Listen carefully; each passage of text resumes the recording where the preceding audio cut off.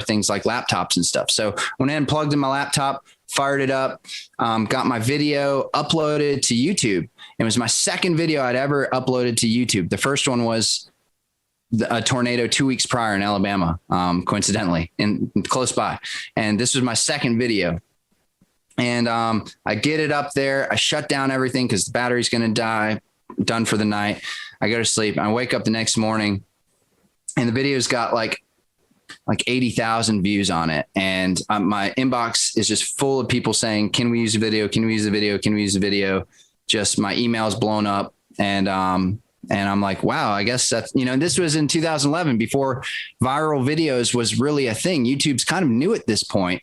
And I created at that time, a newsy viral video, and I didn't even know what to think of it. I'd never really seen viral videos at that time. So I was like, well, that's interesting, and whatever. I mean, it's a historic day. So I knew that, my footage was, I'm glad people are seeing it, please share it, and ended up driving to a gas station that was about an hour and a half away from my hotel. And I didn't think I was going to make it. But that was the closest gas station. I, called around. I did everything I could to source a gas station. That was it. It was like on the border. So I just drove that direction on no gas. I was on fumes the whole time. And I got to the gas station and I'm literally you can hear the gas running out and the car sputtering and stuff. So I cut the car off in the line. There was a humongous line going out around the road, circling all around. Fire trucks are coming in, skirting in front of the public to get all the gas. EMS, they're coming in. It's the only gas station that had gas. And so I sit in the back of the line. There's maybe 50 cars in front of me. And I turn off my car and I literally kept it in neutral and pushed the car most of the way to get to the gas tank, / rolled it part of the direction and rolled it just down the hill with gravity. And I made it to a gas tank after about, I think it was about 2 hours of sitting there in line, and made it to a gas station and made it to the pump and was able to get enough gas in the car and drove back to North Carolina that morning. So I kind of just went through the story there. I mean, I don't know.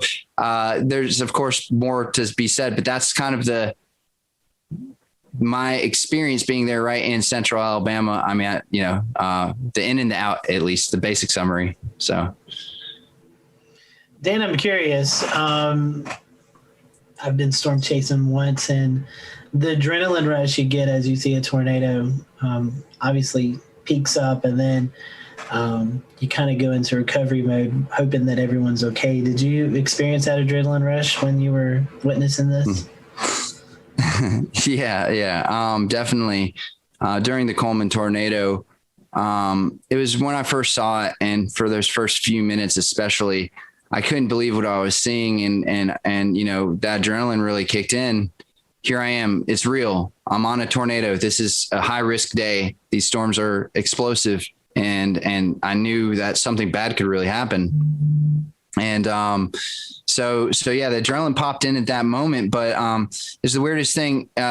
One of the comments on my YouTube video is, why is there no screaming? Where's all the screaming? Where's all the yelling? This is like the calmest tornado video I've ever seen, besides Pico's Hank. And and it was just my adrenaline turned into straight focus. So after I kind of had an initial I was just 100% zoned in on my task. I mean, you could call it focused. You could also call it busy. I mean, navigating the anemometers, the laptop, the cameras, the live stream, and driving and parking and whatever, running, in my raw video of the tornado, there's me zooming back and forth in front of the dash cam because I'm like, who knows what I'm doing? I'm probably setting a GoPro here and turning this thing that way. And it's, I was very busy and very focused. So it just all turned into that. And then eventually, right near the end of the day, a lot of adrenaline and focus kind of wears down to just now I'm playing dodge the tornadoes at night.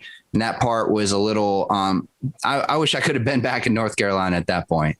Dan, real quick before we wrap, can you talk a little bit about the gravitas of watching the storm, the tornado as it came through Coleman, and afterwards understanding that while you were watching it, it killed 6 people? So, I've been at some devastating tornadoes before, but I think the thing that made this more real, and I've been at some killer tornadoes before. I think the thing that made this so real in this particular one is because a lot of people died this day in Alabama, and it was the total destruction of the state. Seeing the Coleman tornado, unless I had actually seen it hit the specific buildings and stuff, it was hard to make a direct connection to who died or how they died or where they died. I did end up seeing the commercial destruction downtown, and that was intense. Seeing that, because you're seeing people wandering around picking up bricks and trying to figure out what to do. It's like walking into a house that was just completely destroyed by like a group of toddlers, and I say that as a owner of a toddler. I have a 3-year-old, and sometimes you just walk into a room and you say, what happened? And you just pull your hair and you scratch your head and you say, I can't even figure out where to start. Everything's destroyed. And it was the same way watching these people trying to figure out what to do in downtown Coleman, just walking around devastated. And that was really sobering. But the thing that really affected me the most, honestly, was seeing people looking for their loved ones and not having a way to find out where their loved ones were. No cell phone reception, no communication, and being stuck in traffic, and another tornado warning that's coming. So these people are in a bad predicament, and only I knew what was going on. So I was in this really weird place of, nobody knows, and they're all unsafe, and they're all just trying to help their loved ones out. So that was probably the hardest part to be a part of, but the part that I'm most grateful that I was a part of, because I could help, but also because that's the reality of these big storm events is that's what's happening in these communities. And sometimes you don't see that on the news, or you don't know about that, but there's moments there where we're all just trying to look out for each other. And those are the hardest moments. Well, Dan, we certainly appreciate your time and reflecting back on this very somber event that took place on April 27, 2011. So we thank you and James Spann for sharing their stories of this tragic day, and our thoughts and prayers are still with those folks who are reliving this 10 years later in the state of Alabama. For everyone here at the Carolina Weather Group, we hope you have a great evening, and we'll see you back here real soon.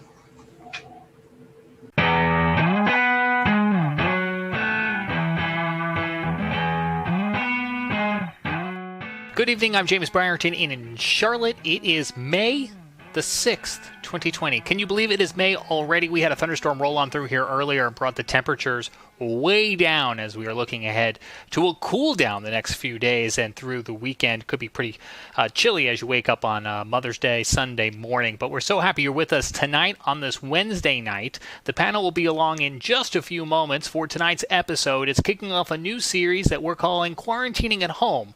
We're kicking it off with the weather team from WECT, the NBC affiliate in Wilmington, North Carolina. It's designed to be kind of a lighthearted experience among all of the serious news that is going on. But first, we do have to start on a more serious tone tonight. The National Weather Service has confirmed that an EF1 and an EF2 tornado struck southern portions of Chester County and Lancaster County in South Carolina about this time yesterday. It all kicked off at about 6:30 when the National Weather Service at Greenville-Spartanburg issued that tornado warning as a tornadic supercell was moving to the east just south of the city of Chester.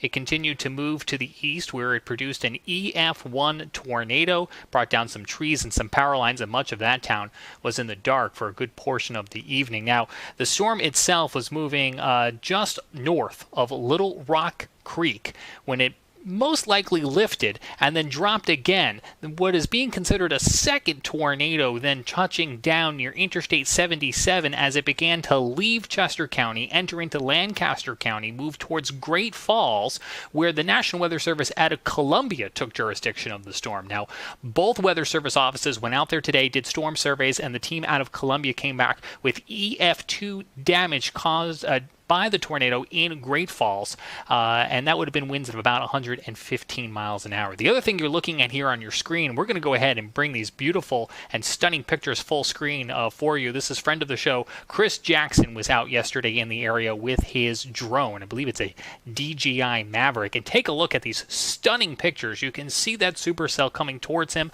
the lightning that is being produced by this storm. Now, the tornado itself is not believed to have caused any deaths or injuries. However, one man did die in Chester County yesterday from a lightning strike, and you can see some of that powerful lightning here being produced by the storm. And then it dropped hail up to 2 inches, golf ball size hail reported as associated with this storm, and you can see how it littered the ground. Almost looks like a winter morning here as Chris is showing us these aerial pictures, and you can see almost a fog rolling in, and it is actually a fog rolling in over the valley caused by the sudden cool of those temperatures and all of that cold ice particles now sitting on the ground. So the National Weather Service is still working to finalize most of their storm surveys, and we'll have updates for you on Facebook and Twitter as we learn more. But again, to recap, EF1, EF2 tornado in parts of Chester and Lancaster County on Tuesday evening, and thanks to Chris Jackson for these pictures. Now let's get over to Scotty Powell and the panel for tonight's kickoff of our Quarantining at Home series with the meteorologist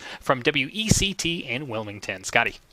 Hello, everyone. Welcome to the Carolina Weather Group. Welcome. We want to welcome the WECT weather team out of Wilmington, North Carolina. They've gratefully accepted our invitation to just have our question and answer segment with the folks. So happy to have on with us Gannon Medwick, Eric Davis, and Kelly McGlynn, as they all are at either home or the weather state at the TV station doing some work. And so when this is recorded, we actually had a severe weather event move through. So Eric and Kelly are actually in the studio, it looks like. So happy to have them join us for a few minutes. Guys and gals, we just want to start off with some quick hitting questions. So I'll throw out the first question, and I'll let Dan and Evan join in. Our first question is about social media. Which do you prefer better, Twitter or Facebook? Gannon, I'll let you start. It's a good one. I'd probably say Twitter, in terms of the way things just come up and they have to be succinct. So I'd probably say that. Although Facebook, I have had more traction and followers over the years. So that's a positive. All right. Kelly, Eric? I'm personally probably more of a Twitter myself. I have a lot more followers on my Facebook page, but I think in terms of weather information, if you're looking purely for that, I think Twitter is definitely the way to go. But Facebook is definitely a different way to interact, I think, on a more personal level. Kelly, do you have a choice? I would say I like to use Twitter for active weather events. I think folks tend to appreciate that more than Facebook, where it could pop up, days later. And, sometimes people will get that mixed up with actually what's going on outside. But in terms of Facebook, I think it's good because people like to see a personal side to you. So to get kind of who you are outside of the studio out to social media for people to kind of connect with you on that kind of level is why I like Facebook a little bit better than Twitter. Absolutely. Those are great answers. I'm going to hop in with one of my favorite questions from the list. What is your favorite weather disaster themed movie? I know there's one big forerunner here. That's a great, yeah. But again, we'll start with you. Weather disaster. The first one that popped into my head was Perfect Storm. Okay. With Mark Wahlberg and George Clooney back in the day. Someone said that last time. That's a good choice. Yeah, and it was kind of fun. I mean, you pick out in any weather and disaster themed movie that you pick out the inadequacies of the weather and the geography, and that gets you a little bit. But that one was fairly entertaining, I guess. Okay. Good. Kelly? The first thing that popped into my mind was The Day After Tomorrow. Oh, yes. Just because my dad used to like that movie. So I kind of, grew up watching it and always kind of had some kind of appreciation for all the wild stuff that happens in that movie. Good choice. I guess mine would be Twister. That was out about the time I was graduating from graduate school, or graduating from college. That's about probably aged myself a little bit, but I just love cow, flying up in the air. It's classic. And there's a lot of liberties with that movie, but it's kind of a cool theme. I like it. Yeah, absolutely. Those are great. Yeah. Dan, you got one? Yeah, and I'm with you there. That Twister. Personally, I think if you haven't seen Twister at least a dozen times, you're missing exactly. out. But kind of in the same mode here. Back to you, Gannon. Kind of circling around. As far as music goes, do you have any favorite type of music, or even any music that kind of gets you in the mood for weather or weather related music? There's really no weather connection to music, but that's an interesting thought. I wonder if there's something deeper going on that maybe I'm not aware of consciously. But if I'm in the forecast center, I'm listening to a variety of music. My couple of favorites are hip hop, either classic or modern.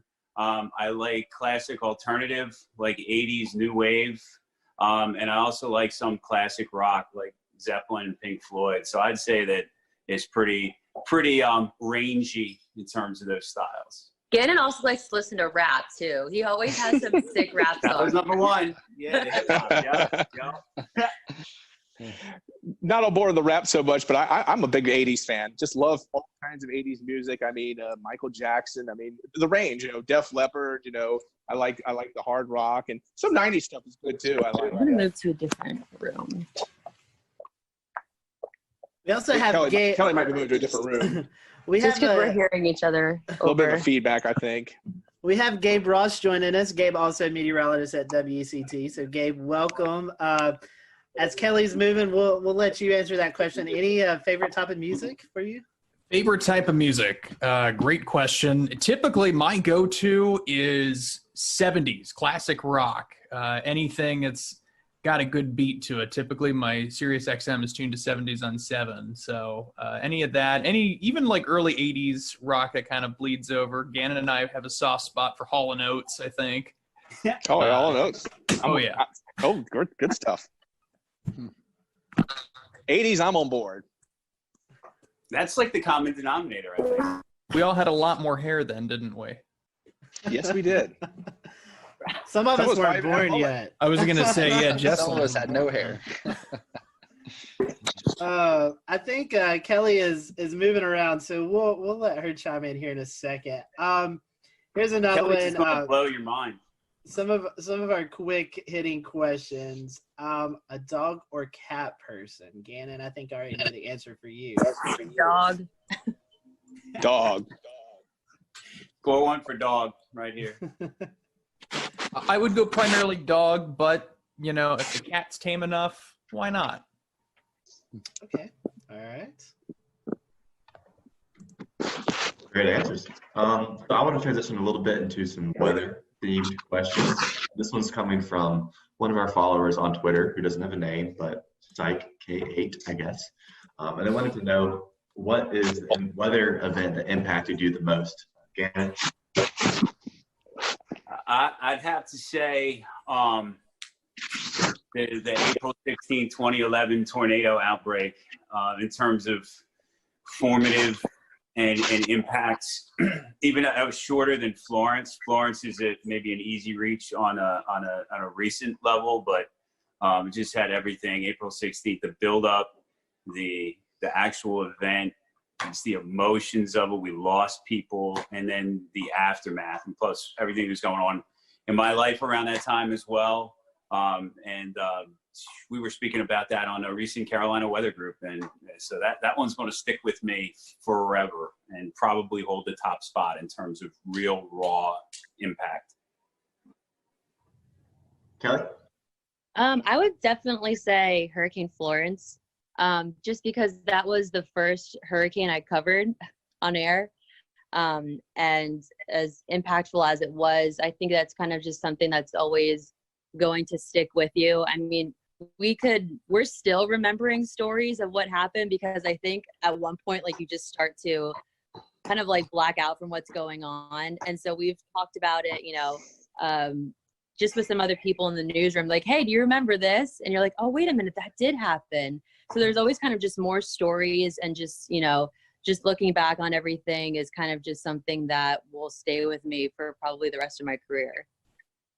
Good answer. I'd probably say recently, I'm with Kelly, probably Hurricane Florence, but Gannon makes a good point with the April 2011 tornadoes. I happen to actually be working in Texas on the May 3rd, 1999 outbreak. Remember Texas and Oklahoma, more Oklahoma. Now I wasn't in Oklahoma at the time, but I was in Abilene, Texas, and we had a couple of what would now be classified as EF2 tornadoes touching down, baseball size hail, just incredible stuff. But I was on the periphery of that event. That was pretty exciting.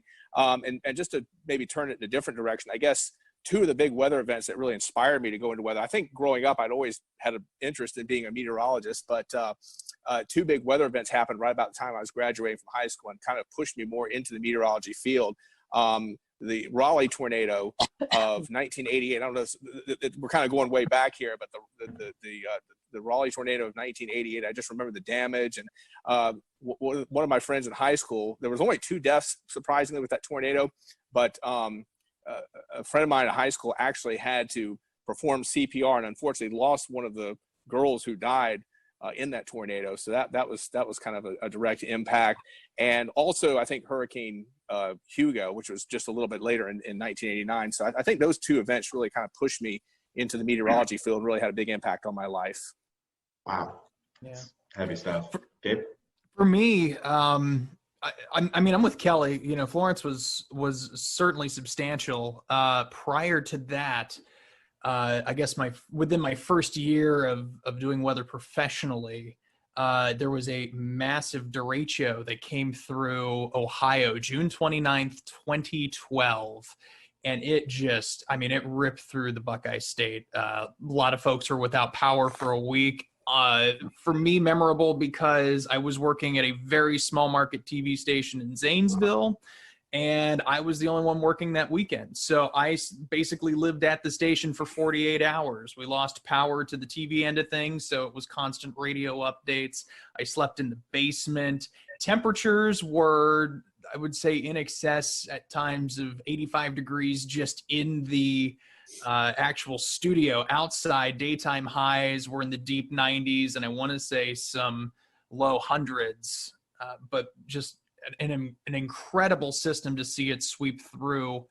I mean, straight line winds, I want to say they were close to 90 miles an hour, if not more than that. It's been so long, but it's certainly sticking in my mind. But of course, most recently, Florence, and even a little bit with Dorian too, just the tornado outbreak that Gannon and I were covering that morning. It will stick with me for a long time.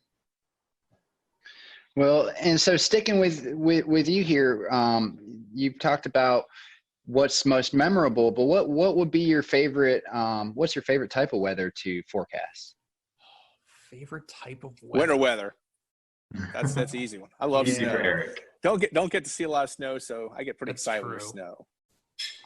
Yeah, pop-up showers and storms are, you know, pretty expected during the summer. So after a while, it gets kind of tiresome. But yeah, anytime there's a threat of snow, mixed precipitation, especially down here, you know, we get it from our viewers all the time. They're just, you know, oh, is it going to snow? You know, well, a degree or two difference, and that's what we get. So it's a lot of fun. Okay. Kelly, Gannon, you have a choice on that? I love tropical forecasting. That's my jam. I don't like winter weather forecasting at all, just because people are so mean about it. God forbid you get chilly rain instead of, you know, snow, and it's the be all end all of the Carolinas. But I've always just loved tropical weather. That's been my thing for probably quite some time now. Yeah, I would have to agree. Tropical is my favorite. Challenging weather to forecast and impactful weather to forecast. In terms of just favorite all around, though, I love those first couple of fall air masses that come down in September, October, August. If we're lucky, we get a little taste. And I think those are fun to sort of gauge and talk about. just because you realize everybody's ready for that at that point. Even if you like summer, everybody seems to be happy when the weather just gets a little more mellowed out. So that's the kind that I like, that makes everybody happy. Hurricanes and tropical storms probably take the top spot, though, in terms of the challenge in the meteorology. It's just fast. We'll return to Best of the Carolina Weather Group in a moment. Now, your Carolina weather forecast. Here are today's forecast high temperatures for North Carolina. Here are the forecast lows for tonight for North Carolina. Here are tomorrow's forecast high temperatures.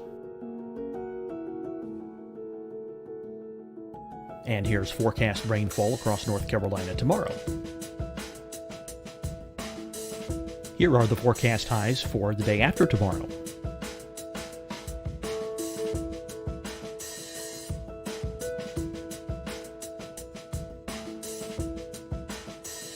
And here's the forecast rainfall across North Carolina for the day after tomorrow. This is the total rainfall forecast across North Carolina for the next 3 days.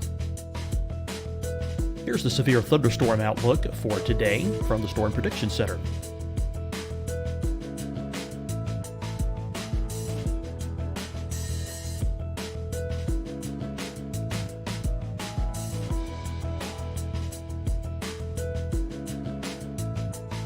Here are the forecast high temperatures for today for South Carolina. Here are the low temperatures for today for South Carolina. Here's the probability of precipitation forecast across South Carolina today. And here are the rain chances across South Carolina tonight. Here are tomorrow's forecast highs across South Carolina. Here are the forecast low temperatures for tomorrow for South Carolina. And here is the probability of precipitation across South Carolina tomorrow. Here's the precipitation chances across South Carolina tomorrow night. Here are the forecast highs for the day after tomorrow in South Carolina. Here are the forecast low temperatures across South Carolina for the day after tomorrow. And here are the rain chances across South Carolina for the day after tomorrow.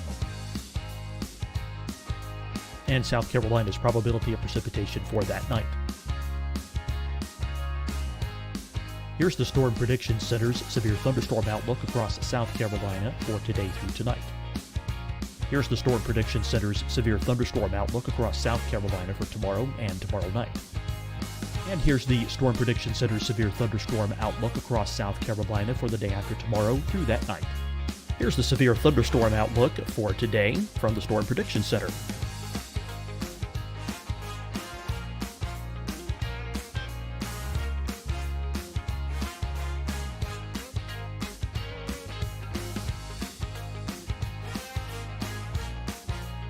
And now here's a live look at weather radar across the southeast.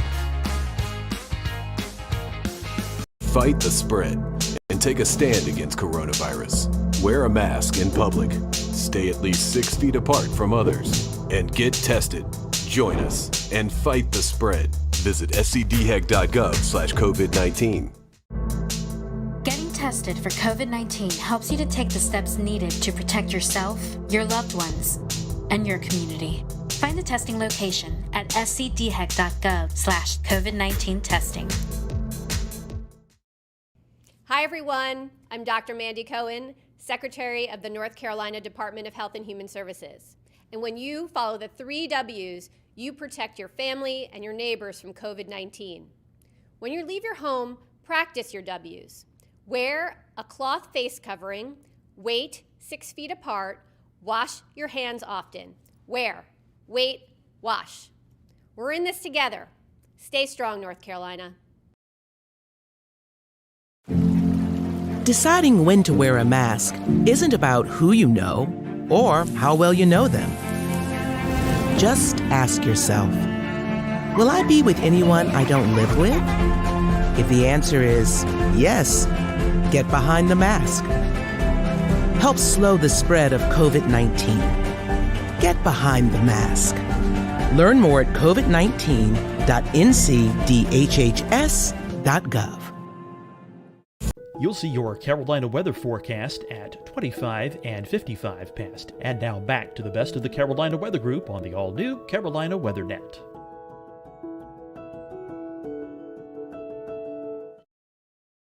So speaking of your favorite weather, kind of the reverse of that, do you take it personal when you miss a forecast? I mean, does it bother you, or do you just kind of shrug it off and say on to the next one? I'll start with you, Eric.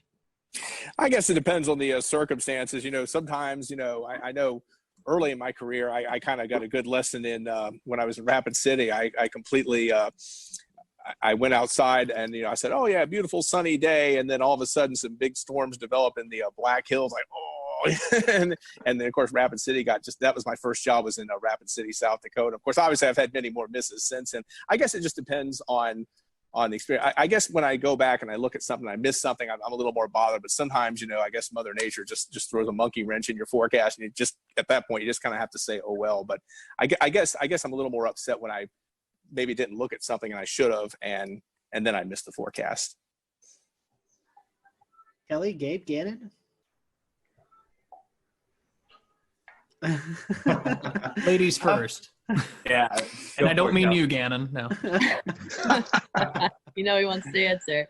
I mean, yeah, of course, it's something that, if we miss a forecast, or, the timing of a line of storms is off by a couple hours and it arrives earlier. And, a lot of people work outside in the summer, like landscapers, and, people have businesses along the beaches, and they rely on those forecasts for their businesses. So, from time to time, we know how the summer goes here.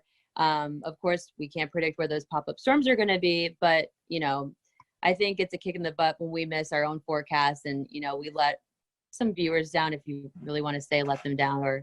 But I think for the most part, our viewers are very appreciative of our forecasting and how, accurate we can be in the summertime, especially during hurricane season.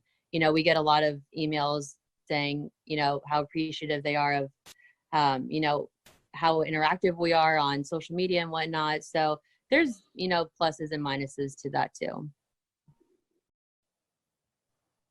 I don't really feel like I take it personally, except for you got to put your name and your face on your product, so that when your product is less than perfect, it reflects on you that way. So it can't help but be personal. But I think I've learned to kind of compartmentalize that and shake it off, if you will, maybe more than if I was a really young forecaster. And then also you learn when you have to eat humble pie that maybe you should have messaged it different. Maybe you knew there was a possibility that the outcome could have been that. Maybe I could have articulated that better. Probabilistic approach to forecasting, as opposed to, oh, the high's going to be 75. And then if it's like 73, is that bad? No, we're talking about the same kind of flavor. So yeah, take it personally, but grain of salt. But only because we have to put our name and our face on the product. Otherwise, treat the instance as a learning opportunity to do better next time. Yeah, I think you hit the nail on the head with that, Gannon. At least in my case, probably compared to the other Mets that are on the team, I'd say I have I won't say least experience, but I know these guys could write books on the stuff that they know by comparison. And when I miss a forecast, it is just that, a learning experience. And agreed with Kelly that our viewers, I think, are very generous. They understand that what we do is difficult, and if it's a huge blow in the forecast, for instance, cold air is rushing in and it comes farther south than we anticipate, and so instead of seeing highs in the mid 70s, we don't even make it to 70, and that becomes tricky. And to Gannon's point, how could I have messaged that differently? What steps can I take to be clearer about that message going forward? We blame it on the wedge here in Western North Carolina. It's all about the wedge. Yeah. All right, Evan. So last time I asked this question with the WFMY crew, we got somewhat of an unexpected answer. So this will be interesting. What is your favorite model website, if you have one? Okay, I'll jump in. I use Weatherbell. I use the other ones like Pivotal and Tropical Tidbits occasionally. I probably need to use those a little bit more than I do, but I started paying the Weatherbell man, and I feel like I got, once you pay for the ticket to the amusement park, we're riding every ride, we're gonna use that all day. So that's kind of what I'm stuck on for the time being. It's good. I didn't get a Weatherbell account, but Pivotal just started charging. I was kind of using their Euro model, and then I think it was like Monday, I think they started charging. I was like, I kind of got to have something. Got to have my Euro. So yeah, I went ahead and just sucked it up and paid Pivotal. So I'm paying Pivotal. I'm with Gannon. I like Tropical Tidbits a lot. I'd say Pivotal and Tropical Tidbits are probably my two favorite. Okay. Complete agreement with the two of you. Pivotal, Tropical Tidbits. Good to know that they're paying. It's been, since Sunday since I forecasted. So if they're paying now, then it looks like I'm going to have to knuckle down and get an account. Just ask old Gannon. He'll help you out there. Eric, Weatherbell's a good side though. Yeah. Yeah. What about you, Kelly? I have to agree with the rest of the guys too. I like to use Tropical Tidbits obviously during hurricane season, but I favor Pivotal Weather for severe weather. I just think they have different parameters than Tropical Tidbits has, and I like to use that more. Now, did those answers surprise you? No, they did not. Okay, those are generally what we were expecting last time. Sorry, guys. Last time we got the Penn State E-Wall as the resounding answer from everyone. I've used that a little bit. Yeah, I've used it. And I hadn't heard of it before. Gannon, even with the hat, I've been using that for years, but I haven't used the E-Wall so much recently. I gotta be honest. I probably need to go back and check it out. That used to be my go-to for the HRRR mod for her. I used to go there on the E-Wall, but now I use Weatherbell. So, Gannon, here while we're on you here, this is kind of a multi-part question. Were you scared of thunder and or lightning as a kid? And also, was there kind of a period connected to that or after that you knew you wanted to be a meteorologist? My answer to the first part was not especially. Like, I don't have one specific knock your socks off thunderstorm memory that really freaked me out. And I have a couple of thunderstorm related memories. Like, we actually had a lightning strike to a tree outside of my house. And I remember the current got in the house somehow to the extent that some electronics were messed up. And I remember thinking, whoa, how would that, So it's like 3-4 years old. That kind of gets the gears turning in your head that something bigger is at play. It didn't really turn into fear. And I would say it was just a compilation of thunderstorms and other weather phenomena in aggregate that got my interest in meteorology going throughout my childhood years and in my adolescent years. Okay, great. And Kelly, do you want to speak to that? Was I scared of thunder and lightning when I was younger? Is that the question? And then did that kind of evolve into an interest for meteorology one way or another? I don't think I was ever scared of thunder and lightning. I actually would love when like a summer storm would pop up in Pennsylvania in the summer and you just feel that nice rush of cool air. But I don't think that necessarily led to my love of weather. I mean, growing up in Pennsylvania, I mostly remember like huge snowstorms, even though I don't like winter weather forecasting that much, kind of ironic there. But that's kind of, what sparked my interest in weather is waking up to like 2-3 feet of snow, just overnight. And it kind of just snowballed, if you will, from there.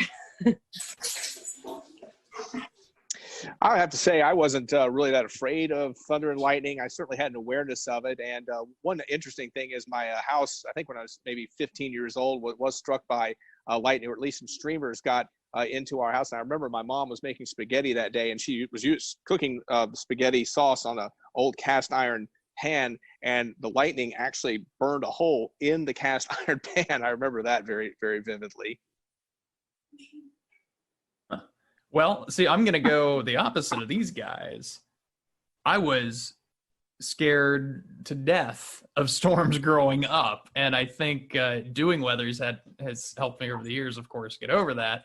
I remember, gosh, I was living in Thornville, Ohio at the time. It was the summer of 96 or 97, I think 96, and we had just a huge, string of showers and storms that came through that resulted in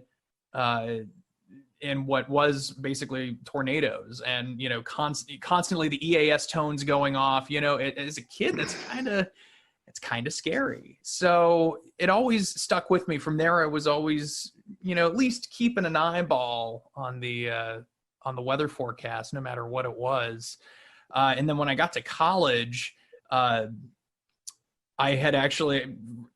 Long story short, my folks had us grow up basically in TV. They were both TV personalities, TV managers in Columbus, Ohio.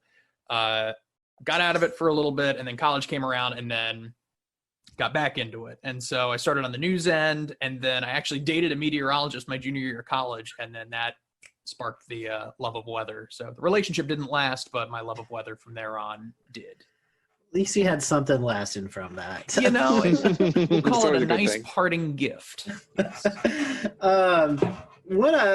Another question, and then we want to kind of get to some more fun questions.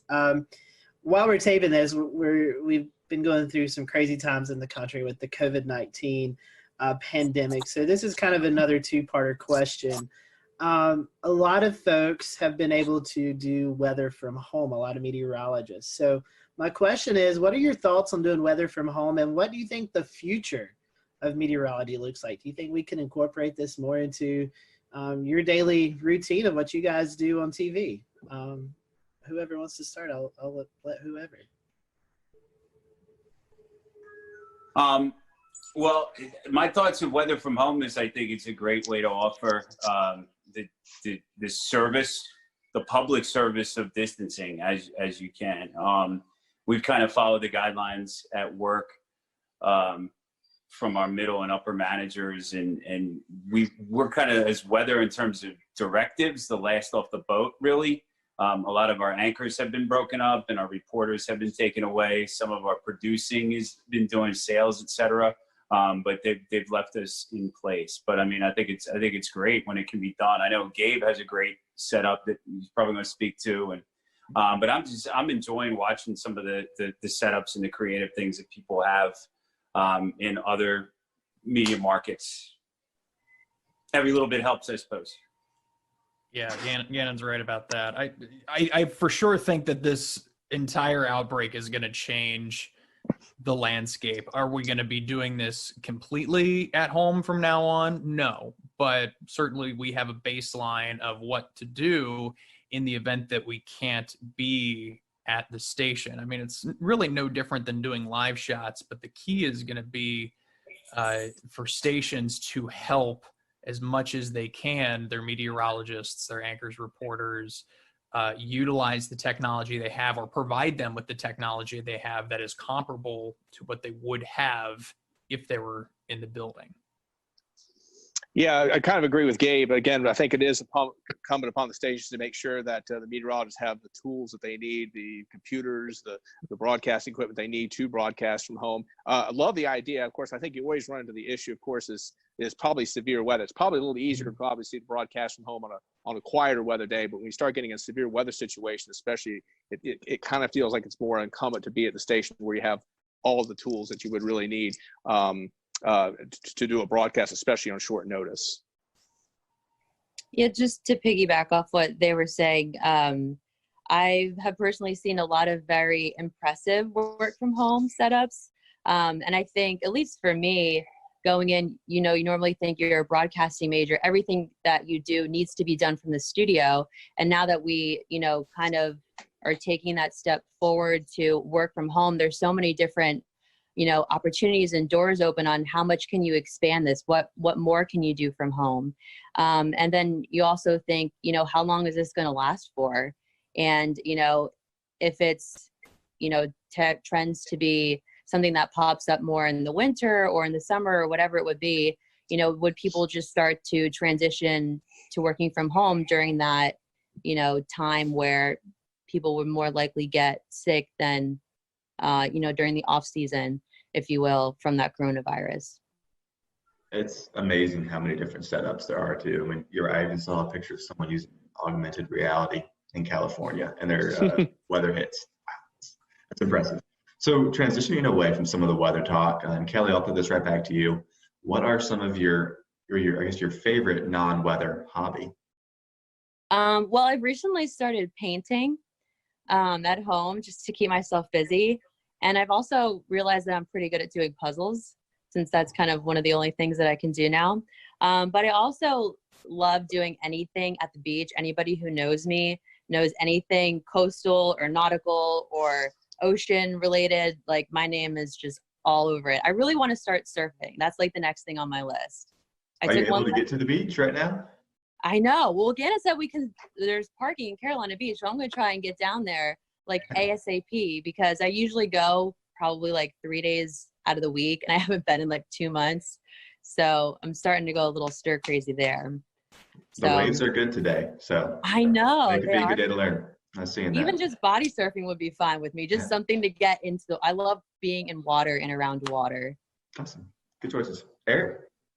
Well, I don't get to do it enough, but I'd like to play tennis with my son. Obviously, in recent years, I've been raising my kids, but now they're kind of getting older. So actually, probably in the future, I'm going to have a little more time to myself. But yeah, I love sports. I like golf. I'm a terrible golfer. I haven't golfed much recently, but I do love the sport. Obviously, I love just getting out, walking around. And obviously, when I go to neighborhood swimming pool, beach, things like that. Pretty simple guy. Wouldn't say I'm real complicated, but those are the kind of things I like. We found out during a photo shoot that Eric has got some pretty awesome hoop skills. Oh, yeah. This was. Need to get in shape. I got to get in shape though. That's the first thing. Well, yeah, is there a video of this? I feel like someone recorded some cell phone video with it. I'm not 100% certain, but I could shoot a little ball of the day. I could. Yeah, it was October, November. I'm a perpetual band kid, so my athletic talent is slim and none, unless it's pro wrestling, because it's predetermined and I know how to do it. So you was fitting in well with the WFNY crew last week. Every single one of them played an instrument, and they were all in the band back in the day. So we're trying to get a band together, a weather meteorologist band. So we'll maybe reach out. Not me. Oh well, I'm your guy. Any drums or any percussive needs, I've got you covered. Okay. Gannon, what about you? Favorite non-weather hobby? If you guys get a band together, I'll just call the bars to see if I can get you in. That'll be my role. I'm not very musically inclined. I like a lot of the things that my cohorts said they like. I like sports. Play a little sports. This past weekend did tennis, but I like watching sports, keeping up with sports. Around the house, grilling and chilling, gardening. I like to exercise, so try to do that. I got a little elliptical machine that I try to hit at. Even if you're tired, it just feels good to get drenched with sweat when you can, a couple of days a week at the very least. And then just the salt water, having that, I really like it. I'm with Kelly, made it down to the beach yesterday. They kind of have a just keep moving along directive going on right now. So there's no coolers or beach blankets, but that's real nice when you can do that, because that's just a real good way to unplug, is being near water. I've always found that to be the case. Very nice. Well, in a similar light, is there what makes the city that you live in so great? And do you have any favorite spots to go to? Anything you can recommend to the viewers? I'll say Wilmington is great in its variety of things to do for a city of its size. I think it's a relatively small city, and you might pick something out of Charlotte or Atlanta or Washington, D.C. that Wilmington wouldn't have had a chance of even having. So, I mean, I know there's scale to be had, but there's plenty to do. And then the variety of landscape with the different water bodies, the ocean, the intracoastal, the river, so close, that naturally lends itself to a lot of different things to do. I'd say one of my favorite spots is the part of the downtown riverfront and historic district portion of Wilmington. It's all within a few city blocks of each other, and it's extremely walkable. And there's just a variety of places to dip into and eat and drink. And it's a good vibe down there. Wonderful. Do you want to jump in, Kelly? I was going to say, I love Wilmington. I'm not a city person at all. But, you know, visiting from time to time is cool, I guess. But, you know, Wilmington just has, you know, beautiful downtown features. They have the Riverwalk, numerous different kind of restaurants you can go in. They have a raid room. They have, you know, again, what did we do the one time? The knife throwing thing. Oh, you can throw axes. Axes yeah, and Throw arrows, axes. multiple axe throwing opportunities in Wilmington. Yes. Axe throwing. Then you have, you know, the beaches. Any beach you go to is going to be a beautiful beach. I love how the people here really take care of the beaches. Like, I rarely ever see any trash on the beaches, and it's great. People pick up after themselves there, and we keep our beaches clean. And, you know, not too far away from here, you can go to Raleigh. You have Myrtle Beach to your south. It's just a really good location, and being in a southern coastal town, you know, for me, it's something that I've always wanted to, you know, experience living in, and I'm glad I did it. Yeah, I completely agree with what my colleagues have said. I kind of like the Fort Fisher State Park myself. I think that's kind of a hidden treasure in a way. One nice thing about Fort Fisher is, you know, you probably, of course, hear about, like, you go to Carolina Beach or Wrightsville Beach, you have to pay a lot of money to park. But obviously, Fort Fisher is a state park. You can park there for free. So that's a good beach experience. And plus, it's not quite as crowded either. So that's kind of a nice place to walk around, or if you want a little quieter beach experience. Mm-hmm. I'm for sure more of a Wrightsville Beach kind of guy. I live near Wrightsville Beach, so I can very easily run or, you know, jog to the beach and get in and around there, kind of the Mayfair area. Also, really just from here up through like Surf City, North Topsail, some of those places, they're a lot of fun.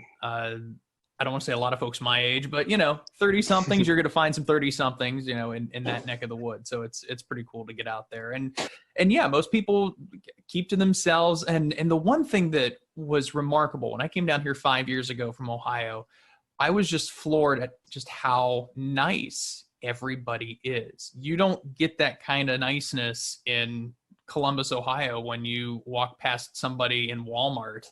Oftentimes it's what are you looking at me for? Like, what's going on? You know, here it's like, hi, how are you? Oh, wow, I didn't get cursed out. That's incredible. So it was a nice change of pace. I love the people down here and the scenery just as much. Well, you know what they say is that people who are at the coast often are have a little bit more of a relaxed personality and are generally happier, right?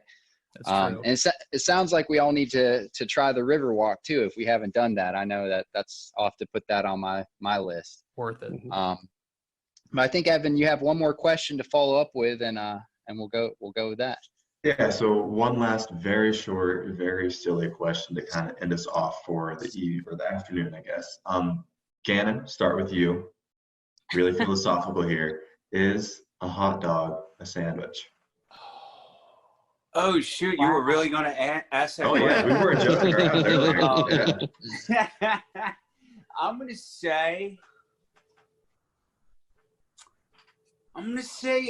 yeah, like a square is a rectangle, but it's a square. What goes on your hot dog, Gannon? Tell us what's your toppings. Oh man, I haven't had hot dog in years, but I had like brats, so same kind of thing. It's mustard and then sometimes pickle relish, but definitely mustard.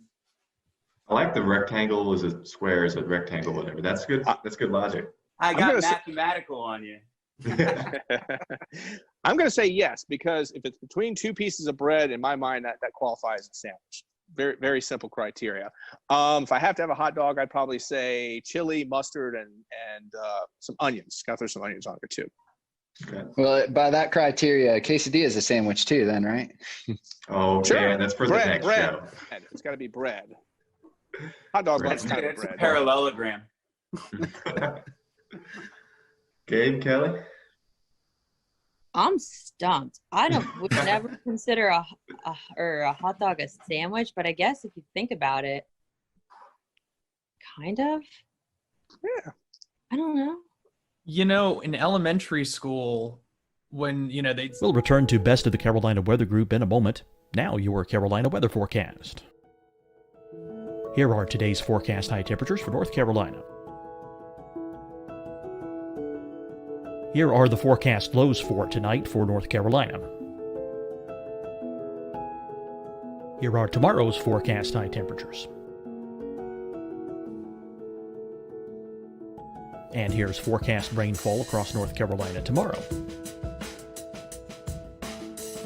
Here are the forecast highs for the day after tomorrow.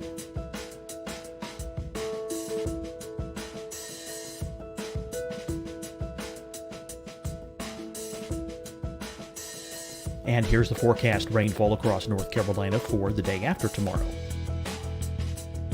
This is the total rainfall forecast across North Carolina for the next 3 days. Here's the severe thunderstorm outlook for today from the Storm Prediction Center.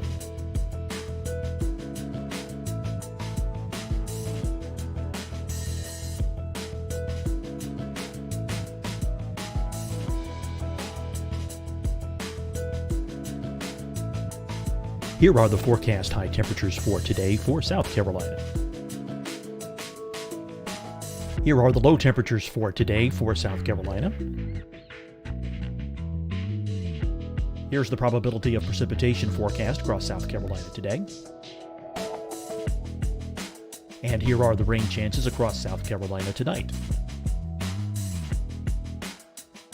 Here are tomorrow's forecast highs across South Carolina. Here are the forecast low temperatures for tomorrow for South Carolina. And here is the probability of precipitation across South Carolina tomorrow. Here's the precipitation chances across South Carolina tomorrow night. Here are the forecast highs for the day after tomorrow in South Carolina. Here are the forecast low temperatures across South Carolina for the day after tomorrow. And here are the rain chances across South Carolina for the day after tomorrow. And South Carolina's probability of precipitation for that night.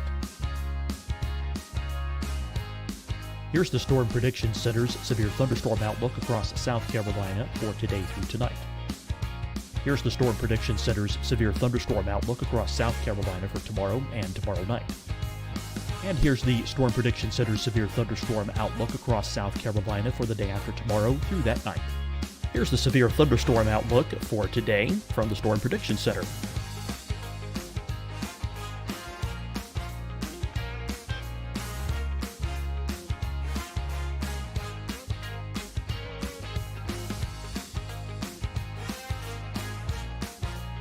And now here's a live look at weather radar across the southeast. Fight the spread and take a stand against coronavirus. Wear a mask in public. Stay at least 6 feet apart from others. And get tested. Join us and fight the spread. Visit scdhec.gov/COVID-19. Getting tested for COVID-19 helps you to take the steps needed to protect yourself, your loved ones, and your community. Find the testing location at scdhec.gov/COVID-19 testing. Hi, everyone. I'm Dr. Mandy Cohen, Secretary of the North Carolina Department of Health and Human Services. And when you follow the 3 W's, you protect your family and your neighbors from COVID-19. When you leave your home, practice your W's. Wear a cloth face covering, wait 6 feet apart, wash your hands often. Wear, wait, wash. We're in this together. Stay strong, North Carolina. Deciding when to wear a mask isn't about who you know or how well you know them. Just ask yourself, Will I be with anyone I don't live with? If the answer is yes, get behind the mask. Help slow the spread of COVID-19. Get behind the mask. Learn more at covid19.ncdhhs.gov. You'll see your Carolina weather forecast at 25 and 55 past. And now back to the best of the Carolina Weather Group on the all-new Carolina Weather Net. Or whatever, they actually would have for us hot dog sandwich, which is okay, small town Ohio, great. But I guess it would be considered a sandwich in that regard. I mean, if that's the same thing with with a hamburger, I guess it's technically a sandwich between two pieces of bread, like Eric said. So in my case, I'm with Eric though. I like chili on my hot dog, and I am a cheese fiend. So whether it's nacho cheese, cheddar cheese, you name it, load it on there, good to go. So Gabe, on my hot dogs, I do the cheese rotel dip. You can mix the rotel and the cheese to get with a little bit of chili. It's good. It's good. Oh yeah. Oh, and bacon too. Duh. We're planning in my front. A little bit of bacon on there, just for some taste. Awesome. Kelly, what's on your hot dog? I know I stumped you, but I'm still figuring out if a hot dog's a sandwich over here. I haven't even gone past the first question. But I guess, I don't know, kind of just the classic hot dog kind of gal, onions, mustard, ketchup. What's that one hot dog place in Southport that's now in Wrightsville Beach, guys? Do you know what I'm talking? The Trolley Stop or something like that? Maybe it. Yeah. They have a bunch of really cool, different kind of hot dogs there. So I don't know. Is a hot dog a sandwich though? This is a question that's going to have to come back every time we do this now. So, I bet I like y'all's answers. These were good. I bet for you guys watching, you never thought we was going to talk about hot dogs on this show. But we are going to start to close up. So would love to give each and every one of you the opportunity, if our followers and listeners find themselves in Wilmington, how can they find you on the social media platforms so they know what the weather's going to be like when they're visiting the Wilmington area? Gannon, I'll start with you. Thanks, Scotty, and thanks, guys, for the opportunity to hang out. I'd like to revise my answer on the hot dogs to include chili, first of all. But also, if you're in Wilmington, you have any interest in Wilmington weather, I'm at Medwick, just my last name, on Twitter, at Gannon Medwick, all one word, on Instagram, and then meteorologist Gannon Medwick -WECT is the search for Facebook. So I'm on all of those three places. Okay. Forgot my Instagram. I'm going to have to remember that. But on Twitter, I'm at Eric Davis, WECT, ERICDAVIS, WECT. Meteorologist Eric Davis -WECT. You can find me on Facebook. I'll have to get back to you on the Instagram. I forgot for the moment. I have it, Eric. It's WX Eric D 10. WX Eric D 10. There you go. That's Instagram. Thank you, Gabe. Quick search. My Twitter is at Kelly_WX. And for those that may be watching that doesn't know what WX means, it means weather. And my Facebook is just meteorologist Kelly McLinn. So if you do come to the Wilmington area, you won't be disappointed. And hopefully you won't be disappointed in what the weather is that day. But otherwise, it's a beautiful place.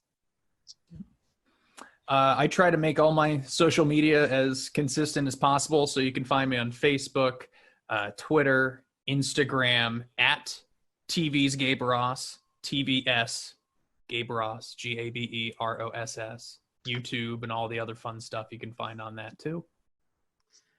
Well, and I just want to say too, I'm not like other Kellys who spell their name with a Y. Oh yeah. My name is KELLIE, so that may help you find me too. All right. There you go. Well, we appreciate you you all joining us this afternoon. For everyone who is watching, thank you for joining us, and catch us next time as we wrangle up another group of meteorologists and ask them these silly questions. Have a good day.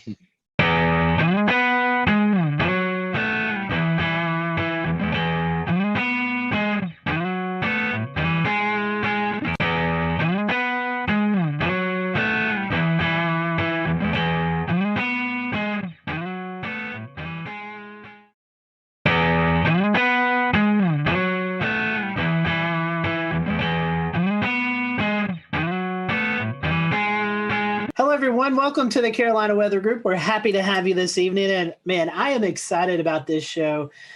We have featured Frying Pan Shoals out off the coast of North Carolina several times during our hurricane coverage that you most likely have tuned into from one time or another. And I've been wanting to get Richard on the show, and Shay worked his magic and was able to get Richard Neal on the show. Richard is an engineer and the director of Frying Pan Shoals Tower out in the Atlantic Ocean, where he currently is right now. And it's just hard to believe that technology's come so far along that we can actually talk to Richard, who's out in the middle of the ocean right now. So Richard, welcome to the show. We are happy to have you. And, I just want to talk a little bit. Our first question for you is more of a just kind of getting to know you question. And normally it's how did you get hooked into the weather world? And though I know weather plays a little bit into what you do, but how did you get involved in this project? I mean, this is just such a fascinating story about you guys. Well,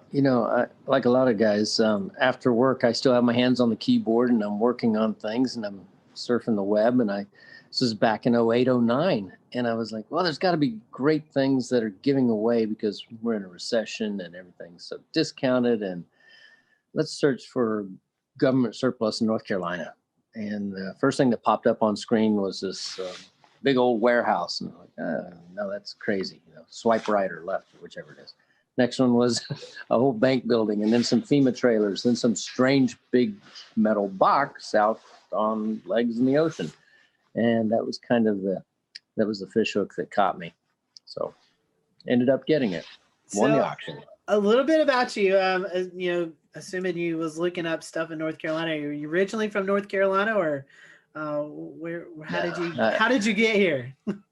Well, I was born and raised in Oklahoma, which is not exactly a land of oceans or mountains. And so I had a chance to come do a job interview over here back in the previous couple decades. And I was like, the trees are tall, the ocean's beautiful, so it hooked me. I moved into the Charlotte area where I've been since 99. I've got to ask you, I personally love Oklahoma. I go out as much as I can to storm chase. So did you have any close encounters with tornadoes in your time out there? In Oklahoma, it was pretty normal to there's the tornado and it's only yay big. And so you drive a little slower so it can stay ahead of you, or you drive a little faster because it's behind you. The one time riding in my dad's pickup truck, banged on the rooftop because back then we could ride in the back. And we were following one about 2 miles ahead of us. And I asked him to hurry up because there was another one behind us about 3 miles behind us. So we just stayed right between the two as we went home that day. Just a normal day. Did not understand the magnitude of the difference between a tornado and hurricanes. Hurricanes are a whole different ball of wax, aren't they? Yes, they are. We'll talk a little bit about that.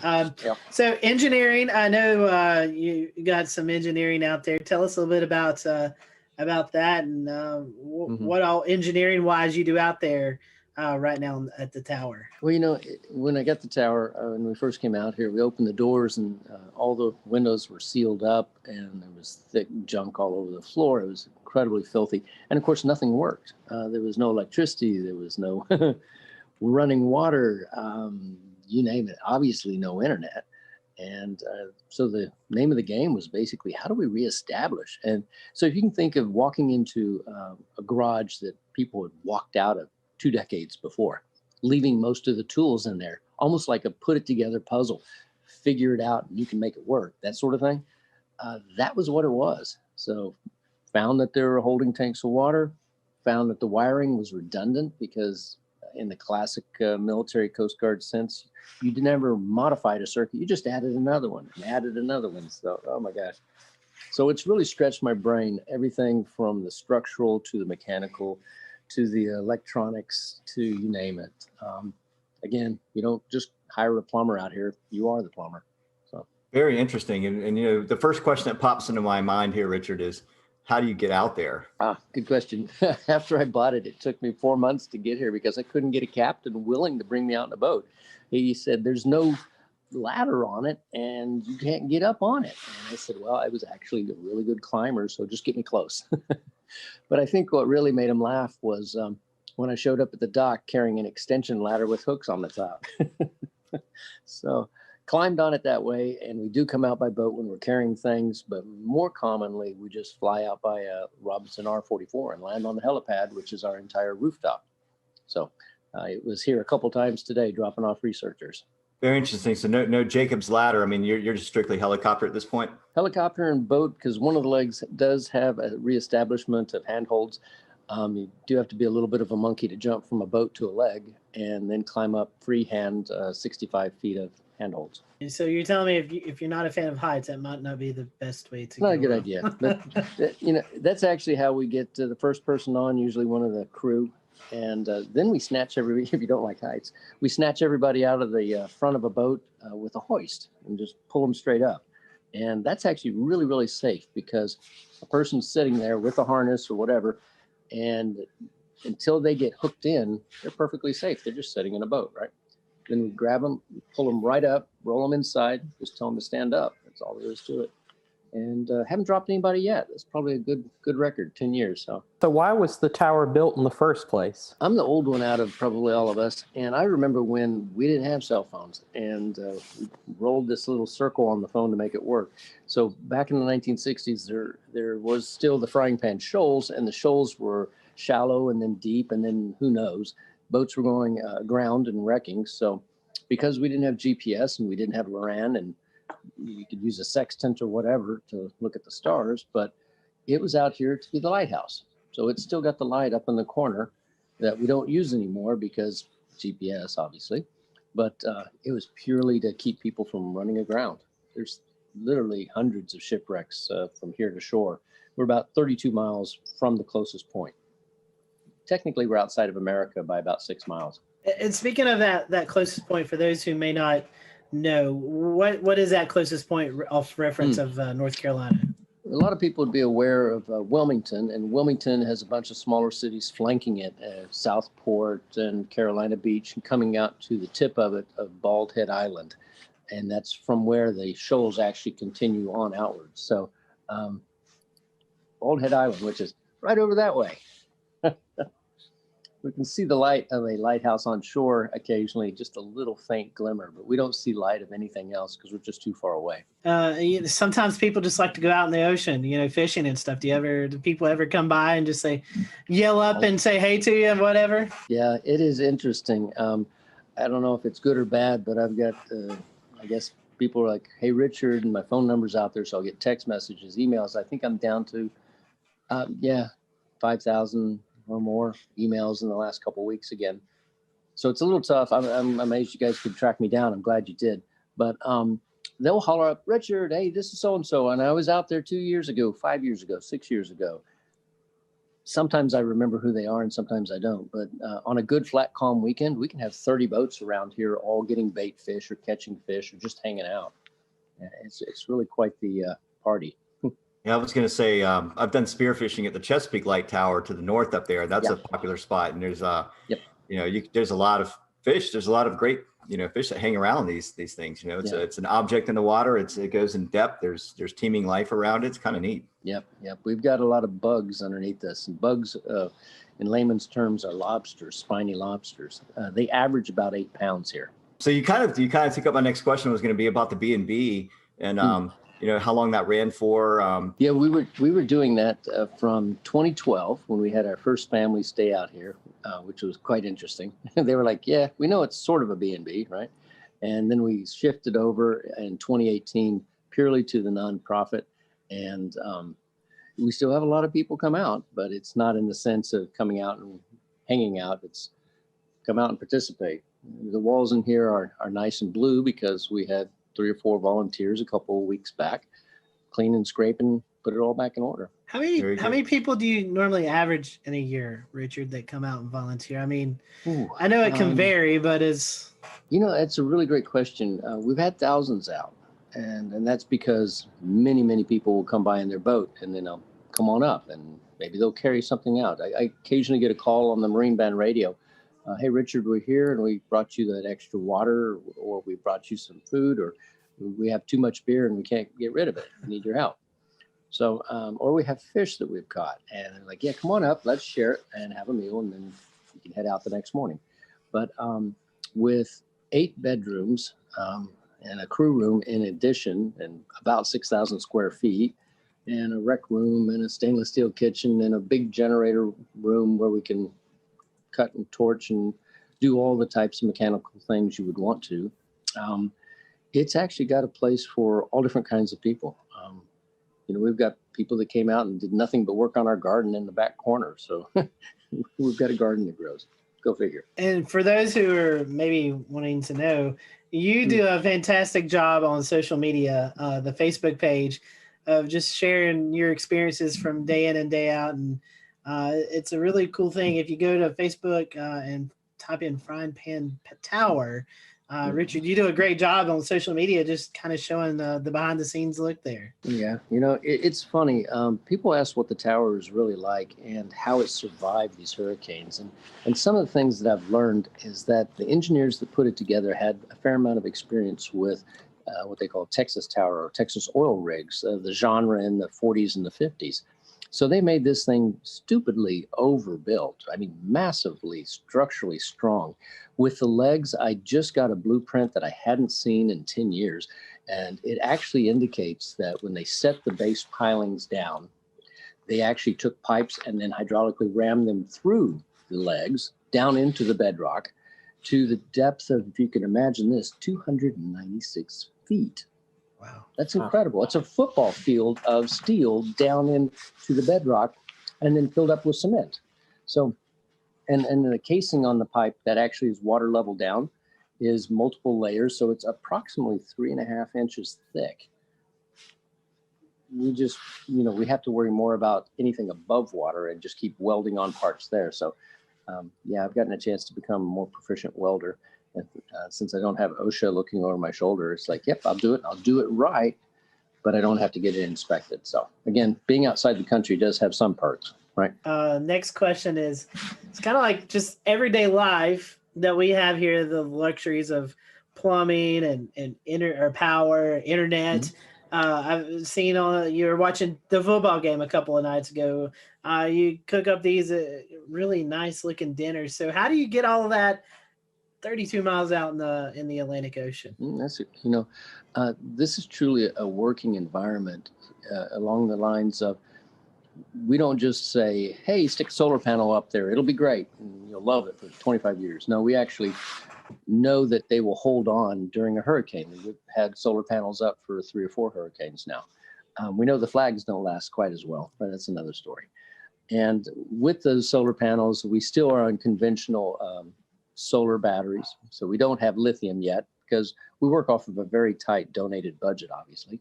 And then if we need to augment it, like tonight when everyone's using all kinds of things, I will run a small little 3K generator by Honda or something like that. But the good news is that we did also resurrect life back into the 40 kilowatt Detroit diesel that has been sitting here ever since the 1960s. And when we took it apart and looked inside at the pistons, everything was put back in almost perfect order. And then they closed the doors and walked away. So all we had to do was get it up and running again. Now we need to get the electrical part out of it, which is the diodes and the rectifiers. And guess what? I'm getting to learn something else. But once I do that, then we'll reach out to our audience and say, be nice to have some resistance heaters bolted back on the wall. And then we'll run that and be warm while we're out here working. So 99% of the time, we're just solar and wind. So we have a couple turbines, and we've got a couple dozen panels and a battery room full of batteries that we watch very closely and monitor. And everything that we do out here, we can also look at and monitor from shore. So, and that was a 5.2 gigahertz microwave dish that we set up, shot to shore, 56 miles, talked a TV station into letting us put a dish up on their tower at 1,300 feet. And, it's one of those, I can't believe they let us do this sort of stuff, but, we get really smart people and then they're excited about it. And then they tell other people, and then we get a phone call. And a gentleman just got on a helicopter today that left that made a donation, and he spent a day or two out here. I didn't make him work, but he worked anyway. Couldn't stop him.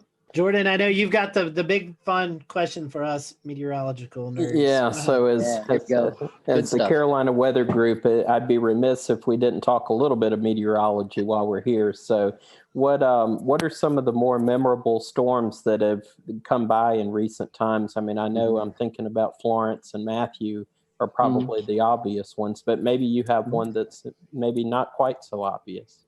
Well, Arthur was an amazing thing.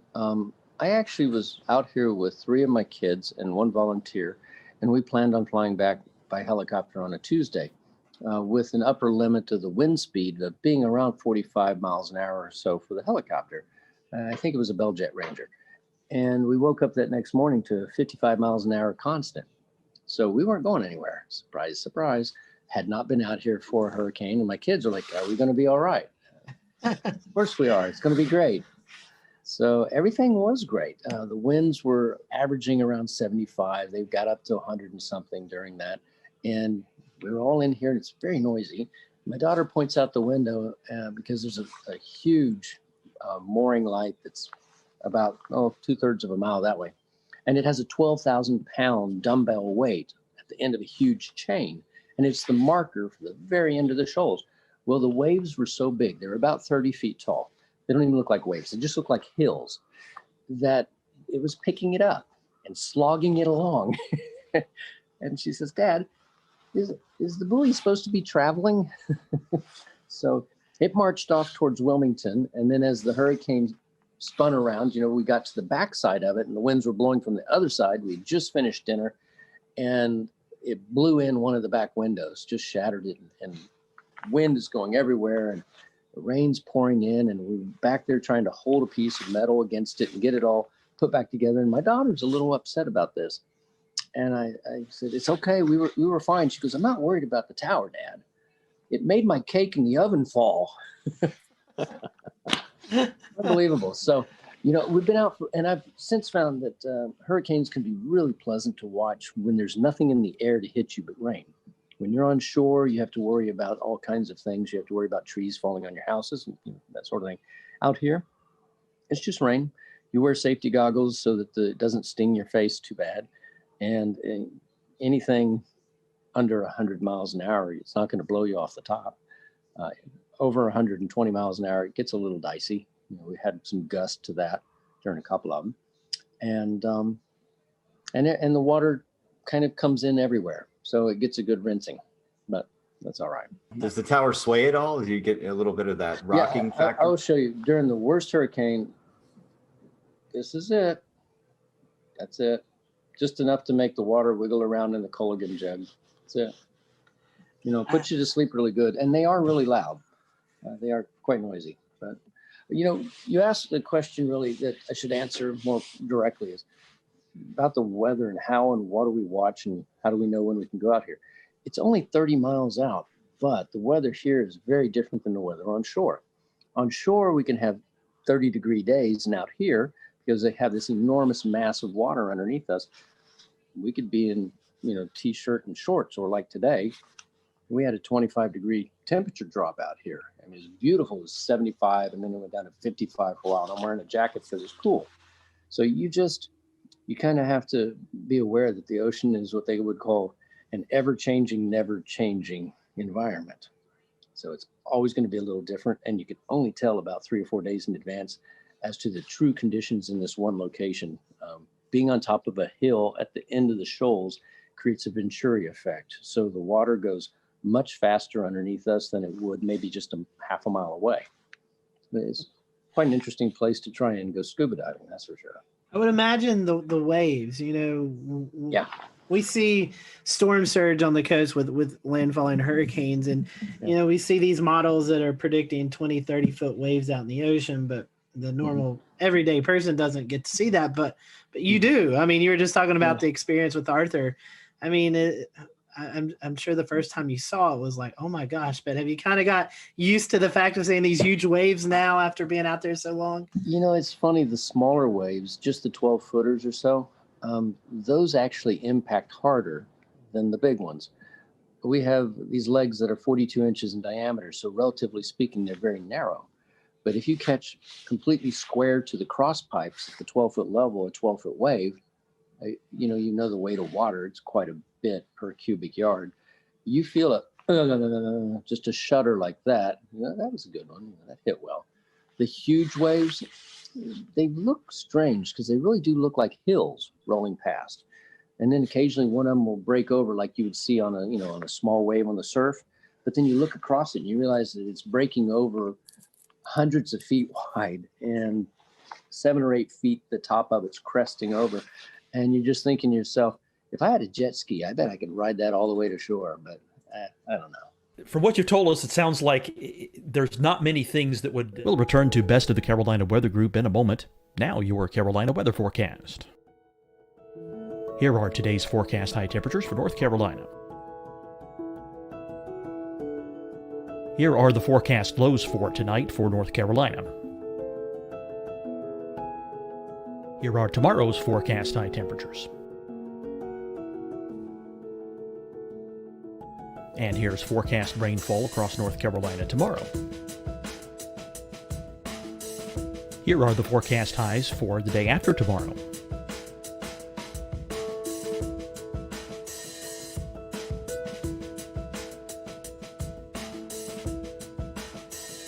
And here's the forecast rainfall across North Carolina for the day after tomorrow.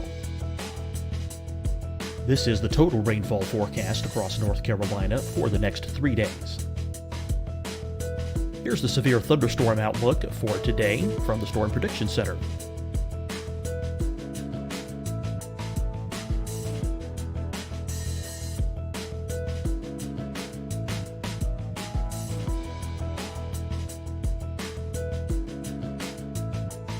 Here are the forecast high temperatures for today for South Carolina. Here are the low temperatures for today for South Carolina. Here's the probability of precipitation forecast across South Carolina today. And here are the rain chances across South Carolina tonight. Here are tomorrow's forecast highs across South Carolina. Here are the forecast low temperatures for tomorrow for South Carolina. And here is the probability of precipitation across South Carolina tomorrow. Here's the precipitation chances across South Carolina tomorrow night. Here are the forecast highs for the day after tomorrow in South Carolina.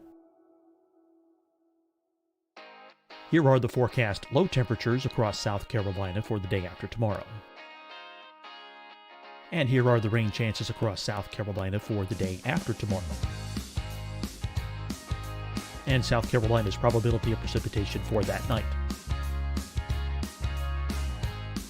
Here's the Storm Prediction Center's severe thunderstorm outlook across South Carolina for today through tonight. Here's the Storm Prediction Center's severe thunderstorm outlook across South Carolina for tomorrow and tomorrow night. And here's the Storm Prediction Center's severe thunderstorm outlook across South Carolina for the day after tomorrow through that night. Here's the severe thunderstorm outlook for today from the Storm Prediction Center.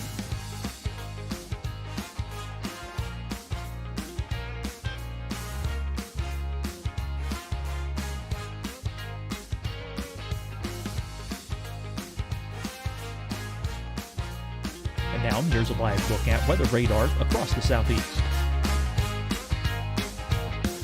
Fight the spread and take a stand against coronavirus. Wear a mask in public. Stay at least 6 feet apart from others. And get tested. Join us and fight the spread. Visit scdhec.gov/COVID-19. Getting tested for COVID-19 helps you to take the steps needed to protect yourself, your loved ones, and your community. Find the testing location at scdhec.gov/COVID-19 testing. Hi, everyone. I'm Dr. Mandy Cohen, Secretary of the North Carolina Department of Health and Human Services. And when you follow the 3 W's, you protect your family and your neighbors from COVID-19. When you leave your home, practice your W's. Wear a cloth face covering, wait 6 feet apart, wash your hands often. Wear, wait, wash. We're in this together. Stay strong, North Carolina.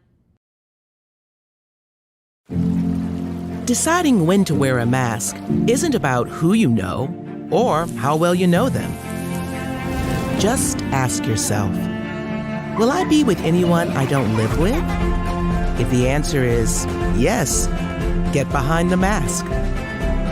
Help slow the spread of COVID-19. Get behind the mask. Learn more at covid19.ncdhhs.gov.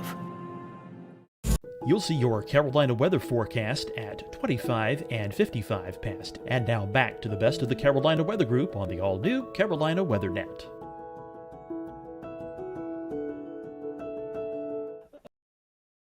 Concern that you'd have to evacuate, but I am curious what your emergency procedures are like. What things might it take to get you to have to bug out of the tower, and if so, what's the process? That's great one. We have about 4 different forms of communication. We have, and that's for knowing what's going on. Of course, we benefit other people out here by having that available for them too. So we shoot our signal around here. So we kind of know what's going to happen weather-wise to some degree. It's really about a decision of, do I need to get back to shore because there's people on shore I might need to help? So when Matthew came through, we left a day after it happened, just simply so we could get back to shore and help reestablish power for several houses that were out, elderly people. But, it's funny. I guess it's kind of the reverse. We got plenty of food, plenty of water. If you have a string and a hook, you can't starve. It's really more a matter of we stay away from things like COVID virus and monitor the people that come out, that sort of thing out here. People have said that this is probably the best place to survive a end of times or in a zombie apocalypse. I don't know. As long as we have our connection to shore with the marine band radio, with the internet that we have here, with emergency locator beacons, things like that, probably could sit out here and ignore the world for about a year if you had to. Nice. Not that I want to. I got family on shore. Speaking of that and COVID, I know one big thing is folks coming out there and helping you. What was there downtime? I'm assuming there was downtime where you didn't have folks out on the tower. Yeah. What was it like when the world was going crazy and you're already out on this island? I'm sure for you personally, it wasn't much of a change, but what was it like? A few years ago, I had finished a job of 11 years and I needed a break. So I came out here and was just here for 6 months straight. Went to shore one time. And I noticed that you don't know what day of the week it is anymore. You don't really know what month it is after a period of time. And you start just living, I'm in this season. Oh, gee, I'm getting into fall now. Okay. But during the time that everyone was really locking down on COVID, I was here for a few weeks by myself and isolating. And it was odd because, I turn on the TV, I get it over the air, I get it over the net, I can see everything that's going on. So, you do always have the ability to communicate, same as we all do while we're still locked down. But I think it just made me really appreciate the fact that out here, I have a mask. I've got one in my pocket right now. And anybody that comes out here is going through a questionnaire. Have you been around anyone? Do you have the temperature taking? All that good stuff. They could still be carrying it, but we're trying our best to be just safe about it. So. Right. Well, speaking of that, we talked about the weather aspect. One thing I also want to mention is I was looking through some of the Twitter mentions for Frying Pan Tower. Water spouts also, I'm sure you get to see your fair share of water spouts out there. Oh, that's amazing, yeah. But any other memorable moments? I know you were talking about the meteors a little bit earlier. I mean, you are out in the middle of nowhere, dark skies, so I'm sure you can see all the meteor showers and International Space Station travel across what's any other memorable moments out there? Any sunsets, sunrises? We did a time lapse of the Neowise comet that was off, and we could see it pretty clearly. And what we didn't realize in our time lapse was that the ISS, International Space Station, came cruising right past. So it's all on the time lapse with there's the comet, there goes the space station, and there's the meteor. It's just, you don't know what you don't know if you're not in a dark enough area to see it. On the same type of thing, you might look down at the water And I didn't know this, but there's a shrimp variety that when they snap their tail, they make a blue flash. And I'd never heard about that, but I was looking down in the water one evening and all these little blue dots of light of all these shrimp just pop, pop, pop, pop, pop. And it was like incredible. How would you have known? So, the wildlife that you don't see when you just look across the ocean is all abundant underneath there. And it's just increased my desire to help educate people. So we have the above camera, the water level camera, and then the shark camera down on the very bottom that we do for explore.org. And that's in classrooms all around the world with kids watching it. Just kind of fun. So hopefully they'll learn about the ocean and, keep the straws out of the turtles' noses and understand the power that is in our oceans. I mean, the weather is by virtue of this enormous body of water that gets heated up and moves around. I mean, the things that our world does, I just think there's so much for us still to learn. And I really applaud what you guys are doing on sharing and discussing what's going on with the weather, because, it's not a matter of do I have on a jacket so I can go from my apartment to the car. It's what's happening in the world and why are there storms and fires in different places. And that's all about weather and what's happening, right? Yes, that's true. The one thing I'd like to learn, those spiny lobsters, how do they compare to Maine lobster? What do they really taste like? Oh, I had thought they would be, because they're so large, that they would be tough, right? Nah.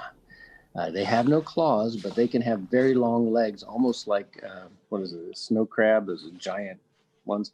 And their tails are usually about that big around, about that long. And they're deliciously fresh and soft. We have divers that come out here and they'll grab them. We have a lot of rock ledges. So if you grab the one or two out of there, next day another one will move in because they're always looking. So they're migrating at night, running around. And they brought up 4 enormous ones. We filled up a stainless steel bowl that was about this big, full of lobster meat. We all ate, there was 6 of us, and we ate so much lobster we couldn't stand it anymore. So the next day when we wanted to go fishing, we were fishing with lobster meat, which is just ridiculous.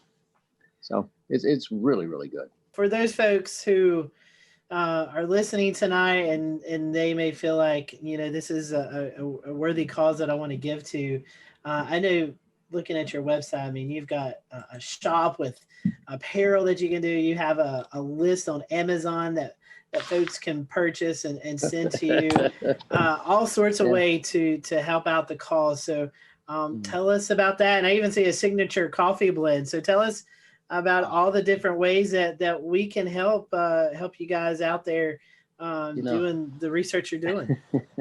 It's really funny. A few times I would have a conversation and talk people that would be watching about, having this cup of coffee or that cup of coffee. And I finally came across one. And mind you, if you're stuck out here, I'm not going to go and grab a Starbucks or a Pete's or a Dunkin' Donuts. And so I found a blend that was incredible. And the company that makes it, Black Powder, said, well, I'll tell you what, we'll make you that particular variety and we'll give you a percentage of the proceeds for the nonprofit. I thought, oh, win-win. And then they gave me free samples. So I'm going to drink that coffee because it's really, really good. The whole goal is, it's not just a YouTube clip that makes you a few pennies, or an Instagram or whatever, or a few shirts that you make $1 or $2 off of. It's whether or not we can get enough people to pay attention to this, to restore this. And that really is my goal, is how do we restore something? So it's restore, obviously, protect, which is not only the sea life down there, but also the mariners around here. We've been really lucky. We've actually helped save 3 different divers' lives out here and over the last few years. And then preserve. Now, how do we get it so it's self-maintaining? And I think the only way to do that is basically what we're doing right now. Sharing the message, educating people, and helping them understand that it's not me. Again, I joke, it's like I'm the chief custodian and janitor. But I'm also the one that really wants to get the world to understand that this is a rare thing that was done back a long time ago. And we typically don't do things like this anymore. We don't build big steel structures because we simply don't need to. And it's really worthwhile to save it.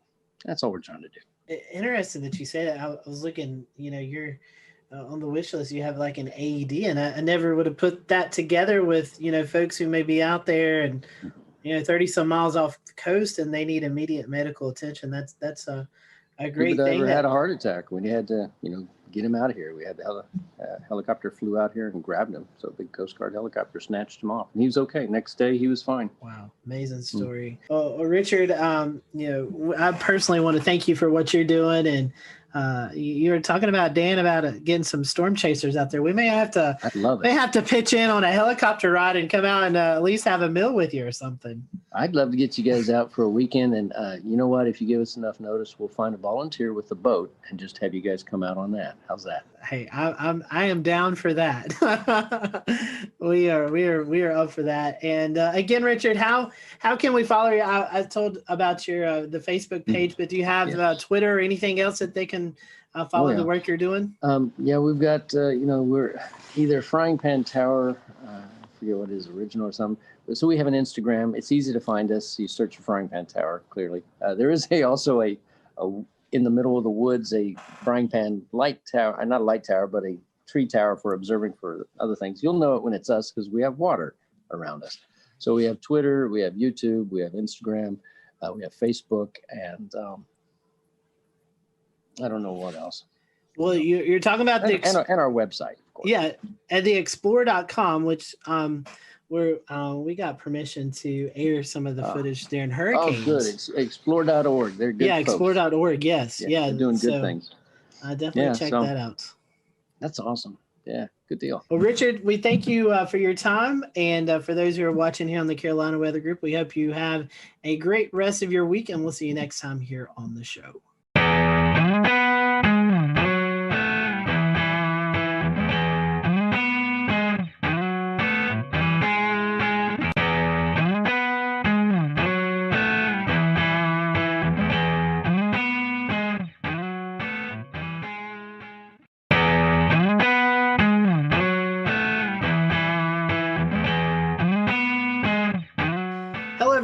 Welcome. We are here with the WFMY weather team. We have on with us Tim Buckley, Christian Morgan, and Taran Kirksey, and we're going to be getting to know them over the next few minutes. This is a new segment that we are rolling out and hope to do, but we're going to spend a little time just getting to know our local meteorologist, and everyone has been kind enough to donate some time. So we're just going to do a few quick hitting questions. These are just you guys can elaborate if you want, or you can just give a quick answer. So our first one is Twitter or Facebook?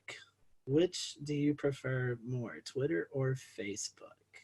I'll start with Tim. Twitter, as long as it's not bad Twitter. But I like weather Twitter. Okay. Christian? Definitely Twitter. Facebook has the ability to take something you posted 3 days ago and highlight it 3 days later, which makes the information very much out of date. So I feel like Twitter, if you can't say it in 140 characters, then you're saying too much. All right, here's one. I don't know if you guys have dabbled in these as much. TikTok or Snapchat? Oh boy. I'm old. I can't have a TikTok. I don't even think that's allowed. So I do have a Snapchat, but it's not something I post weather stuff on. Yeah, I have Snapchat too, and I can't dance, so I'm not even going to adventure into the world of TikTok because it will be horrible.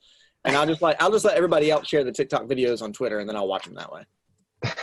You don't want to be lip syncing? No. They both confuse me. I think I'm like, I'm older. I have an older spirit. So usually I just put my phone down when I get home. I don't want to know what's going on. I watch TV, and then when I wake up the next morning, people tell me what I missed, and I'm cool with it. I'm fine with it. Keeping on the theme of technology and stuff, what about weather model websites? There's tons of them out there, and I know you guys may have some special software, so you don't have to go to all of these websites that us normal people have to use. But do you have one? We have so much special software, and we pay all this money for all the great stuff. And I still love the Penn State eWall the most. Oh, you're biased. Undecipherable. No one understands what it is. but I do because I went there, and that's just my comfort zone. It's like my chicken soup for my weather soul is looking at the page of garbled numbers, knowing what it means. So I do like, and it's the only one that has an easy to understand 6-panel chart for like the NAM and stuff, and I like a 6-panel chart. Okay. I've used that website for like 15 years, and I'm still confused by it. but it was the first website I used a lot though. Now I use Pivotal Weather a lot, and occasionally I look at some other ones if it's like hurricane season or something like that too. Yeah, the first time I met Tim, and he was showing me this Penn State e-wall, and I said, "What is this thing that looks like it's from 1985 that I cannot understand?" And I laughed at him for it, but he's like, "Oh, it's got all these charts and things on it." I was like, "Okay, I'm gonna find a different website." And then I took my weather classes and stuff through Penn State, and I was like, "Oh man, I really love the e-wall now." It's fun to actually sit and work side by side with Tim because we actually understand the Penn State e-wall and how great it actually is. But also like we do have it's something you have to pay for, but WeatherBell has some good maps on it. But I really like to use Pivotal Weather, especially when we look at severe weather parameters. They have it very easy to access on there. I can't say that we've really dabbled in the e-wall, but definitely agree with you on WeatherBell and Pivotal. I think I'd have to throw in Tropical Tidbits just because that's where I started, and it's so nice having those easy soundings. Keep on this topic. Do you think that weather data is too easily available? Yes, but there's nothing we can do about it. Okay. I have two opinions on this. Number one, I don't think it should be that easy. I don't think it should be easily available to people that aren't seeking it out. So what I mean is, like, if you want to like really be able to look at a weather model, of course I agree that's a good thing to be able to do. But I don't like that it gets out there to people that aren't wanting to see it. So it gets posted to Facebook, and then my grandma gets it and says, "Oh gosh, this is really bad." That's the bad part that we all know about. So in a perfect world, it's 1995 and only the weather folks have the weather models, but you can't put the toothpaste back in the tube. I think with it being so accessible, yes, it's public knowledge. It's out there, so why can't you access it? But at the same time, you get a lot of these hype weather sites and, people who think they're weather gurus and don't really understand it. And they like to, screenshot things and then post hype weather stories based on looking at one model.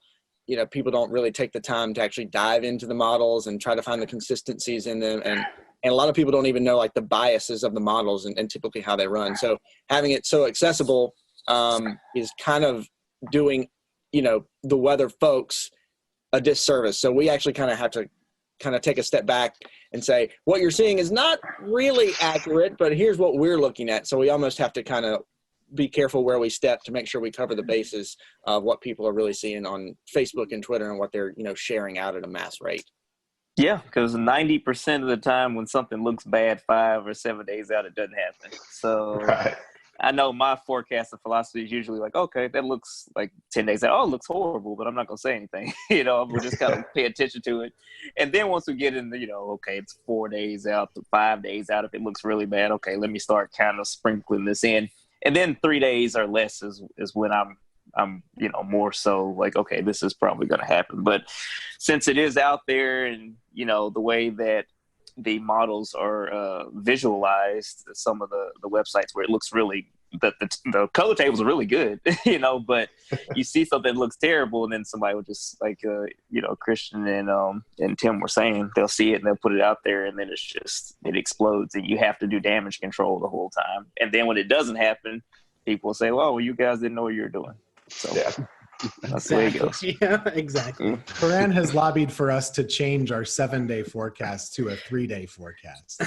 All my career, I've been like 7-day forecasts. I don't like 7-day deterministic forecasts because most of the time the temperature 7 days out is going to be at least 5 or 8 degrees different, than what I said a week before. But that's just, again, my old man grumpiness. I've been complaining about that for my entire career, and it has not changed anywhere I've worked, so it's not gonna happen. I did a little personal case study not long ago. I was like, okay, I'm gonna take my forecast sheet and I'm gonna keep it, and here's what I put for day 7. And when I get to day 7, I want to see how much it's changed. And I mean, you know, over those 7 days, the conditions change, the temperature changes. You know, it's an evolving thing, especially once you get past 3 and 4 days. Yeah, I even tell kids when I do school talks, like, okay, days like 5 through 7, don't worry about those. You know, It's more of a here's what we're looking at down the road. This is kind of a suggestion of where things may go. Exactly. Yep. And heavens forbid you put a snowflake in day 5 or 6 and it doesn't happen. Like, never do that. That's a rule of thumb. Never do that. I could think it could be a blizzard. I'm not putting a snowflake on day 7. Dig your own grave. Mm-hmm. Kind of bringing it back around for your viewers here. What was it that kind of jump started y'all to want to become weather people? Was there a defining moment, or was it something you kind of always knew you wanted to do? Most people have like one weather moment that they saw or they lived through or they experienced. For me, I don't really have one of those, but I did grow up in probably the snowiest part of the country that people live in, which is upstate New York, right along Lake Ontario. We got like 200 inches of snow a year. And so weather was just hugely controlling of your life for about 4 to 5 to 6 months every winter. So I always wanted to know what the weather was going to be. I always watched the Weather Channel and told my mom what they were saying, even if she didn't care. And that's just what I was interested in. And the TV thing just kind of followed suit. I didn't know that was exactly what I wanted, but that kind of just worked itself out. So that was my spark, were snowflakes. And I hate snow, by the way. So it's just, maybe that's why. Yeah, I'm going to catch heat for this from Tim and Taran, but I really like snow. And see, look. They've unclaimed me. So always, that was my thing. And my birthday is in January. And for a while, there was a couple of years where it always snowed on my birthday or within a couple of days of my birthday. So that kind of, I've always was interested in weather. And actually, I never knew that's what I wanted to do as a career. I always wanted to do broadcasting, radio or TV of some sort, and work in radio for a while and then try to get my foot into TV and a couple of different avenues. And then the weather thing just kind of popped up. That's where I was able to kind of get my foot in the door. And I knew I enjoyed it and kind of got my foot in the door. And actually, kudos to Tim for helping me learn a lot and teaching me and kind of really growing that passion for weather that I had. And so much so that it sparked my interest to actually go back to school and get my meteorology certifications and stuff. And so here we are. It all kind of came full circle at one time. For me, I'm from the deep South. I'm from Alabama originally. And so I grew up a bunch of tornado events, and one time I saw one and that just kind of locked it in for me. And so that just made me interested because, when you're a little kid and you have tornado warnings, you get a little scared and that fear made me want to learn more about them. And so, so now, that led me to kind of pursue meteorology as a career. When I was in college, I was somewhat interested in broadcast, but probably more into research. The broadcast thing just kind of happened, and I've just been doing that ever since. But I do want to say I do not like snow. Snow is terrible. I hate tornadoes too, because tornadoes are bad, as we've seen. So I just like I think I like more so the challenge of forecasting as opposed to certain weather events, weather phenomena. Yeah, that's a word. Yeah, I said it right. Phenomenal. My short career so far that I've had, I've already learned that weather is a very humbling thing. Forecasting weather is a very humbling thing because you have this period of time where you're on it. You're like, man, I'm accurate.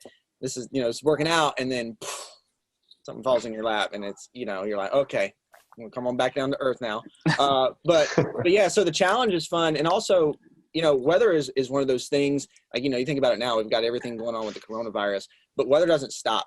It's something that never changes. And it's something that's always happening, no matter what's going on. And people always, no matter what they're doing, whether they're staying at home, or whether this is a normal period in time where people are going to work and kind of coming and going as they please, weather affects everybody in some way, shape, or form. And to be able to, be one of the folks who's actually looking at that and helping you kind of plan your day, providing that service for you, I think is something that internally, and in my mind, I really, really enjoy. I have a running joke with Taran, I guess you've been here about 3 years or so, man, like that. And when he was on his interview, he was asking, what's the weather really like in the Carolinas? And, he's been in Oklahoma and Mississippi. And I say, you know what, man, we don't get that much severe weather. Every now and then we get a tornado. Every now and then we get some hurricanes, but they're mainly at the coast. We're in the Piedmont. And every once a year or so we get some snow, and sometimes it's big, but it's not much. And then weather just happened all the time, and we had lots of tornadoes. We had a Greensboro tornado. We had all these hurricanes that came right into the Piedmont, all this crazy snow. So it's Tran's fault. So it is. Is it following you, Tran? Clearly, it must be. I'm sorry. I apologize to everyone. So now I'm connecting the dots, because first we blamed it on Grant Gilmore when he left. And so now it's actually Tim's fault, because he said we don't really get, and ever since then all heck's broken. Jinxed us. Yeah. That's right. Everything was quiet when Grant was here. When he left, it just went crazy. Note to self, no claims about North Carolina weather at all. A quick follow-up there, Taran. We'll return to Best of the Carolina Weather Group in a moment. Now your Carolina weather forecast. Here are today's forecast high temperatures for North Carolina. Here are the forecast lows for tonight for North Carolina. Here are tomorrow's forecast high temperatures. And here's forecast rainfall across North Carolina tomorrow. Here are the forecast highs for the day after tomorrow.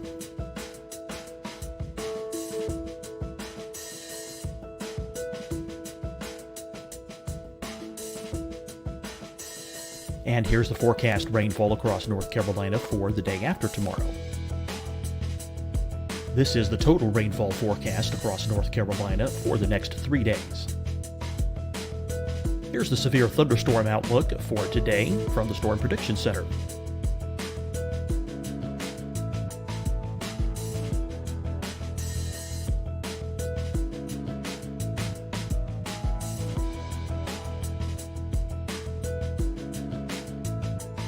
Here are the forecast high temperatures for today for South Carolina. Here are the low temperatures for today for South Carolina. Here's the probability of precipitation forecast across South Carolina today. And here are the rain chances across South Carolina tonight. Here are tomorrow's forecast highs across South Carolina. Here are the forecast low temperatures for tomorrow for South Carolina. And here is the probability of precipitation across South Carolina tomorrow. Here's the precipitation chances across South Carolina tomorrow night. Here are the forecast highs for the day after tomorrow in South Carolina. Here are the forecast low temperatures across South Carolina for the day after tomorrow. And here are the rain chances across South Carolina for the day after tomorrow. And South Carolina's probability of precipitation for that night. Here's the Storm Prediction Center's severe thunderstorm outlook across South Carolina for today through tonight. Here's the Storm Prediction Center's severe thunderstorm outlook across South Carolina for tomorrow and tomorrow night. And here's the Storm Prediction Center's severe thunderstorm outlook across South Carolina for the day after tomorrow through that night. Here's the severe thunderstorm outlook for today from the Storm Prediction Center.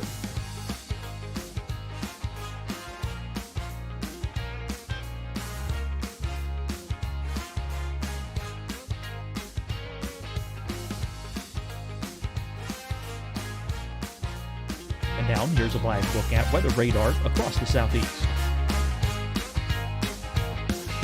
Fight the spread and take a stand against coronavirus. Wear a mask in public. Stay at least 6 feet apart from others. And get tested. Join us and fight the spread. Visit scdhec.gov/COVID-19.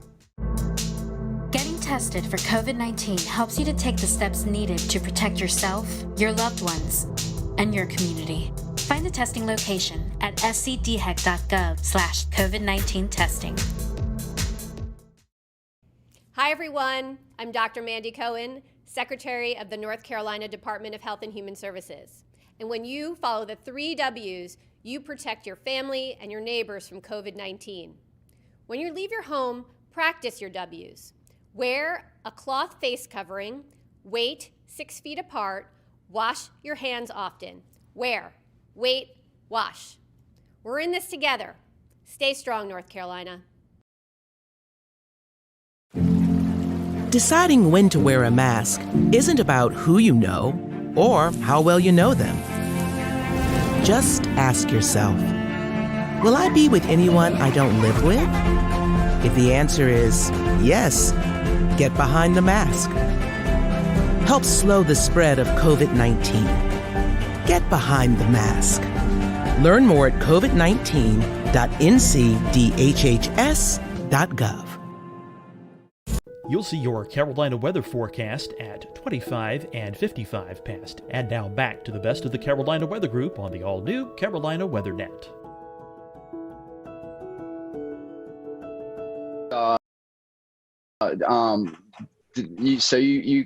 You were younger and you had a clear kind of visible of that. What kind of happened in that experience? I remember the day I was in Huntsville, Alabama at the time, in North Alabama, and there was a tornado warning, and the meteorologist was saying, hey, it's headed towards this part of Madison County, which is maybe about 5 or so miles north of where we are.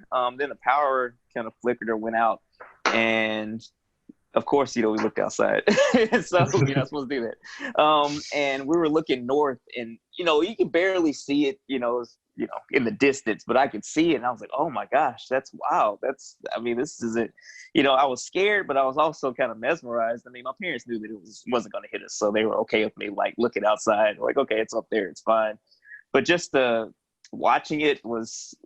It kind of, just solidified my interest, because I've always been somewhat interested in weather, even when I was younger than that. But there was a meteorologist in town that would do such a great job kind of teaching the meteorology. I know some people don't like that, but for me, I would always sit in front of the TV and watch the severe weather coverage, and I would learn so much about how to look at radar. What are you looking for? These are different variables that, you can look at using the radar. And again, this is in the 90s. And so it's been a huge explosion of different things now, but it made me more and more interested. And then, obviously, I reached out when I got in high school, and he was gracious enough to let me, intern from when I got in college, but to let me shadow him when I was in high school. And it just kind of went from there. Give us a name. Come on. Who was it? It was Dan Satterfield. Okay. I know that's a name that, some people had different opinions, but he was awesome. And even to this day, he's, just so gracious, if I ever have a question or anything, or, he has always been one of those people that I could, hey, I don't understand this, I don't understand that. And he's one of the big reasons I ended up going to Oklahoma. He started telling me, oh yeah, a lot of tornadoes out there, you can learn a lot. I'm like, okay, sure, I'll try it. So yeah. Well, that's great. I think you're reading right off our question sheet. One of the next ones I was going to ask is, do you guys have a weather role model? So Fran, just got your answer. Tim, Christian, a weather role model? I wasn't that active. It was hard. It seemed crazy back, when I was growing up, which is not that long ago in the 90s. It seemed crazy that you would actually be able to reach out and talk to your meteorologist locally. That is so accessible now with social media. So I didn't really have any interaction with any of my local meteorologists, but there's a guy by the name of Dave Eichhorn up in central New York who was on Syracuse television for a long time. And I would always watch him and Dave Longley and Jim Teskey. 2 of them are still there. And they really geeked out about the weather. And I wouldn't say they got excited about the weather when it was bad, but they really did have a professorial approach and really explained it a lot. And I liked that. And I thought that was really interesting. And they would really tell you, if this lake effect band isn't here and it's there, there's a reason why. We're not able to predict it that precisely. And so those were definitely the folks that inspired me, even though I didn't really interact with them much. The funny part about now being in the position that I am and having social media is we interact a lot on social media together now, just chit-chatting about local weather, and they know I'm from my little small town that they cover and all that stuff. So it's cool. That's neat. Yeah, for me, so I actually grew up in this market. So I was very in tune with all of the weather folks in the market at the time. And so there was one person that I won't name because we're with, a competing station right now, but I watched them all the time. And that's just kind of, I would always, that would always be the thing. And when they were calling for snow, that's what I wanted to know about. That's who I wanted to see. And I wanted to learn, why it was happening, and also more so to know how much we were going to get. But at that point, Tim said, I never really thought that, when I was in middle school, that you could actually reach out to those folks and actually, have a conversation with them. And, some folks, that I've learned over the years, some folks are more gracious of giving their time than others are.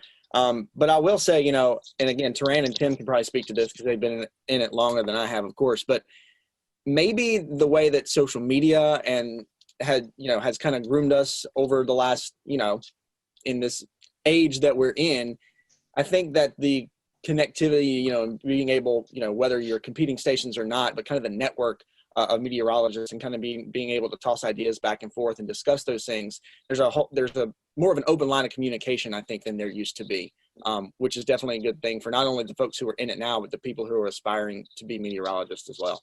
We're here right now. That's a testament to having access, with more access to your local meteorologists than perhaps there was back in the 90s, like you said, Tim. Everything has changed so much. I didn't even know what a computer model was or that they existed until I got to college. Like, I didn't know any of that really. And I don't know that I was unique in that either. Once you got to school, you're like, oh, there were these tools that I didn't know that existed. Here's how we use them. And then I kind of, learned it very quickly. But before that, I mean, the amount of information that 12-year-olds know now that are weather enthusiasts is about the same as what I had as a sophomore in college. It's amazing. It really is. Oh yeah, same for me. I mean, the first time I saw a forecast model was when I shadowed that time, and they had the DIFAX maps or whatever. It's like, oh, okay, this is printing out. So this is how you all figure out the forecast weather. Okay, cool. Before that, I had no idea. I actually have some of those DIFAX. Eric Thomas. I went to visit Eric Thomas in Charlotte, and I have them somewhere in the basement. I need to pull them out, see if I can find them. But I have a question. It's going to kind of tie 3 or 4 questions that we have together. It's kind of the future of meteorology, working from home, and the role of social media, which we all 3 are experiencing right now in the COVID-19 pandemic. So what are your thoughts on the future? Do you see working at home maybe more of a thing to come and doing a lot more via social media? I think that, obviously, kind of hate the reasons why, we've gotten to this point, where a lot of people are working from home, hate that there's, the virus is kind of causing all this disruption. But with that said, a lot of friends I've been talking to over the past, somewhat talking to, I'm kind of introverted. Occasionally I'll ask them a question. I got to have one conversation a week with friends. But basically we were talking about, hey, it's 2020. The idea of going into an office every day in many industries is antiquated. If you're in sales or something like that, why do you have to go into an office building when you can just make your calls from home, or you can go and drive to your different sales spots from home and work out of your home office and maybe go to the office once a week. I think a lot of employers are seeing that their employees can be just as productive or even more productive at home, depending on how they work or what works best for different people. I know everybody's different though, so for extroverts it's probably important that they go into the office regularly to get that social interaction. For introverts, they might work better in solitude. So I think that as meteorologists, when you look at it, most weather days are fairly benign, fairly quiet. And I feel like on those days, working from home should be more of an option for all meteorologists. But you also have days where there's the threat of severe weather where that's not probably the best method. That's just kind of my 2 cents on that. I don't know what you think, Tim. I definitely do miss being able to interact with folks at the station. However, typically meteorologists aren't interacting with one another personally face to face because we're on different shifts. So it doesn't change that much between us working together. Christian and I do have a lot of overlap at the station just because of our schedules. But aside from that, the main difference is just being able to show things in front of a wall and explain things by pointing them out, and maybe some interaction with other anchors and stuff like that. I don't think that I'm surprised at how much we've been able to do at home, and I do think that this might continue, to be an option in the future on quiet days. I don't see why not. So we'll see what happens. It's new for everybody. So what we did learn this past week, though, and whenever this is aired, we had a tornado situation back on this past Monday. That is something that very much needs to be at the station. Mm-hmm. And just the reason for that is, we don't have backup power at home. Mm-hmm. The building does, and we can explain it. And I think there's a comfort to folks at home who are able to actually see us at work. On top of it, we got it covered. Don't worry. Agreed.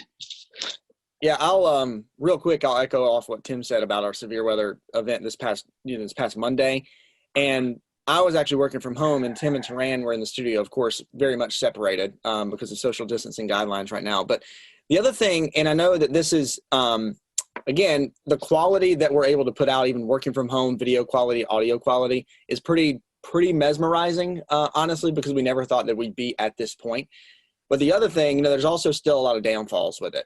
And one of those being the fact that when you remote into whatever weather software you have, there's going to be some sort of latency at whatever rate, which does, I noticed this working from home on Monday. When you have that, it does make storm tracking, especially in like a severe weather event, it makes it more difficult because, you're trying to move the map around, and because of the latency you may have in some, like if you're remoting into a computer, well, you might have moved past it too much, and then you got to kind of scoot it back a little bit. There's just so many extra steps, and even extra seconds can be crucial in a severe weather event. But taking an overall approach to it, working from home is interesting. I've always been one of those folks who, all right, I have to get up and get ready and then go out the door to kind of get my, get my mind in the right place to do work. So working from home has been a challenge for me to kind of get into that groove. It's not so much a challenge anymore just because we've been doing it now, for a month at least. But having that interaction with folks in the building, even though, here's the weather center over here and here's the news people over here, and we come together at the newscast, just kind of having that interaction. And the lines of communication are, of course, a whole lot better. Tim and Taran, and if you've been in a newsroom, like, this, like, you can just, scoot the chair back and you yell something across the room or say something across the room. Now, working from home, okay, got to send this email, or did I check this on the little chat, or did I send somebody a text message? So the communication line kind of is something you have to kind of double check yourself on. But I think there's something about, if the weather's nice, of course, we can forecast from anywhere.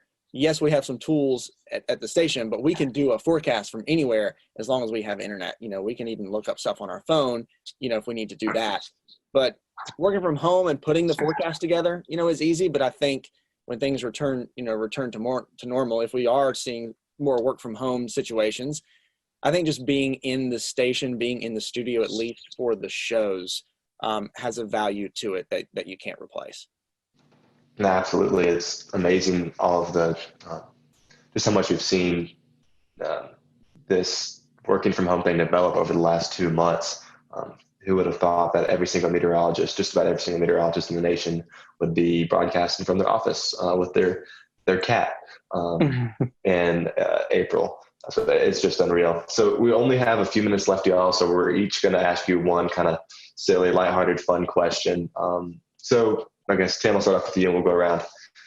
What is your favorite non-weather hobby? Favorite non-weather hobby?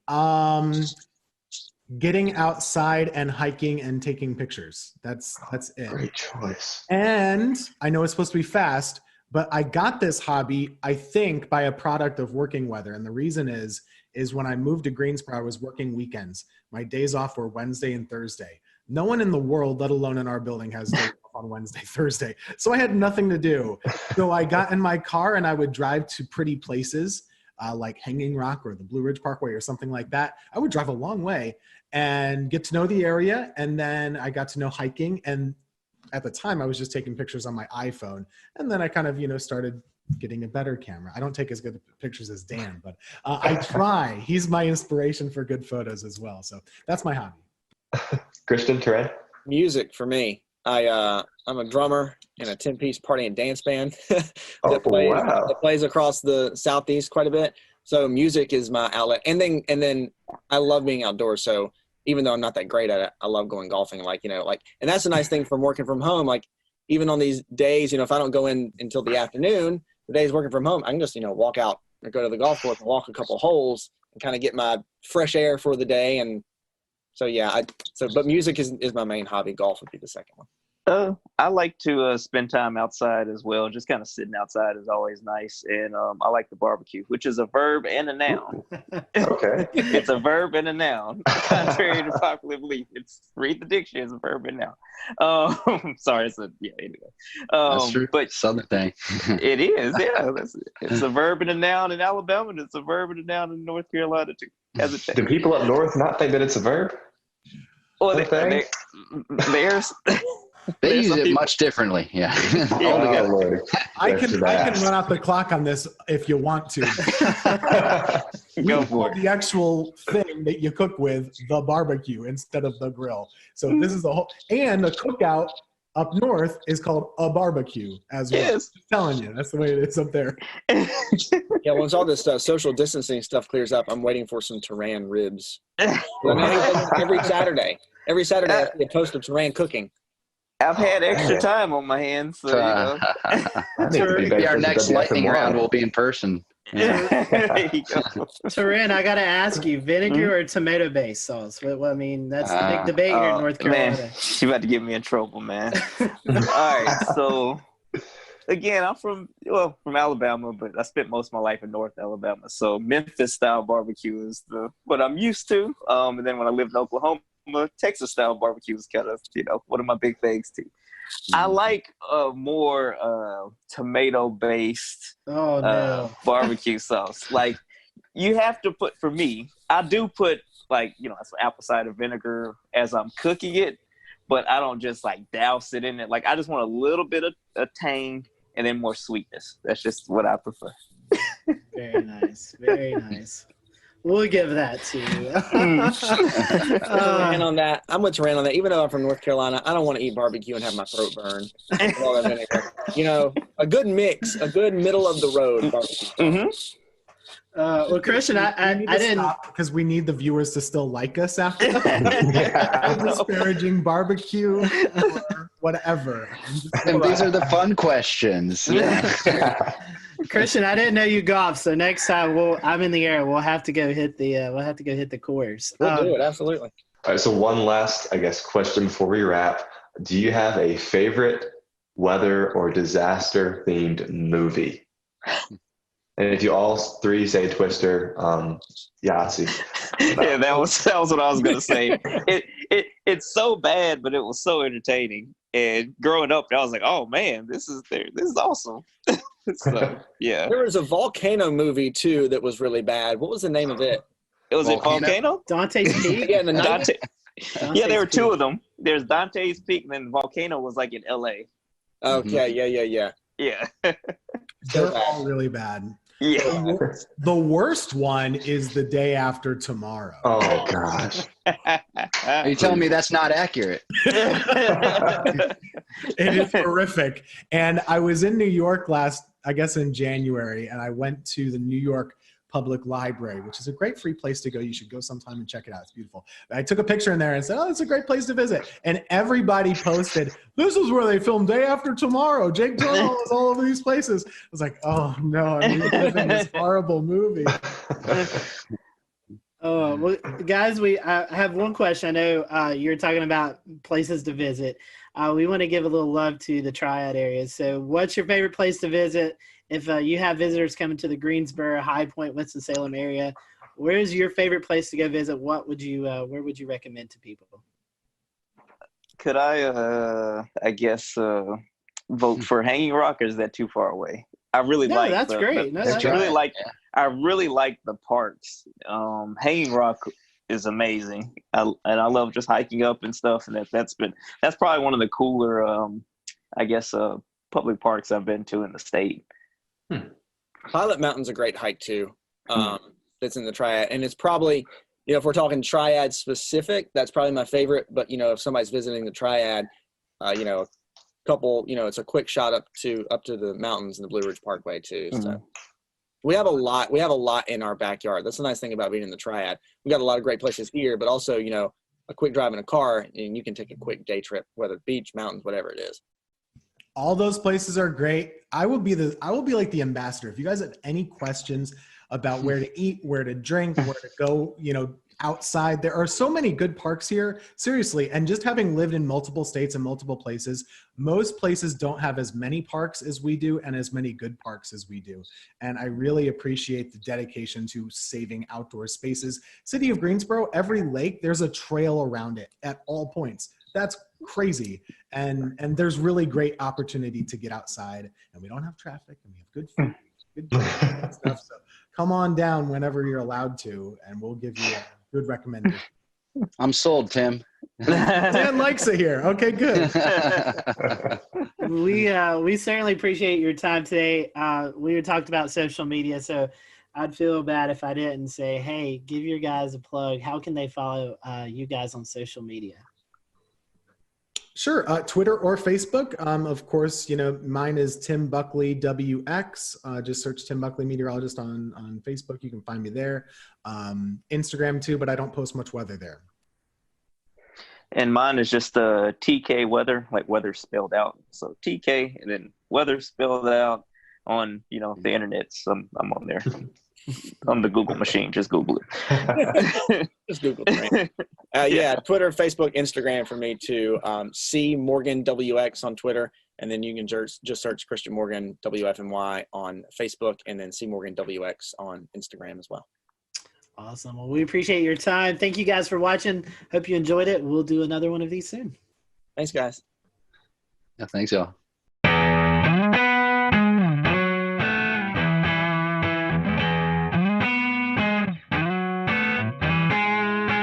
Everyone, welcome to the Carolina Weather Group. We're happy to have you this evening.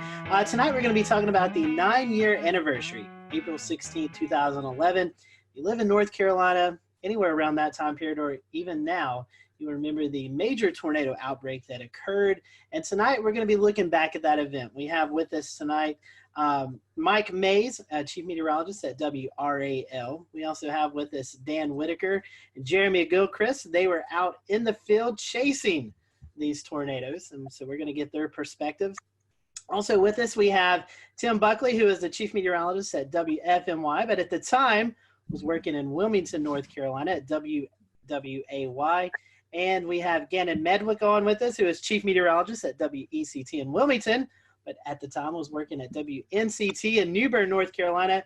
And we have with us Jeff Orrock, and he is the meteorologist in charge at the NWS office in Wakefield, Virginia. But at the time, he was also working at the NWS in Raleigh. So we have a big group of guests with us tonight. So looking forward to each and everyone's perspective of this event. I do want to hand it off to Mike first, kind of let him give a brief background of his recall of this event, because he has to run and get some things done. So Mike, I want to kick it off to you first, and tell us a little bit about your perspective. I know you was on the air during the event, so kind of talk to us about the lead up to the event and any memories during covering the tornado that you remember. First off, I'll apologize. We got our cleaning crew coming into the studio, so it's probably going to get loud because he's pushing his garbage can around. I recall a few days prior to the event, which happened on a Saturday, SPC putting us in a risk. I believe it was moderate on that Friday, and then Saturday morning I woke up to a high risk. Now, at the time, Greg Fischel, who was the chief meteorologist at the time, was out of town. He had a family emergency up in Pennsylvania, so he had to leave. So I have never covered an event as massive as the one that happened on that Saturday without him being here. So it's kind of like he's Batman, I'm Robin, and then Batman's gone and Robin has to take over. So for somebody who's never been in the lead, it was kind of nerve-wracking. But I had Nate Johnson with me, who had tornado coverage experience. He was the chief meteorologist in Abilene, Texas. You guys probably all know Nate. So that morning, just the way the atmosphere felt, you could tell something was coming. And around lunchtime, 1 o'clock, we started having the tornadoes develop over the Sandhills. The first one, I believe, was in Sanford, had caused the damage to the Lowe's home improvement store there and tracked to the north and east. Now, I've been here in North Carolina since 1994. I've been in tornado coverage, but I've never had tornado coverage of long track tornadoes like the ones we saw that day. And at one point we had 4 tornadoes on the ground, and Nate and I were juggling back and forth where I was handling 2 tornadoes, he was handling 2. It was just an incredibly rough day. And I'm sure everybody here in this group has their own stories about what happened. The hardest part for me, I guess, was watching that tornado leave Sanford, and it was making a beeline to my house, to my neighborhood. I have family in town, and I was hoping and praying that they were watching the coverage on TV.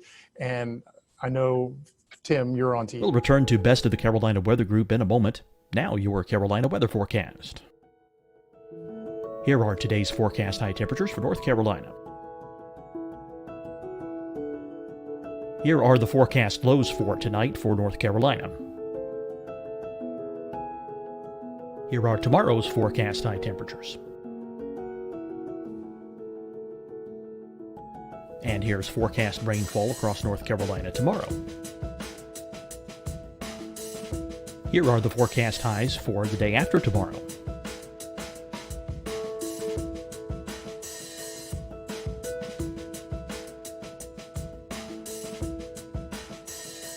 And here's the forecast rainfall across North Carolina for the day after tomorrow. This is the total rainfall forecast across North Carolina for the next 3 days. Here's the severe thunderstorm outlook for today from the Storm Prediction Center.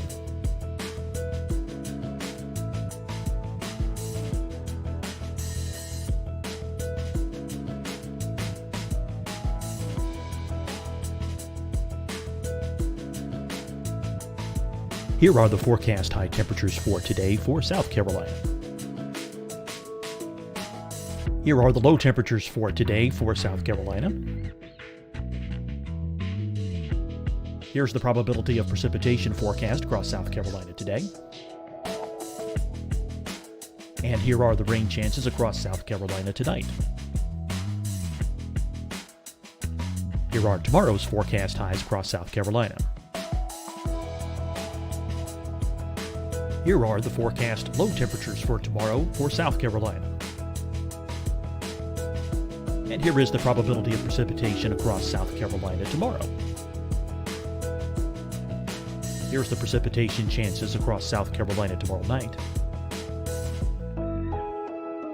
Here are the forecast highs for the day after tomorrow in South Carolina. Here are the forecast low temperatures across South Carolina for the day after tomorrow.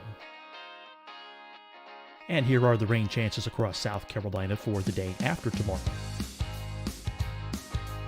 And South Carolina's probability of precipitation for that night.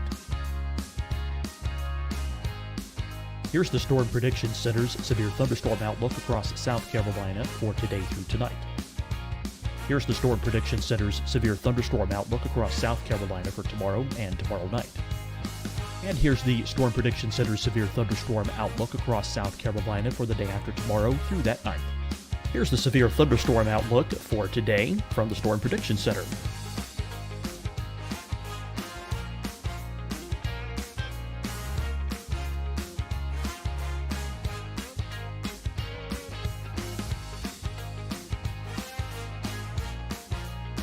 And now here's a live look at weather radar across the southeast.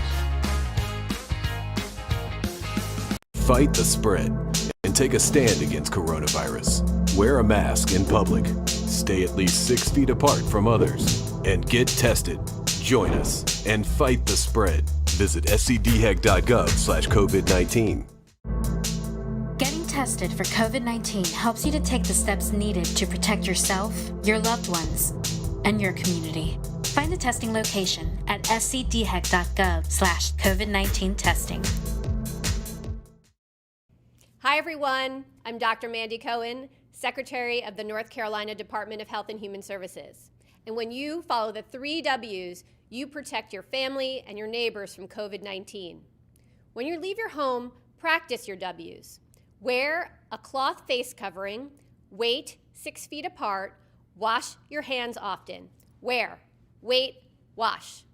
We're in this together. Stay strong, North Carolina. Deciding when to wear a mask isn't about who you know or how well you know them. Just ask yourself, will I be with anyone I don't live with? If the answer is yes, get behind the mask. Help slow the spread of COVID-19. Get behind the mask. Learn more at covid19.ncdhhs.gov. You'll see your Carolina weather forecast at 25 and 55 past. And now back to the best of the Carolina Weather Group on the all-new Carolina Weather Net.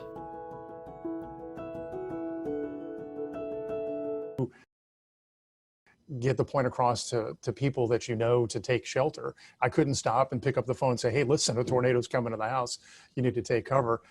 So that's one thing that was upsetting to me. The tornado passed about 50 yards from my house, damaged the subdivision right next to mine. I had some damage to some fencing. That was about it. I was very fortunate. And then after it passed my neighborhood, it was heading right here toward WREL. And I remember Nate Johnson yelling out loud to everybody in the studio, go to the basement, because it was at the time coming straight to the TV station, but at the last moment, it moved a little farther east and hit downtown instead of coming here. So it was a really, really rough day. And I thought after all was said and done, because we were on there from 2 in the afternoon to 11 o'clock at night nonstop. I mean, we had continuous coverage the whole time. And when it was done, I thought, okay, this is going to be the worst. This is the benchmark of the worst coverage of a storm that I'll have in my career. But then we had Florence, and it was just days upon days of coverage with that. But yeah, it was not the best. And Jeff, from a National Weather Service perspective, how did y'all prepare and how were y'all getting the message out in the days ahead of the event? Yeah, I mean, the fact that we had the moderate risk the day before, and we already had a feeling we were headed into a high risk, to be honest with you. So, you know, we were already heavily staffed for that day. We already had a pretty good game plan. And I want to say by the time the storm started to move in from the west and really get going, I want to say we had at least a dozen people in the weather office, and we sectorized warning operations so that, you know, we could have 3 or 4 different folks issuing tornado warnings simultaneously. And at the same time, you know, folks working with Skywarn. I was kind of helping lead operations and also doing a lot of phone calls to the emergency managers. There's a lot of spin up ahead of this. There was a lot of email traffic, a lot of email briefings the day before. I remember even briefing Seymour Johnson Air Force Base because they were at the high risk at that point, and some of the precautions they were taking down there, you know, in the east. So there was a lot of preparation for it. You know, it's kind of one of those things where, like Mike was saying, everybody knew something bad was about to unfold. And I had been through Gerald, Texas, the tornadoes out there, and so, you know, going into this event, you know, that was kind of in the back of my mind that, you know, we're headed into something, you know, pretty big. And I do remember talking with Wake County and trying to explain what does a high risk day mean. I mean, the way we taught this in Texas was that, you know, someone's going to die today. I mean, these are going to be big, long track tornadoes, and you know, this is going to be some serious stuff. Jeff, you're talking about Skywarn, the Storm Spotter group, and Jeremy and Dan. I want to bring you in here in just a second. But I imagine, like we were talking about, social media not really that big of a thing at the time, with tweeting in reports, giving Facebook reports of the storm. How key were the Skywarn Storm Spotters for you that day? Yeah, and we've always had a great network across, you know, central North Carolina. So they've been outstanding. So, you know, we were getting a lot of real-time reports from spotters. They were calling on the phone. We actually had ham radio operators. I want to say we had 2 or 3 in the office ready for this. So the network was just lighting up. We were getting a lot of reports, almost to the point where as it approached Holly Springs, I mean, you couldn't keep up with them all. So that was a huge asset, and just a lot of people just calling in on the phone. You know, we didn't have the social media like we do today, but we really pretty much knew what was going on. We had heard the Lowe's had been destroyed. About the time it was getting into Wake County, we'd already heard that the Lowe's hardware had been severely damaged or destroyed down there. And of course, you could see the debris ball on radar. So you kind of had a sense that this was really serious stuff going on. But there was a lot of great real-time reports, not only across the Raleigh area and down towards Sanford, but also with the Fayetteville up to a Wilson tornado. I mean, we had a lot of great reports with that as well. Mike, one question for you made me think. You're saying that before Florence, this was the biggest event you covered.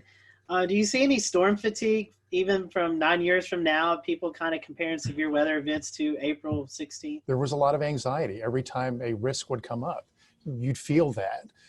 You'd feel what happened on April 16th. I would worry every time we had like an SPC 3-day outlook, and on the 3-day outlook there was like an enhanced risk or maybe just a slight risk, and what it would be when we finally got to that day. And I got to the point where I was dreading severe weather coverage because of what happened that day. I'd get anxiety, I'd get scared, but I've gotten past that, and that's a good thing. I remember that day when we had the 4 tornadoes on the ground at one time. I was worried about, okay, how are we going to cover this? You can't show everything at one time.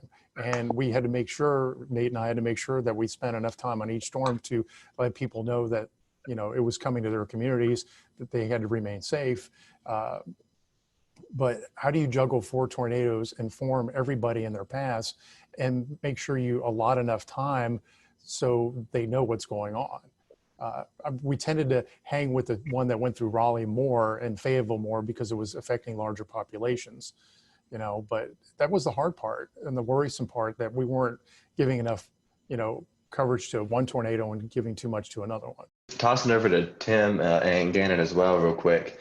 This was a career-defining event, one of the biggest, or definitely the biggest in North Carolina. Are there any specific memories or stories that you remember hearing about that day from viewers? So I was in the Wilmington area, and if you look at the map, the final one with all the red lines, it confirms where all the tornadoes were. Oftentimes the worst stuff doesn't quite get to Wilmington, right? And in this case, it didn't either. So city of Wilmington was fine. A lot of the populated coastal centers were fine, but on the periphery in the rural areas, most of the tornadoes that we were covering for about 8 hours that day, Robeson County, Columbus County, Duplin County, Onslow County, those counties inland were the ones we were talking about the most. Bladen County had I think a 4 fatality storm. We, as always we do, actually got a lot of angry phone calls that day because most of the people in our area, they weren't seeing much other than blue sky. It was a really nice April morning. It was close to 80 degrees, I remember, breezy. There were NBA playoffs on at the day, so we were kind of fighting that battle in the newsroom, right, keeping people at bay a little bit while we were doing tornado coverage. Now later on, people understood how serious it was, especially once you started to see like the destroyed Lowe's foods and everything. But that was my first time ever really doing tornadoes, to be honest with you. It was my second year in Wilmington. Prior to that, I was in college, so I didn't know a lick about tornadoes. I grew up in upstate New York. I went to school in Pennsylvania. We don't get tornadoes. I mean, not really. So this was new for me too. But myself and Jerry Jackson, we were there for about, I think we went on TV at 2 and we went off at about 8. So it was a while covering these things. And it was just amazing to me how there were very few, if any, false alarms. There were 1 million tornado warnings and there were 1 million tornadoes, to use hyperbole, but they were pretty much each cell produced as it was going through, and it was just boom, boom, boom, one after the other, and a lot of damage was done, especially to the rural areas in Southeast North Carolina. My second daughter was born on the 11th. I didn't come back to work till Friday, just throwing stuff out there. Saw the slight to moderate risk, alerting for storms going into Saturday. I was third on the pecking order to be coming in because we had our weekend person, we had our chief, and I was doing mornings. But it became clear, especially what was going down in central North Carolina. I was personally at home watching Nate Johnson with that tornado. It looked like a wedge, looked like a cloud just right to the ground that I was going in. And it's coming back to memories about just making sure you spend time on one storm to identify where the rotation is and give enough lead time before you have to move on to that next storm. And at some points there were 6, 8 active warnings.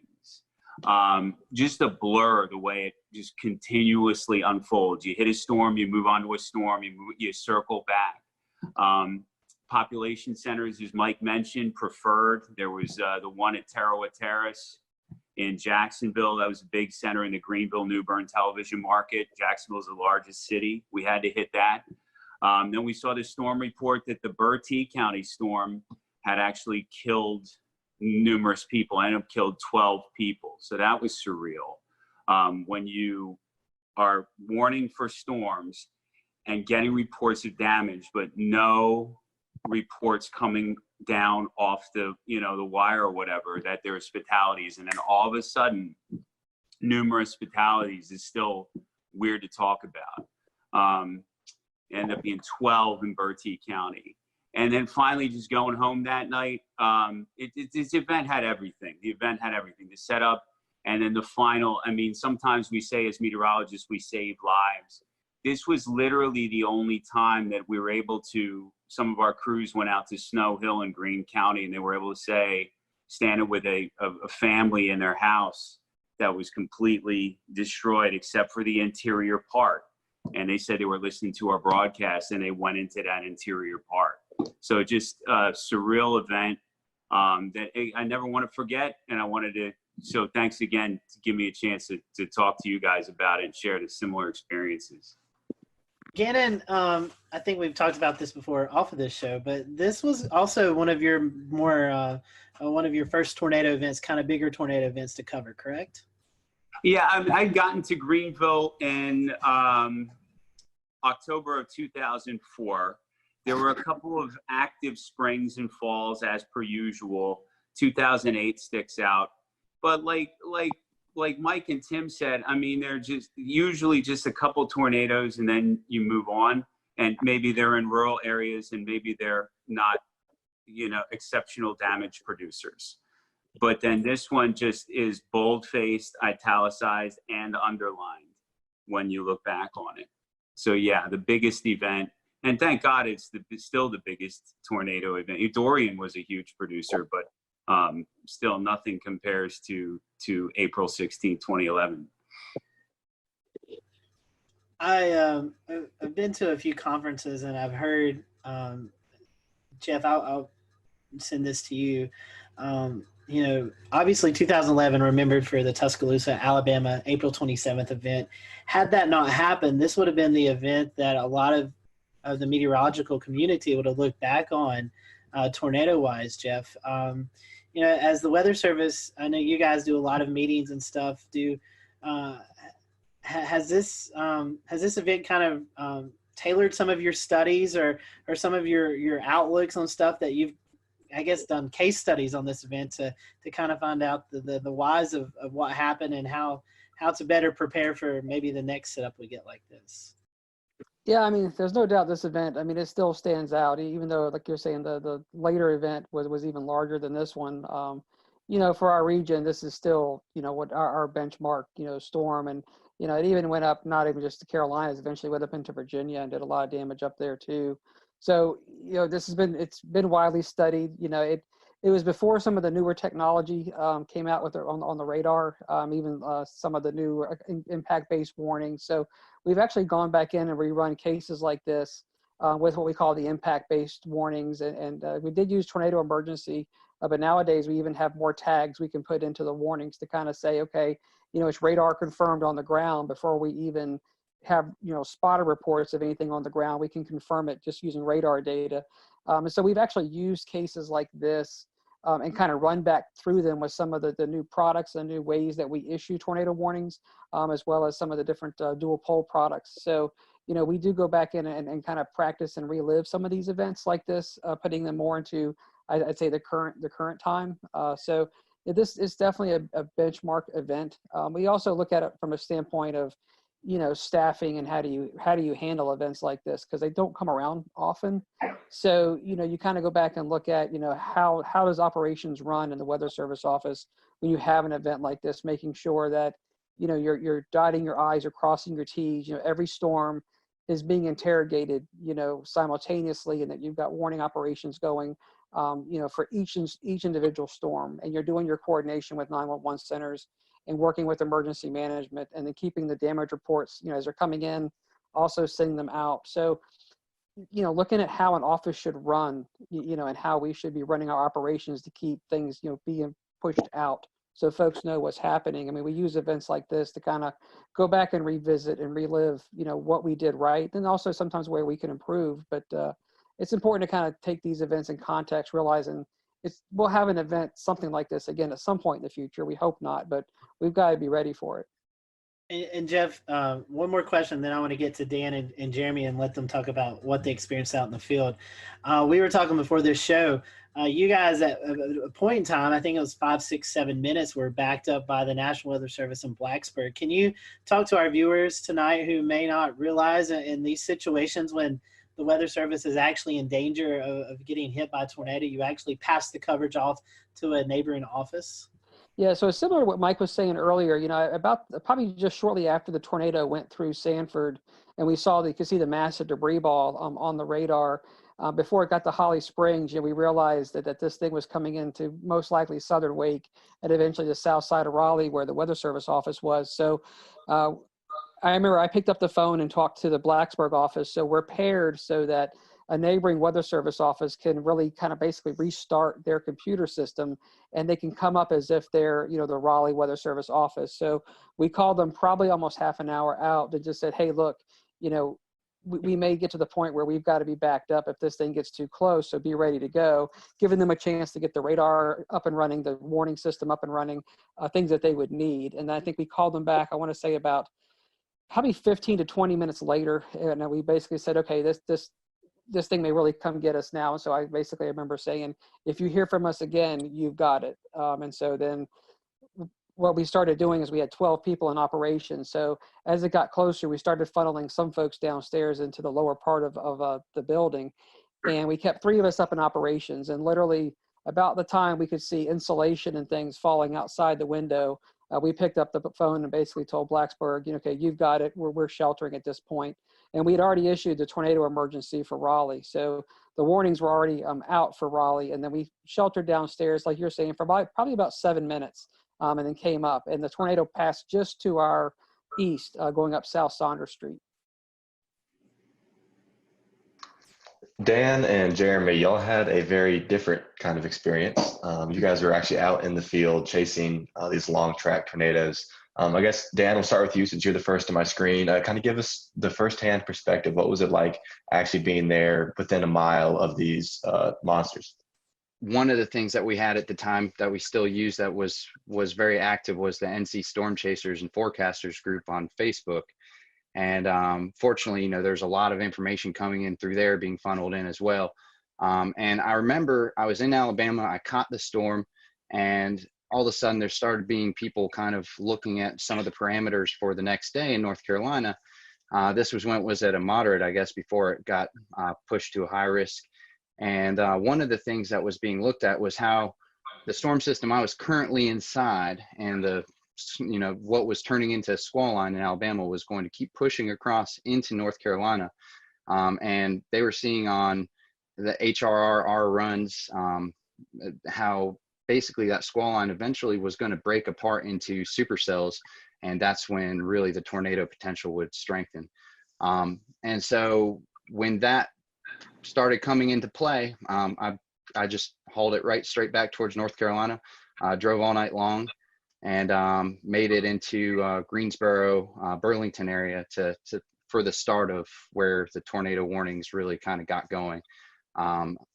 followed the storm in front of it. I actually was able to bust through it because I was inside of it / behind it until about Charlotte to Greensboro, somewhere in there. I busted through the front of it and got in front of the squall line, and then was in front of it near Burlington to Raleigh, somewhere in between there, maybe kind of close to Durham. And that's kind of when it went tornado warned, and it started to kind of quickly overwhelm my vehicle and me and my ability to keep chasing it. There's a couple things that were very clear about this storm system and about these storms, which is one, they were very fast moving. I remember they were going about 60 to 80 miles an hour. Was what I was trying to keep up with and stay in front of, and position myself in hook echoes so that I could try and get a good visual of these, for the most part, pretty rain-wrapped, low nature storms that were just hard to spot. I had great luck in Alabama the day before. I actually found myself up on a hill is kind of how I was able to see that tornado so well for such a long period of time. But this day it seemed, in North Carolina, a lot more heavy rain, a lot more heavy wind. I basically ended up inside of some severe winds going, just at a guesstimate, 50 to 70 miles an hour at the very least, sideways blowing rain. Once I got out of that, I tried to get back in position, ended up in that again. Eventually just kind of the whole storm inside of that tornado warning just overwhelmed me and got in front of me right as it got into Raleigh. And just waiting for this line, and we're sitting there going, oh man, this thing is not breaking up. There's no supercells, what's happening. All of a sudden, obviously within a few frames it started to go. And so we're in Newton Grove still, and which was the right area to be. We just got a little impatient and saw the first one. By then it was already hitting Sanford in the lows, and we decided to speed on towards Raleigh to try to get it there. And I do remember as Mike Mays said earlier, the broadcast, Kevin had his ham radio with us. He had a ham radio in the car because he was doing the storm spotting.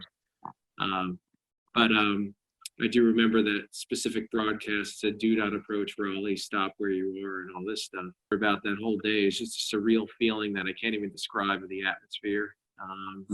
And the winds, even outside, the thunderstorms are blowing 40 to 50 miles an hour. Lots of inflow into these supercells from a long distance away, blowing dust and all of that. But when we got to Raleigh, it was said it went up South Saunders Street. We were not far from there, coming onto the Beltline. And it was, I remember specifically seeing the power flashes just to my left as we were coming in. And we stopped right there because we knew it was rain wrapped. We couldn't see it. And we looked for an exit after that. And then we were trying to decide, for about a couple of minutes, do we try to keep up with this one? We all knew that the storms, as Dan said, were doing, forward speeds of 60 to 80 miles an hour. We're already behind it. We're in a metro area. We're like, no, let's get out of here. Let's go for the next one down the line. That was the Wilson storm. And interestingly enough, that storm hit Fayetteville first, that next cell down the line. And I have a friend there who was in contact with me pretty much before we were chasing the Raleigh one, saying, do I need to take shelter? Is this the real deal? And I looked, and the couplet was almost on top of him, and I'm like, yes, get in, And they got into a closet, and the tornado did hit their house. Fortunately, at that point, it was the start of that tornado's path, so it was weaker. They had a few shingles gone, but up the road from them, it turned into EF3 damage. So, but they were, they were fine. I didn't find that out till later, but. So then I had to beat the forward flank of that next cell, so coming out of Raleigh. So I was speeding, definitely, to beat that forward flank, to get, I didn't want to get cored and then stuck and miss it, knowing how fast these storms are moving. And finally made it to 795 area. I got just a little bit south of it, and because I did want to get a clear view if there was a tornado. And then we were going up 795 northbound, so we get a straight on look at it. And I looked to my left, and I saw the rotation. I looked to my left, and like, is that what I think it is? Because it was there wasn't that much contrast at that point, and it was the open field, and so we just decided to stop there. And then it came out for some trees, and sure enough, that's the tornado, which many of you have probably seen the video of. Now marker 5.5, looking north-northeast. Large tornado on the ground, all the way to the ground. Multiple times. Kevin called it in. I think the tornado was about 100 yards wide at that point. We were about a mile and a half away. I could have gotten a lot closer to it, but I did not know the area that well, so I didn't know if I was going to pull up. This is the only reason I didn't. I didn't want to lose the view we had, and I knew how fast it was moving. I knew we had one shot to get a look at it, and that was going to be it, and then it was going to be gone. And so we decided, all right, we got a good view here. You know, we're not super close, but we'll just stay where we are, and we're safe here. So we watched it, and then kind of faded into the rain from where we were as the rear flank downdraft came around. And we got hit by that a little bit. And then after that point, we took off for the next cell down the line, which we ended up in Farmville outside of Greenville. And we just missed it. We just moved. We weren't fast enough. These storms were moving way too quickly. So we just had to find we actually had to use an escape route and go into the rain and hail. We'll return to Best of the Carolina Weather Group in a moment. Now your Carolina weather forecast. Here are today's forecast high temperatures for North Carolina. Here are the forecast lows for tonight for North Carolina. Here are tomorrow's forecast high temperatures. And here's forecast rainfall across North Carolina tomorrow. Here are the forecast highs for the day after tomorrow.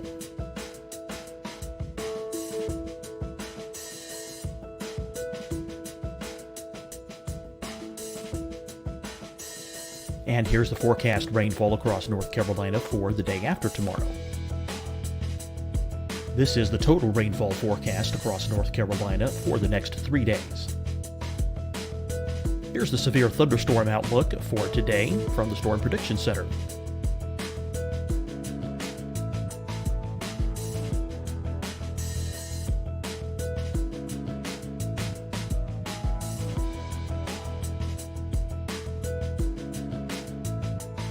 Here are the forecast high temperatures for today for South Carolina. Here are the low temperatures for today for South Carolina. Here's the probability of precipitation forecast across South Carolina today. And here are the rain chances across South Carolina tonight. Here are tomorrow's forecast highs across South Carolina. Here are the forecast low temperatures for tomorrow for South Carolina. And here is the probability of precipitation across South Carolina tomorrow. Here's the precipitation chances across South Carolina tomorrow night. Here are the forecast highs for the day after tomorrow in South Carolina.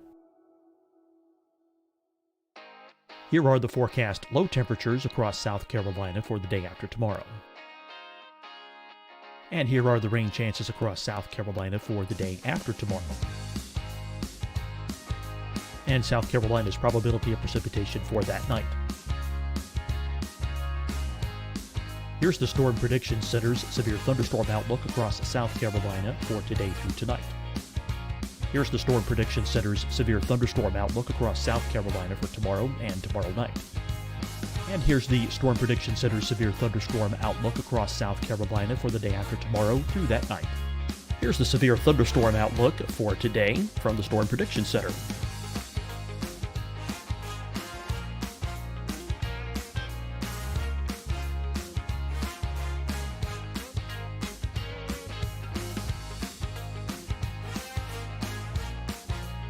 And now here's a live look at weather radar across the southeast.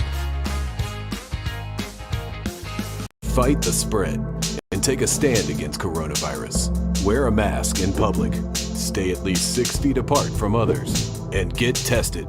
Join us and fight the spread. Visit scdhec.gov/COVID-19. Getting tested for COVID-19 helps you to take the steps needed to protect yourself, your loved ones, and your community. Find the testing location at scdhec.gov/COVID-19 testing. Hi, everyone. I'm Dr. Mandy Cohen, Secretary of the North Carolina Department of Health and Human Services. And when you follow the 3 W's, you protect your family and your neighbors from COVID-19. When you leave your home, practice your W's. Wear a cloth face covering, wait 6 feet apart, wash your hands often. Wear, wait, wash. We're in this together. Stay strong, North Carolina.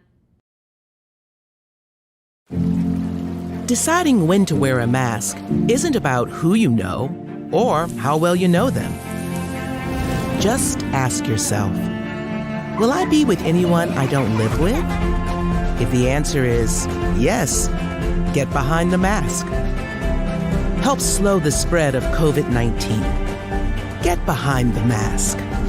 Learn more at covid19.ncdhhs.gov. You'll see your Carolina weather forecast at 25 and 55 past. And now back to the best of the Carolina Weather Group on the all-new Carolina WeatherNet.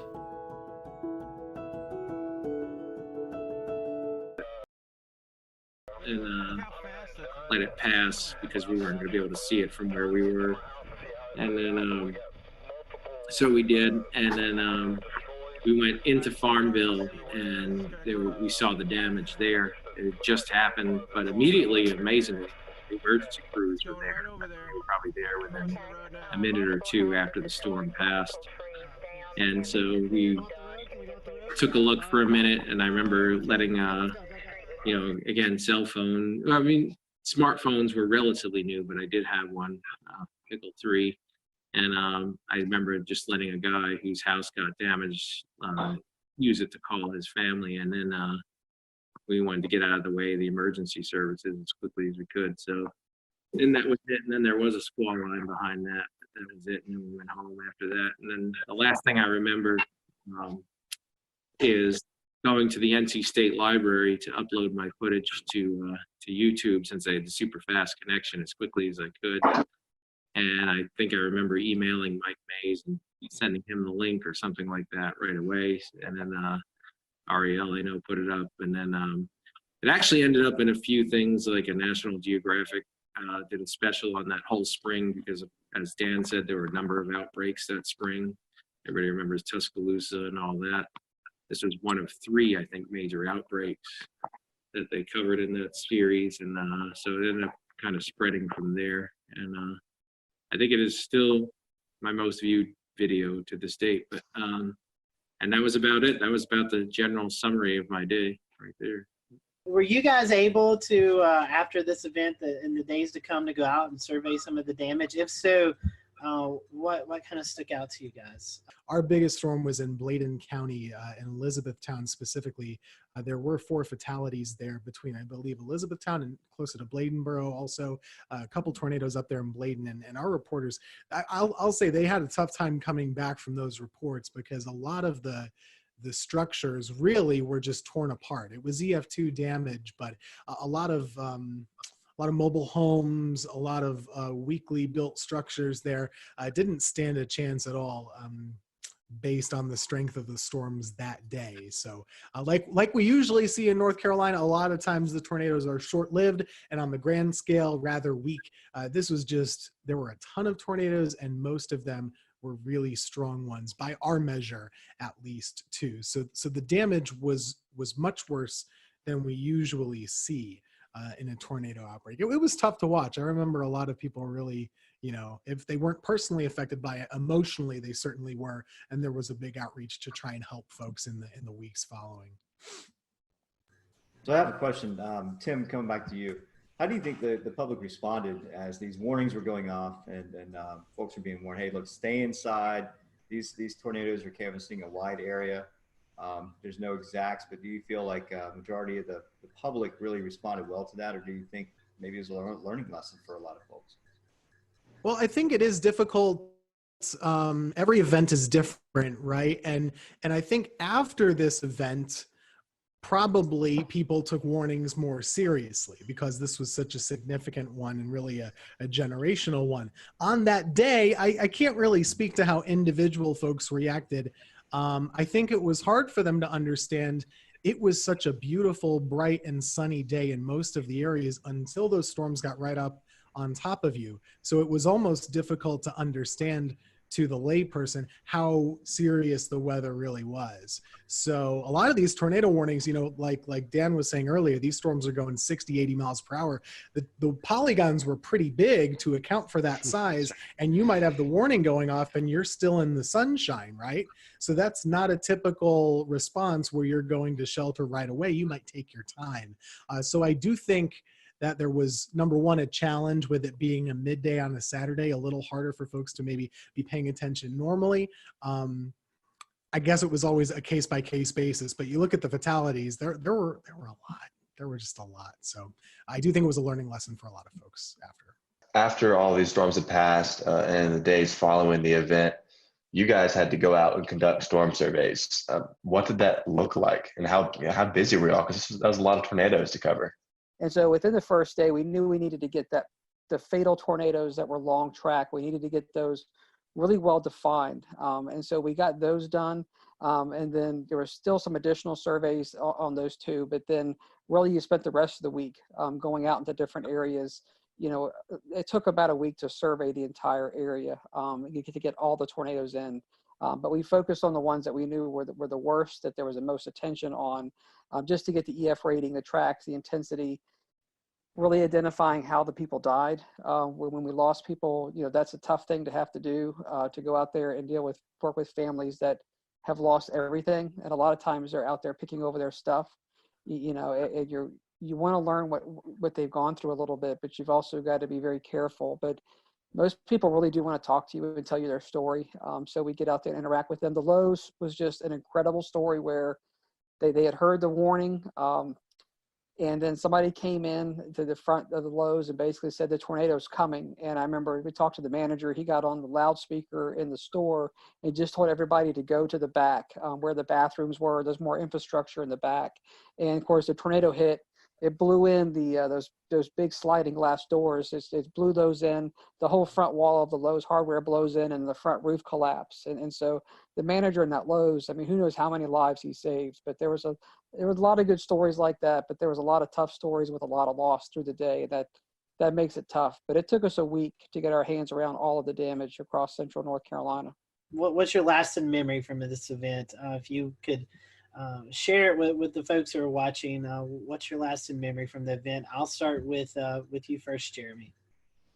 Well, with me, I think it was just even more than the tornado itself, was just a surreal feeling that entire day, and the surreal feel of the atmosphere, those winds, like I said, that were inflow into the storms themselves. Just the, I don't know, kind of nervous, like Mike Mays almost being a little bit scared. I think we all were a little bit.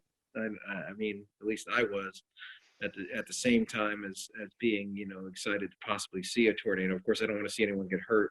Nothing quite compares to what that system did. Everything from the speed to the tops of the storms being, in a lot of cases, kind of lower topped, and especially the moment where it went from the squall line into breaking up into those individual supercells. And seeing that, like Jeremy said, happen in a couple of frames on radar, if you know, aka 10 minutes in time, all of a sudden it went from a messy situation to you have 8 of the most textbook supercells in a line sweeping across the state at a high speed.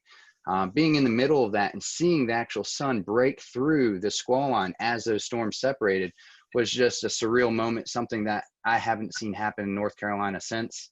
Or anywhere really for that matter. I mean, every now and then a strong storm system will separate from a squall line to supercells, but I've never seen anything to that degree. This was a long week event for us because it took a long time to get all the surveys done. But I mean, going back to that day, you know, things I remember, obviously being in the office, but just how well everything did work. You know, we did lose, you know, more people than obviously you never want to lose anybody. We saved a lot of lives that day, you know, and so going out there and seeing how much devastation there was and how many people were doing the right thing and seeing how well things went in the weather office. I remember watching WRAL with, like Mike was talking earlier, and they had tornado emergency just in big bold red across the bottom of the TV set.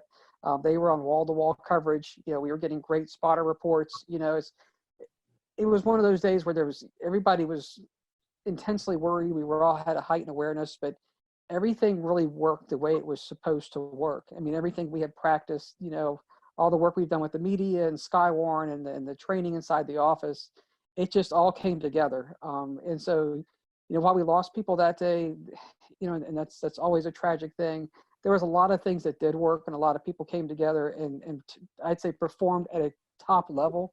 And at the end of the day, it saved lives. For me, I was definitely still a kid at the moment. I think I was 23 years old or 24 years old or something like that. And thankfully, Jerry Jackson, who I was working with at the time, he had drilled with us, you know, very basic severe weather coverage do's and don'ts.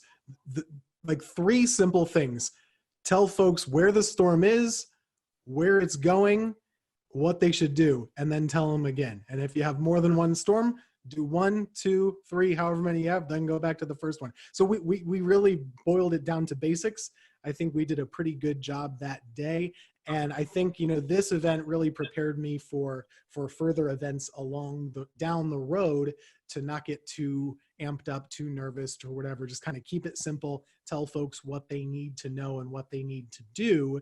And that's really the whole reason why we're here, right? So this is a big moment for North Carolina, and, you know, just personally for me, and kind of seeing what the weather can do and why we're here. I do remember one point, I couldn't tell you what time it was, but it was just, we had a little Viper radar system from Barron in the office. That was our primary drive thing. And I remember we would go out and expand and zoom into like Kansas or Oklahoma when they would be having their events, and we would see what the radar would look like. And I remember just thinking to myself at some point, I should be seeing I-35. I should be seeing like OKC and Wichita as delineators here. Instead, I'm seeing Kinston and Goldsboro. And it was just really crazy to see those kind of returns. Everything classic supercells all lined up in a row. Gentlemen, we definitely appreciate your time tonight. Thank you for going over this with us. Thank you guys who are watching tonight. Thank you for allowing us to step back in Carolina weather history and talk about this event. Be sure to check out this week. We'll be posting some more updates about this event throughout our social media pages, so be sure to check that as well. So for everyone here at the Carolina Weather Group, we hope you have a great evening, and we'll talk to you next time.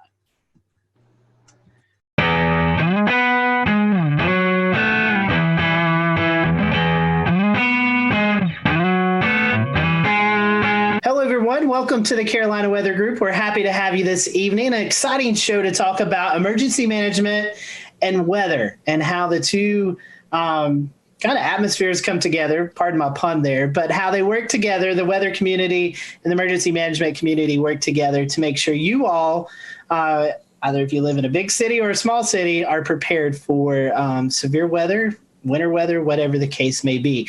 Joining us tonight is a familiar face if you've been a longtime Carolina Weather Group fan, Miss Ashley Morris, Emergency Management Planner for Baltimore County in Baltimore, Maryland. So last we had Ashley on, she was in Texas, so she's moved closer to us. So that way, if we ever travel, we don't have to go out to Texas. We can just go up to Maryland. So Ashley, welcome back to the show. And we also have with us Felix Nance, who is the Emergency Manager for the city of Hominy, Oklahoma, just outside of Tulsa. So Felix and Ashley, welcome to the show. We're going to kind of give you, Ashley, I know you've probably already answered this question a long time ago, but we'll give you the opportunity to answer again.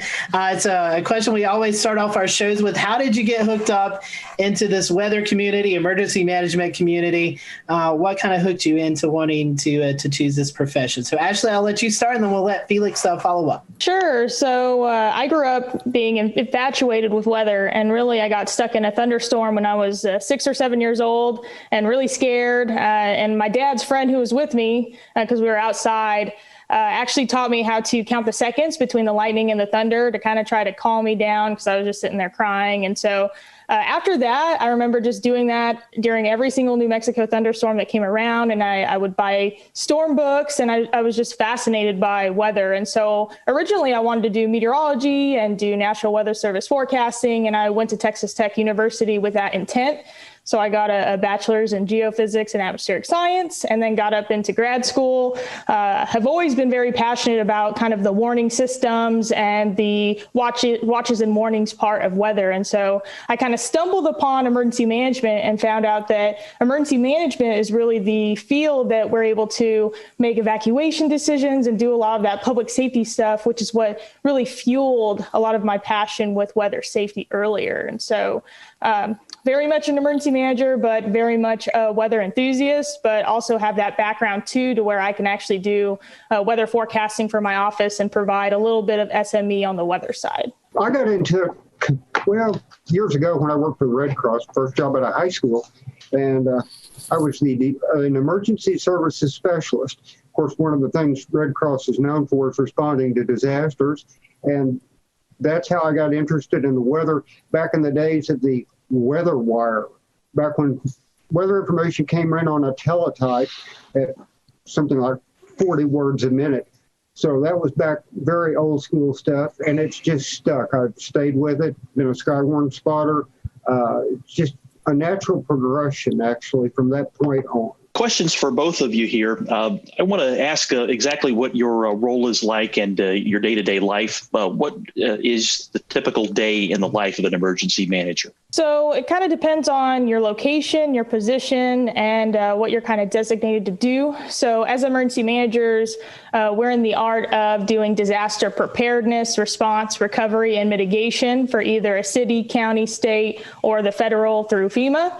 So from a local emergency management perspective, I've done 4 years in city and county emergency management. And so ours is very localized and hyper-focused on neighborhoods, communities, and things like that. And so a part of my role has been a majority of my career participating in writing emergency response plans, creating a lot of partnerships with like public safety, police, fire, EMS, dispatch, public works, and all of the other agencies in our government who would help us respond to disaster. Getting everyone in a room to do disaster scenarios, exercises, things like that. And then doing a lot of community engagement, outreach, messaging, trying to get people to be aware of what our risks are and what we kind of expect of them during disaster. And then a very small amount of our time is usually doing response. Obviously, if we had severe weather coming into the area, if we had a big impactful storm, or like the past entire year where we've been responding to a pandemic or some other kind of thing. That's kind of what that looks like. So we kind of have a blue sky day and a gray sky day where we're either doing a lot of planning and just preparations, or we're actually responding, working with partners, making decisions, and providing resources to the public during the incident. Very well put. It depends on the size of your community and your staff. In my case, I'm a one-man shop, so I'm doing a little bit of all of it. I'm kind of a generalist, and so it tends to keep one very busy. And as Ashley said, we've been dealt with the pandemic situation since March the 6th of last year in my shop on a daily basis, as well as all the other the disasters within the disaster within the disaster. It's been nonstop, and tends to keep one busy. Unfortunately, that does tend to limit some of your planning time. So you have to limit your planning to a lot of the special events that go on. And in a small community like ours, a special event may be something as simple, if you will, as a Christmas parade or a festival at the lake, or it may be something much more involved. But ours are generally pretty small, but they also involve a lot of our community, so it does keep us busy. Kind of staying on the topic of, I guess at this point, the differences between being in a more rural area versus being in a bigger city. So you explained you kind of wear a lot of different hats there, Felix, and you're kind of generalist. When a disaster response or emergency response actually happens, can you kind of tell us a little bit more about how that works in those scenarios, who you turn to and the process there? when you're a small community like ours, and let me give you a little quick lay of the land. Osage County is the largest county in the state of Oklahoma, larger than the state of Delaware, 2,400 square miles. We have the County Emergency Management Office. It has a staff of 2. We have the Osage Nation, an Indian tribe, which has a staff of 2, and myself. So basically there's 5 of us in the county. And we kind of work together to make things happen because we can't be everywhere all the time. So it's not terribly uncommon for me to go to another city to assist or to assist the county because of the lay of the land and the lack of personnel. You're dealing with mutual aid situations on a regular basis where you have the county has 57 volunteer fire departments. So you start, you get out of a wildfire, you're making notes of not necessarily just how many trucks, but where they're from. It's a conglomerate affair, and it works pretty well because everybody works together, and that's the key. So you're drilling, you're practicing. The blue sky days are the days you make the big progress because that's when you make the connections. Ashley, can you talk to us a little bit about how that works out kind of in a bigger city scenario? When an actual disaster or emergency happens, how is that delegated? And what's the response like? Yeah, so I'm lucky I have the background of both. So I came out of a tiny place out in Texas, and then I came over and did 9 months with Fairfax County before I just took this position. And so one of the biggest differences in kind of that would be your resources. So it was exactly what Felix was saying. Resources. Big cities, we have usually a bigger tax base. We usually have better funding, better things like that. And so when you have that, your capacity to respond is a lot bigger. You don't have as many mutual aid needs or community needs. We can usually throw money or resources or whatever we need at it. And so something interesting about Fairfax was that we would have severe weather setups where in Texas, I would be a little concerned. I'd probably kind of do like a light EOC activation, or maybe I would just sit in the EOC just in case we got severe weather. And in Fairfax, you would think you would do that because you have a huge population.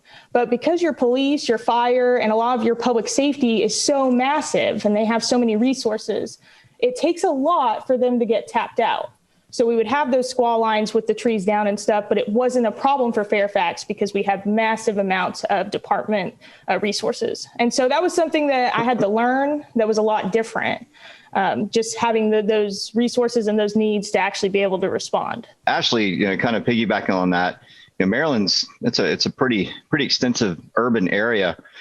Does your like territory go out to like Catonsville and Ellicott City where we see that major flooding over there, or do you handle that as well? We do from a first response perspective. So we do have like regional teams doing like swift water rescue, things like that. And so like our fire departments, even in the state, are very well linked to where they can deploy and do that mutual aid like they need to. From OEM and from Baltimore County, so I'm kind of back in one of those smaller roles being with the county. We're just establishing our program. So it's me as a planner and then a couple of fire personnel. And so depending on what the threat is and depending on what the threat would be to my county, we would probably sit back and make sure that Baltimore County would be okay. And then if they needed OEM support, we definitely would offer that. Luckily, we have a great state emergency management agency that keeps us all connected. We have EMAC, which is the emergency management agency compact where they send out a mutual aid and things like that. And so we have an ability in the state to help each other when we need to. Now enter the COVID-19, right? So we're getting the next topic here. Obviously, we're going to have to, ask about, the challenges, right? So 2020, you had a whole nother set of challenges every EMS entity across the country had to deal with. Now you've got social distancing and all kinds of things that you have to deal with. So I'll let you go first, Ashley, on what your efforts are, what in Baltimore, how you handle COVID-19, how you handle disasters with that layer of complexity. Yeah, so I'll speak again kind of on Fairfax County. So we're a bigger jurisdiction. We have a pretty big public health, and it is a county public health agency where that's a lot different from other counties in Virginia because they actually have a state program. So we have state public health and a county. So we were able to have more county any resources to throw at it. Because it is a disease or an epidemic or a pandemic, that's all going to be related to public health. So they're going to be the lead agency. As OEM, we're just offering our support. So, we run logistics, maybe ordering PPE, maybe doing any other kind of needs. They needed a lot of testing site materials like tents, tables, and that stuff. So OEM played a really big role in setting up logistics for the EOC and actually ordering and deploying the stuff based on their needs. We would help them with planning efforts. Obviously, they are the subject matter experts, though, so they would lead a lot of what the plan would look like, but we would help kind of support that and offer them staff, offer them really whatever they needed. It was very interesting with Fairfax because, like I said, we were very big. Even our OEM was 20 people. And so we had a huge capability and a huge amount of people to where we could spread people out. We had a ton of different NGOs or nonprofits that would actually plug in and help us with food donations, mass donations, and doing a lot of the other needs that we might have for our residents. And so it really has been an all community effort from everybody responding to this. And it's really important, too, because Fairfax is 1.2 million people. And so it's a massive county. Well, it's pretty much the same as Ashley, but some of the interesting things, we had a lot of PPE come in for the schools. We've got 12 school districts in those separate school districts in Osage County. We had a 6-county area that got together at a pod, picked up all the stuff for the local Osage. We'll return to Best of the Carolina Weather Group in a moment. Now your Carolina weather forecast. Here are today's forecast high temperatures for North Carolina. Here are the forecast lows for tonight for North Carolina. Here are tomorrow's forecast high temperatures. And here's forecast rainfall across North Carolina tomorrow. Here are the forecast highs for the day after tomorrow.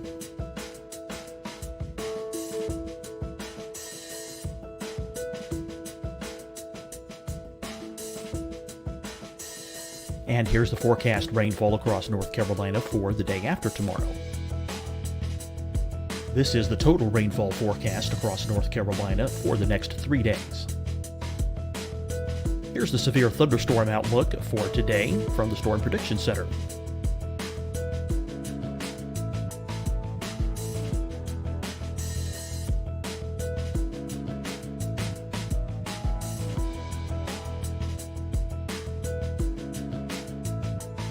Here are the forecast high temperatures for today for South Carolina. Here are the low temperatures for today for South Carolina. Here's the probability of precipitation forecast across South Carolina today. And here are the rain chances across South Carolina tonight. Here are tomorrow's forecast highs across South Carolina. Here are the forecast low temperatures for tomorrow for South Carolina. And here is the probability of precipitation across South Carolina tomorrow. Here's the precipitation chances across South Carolina tomorrow night. Here are the forecast highs for the day after tomorrow in South Carolina. Here are the forecast low temperatures across South Carolina for the day after tomorrow. And here are the rain chances across South Carolina for the day after tomorrow. And South Carolina's probability of precipitation for that night. Here's the Storm Prediction Center's severe thunderstorm outlook across South Carolina for today through tonight. Here's the Storm Prediction Center's severe thunderstorm outlook across South Carolina for tomorrow and tomorrow night. And here's the Storm Prediction Center's severe thunderstorm outlook across South Carolina for the day after tomorrow through that night. Here's the severe thunderstorm outlook for today from the Storm Prediction Center.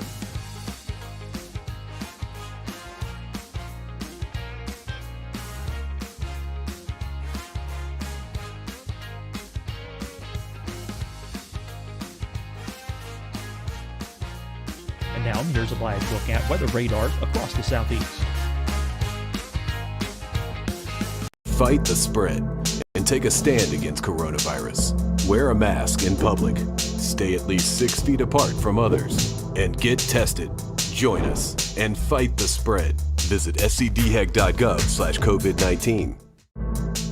Getting tested for COVID-19 helps you to take the steps needed to protect yourself, your loved ones, and your community. Find the testing location at scdhec.gov/COVID-19 testing.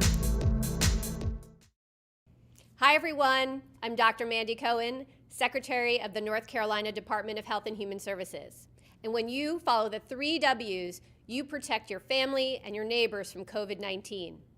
When you leave your home, practice your W's. Wear a cloth face covering, wait 6 feet apart, wash your hands often. Wear, wait, wash. We're in this together. Stay strong, North Carolina. Deciding when to wear a mask isn't about who you know or how well you know them.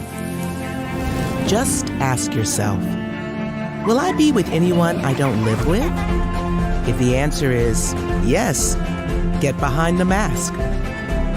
Help slow the spread of COVID-19. Get behind the mask.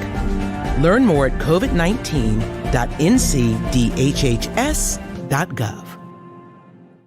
You'll see your Carolina weather forecast at 25 and 55 past. And now back to the best of the Carolina Weather Group on the all-new Carolina Weather Net.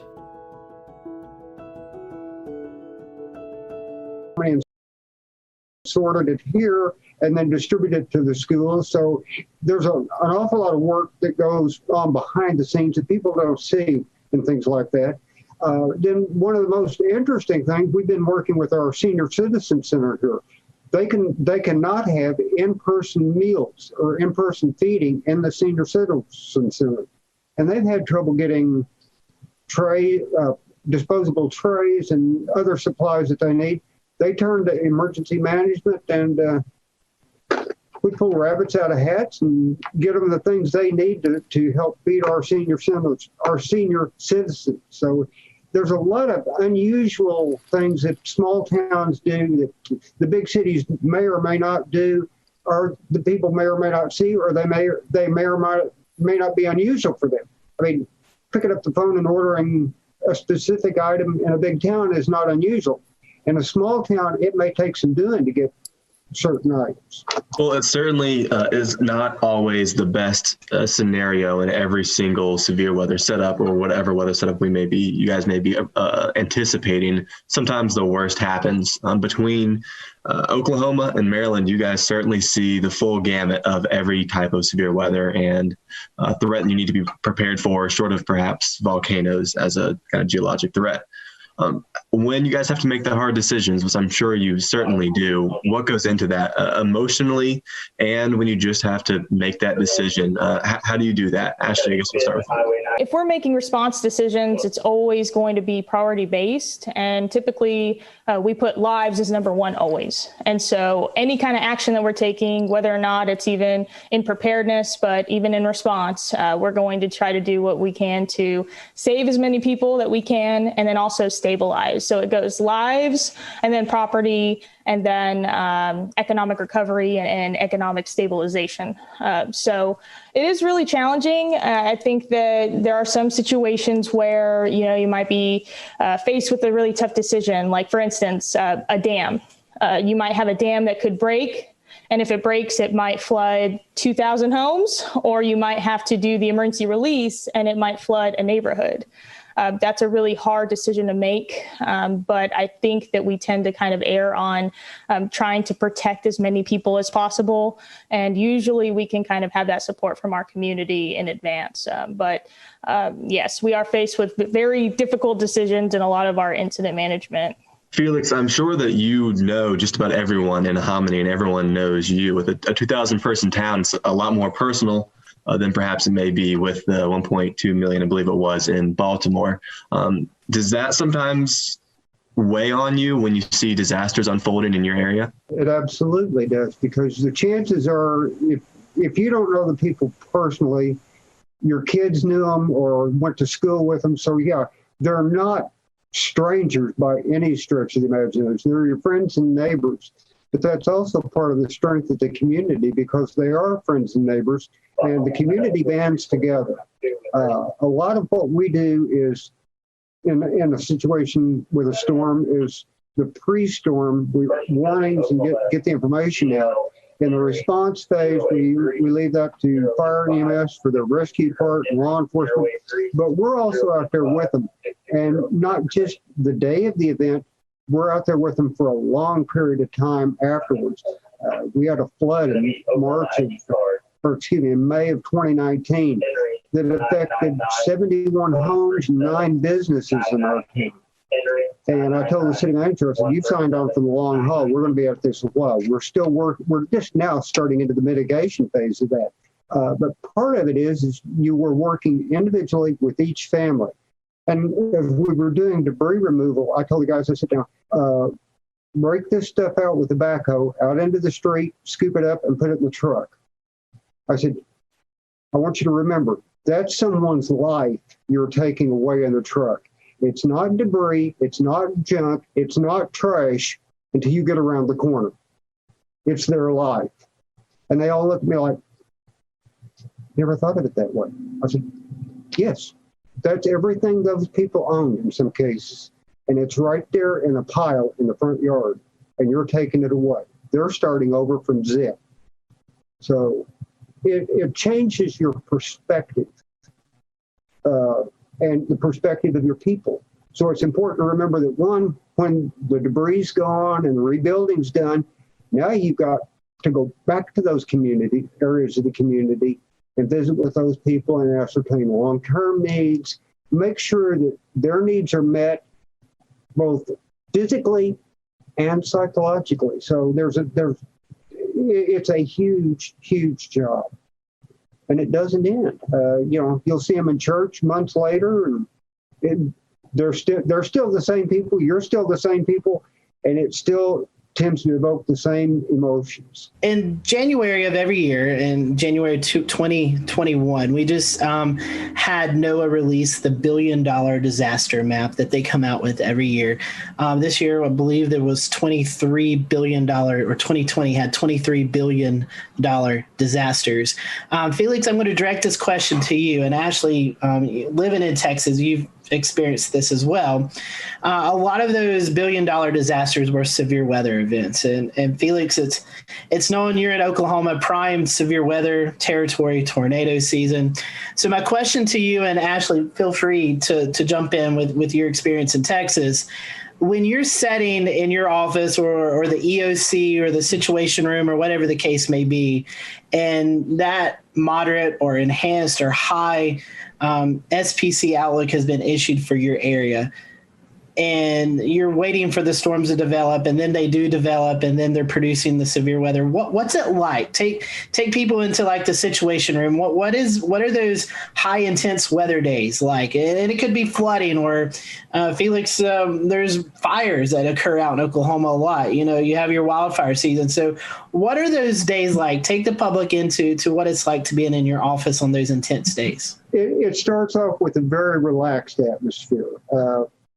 They give me a hard time because they'll see me come in and my arms will be behind my head and my feet will be propped up, and I'll be watching radars and chat and different social media sites. And as the storms develop and approach what we call the I-35 corridor, which if you've been to Oklahoma, you're familiar with that. That means they're coming towards us.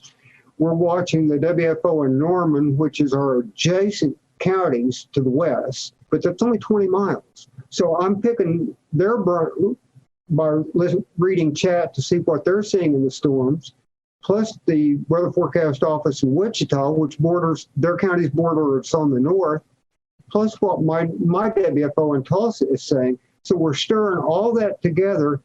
The intensity level just starts to ramp up. The closer the storms get, the more information you get, the worse they get. The intensity kind of tends to ramp up to a point. Right now, all the fluorescent lighting's on and everything, as the situation gets worse, the radios kind of get turned down. The lights actually get turned down. We have a different lighting setup that we use when that happens to not have bright fluorescent lights. They're toned down on a dimmer, and the noise level goes down. The inversely, as the intensity level goes up, the light level goes down. It's kind of a marked change, and it's like hard to describe, but the quieter it gets, the higher the intensity level, and it kind of just peaks at that point. And it's one of those things where you're sitting there watching and waiting, expecting the absolute worst and praying that, this is one forecast you could bust, and I wouldn't mind. But you mentioned the high levels. That's kind of one of the keys. You're watching the SPC forecast days out to see what they're thinking. You're watching the local WFO stuff and their decision support page. It's a team effort. No one's sitting there making a decision on their own without a lot of base knowledge coming into them. Yeah, and I kind of agree with that too. So doing a ton of different severe weather events in Texas, but also a couple of hurricanes, Hurricane Harvey activation, though we got lucky with it. And then had some activation up here for one of the storms from last year.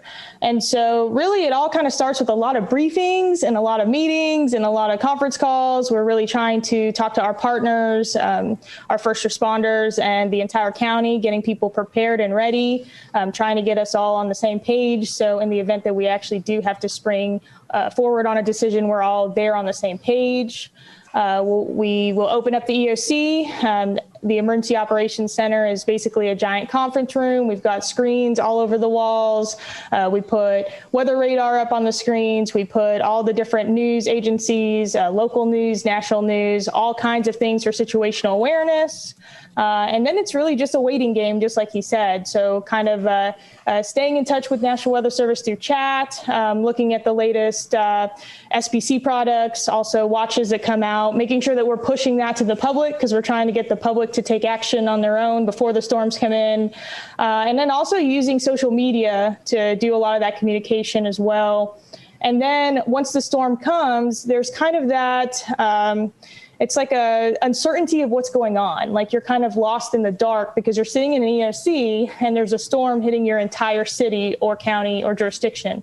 And so you're trying to assess all the weather data and you're talking to your weather partners and you're trying to talk to dispatch and your first responders out there, but you still feel blind. You can't see exactly what's happening out there. And so we're kind of frantic at that point, trying to just find storm reports, trying to get on social media, trying to see if we can get any kind of hint of what kind of damage is going on at the surface. And then once we kind of have a better idea of that, we can start to make those decisions like damage assessment.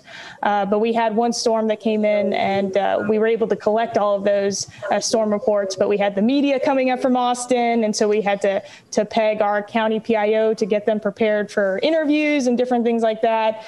So there is quite a bit of adrenaline that comes with that. And then also somewhat of a lack of certainty of what decisions you're going to be making a short amount of time right after the storms. One of the unusual things about it, we both talked about the physical bricks and sticks EOC. The other side of that coin is as you move into the response mode, someone once asked, where's the EOC? And they said, wherever the emergency manager drops the tailgate of his pickup. Because in fact, the EOC may, as a sticks and bricks facility, may turn out to be the tailgate of your pickup next to the incident command post. When you have limited resources and your supervisors are working supervisors dealing with the issue, it may be more beneficial to have the event run from the field for a period of time than off-site. So it's a kind of an unusual type situation, and it sometimes runs headlong into the incident command structure and doesn't always meld well at points with that for a while. But it's one of those things we've done for years and have tended to make it work pretty well because because of the nature of the community. Emergency management, besides terrorism and pandemic wise, I want to keep this kind of weather centered. What is the one weather scenario that you just dread seeing coming your way? One thing that scares me the worst is when SPC puts up an enhanced or high risk day and you're sitting there waiting because you know the watch is coming and it will likely be one of the PDS types. Because if they have that high a confidence level, you know they're expecting the absolute worst. So, when you're talking tornadoes, severe thunderstorms, tornadoes, that's kind of, that issue always crops up. The other one that worries me are the ice storms. And we talked before the show a little bit about the Sperry Phelps Ice Index. That's an incredibly valuable tool because a quarter to half inch of ice on power lines can make an incredible difference. And if, a rural area can lose power, and it may be out for days. The ice storm we had in October, which was much worse to our west, one small community of about 800 people, the line going to town and all the lines in the poles in town were down. They had 900 utility poles down. Jeez. Now, I don't know if you know how long it takes to set a utility pole, but if you can get 4 of them set in a day, you've done real well. Wow. So you can imagine what it would take to get power restored to that town. I think they were out 32 or 33 days just in town. Now, there is a whole planning process to hold food for thought. What are you going to do if you have no water or no electricity for 33 days? Does your power plant have a backup generator? Do you have plans, your sewer plant? Can you keep your infrastructure working? Yeah, so mine's kind of along the same lines as that. I was going to say derecho because we've had them here in the DC area. We had one that was pretty bad, and it did that. It caused power outages for over a week. And then on top of that, we had a heat wave come in behind that. And so we had heat-related fatalities because people did not have power to cool off. And so you see those collapsing incidents that follow. And so that's always kind of a concern. But I would say a derecho, again, with widespread outages, just like he was saying, losing communications, because a lot of us are, really used to using social media to communicate to the public, even warning systems and cell phones. If we lost that stuff, I'm not quite sure how we would get messaging out about shelters and other things. And then on top of that, I don't think that our general public is very prepared for power outages, especially for long-lasting ones.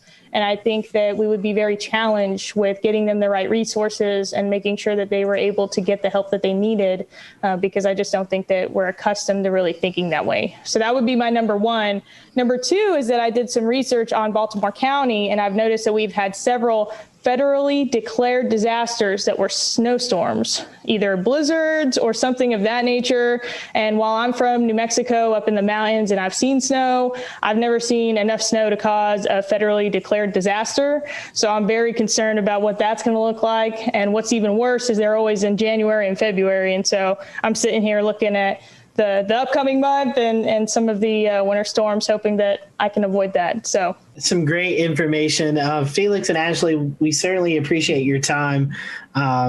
I think our audience will really enjoy seeing the behind the scenes of what all you all are doing to keep us safe on good weather days and bad weather days. So would hate to not give you the opportunity to promote any social media accounts that you all would like to. So Ashley, I'll let you go first. If there's anything you'd like to share or our followers would like to follow you, how can they do that? Sure. I am addicted to Twitter, so you can find me on Twitter as Ashley Morris or at Miss Ashes 92. And I'm also on Twitter at Felix A. Nance. Very cool. Well, it's certainly been a great conversation. Felix, Ashley, thank you for joining us. And thank you all for who are watching tonight. We appreciate it. We will see you next time here on the Carolina Weather Group.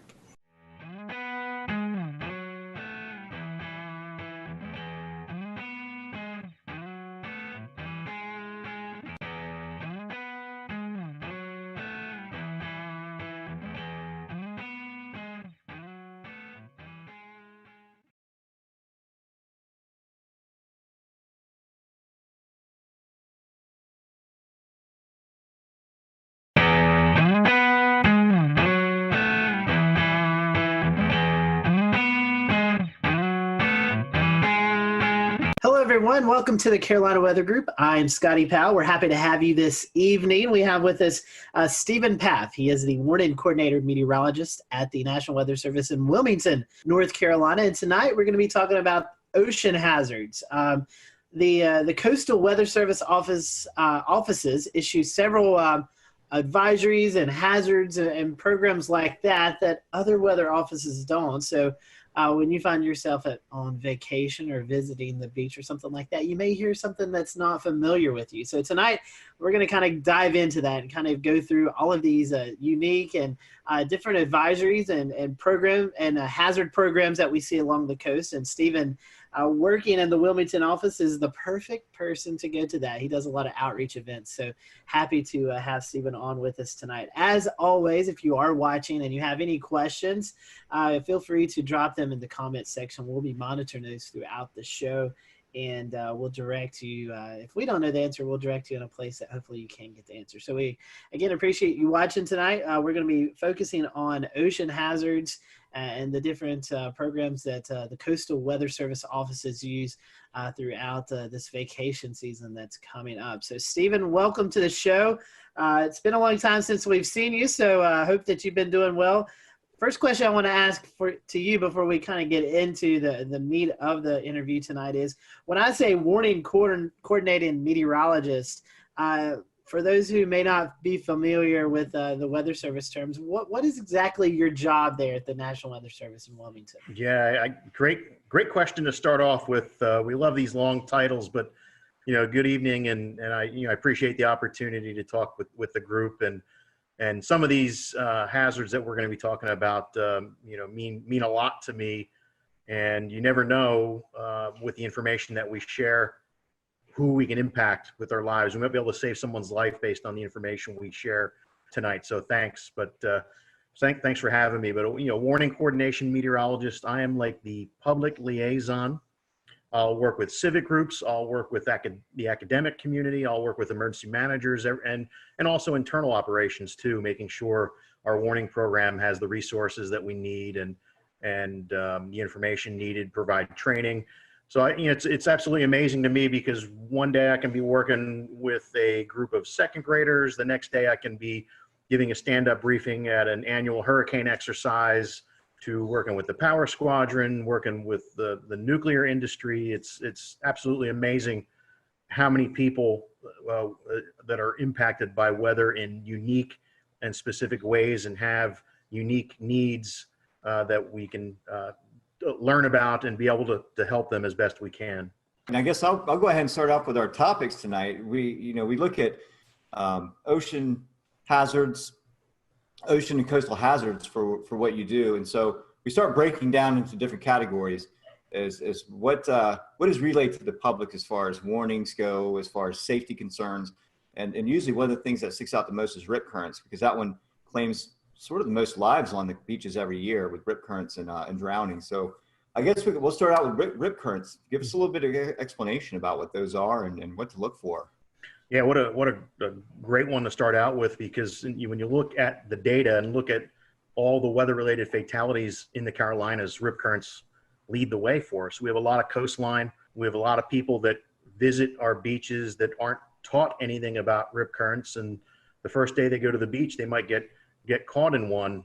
So that's a challenge in itself. And in addition to that public awareness type of thing that we have to do, forecasting them is often a challenge too. So, rip currents, again, more than tornado fatalities, more than lightning fatalities, more than flooding fatalities, that's the number one weather issue for us, not to discount any of the other ones. Another interesting stat too, nationally, people often, when you ask them what is the biggest weather-related hazard, they miss it because you can't see it. You can feel it.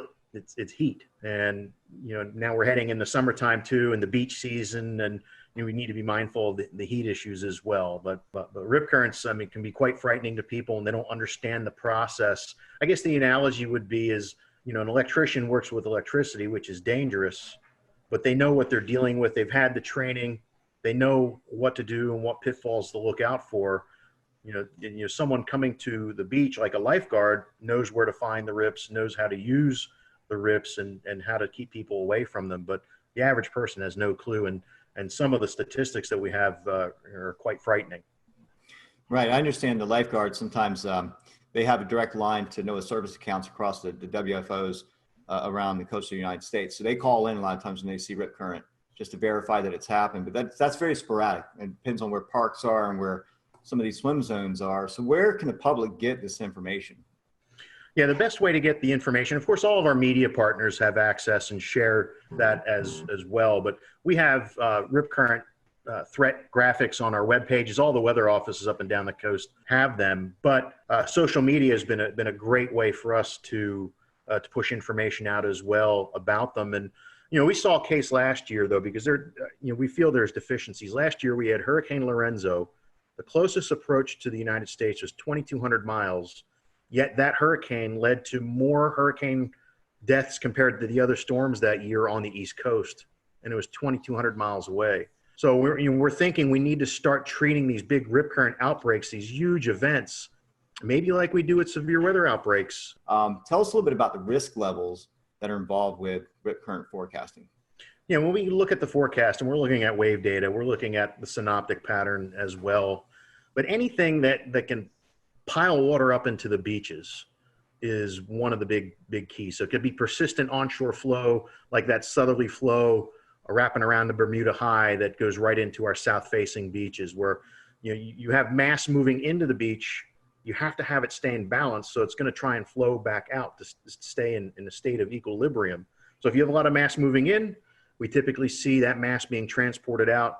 We'll return to Best of the Carolina Weather Group in a moment. Now your Carolina weather forecast. Here are today's forecast high temperatures for North Carolina.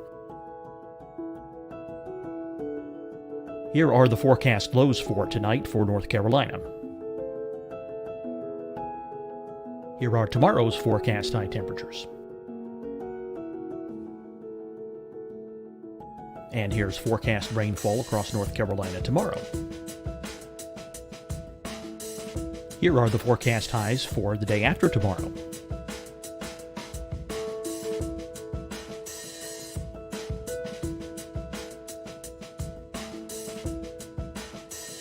And here's the forecast rainfall across North Carolina for the day after tomorrow. This is the total rainfall forecast across North Carolina for the next 3 days. Here's the severe thunderstorm outlook for today from the Storm Prediction Center.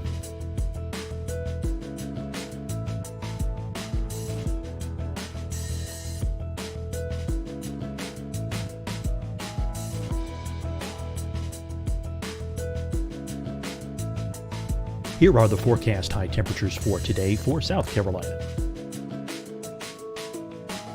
Here are the low temperatures for today for South Carolina. Here's the probability of precipitation forecast across South Carolina today. And here are the rain chances across South Carolina tonight. Here are tomorrow's forecast highs across South Carolina. Here are the forecast low temperatures for tomorrow for South Carolina.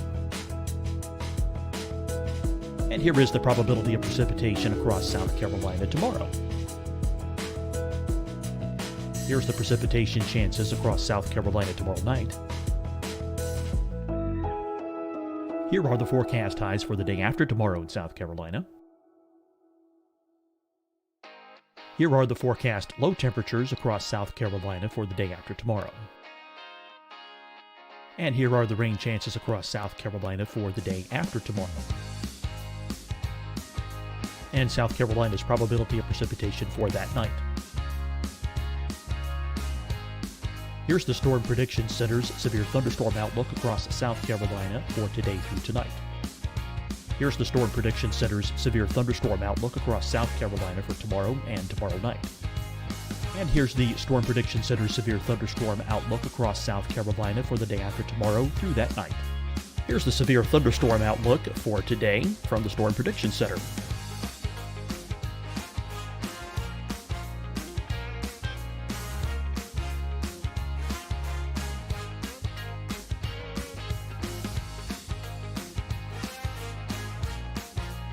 And now here's a live look at weather radar across the southeast.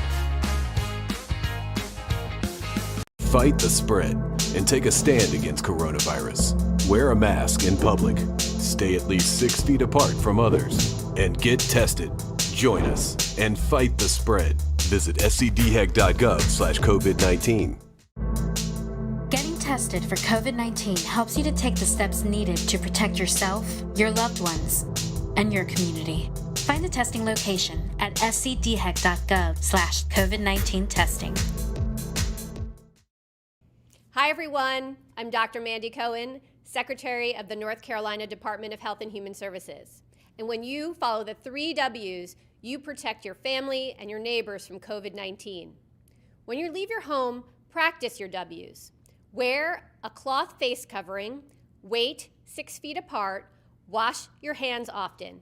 Wear, wait, wash. We're in this together. Stay strong, North Carolina. Deciding when to wear a mask isn't about who you know or how well you know them. Just ask yourself, will I be with anyone I don't live with? If the answer is yes, get behind the mask. Help slow the spread of COVID-19. Get behind the mask. Learn more at covid19.ncdhhs.gov. You'll see your Carolina weather forecast at 25 and 55 past. And now back to the best of the Carolina Weather Group on the all-new Carolina Weather Net. Send mass out. So days where we've got decent surf coming on, especially the long period waves from a hurricane swell, that really are the signals that we look for. And when you think about the longer the wave period, the farther offshore that wave is feeling bottom. So in particular, hurricane swell is very dangerous because now your surf zone, instead of maybe being 20 yards, these longer period waves are feeling the bottom 40, 50 yards out. So if a rip current forms in that surf, it's going to be, it could be as long as a football field, the rip current length. So there's a lot of things that we have to consider when we deal with these events. What about the stats? What do the stats tell us on, like, say, demographically, where might these occur more around the United States? The Weather Service maintains statistics like you wouldn't believe about tornadoes and the EF rating and microbursts and all sorts of different things because it's so important what you can learn from them. And with rip currents in the Carolinas, we've kept statistics since 2000. So we've got a pretty healthy database, unfortunately, a healthy database. And we've had, since that time, 143 people drowned from rip currents in the Carolinas. And when we start breaking the data down a little bit more, what's really interesting is that 25% of the drownings are people that are bystander trying to be the good Samaritan. They see someone in trouble with a rip current, have no training whatsoever, go rushing in, and they end up drowning in that. So, a lot of times, classic call to action information that we've given has been about the person in the rip current, and we need to do a better job of messaging that risk to someone who's on a beach watching someone in a rip current. The other interesting statistics that we see are the demographics that are hardest hit are males between 31 and 50 years old. And, I'm in that demographic now, and mentally I might think I'm a little more physically capable than I am, but the reality is that I'm not. And 31 to 50-year-old males have kids, some have grandkids, so there's a better chance they're going to be at the beach with a kid who gets into trouble and has to go and make a rescue too. If females, it's a little bit younger. It's 31 to 40 is the biggest group there. And if I break down the males, it's really 41 to 50, but that big group there. But males are 5 times more likely to drown based on our statistics. And when you look at where people are coming from, about 84% of the drownings are people from inland areas. That's exactly right. A lot of folks come here, they have no idea that there's several factors in play. In fact, another topic to bring up is longshore currents. We know that we have tidal swings here in the Carolinas up to 6 feet for South Carolina, even 8 feet down into Jekyll Island, Georgia. So that's about the highest tidal swing on the southeast coast, but it makes for some pretty nasty currents along the beaches, along with waves and the potential for the riptides. We talk about currents, right? And how strong these currents are. Yeah. And how does that factor into what your forecasts go? That's a great point too, because every year it seems, especially when there's more of a lunar influence, the higher high tides, lower low tides, a lot of our inlets, you can walk across them during low tide during these more of these lunar astronomical ranges. So you got people walk across to an island and they're having a great time, not paying attention. The tide's coming in, it's going to come in quick in that type of situation. And then they can't swim back, or even if they can swim, they get caught up in that tidal current and become a victim that way. I mean, I've been at the Wilmington office 20 years, and I'd say there's been at least 20 of them easily 20 of them where it's a function of the tidal current in inlets where water is being forced through narrow areas and catching people off guard. Couple more topics for me, and I'll pass it on to Dan. And we talk about some of the other factors on beaches, like sneaker waves or even meteor tsunamis from release of energy from storms that would cause some tidal event, right? So start with sneaker waves. That's usually like more northwestern United States specific to the Oregon or Puget Sound area. We do get them. We have records of them, and even video of some sneaker waves. I think when Hurricane Irene, with off Daytona Beach with the pier getting swamped. The phasing of different wave energy or the spectral distribution of waves, and when they have constructive interference, if you can get a couple of them where they phase up just right, you might get an anomalously higher wave, the 1 in 1,000 wave, based on wave distribution versus what your average wave that's out there. And if the timing of these sneaker waves is just right, you might, if it happens on 4th of July versus December, the impacts are, it doesn't matter. It's like the F5 tornado going through open field versus an F0 going through a city. You have different results, even though it's the same impact, but different magnitude. But we've had fatalities from sneaker waves. In Myrtle, I think it was Myrtle Beach several years ago, guy caught off guard. Wave knocked him down and actually gave him a spinal injury as he was hit by that. It was just very powerful, sudden wave. But yes, I mean, they're mainly West Coast. I mean, you think about the West Coast, just the distribution of waves is phenomenal compared to what we see in the Atlantic Ocean. There's so many different wave swell systems that are out there, and you have a better chance for having that interference come into play. And you hear stories, people fishing out like on a ledge on the West Coast on a rocky shoreline, and you look over at them again a little bit later, and they're swept away and they're never found again. So it certainly is more of an issue there. The meteor tsunamis, we've had record of them, especially mid-Atlantic northward. You hear of some. You hear of the one down in Daytona, I think in 1992, was associated with the collapse of a tropical squall line. But I guess the best analogy I can say with the meteor tsunamis is if you're ever in the pool and you have a raft and you have it out in front of you and you're pushing up and down on that raft, and how long does it take before you start feeling wave energy throughout the pool? It's no different. These meteor tsunamis, it can be significant atmospheric changes or large scale area macro burst type of thing, and all that air pushing right down on top of that wave, and then as it releases and you start getting a longer period wave. Usually they result in not much in a way of wave run up or inundation. Usually get rough currents. There was I think at Barnegat Inlet, New Jersey, a few years ago, when the big derecho moved off the coast from like Midwest to the Jersey Shore and Delmarva, there was someone snorkeling in Barnegat Inlet, and on the backside of that derecho that went through, there was a meteor tsunami that caused everything to become real turbid and very rough currents. So that's, I don't usually lose sleep over the meteor tsunamis. I lose sleep over the submarine landslide tsunamis that could be lurking right on. I mean, there's a history of them off our coast. But either way, that type of wave is the predictability is we have a long ways to go before we can do that. It's hard enough getting the significant waves right, 5 days out, let alone try and forecast a meteor tsunami. Can you tell us a little bit about gale warnings and kind of what goes into those and how those are used? We have weather systems that result in 34 knots to 47 knots of sustained winds, nor'easter or winter storm, maybe a strong gradient between two systems, non-tropical. Then that would be the warning that we issue for that. There's no sea requirement With that, like small craft advisory is at least 6 foot seas in the Carolinas is the minimum threshold for seas. So that could be a swell that's from a distant storm that generates those waves.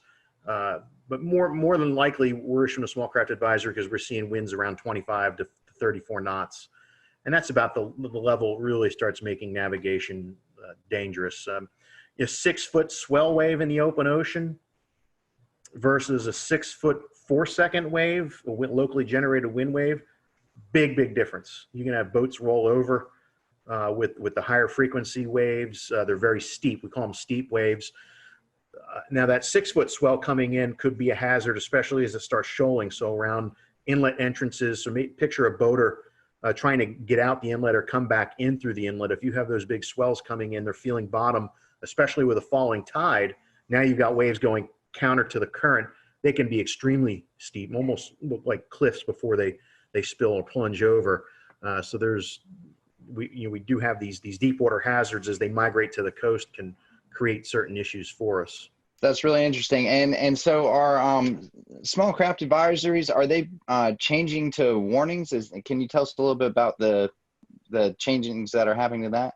Yeah, there might be some. I mean, we're going through a hazard simplification where we're taking a look at a variety of products and trying to make it a little bit easier. When you look at the weather.gov map and you see all the advisories and hazards and warnings going on, I mean, sometimes the thing's lit up like a Christmas tree. So the agency has invested a lot of effort with social scientists, with core partners to try and find a better way. So we will see some changes with that. I don't know to the extent how small craft advisories will change.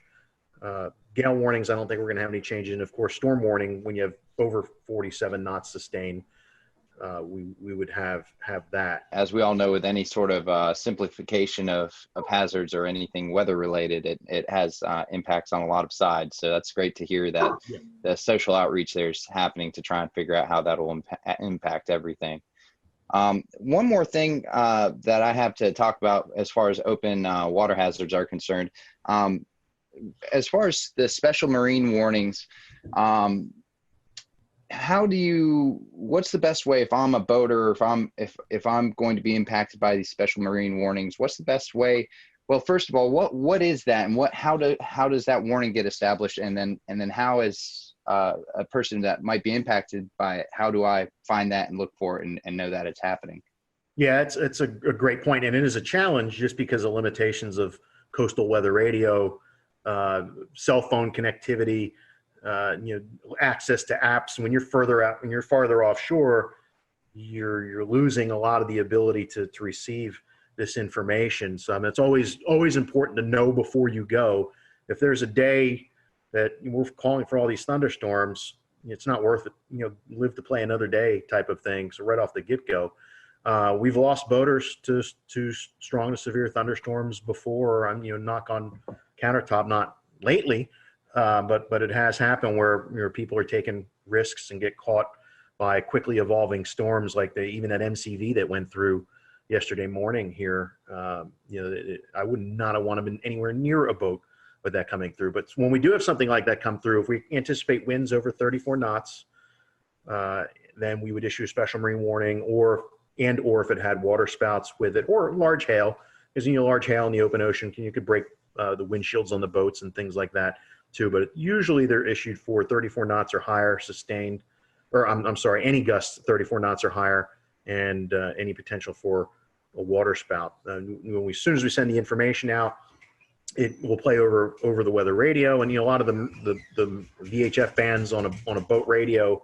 you can see or hear those messages coming across. Now, some boats have radar on them, but they're not the right band to interpret weather data when they're twirling around. Usually, if there's a big thunderstorm target, the band that the marine radars are used, you might only see the edge of what's out there. It's not powerful enough to penetrate into the storm, so that really doesn't provide much in any way of value. But I think there are some providers via satellite where you can get information. But it is a great question, because you need to be connected to that environmental intelligence if you're going to be in an area where you're at extreme risk. You can't just 30 miles offshore. You can't just seek safe harbor in 10 minutes.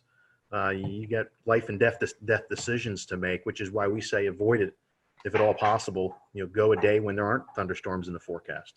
Stephen, a couple more advisories to cover with you, and one of them is one that we see almost monthly pretty much in the Carolinas with the lunar cycles and onshore winds and other factors. So the first one we'll talk about is coastal flood advisories. What exactly are they, and what should the public be looking for when they're issued? Yeah, that advisory, unfortunately, we're issuing more and more frequently, and there's a couple reasons for that. With sea level rise is one issue, but there are also parts along the Carolinas where there's actually subsidence going on. So the land is sinking. There's parts where the land is rising a little bit, and there's parts where it's sinking too. You can also have changes to the local hydrology, like they did a lot of dredging in the Cape Fear River. So between the subsidence, sea level rise, and the dredging, our number of coastal flood advisories has gone up incredibly. Now, the thresholds for where we, before we decide to issue one or not, vary based on the datum that's related to that location. So you can't apply 5.5 feet mean low or low water at every coastal station because their datum varies. So what we have done, worked with a hydrologist, we've done coastal flood surveys, get out there when there is flooding going on and observe the impacts. We call that E19 data. It's mainly for rivers, but we do have E19 data for coastal locations as well. And once we know what the level is and what the impacts are, now we have a good database and we can put good information into a coastal flood advisory based on the levels that are predicted to occur. So moving on to the next advisory, and I think our last advisory for the night, high surf advisory. I think this is one that sometimes, especially for beach visitors, not necessarily residents, but someone who's coming from inland areas, it's easy to underestimate a big surf.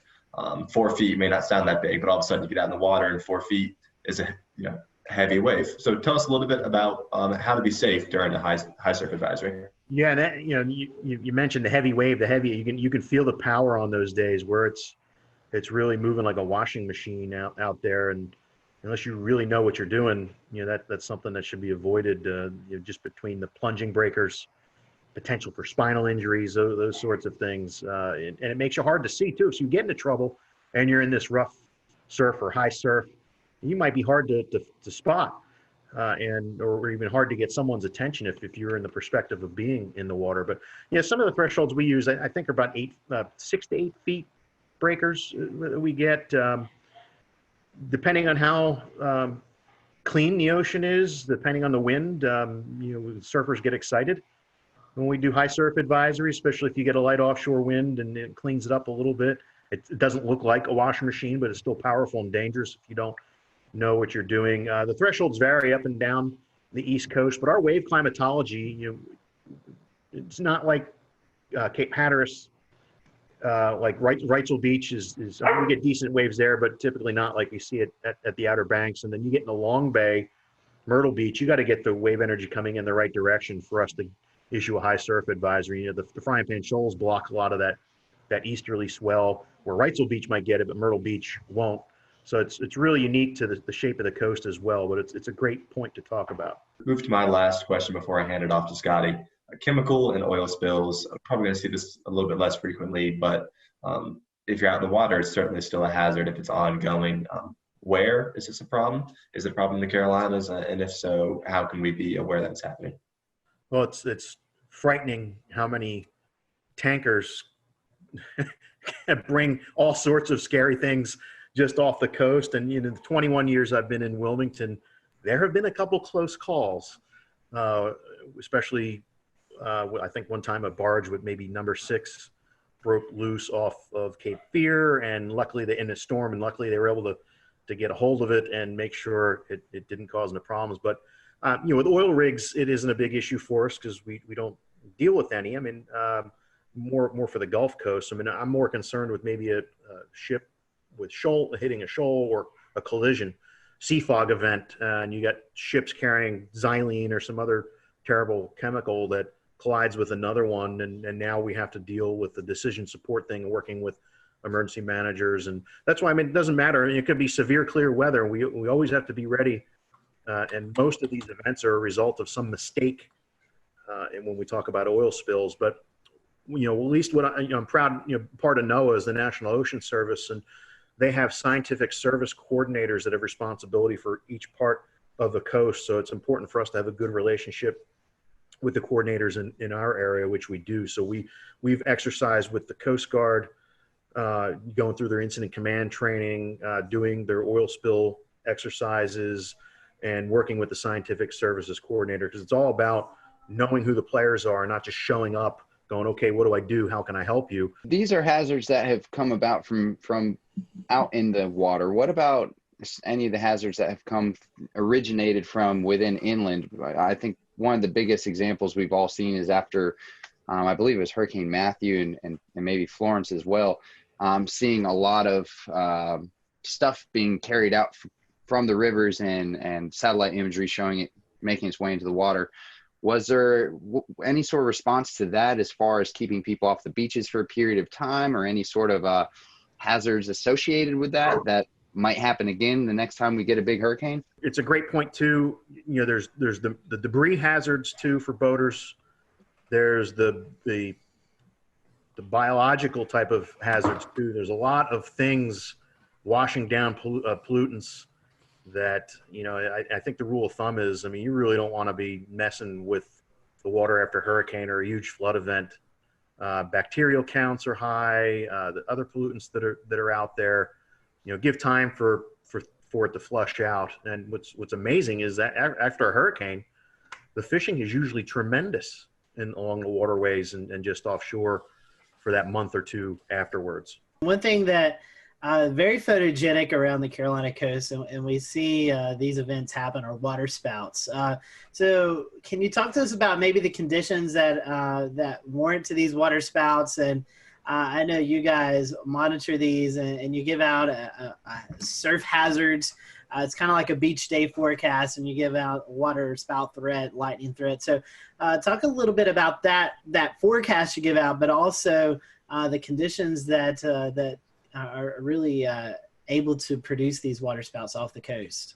Yeah, and I got to give props to one of our lead forecasters, Tim Armstrong, who developed this water spout risk, where he went back and looked at a catalog of events that we've had over the years and found some really interesting information about instability and actually lack of shear type of environment, but with the boundary in the area like a land breeze or some other boundary that might be stalled up there. So it was, we think, people see a water spout and they might think it's it's the classic tornado, and some of them are, like the big Myrtle Beach tornado, July 6th, 2001, somewhere around there, was actually like a classic tornado that just happened to ride down the beach and move into the water. So some are classic tornadoes, like even the tropical cyclone tornadoes are more of the classic type versus your regular water spout. So, but every summer we get the right instability in place. We get light winds through the atmosphere with that boundary there,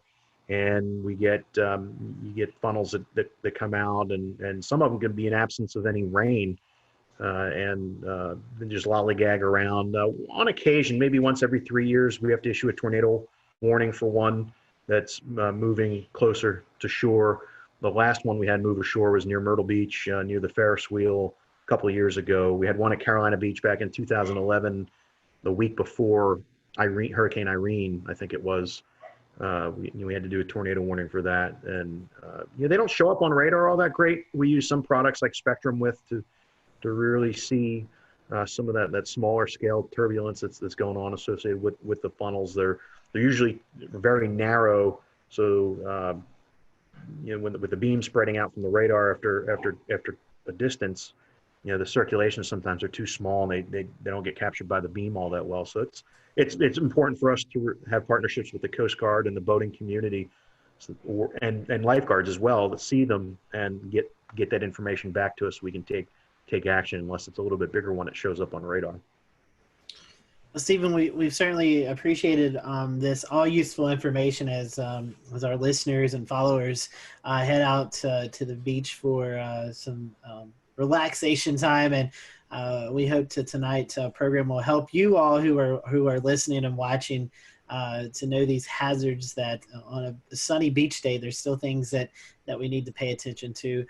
For folks who may be coming into the Wilmington, Myrtle Beach, the southern North Carolina coast, the forecast area that you cover, Stephen, what's the best way to follow this information? Do you have a section on your website? I know you mentioned social media. Where can our followers and listeners find that info at? Yeah, each office on their webpage, like Wilmington, weather.gov/ILM, or Charleston is weather.gov/CHS. We have a surf zone forecast link on the webpage there. It's not as pronounced as we'd like to be. It's usually towards the bottom, but there's good information there. But I would recommend tapping into us on Twitter or on Facebook, and especially with Twitter, because some of these beach hazard statements that we issue for when the risk is moderate or high for rip currents, I mean, you would get that information that way, and you might learn about some other things too. So if you're heading to the beach, make sure you follow National Weather Service Wilmington, Charleston, Moorhead City, I think, and I think that's the three. Yeah. Springfield, Virginia has a little bit of North Carolina. Yeah, so follow those accounts if you're heading to the beach. That way you're up to date on all that's going on along the ocean. So, Stephen, thank you for your time. We hope that you have a great rest of the summer. I know hurricane season is lurking and around the corner, and you're getting prepared for that. So hopefully it'll be a quiet season for you. We appreciate you joining us tonight. You're welcome. We can use the break, so I'll take it. Definitely. So thank you guys for watching the Carolina Weather Group. We'll see you next time. Have a great evening.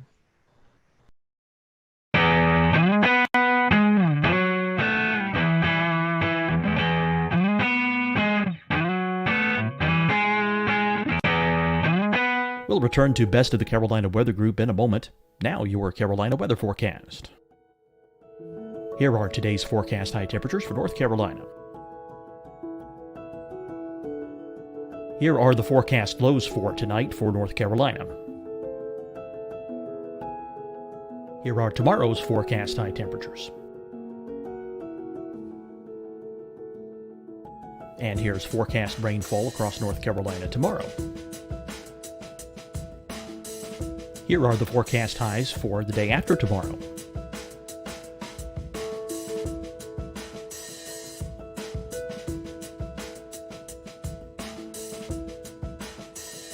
And here's the forecast rainfall across North Carolina for the day after tomorrow. This is the total rainfall forecast across North Carolina for the next 3 days.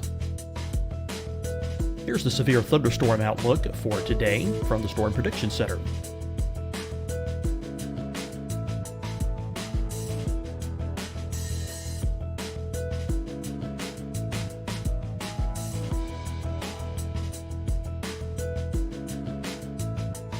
Here are the forecast high temperatures for today for South Carolina.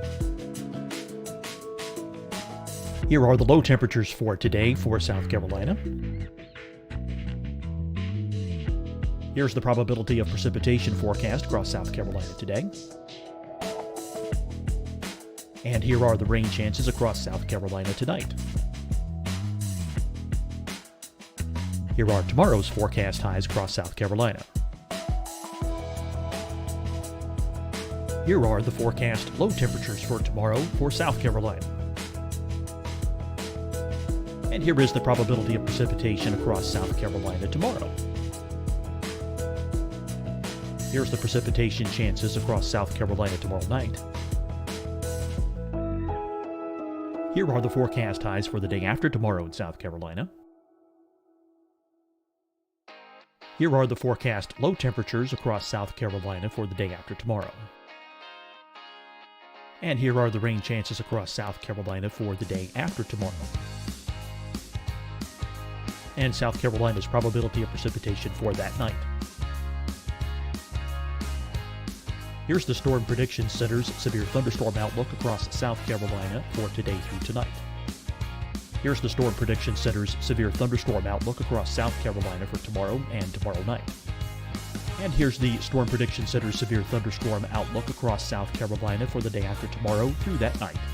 Here's the severe thunderstorm outlook for today from the Storm Prediction Center.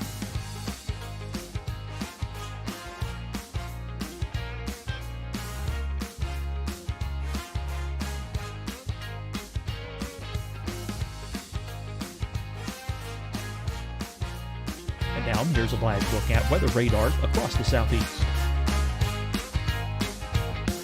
Fight the spread and take a stand against coronavirus. Wear a mask in public. Stay at least 6 feet apart from others. And get tested. Join us and fight the spread. Visit scdhec.gov/COVID-19.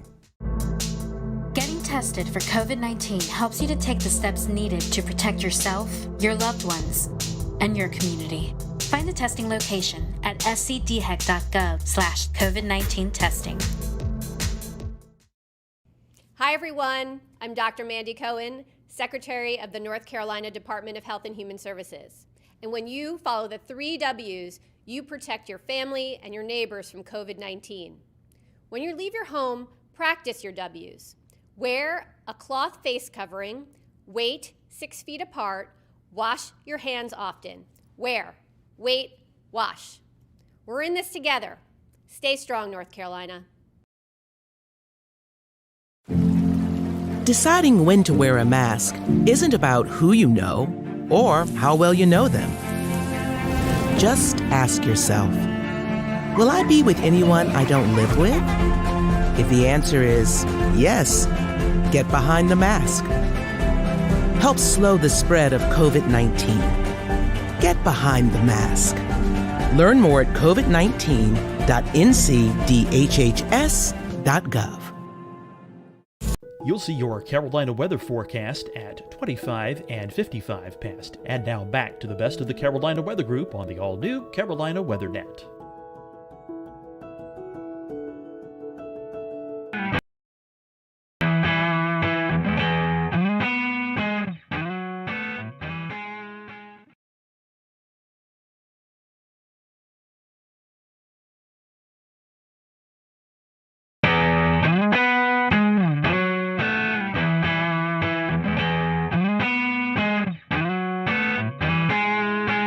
Thanks, James, and welcome everyone to the Carolina Weather Group, Quarantining with Mets. We're happy to be joined by the WMBF weather team out of Myrtle Beach, South Carolina this afternoon. We have on with us Jessica Dobson, Robert Whitehurst, Andrew Dockery, and hopefully Jamie Arnold will be joining us here in just a little bit. So over the next 40 minutes or so, we're going to be getting to know your local forecast team there in Myrtle Beach, and hopefully we'll reveal some fun things that you may have not known about those. So welcome to the show. We appreciate y'all joining us, and we always like to start off with some fun questions. So Jessica, I'm going to start with you because you kind of talked about this a little bit earlier. Iced coffee or hot coffee? Which do you prefer? Usually iced coffee all the way. I've been on this whole whipped coffee kick. Andrew hasn't heard me shut up about it for a long time now, but iced coffee on most days, unless it's like winter outside. And then sometimes I'll go for a warm cup, but usually iced. Andrew and Robert, you guys have a choice?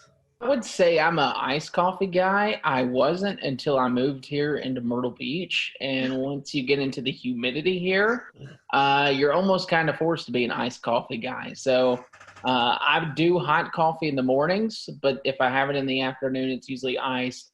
And yeah, that whipped coffee, Jessica talks about it nonstop, and it is very good.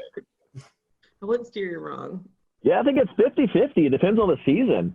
And it depends on where you're getting the coffee from. Ooh, Dunkin', I love Dunkin's hot coffee. I'm not a big fan of Starbucks hot coffee, but I like Starbucks iced coffee and cold brew better than the iced coffee at Dunkin'. That is a well thought out answer. Yeah, I discovered this thing too. It's called a hyper chiller.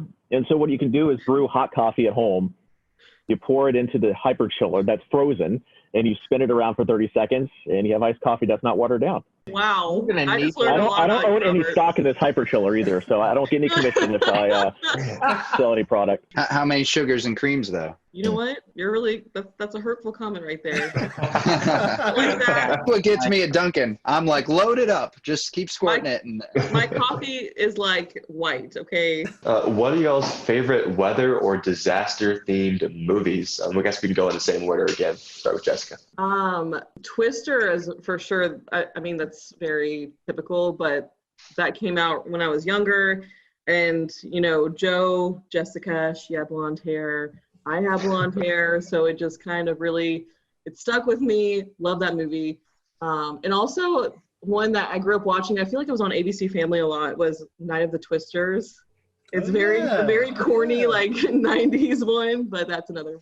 I think for me, Twister was a big one. I'm not a big movie guy, though, if I'm being honest. Especially when it comes to weather movies, I just critique them really bad. But another one that stands out that I did watch a lot, which is even worse, is The Day After Tomorrow.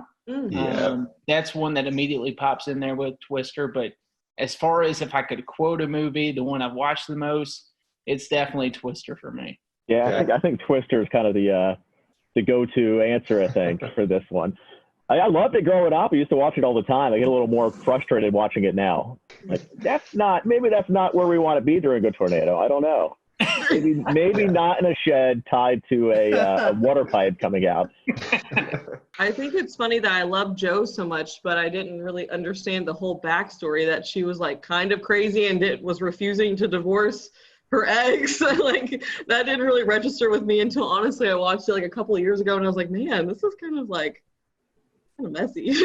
So next question on our list here, and to kind of stick with the same kind of weather related stuff, do you have like a favorite type of music just in general, or maybe it's something that helps you kind of get in the mood for doing live broadcasts or weather related stuff when weather's happening? I'll let Andrew go first for this one because Andrew's our music buff, I feel like. Y'all have opened a can of worms.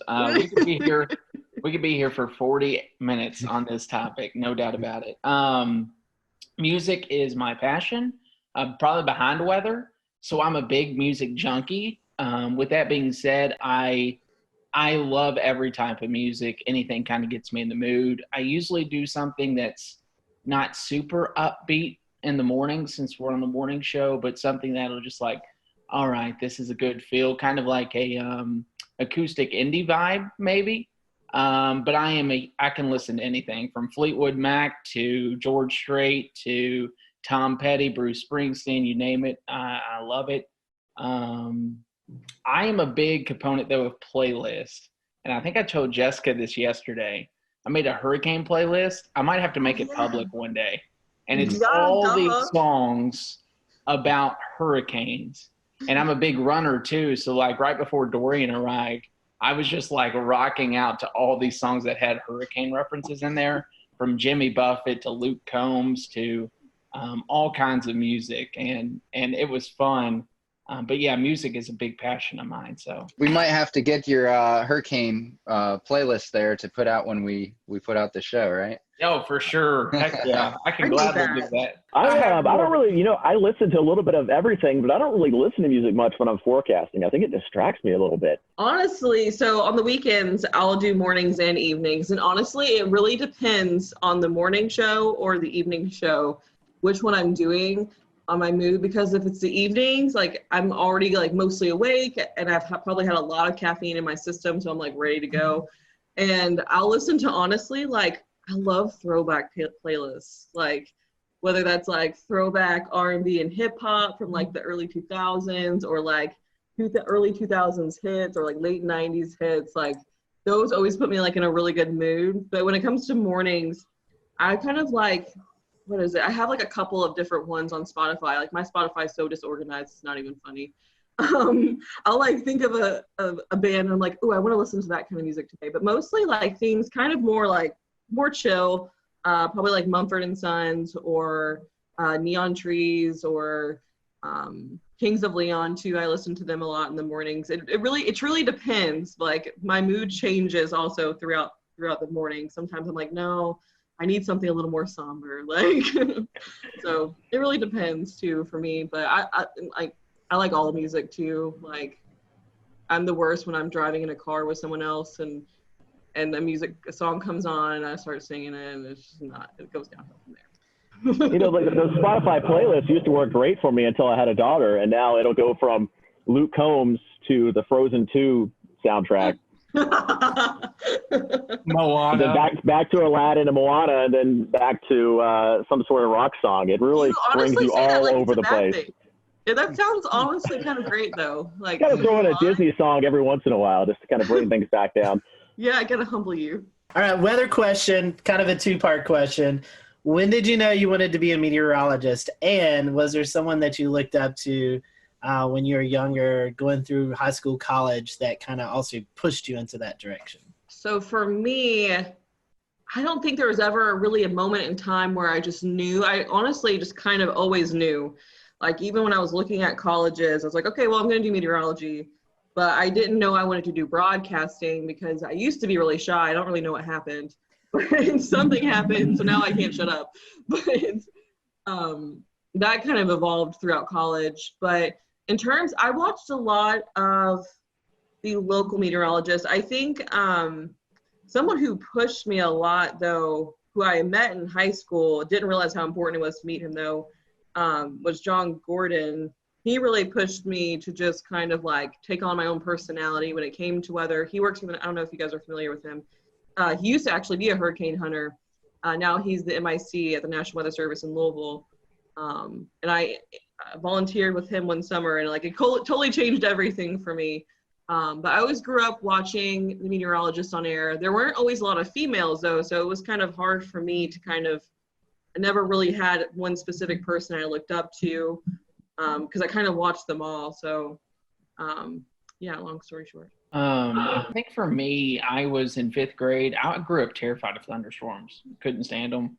And I turned to the people on TV to kind of guide me through the storm, as corny as that sounds.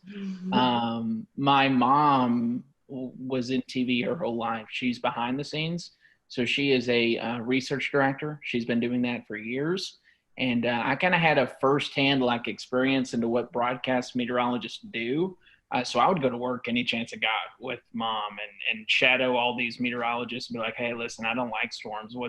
And that actually grew a passion more out of fear back when I was in like 5th grade to, oh my goodness, this is crazy. Like the power of the atmosphere is so amazing. So I think the big mentor for me was Kevin Harnick growing up. I met him in elementary school. I kind of went with him. He's in Louisville. Jessica and I are from the same town, same city, went to the same college. But I got to shadow him all the way from elementary school through middle school, through high school, through college.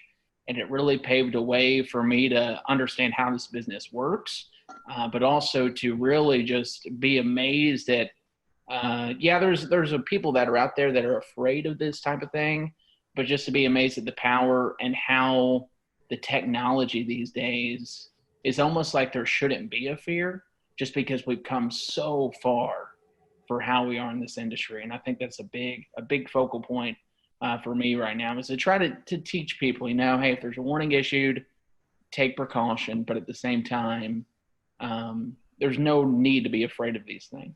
Yeah, I think my passion for weather started pretty young, and I think it was kind of a fear thing too. But my grandparents, my parents always told me that 5 or 6, I'd always watch the Weather Channel instead of the Cartoon Network or something, especially when a storm would come in. And then I would go into a closet and watch the Weather Channel because the storm scared me, but I was so interested in it. And especially my mom has kind of pushed me into weather because I was so passionate about it growing up. But we'd go storm chasing in Florida. Whenever a hurricane would go by, we'd go down to the beach. I remember Flo going up the coast, and we were down at the beach looking at the wind gusts. And whenever a storm would come by, we would do that kind of stuff. So it's something I always wanted to do. And I don't know if I really had a favorite meteorologist growing up. I watched a lot of the Weather Channel and local. We had Tim Deegan in Jacksonville. I think he's still there. He's been there a long time. John Gahn there as well. So I think growing up in Florida, hurricanes was kind of my passion, and that's always been still my passion. That's why I'm still in the Southeast. So this is maybe a question that has been a little bit controversial in the past. We've had some interesting answers. But model websites, you see model output all over Twitter and Facebook and anywhere that social media exists. Do you have a favorite website? So in college, we always used Pivotal and COD, or College Up to Page. And so like in college, I got so used to those that like those kind of, I'll use other ones. Like I can never remember the one we use now. I think Robert, you have it on our computer, or it's like your account, but that one's good too. But I always end up, I think, going back to COD and then, or Pivotal, because I don't know, I just always like Pivotal, the colors, I don't know. And then when it comes to COD, I like their satellite data a lot. I always go to their satellite, their surface analysis. So I am a weird one when it comes to models. Twister data. Does anyone remember like that site back in the day? Like how the color table was so great, but like the features were a little eh. I'm a big fan of like ensemble forecast and having a ton of variety on a website. So simple is great. Otherwise I get distracted. So I try to do COD throughout like a 48-hour window. And then I transfer over to weather models, which Robert and the team use, and then Weatherbell. I love Weatherbell. I love weather models. And those two are like, I would say my 1 and 2. But if it's coming to a quick 48-hour look of a forecast, it's usually Pivotal Weather or College of DuPage if I need to get something out quick. Otherwise, I'll spend way too much time on the other two. Yeah, I think a lot of them, each have their strengths. Yeah. Like a Pivotal Weather with the clickable soundings for the Euro and the UK Met and all the extra data now. That's great. You can't really find, I don't know where else you can find that kind of stuff right now. Obviously, you could break down the levels yourself on Weatherbell or weather models, but to have those clickable soundings for the Euro and the UK Met, great. We were big into Weatherbell, and then when Ryan went over to weather models, we kind of gave that a try, and I think they're both great. The navigation certainly gotten a lot better on both of them. I think when they first started, it was like, there's all this stuff, but I don't know how to get to it. You'll find it once. You're like, I really want to save that. You come back and you couldn't find it. But I think they've kind of improved with those. So we use all three. We're kind of lucky that we have an account for all three. Yeah. I don't know if many people know about this one, but the FSU cyclone phase, that's good. That's good stuff there. You can see, kind of gives you an idea if it's going to be a shallow warm core, if it's more cold core. What would be your most embarrassing on-air moment that you can recall? I feel like I embarrass myself on a regular basis. So I don't know. I mean, I have made it before on one of those like viral YouTube like blooper things over something so stupid. I like just stumbled over my words and then I couldn't stop laughing afterwards, and it was just 20 seconds of me like doing the whole where you don't breathe or say sounds, you just like sitting there laughing without making any noises. I did that. That was probably up there with one of the most embarrassing. I don't really, in this, I mean, you can ask Jessica and Robert, they know. I don't get embarrassed often. That's true, yeah. So, like, I think back to, like, my job at Eastern Kentucky when I was the chief at WIMT. I would go out and do face paintings right before main weather and dance with people to learn, like, a jig or whatever it was. So I've done probably a lot of embarrassing stuff, but to me, I was just doing it just because it was interactive. But something I did not plan that happened was I did a whole main weather and Twitter blew up. This was back at Bowling Green, and it was obvious that my fly was down the entire time. So that was the only thing I can think of. I will never remember or forget that day. But other than that, everything else it takes a lot to embarrass me, but that day certainly did. This isn't a bad one, but we have a Hurricane Expo we do every year. And I went to a little girl who was with her dad and a live interview. And I asked her, hey, are you having a great time here? And she looked at me and said, no. And I had no idea what to say. I was like, oh, well, there's some fun stuff over there. Back to you. You didn't respond with, I like turtles, right? And that's the thing with kids. They'll tell you the truth. They're not going to sugarcoat it. Storm chasing. I know Western Kentucky goes out in the storm chasing every year. Have you guys been storm chasing? Any memorable events from that? Oh my gosh. Storm chasing. I went twice. And best 2 weeks of my life, both times. Like, hands down. Like, second time, they were both great for different reasons. The first time I was in 2016, in May of 2016, which I don't know if you guys remember or not, but that was the whole Dodge City event that unfolded, which was the craziest day of my whole life. Just like a tornado on the ground for I think over an hour, and it had, sister tornadoes at one point, and it was just like complete madness. Like I'd never seen chasers like that before either. And really that whole season, I got to see pretty much every type of storm structure you would want to see. whether there was tornadoes or not. So that was really big for me. It was like literally, like everyone says it, but it was literally like everything you learned in your meteorology class and your textbooks, everything you see, but it was like in front of your face. And so that was really cool for me. The second time, we didn't see quite as much, but WKU goes over a 2-week span, which I think a lot of schools probably do that too.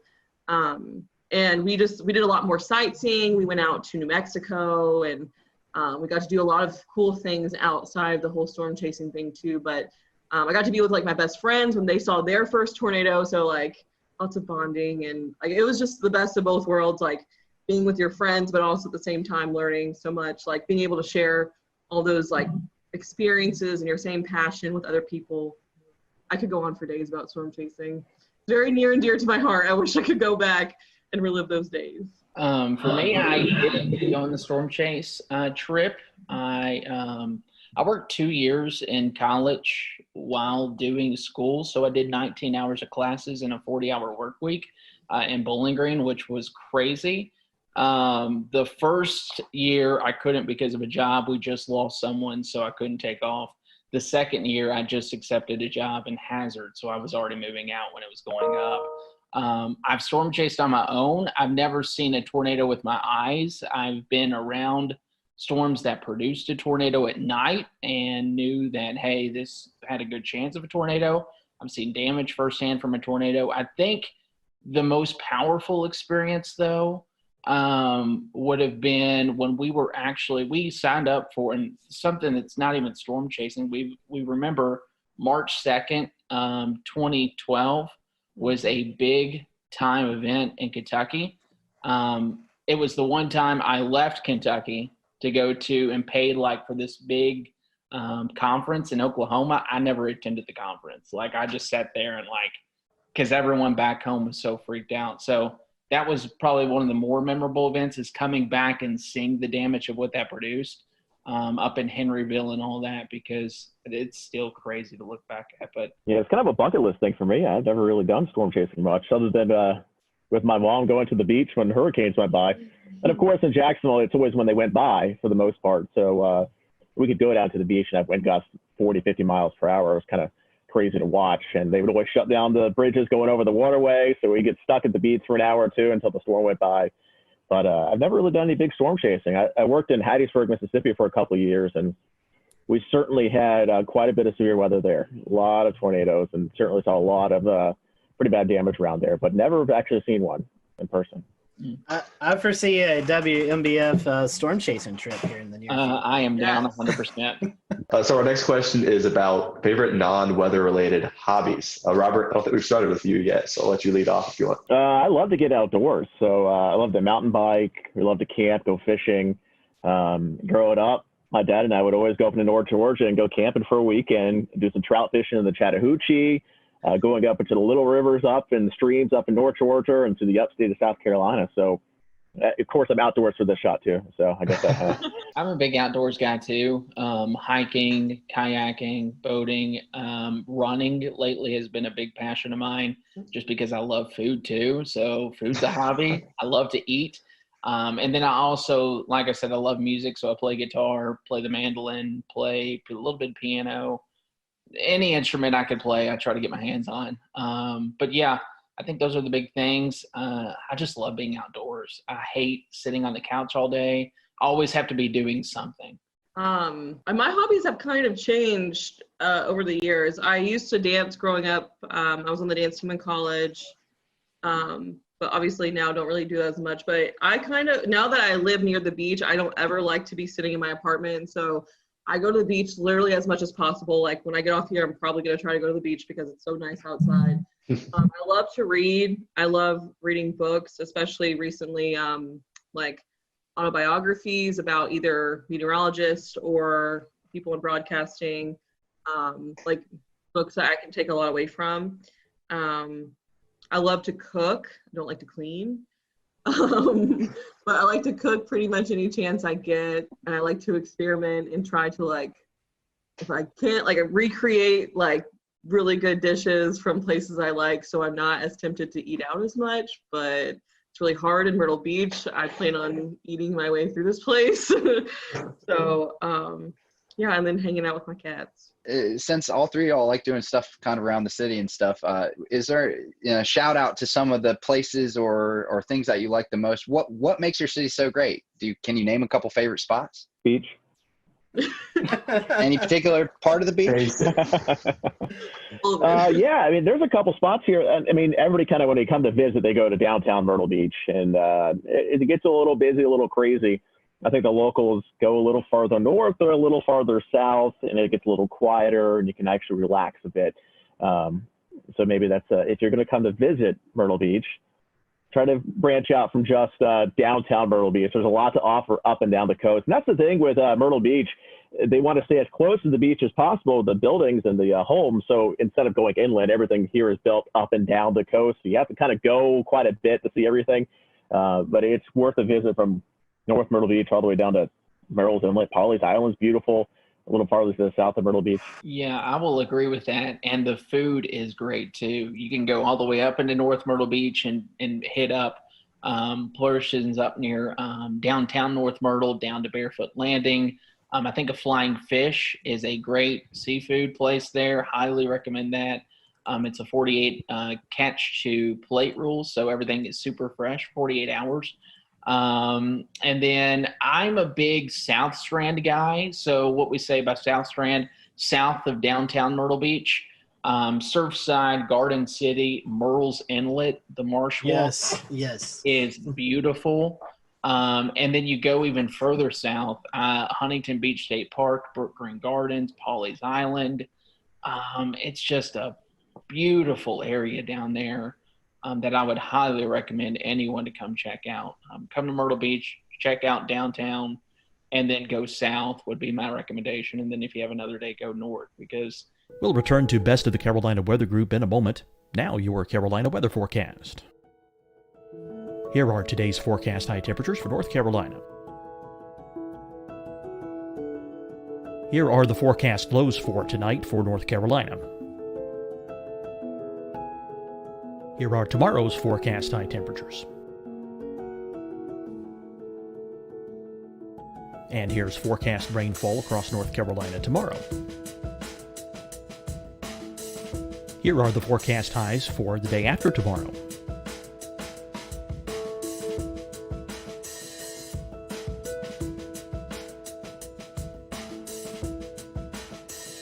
And here's the forecast rainfall across North Carolina for the day after tomorrow. This is the total rainfall forecast across North Carolina for the next 3 days. Here's the severe thunderstorm outlook for today from the Storm Prediction Center.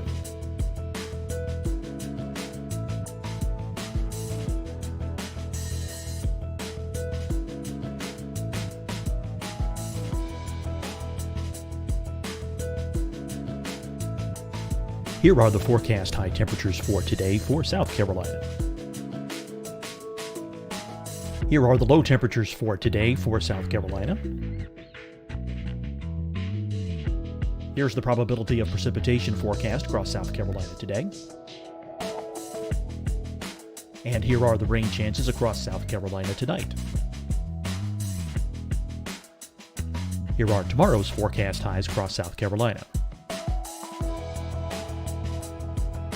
Here are the forecast low temperatures for tomorrow for South Carolina. And here is the probability of precipitation across South Carolina tomorrow. Here's the precipitation chances across South Carolina tomorrow night.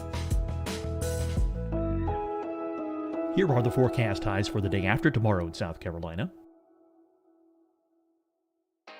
Here are the forecast low temperatures across South Carolina for the day after tomorrow. And here are the rain chances across South Carolina for the day after tomorrow.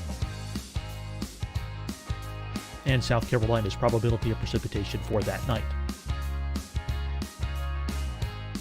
Here's the Storm Prediction Center's severe thunderstorm outlook across South Carolina for today through tonight. Here's the Storm Prediction Center's severe thunderstorm outlook across South Carolina for tomorrow and tomorrow night.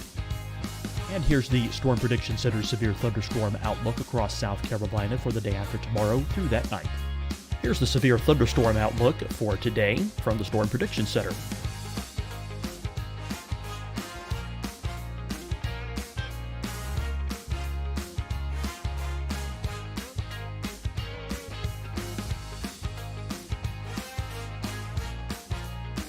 town, here's a live look at weather radar across the southeast. Fight the spread and take a stand against coronavirus. Wear a mask in public. Stay at least 6 feet apart from others. And get tested. Join us and fight the spread. Visit scdhec.gov/COVID-19. Getting tested for COVID-19 helps you to take the steps needed to protect yourself, your loved ones, and your community. Find the testing location at scdhec.gov/COVID-19 testing. Hi, everyone. I'm Dr. Mandy Cohen, Secretary of the North Carolina Department of Health and Human Services. And when you follow the 3 W's, you protect your family and your neighbors from COVID-19. When you leave your home, practice your W's. Wear a cloth face covering, wait 6 feet apart, wash your hands often. Wear, wait, wash. We're in this together. Stay strong, North Carolina. Deciding when to wear a mask isn't about who you know or how well you know them. Just ask yourself, will I be with anyone I don't live with? If the answer is yes, get behind the mask. Help slow the spread of COVID-19. Get behind the mask. Learn more at covid19.ncdhhs.gov. You'll see your Carolina weather forecast at 25 and 55 past. And now back to the best of the Carolina Weather Group on the all-new Carolina Weather Net. In the Grand Strand, no doubt about it. I have not had the chance to really explore that much. I'm just now starting to be able to with all the Corona stuff going on.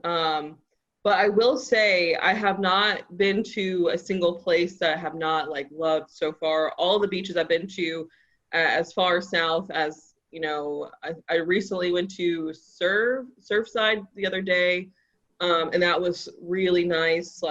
And there, every little spot I feel like has a different feel to it. It has different character to it. And so I really like that so far. Honestly, have not really even had the chance to eat at any local restaurants except the Boathouse. That was really good. Andrew and I ate there after work or during work one day. And then I went to a local Mexican restaurant the other day, Sol y Luna, which was freaking amazing. Where do you see the future of meteorology being? We're seeing a lot more non-traditional wise media with social media, websites, blogs. You still have your TV, your National Weather Service stuff. Where do you think the future of meteorology takes us in the next 10, 15 years? I think that's kind of the magic question that everybody's looking to the answer for. I mean, you think back 15 years ago, how different it was. And then you look 15 years or 10 years in advance and just how different it's going to be again. Obviously, a lot of focus is on digital now. Everybody's on their phones.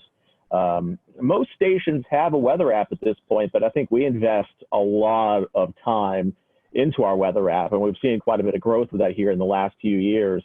And even on social media, I think when I started in 2013, we had 3,000 or 4,000 likes on our weather page. I think we're up to almost 40,000 now. And you can see that kind of growth on our digital team as well. I did a presentation a couple of years ago about digital growth, website growth, and it was something like 200% growth since we launched the station. We're a relatively new station. We've only been around for a little over 10 years.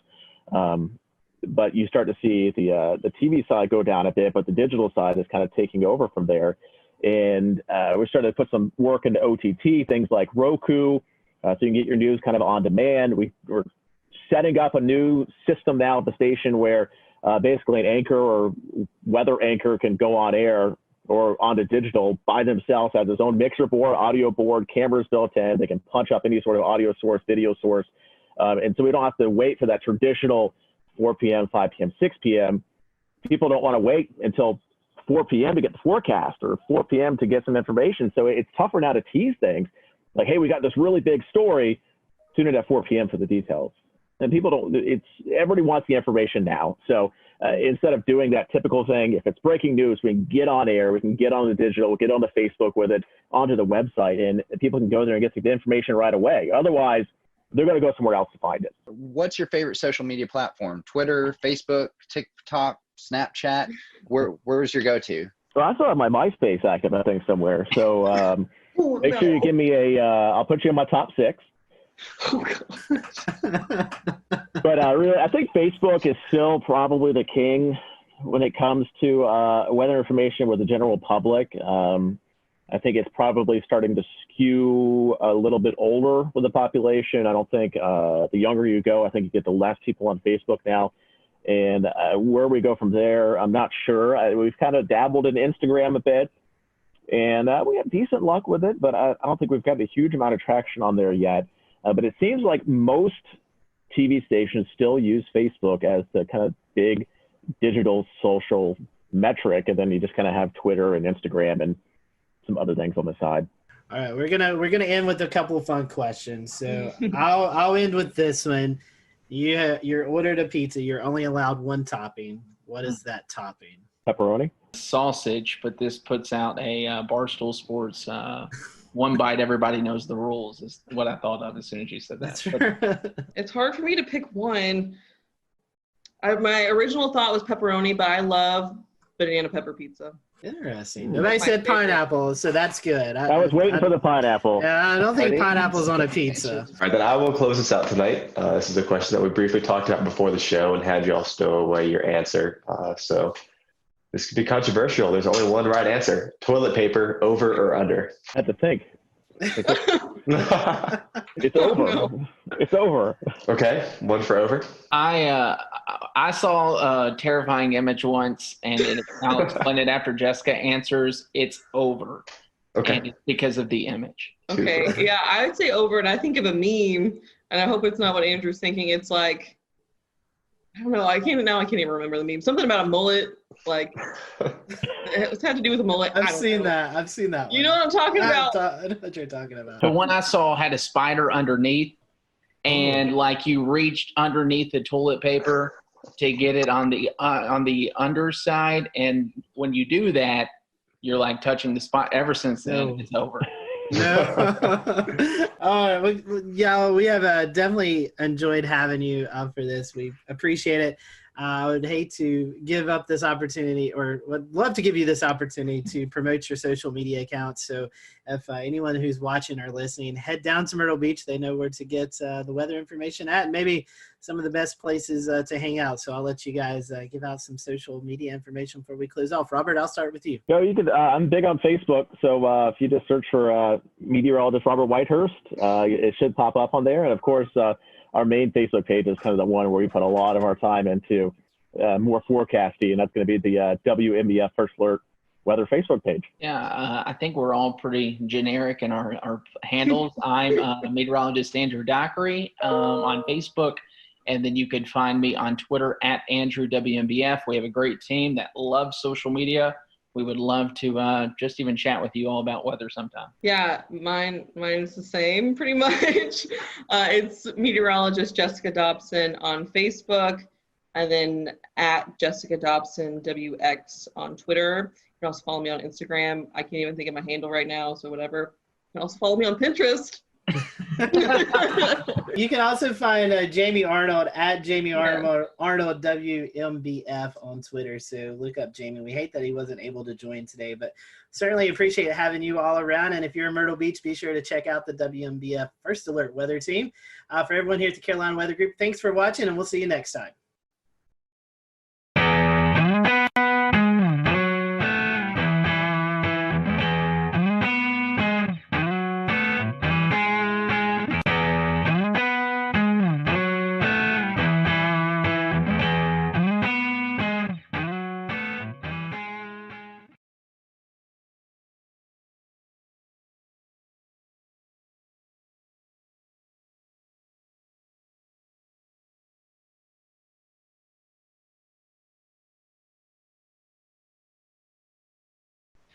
Good evening and welcome to the Carolina Weather Group. I'm James Brierton in Charlotte. We have a great panel for you tonight. We are going to be talking about the flood threat against your house, whether you live in a flood zone or not. We have some great material for you tonight that may have you rethink the next time you're looking at your policies. Joining us from Charlotte, Bill McGinty, consumer reporter at WCNC Charlotte, and in Full disclosure, I work with him during the day, so I feel like I need to throw that out there as I will be interviewing him in a moment.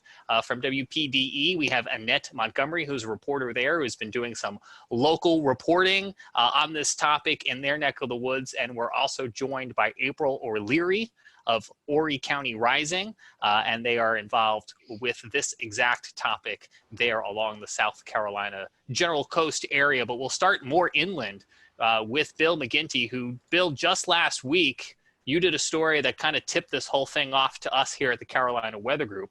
So why don't I just have you, the reporter, tell us, in your words, a little bit about what you uncovered here in the Charlotte area. Yeah. So one of my jobs here in Charlotte is the consumer investigative reporter. And so people email me. I run a franchise called Get McGinty. And, you know, if you have a problem, you email me. And so I got this email from this couple, and I actually got the email in the middle of the 4 o'clock news, and he said, we're being flooded. Every time it rains, we get flooded, and it never used to happen. We can't figure out why. The city was working on the storm drain system. We're wondering if that maybe had something to do with it or not. And so I replied back and I said, just send me a couple of photos if you wouldn't mind. I'd like to see what you're talking about. He sent me back some photos, and when I looked at the photo, I said, I'll be out there first thing tomorrow morning. He showed me, he's got a townhouse, a 3-story townhouse, and the bottom floor of his finished townhouse was completely underwater, above the fireplace. And I said, this is from a rainstorm? I mean, this looks like a river came up. He said, it comes up and then it goes away. And as long as the rainstorm lasts. His point was that if we get 3 inches of rain over 3 days, not a problem. But if we get 3 inches of rain in an hour, huge problem. So it's basically a flash flooding issue. And so one of the things we were able to do was get a hold of the city of Charlotte, which told him they'd look into this sometime about 2021, before they actually would drill down on this and figure out what the exact problem was. And they gave him, I don't want to say the runaround, but for lack of a better word, the answer wasn't good enough for him, which is why he reached out to me. I reached out to the city. I sent them some of his home video that he took, you know, on his iPhone. I sent some of the pictures. And I said, this is unacceptable. He can't live like this. This is his home. And so within a week, they had some digging equipment out there. And what they found was a couple of blockages in those pipes.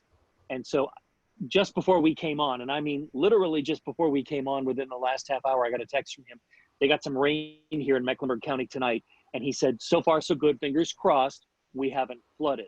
So maybe the blockage was the issue, maybe not. It's going to take a couple of more rainfalls before we know for sure. So I'm crossing my fingers that maybe we have solved this issue. But the bigger issue is his homeowner's insurance isn't going to cover this because this was considered rising water. And I don't care whether you live next to a creek, you live near a drainage ditch, you live alongside a river. If you have water come up from anywhere and it comes into your home, that is considered a flood, and that is not covered by your typical homeowner's insurance policy. If in a hurricane, which I used to live in Florida, so if in a hurricane, the roof blows off the home and you get a ton of water in, okay, that's water damage, and that is not flood damage. Rising water is water that comes in through the doors, through the garage, things like that. And that is a federal policy that you have to have. That is a completely separate policy other than your homeowner's insurance policy. I don't think, a lot of people know that, and I don't think a lot of people understand the risk they have to their home through rising water. Most people say, I'm not in a floodplain, I don't have to worry about it. I've seen plenty of those people, and I've covered plenty of those stories where they stand there scratching their heads wondering, what am I going to do now? Because their homeowner's insurance says, sorry, this isn't covered. Well, that's some good update, though. A little breaking news there, that at least today it didn't flood. And as we're recording this on Monday night, I'm looking over here at the Mecklenburg FIN system, the Flood Information and Notification System, and they had just shy of about an inch of rain there in Mecklenburg. Yeah. So let me set it up, James, if you wouldn't mind. Let me, I talked about the rising water coming into his home, and you'll see it if we show some pictures and video here. But the bottom line is his townhome, if you can imagine this, runs this way, but the back of his town, the driveway runs down. And so you've got 4 townhomes, and the first one up at the street level is street level. But his is higher because the driveway slopes down in the back. And of course, because the driveway slopes down, you need a couple of grates down there that lead to rain runoff.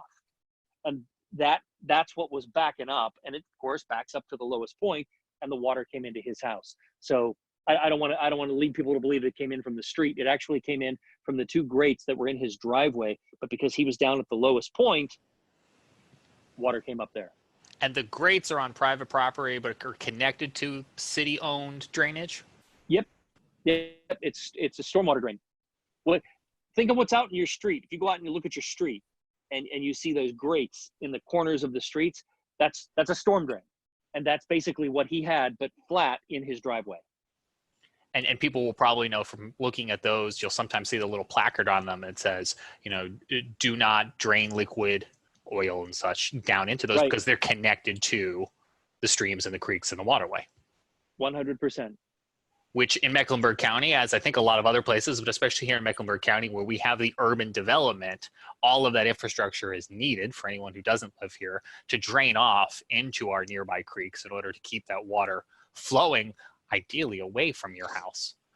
Ideally. The gentleman you talked with, in terms of repayment, is the city offering anything in terms of mitigating this flood damage to his home? Well, that's the next part of the story. Step number 1 was to get the flooding stopped and to get them out there and to dig into the ground and find out what was the problem. Was it a blockage? Was it pipes that were too big flowing into a pipe that was too small and it just couldn't handle it and backed it up? So step number 1 was getting the flooding stopped. But to answer your question, that's where the lawyers get involved, and that's where the city's legal department gets involved. And they're having conversations with him that right now I'm not privy to. But, in my experience, and I'm just cutting him out of it, but in my experience over 31 years, watching people wait for repayment from some kind of a government entity, I'd say it's about 50-50 as to whether you're made whole or not. Can the city be held liable for the first flood because they didn't know there was a blockage? Should they have known? It's what did you know and when did you know it? And so as soon as they were alerted to the fact that there was a problem, okay, now maybe they didn't act swift enough, and maybe there's a lawyer, his lawyer, that will make a compelling argument enough to say, hey, wait a minute, we alerted you that there's a problem. So that's where it gets sort of tricky, James, is that what are they really responsible for? The first flood or the following 7? And that's a good question. And, I'm looking forward to following it. I'm curious to see where it's going to go, but all of it could have been avoided in terms of waiting for the city to reimburse and whatnot if there'd been a flood policy. It really struck me.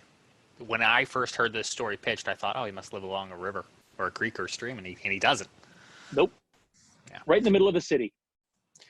Bill, I want to come back to you in a few minutes because I know there's some more that you have to share, tips and tricks for folks wherever they live, things for them to consider on their homes. I want to bring in Scotty Powell, who's going to expand the scope and continue our conversation.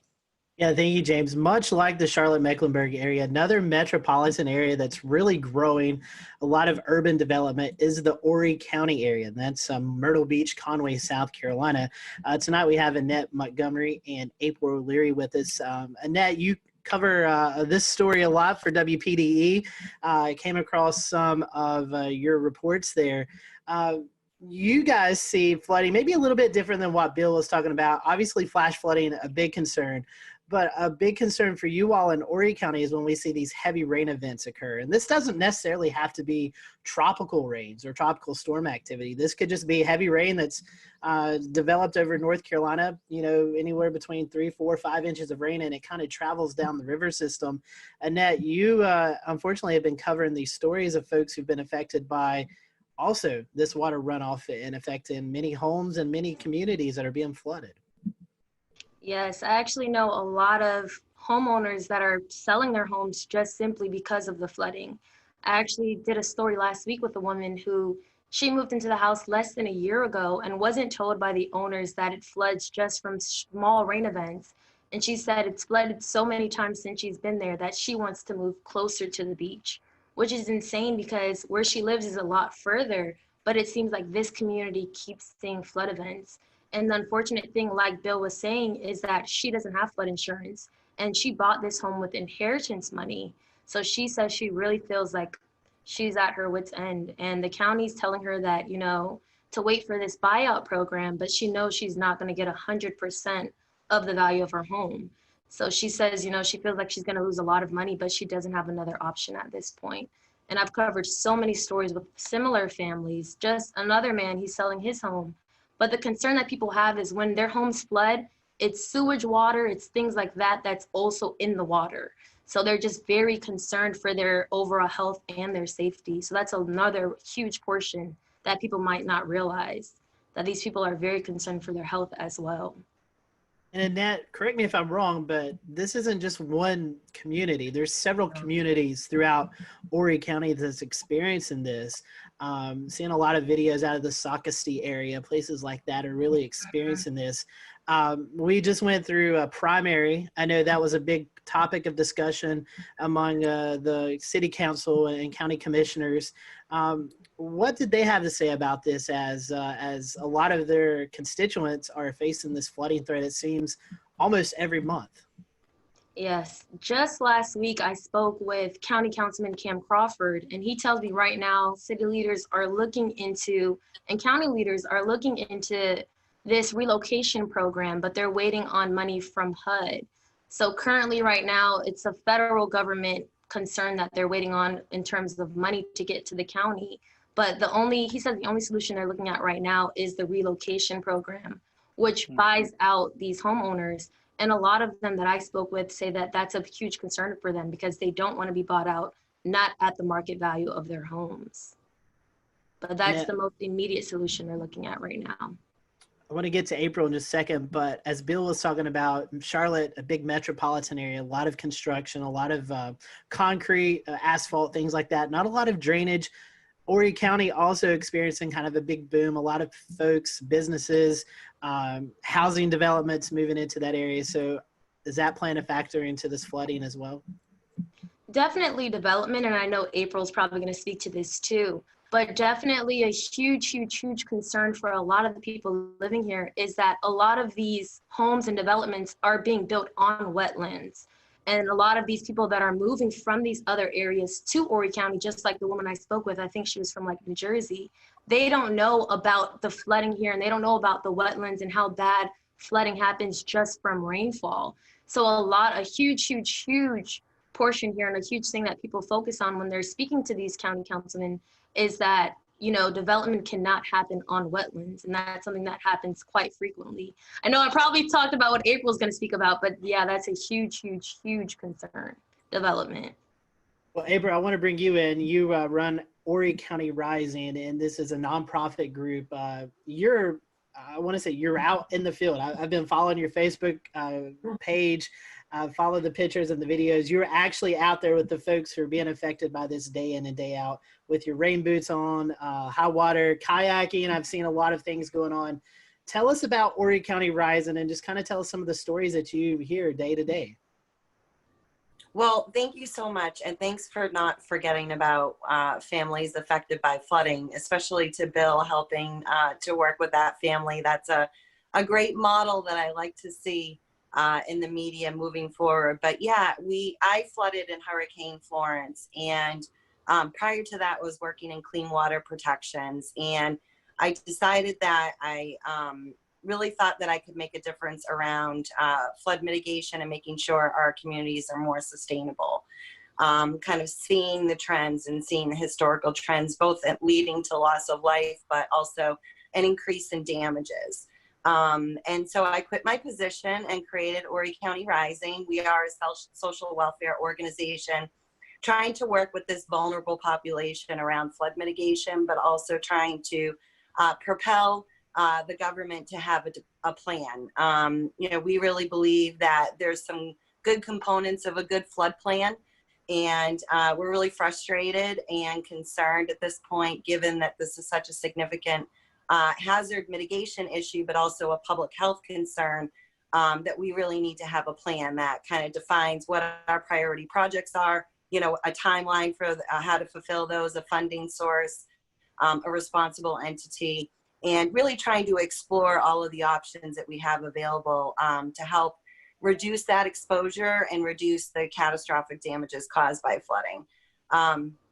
And so, yes, we actually flooded twice this year. We flooded in February, and we also flooded in the first week of June.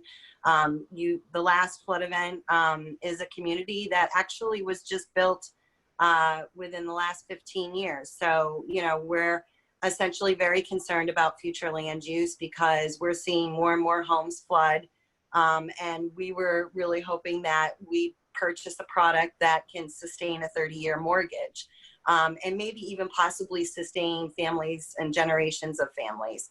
And what we're seeing is we're not even getting halfway there to that 30-year mortgage, that these homes that were just constructed 15 years ago on the ICW continue to flood, continue to be rebuilt, resold to another unsuspecting homeowner. So we see these homeowners, particularly around the Atlantic Intercoastal Waterway, repeatedly flood in the 4 or 5 times in the last 5 years. But we also are impacted by these significant riverine floods as well. So that's, events like Hurricane Matthew, Hurricane Florence, where we saw historical river crests. Hurricane Matthew broke Hurricane Florence's record level by 3.21 feet. It was the largest, most historical flooding event to hit this area. We've been fortunate. We haven't had too many storm surge impacts as of late, but we certainly do see concerns with flash flooding, much like you talked about earlier, Bill, where our infrastructure is aging. It was based on this assumption that we would have consistent historical rainfall trends, and naturally these really significant events, these high peak rainfall events, contribute to those flash flooding impacts, and we see damages as a result of that as well. We'll return to Best of the Carolina Weather Group in a moment. Now your Carolina weather forecast. Here are today's forecast high temperatures for North Carolina. Here are the forecast lows for tonight for North Carolina. Here are tomorrow's forecast high temperatures. And here's forecast rainfall across North Carolina tomorrow. Here are the forecast highs for the day after tomorrow.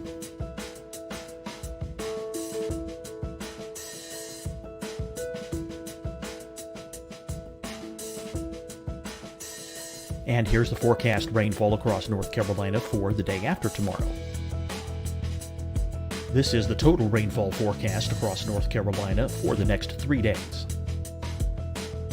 Here's the severe thunderstorm outlook for today from the Storm Prediction Center.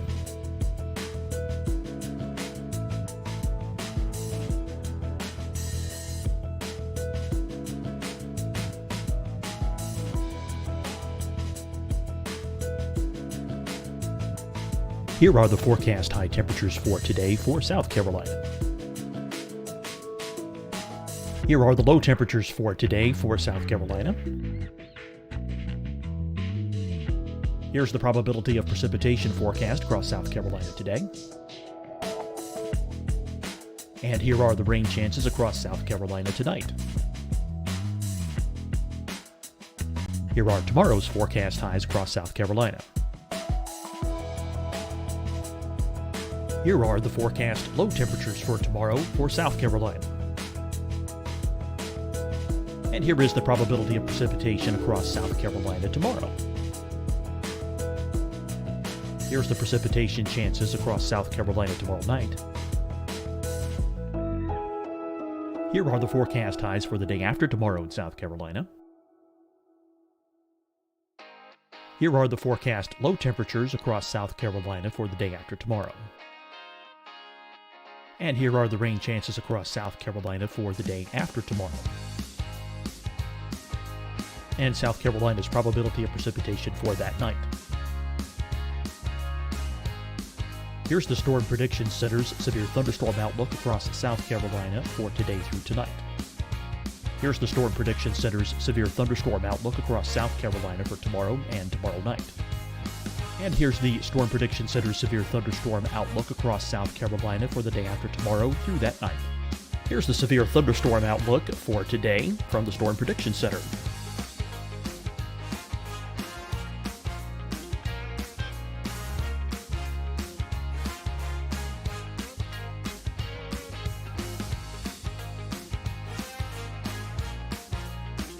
Now, here's a live look at weather radar across the Southeast. Fight the spread and take a stand against coronavirus. Wear a mask in public. Stay at least 6 feet apart from others. And get tested. Join us and fight the spread. Visit scdhec.gov/COVID-19. Getting tested for COVID-19 helps you to take the steps needed to protect yourself, your loved ones, and your community. Find the testing location at scdhec.gov/COVID-19 testing. Hi, everyone. I'm Dr. Mandy Cohen, Secretary of the North Carolina Department of Health and Human Services. And when you follow the 3 W's, you protect your family and your neighbors from COVID-19. When you leave your home, practice your W's.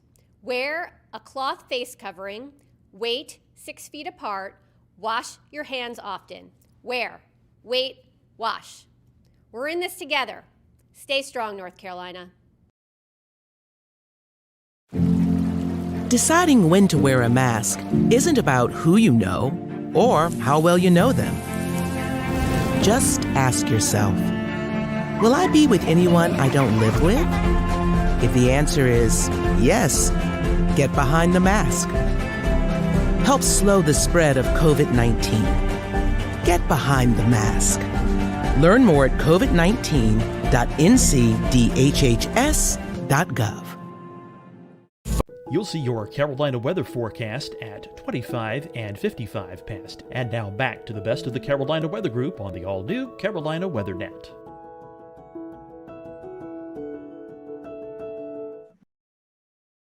Obviously not mention any of the families that you work with, but just some of their stories. Can you tell us a few of those? I mean, I don't live near the coast, and I know coastal areas always hurricane threats there. We experience flooding up here in Western North Carolina, but we don't experience it like you guys do. I mean, it's just a constant, like you said, already 2 times this year, not counting all the previous years. What's their stories like? What are they telling you? I mean, I know you're the advocate for them, that you're going out and trying to spread the word. So what do you hear from these families? The first initial response, I think, to any kind of catastrophic flood event is, how do I control this water? But, we're really trying to focus and shift that perspective and really kind of explain that this isn't a water issue, so to speak. Yes, we're seeing high peak rainfall events, more flooding, obviously as a result of rainfall events being more frequent and more intense. But, this is a people problem. It's just a flood if there's no capital investment in that area. We won't see catastrophic damages. So it's really about understanding what your exposure is and understanding what your risk is and doing all you can to mitigate that risk and reduce that risk. Annette touched on it. A lot of families, we have about 80 families that are interested in that flood mitigation buyout project that should be available, but we're competing with 10 other counties, and there's only 35 million. So we're going to have a serious unmet housing crisis in the middle of a huge growth and population boom. So a lot of this is just really smart future land use. I also think we're a particularly vulnerable county, so we're among the top 5 hazardous counties. We should probably exceed those federal standards and those regulations, given that we're particularly vulnerable to flooding. We have a 100% probability of flooding if we get a hurricane, as indicated just with a tropical storm that we recently had. So, these families are particularly very vulnerable. We see a lot of financial stress. They lose their financial viability. So families that are typically getting ready to retire, or maybe just bought their last forever home and in retirement, that are on fixed incomes, or flooding. They just bought their homes again, within 15 years, and, they're being impacted every year at this point. So there's a lot of real concern about that vulnerability and, how that really decreases a family's financial viability, and there's very few options. Obviously, protecting yourself and buying flood insurance is critical. You can flood from a tree or a beaver or a stormwater issue, or, Eastern Carolina getting 8 inches of rain. So, at this point, it's really crucial that we do all we can to educate the community about these issues, but also work with our elected leaders and our government to really take this very seriously and, do real common sense approach, like have a plan. Annette, one more question for you. You had an article or a news story out last week, June the 15th. Some flooded homeowners in the Socastee area actually planned a protest to make their voices being heard to officials. Can you tell us a little bit about that? So I spoke with one of the women who helped organize the protest, and what she basically told me is these homeowners, like April knows, they're just tired of flooding and tired of, elected officials telling them that they're doing studies, and nothing is being done. So they said, they're doing this to make their voices heard. And I know April could probably speak to that as well. A lot of them they just said this is their last resort. They feel like they've spoken to county council members, they've spoken to elected officials, and they just feel like enough is enough. So they said they're going to bring out some of their flooded items and have them laid out for people to see. And this is just to have officials really see how these people are being affected and what it's doing to them emotionally and physically, their stuff. So it's July 6th at 8 a.m. in front of the Horry County Courthouse, in case anyone wants to go. But yeah, I'm glad that, they're doing this. I think it's important. Well, Scotty, I think that we would be remiss if Jared and I didn't also hop into this conversation and talk about Charleston. I can see it.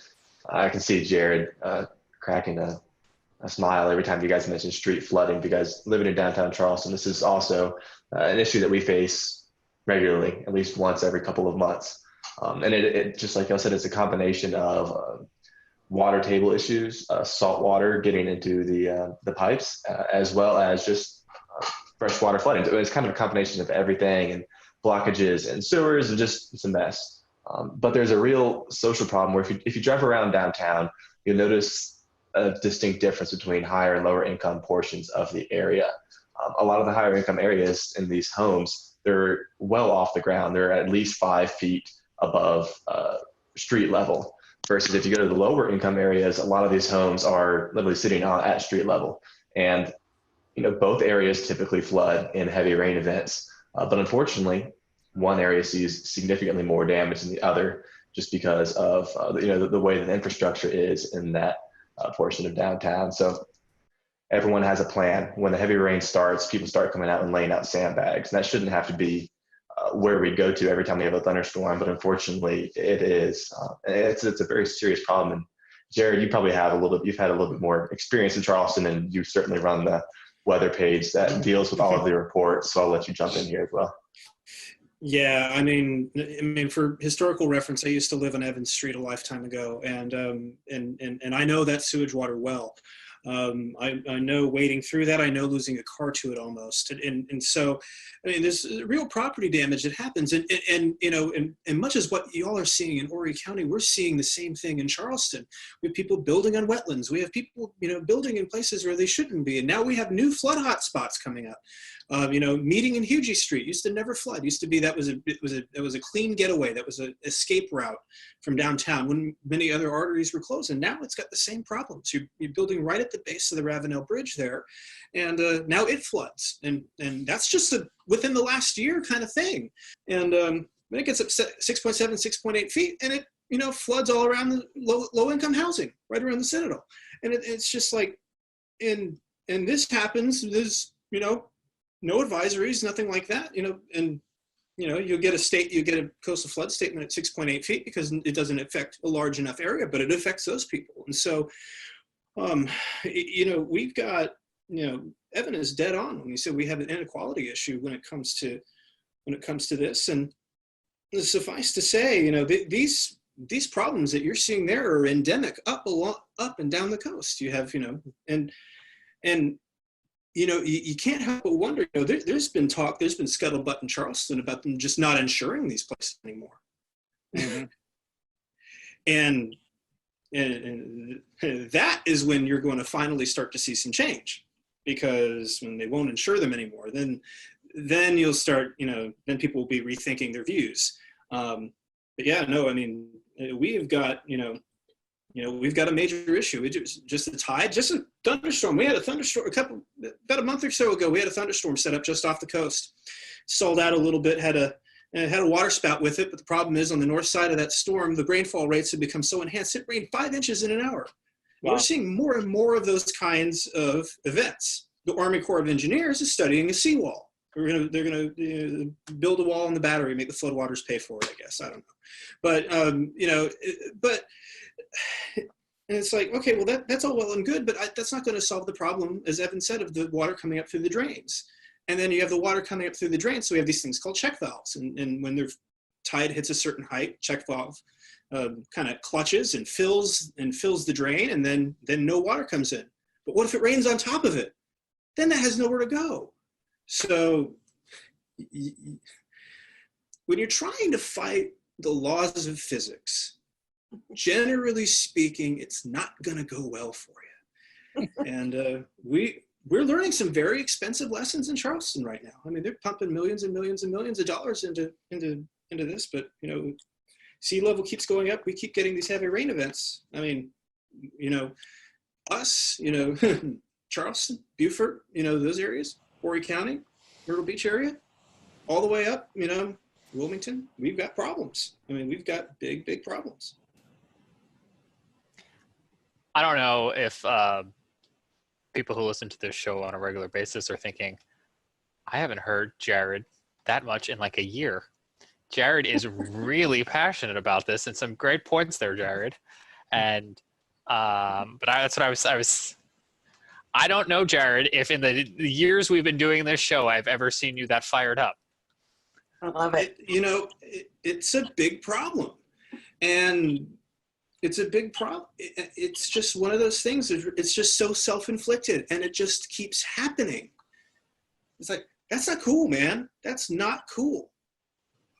I'll shut up now. April, in this cycle of proposing, planning, and building, and we loop around again, in your experience, where do we start the problem solving? At what point in this cyclical wheel? Your backyard, right? So you want to have a backyard perspective. You want to pay attention to your county planning commission. You want to review future land use projects. You want to educate yourself about the special flood hazard areas. You want to make sure you speak up, whatever district you live in, and work with your elected official and let them know your concerns about whether that project will increase flood risk or exposure. And I think, making sure you take advantage of public input opportunities at a council level.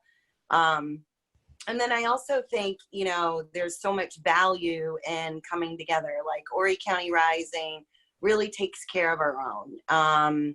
And we provide a forum, but also a support network. So we're all learning from each other. And I think there's just something so powerful about that, because every day we're growing and growing, and we're learning more and more. And we took it from, just 80 people to 25,000 in 1 year. So I'm really optimistic. I have a lot of hope. And I think it's really important that when you're in this line of work, that you can remain hopeful and be optimistic.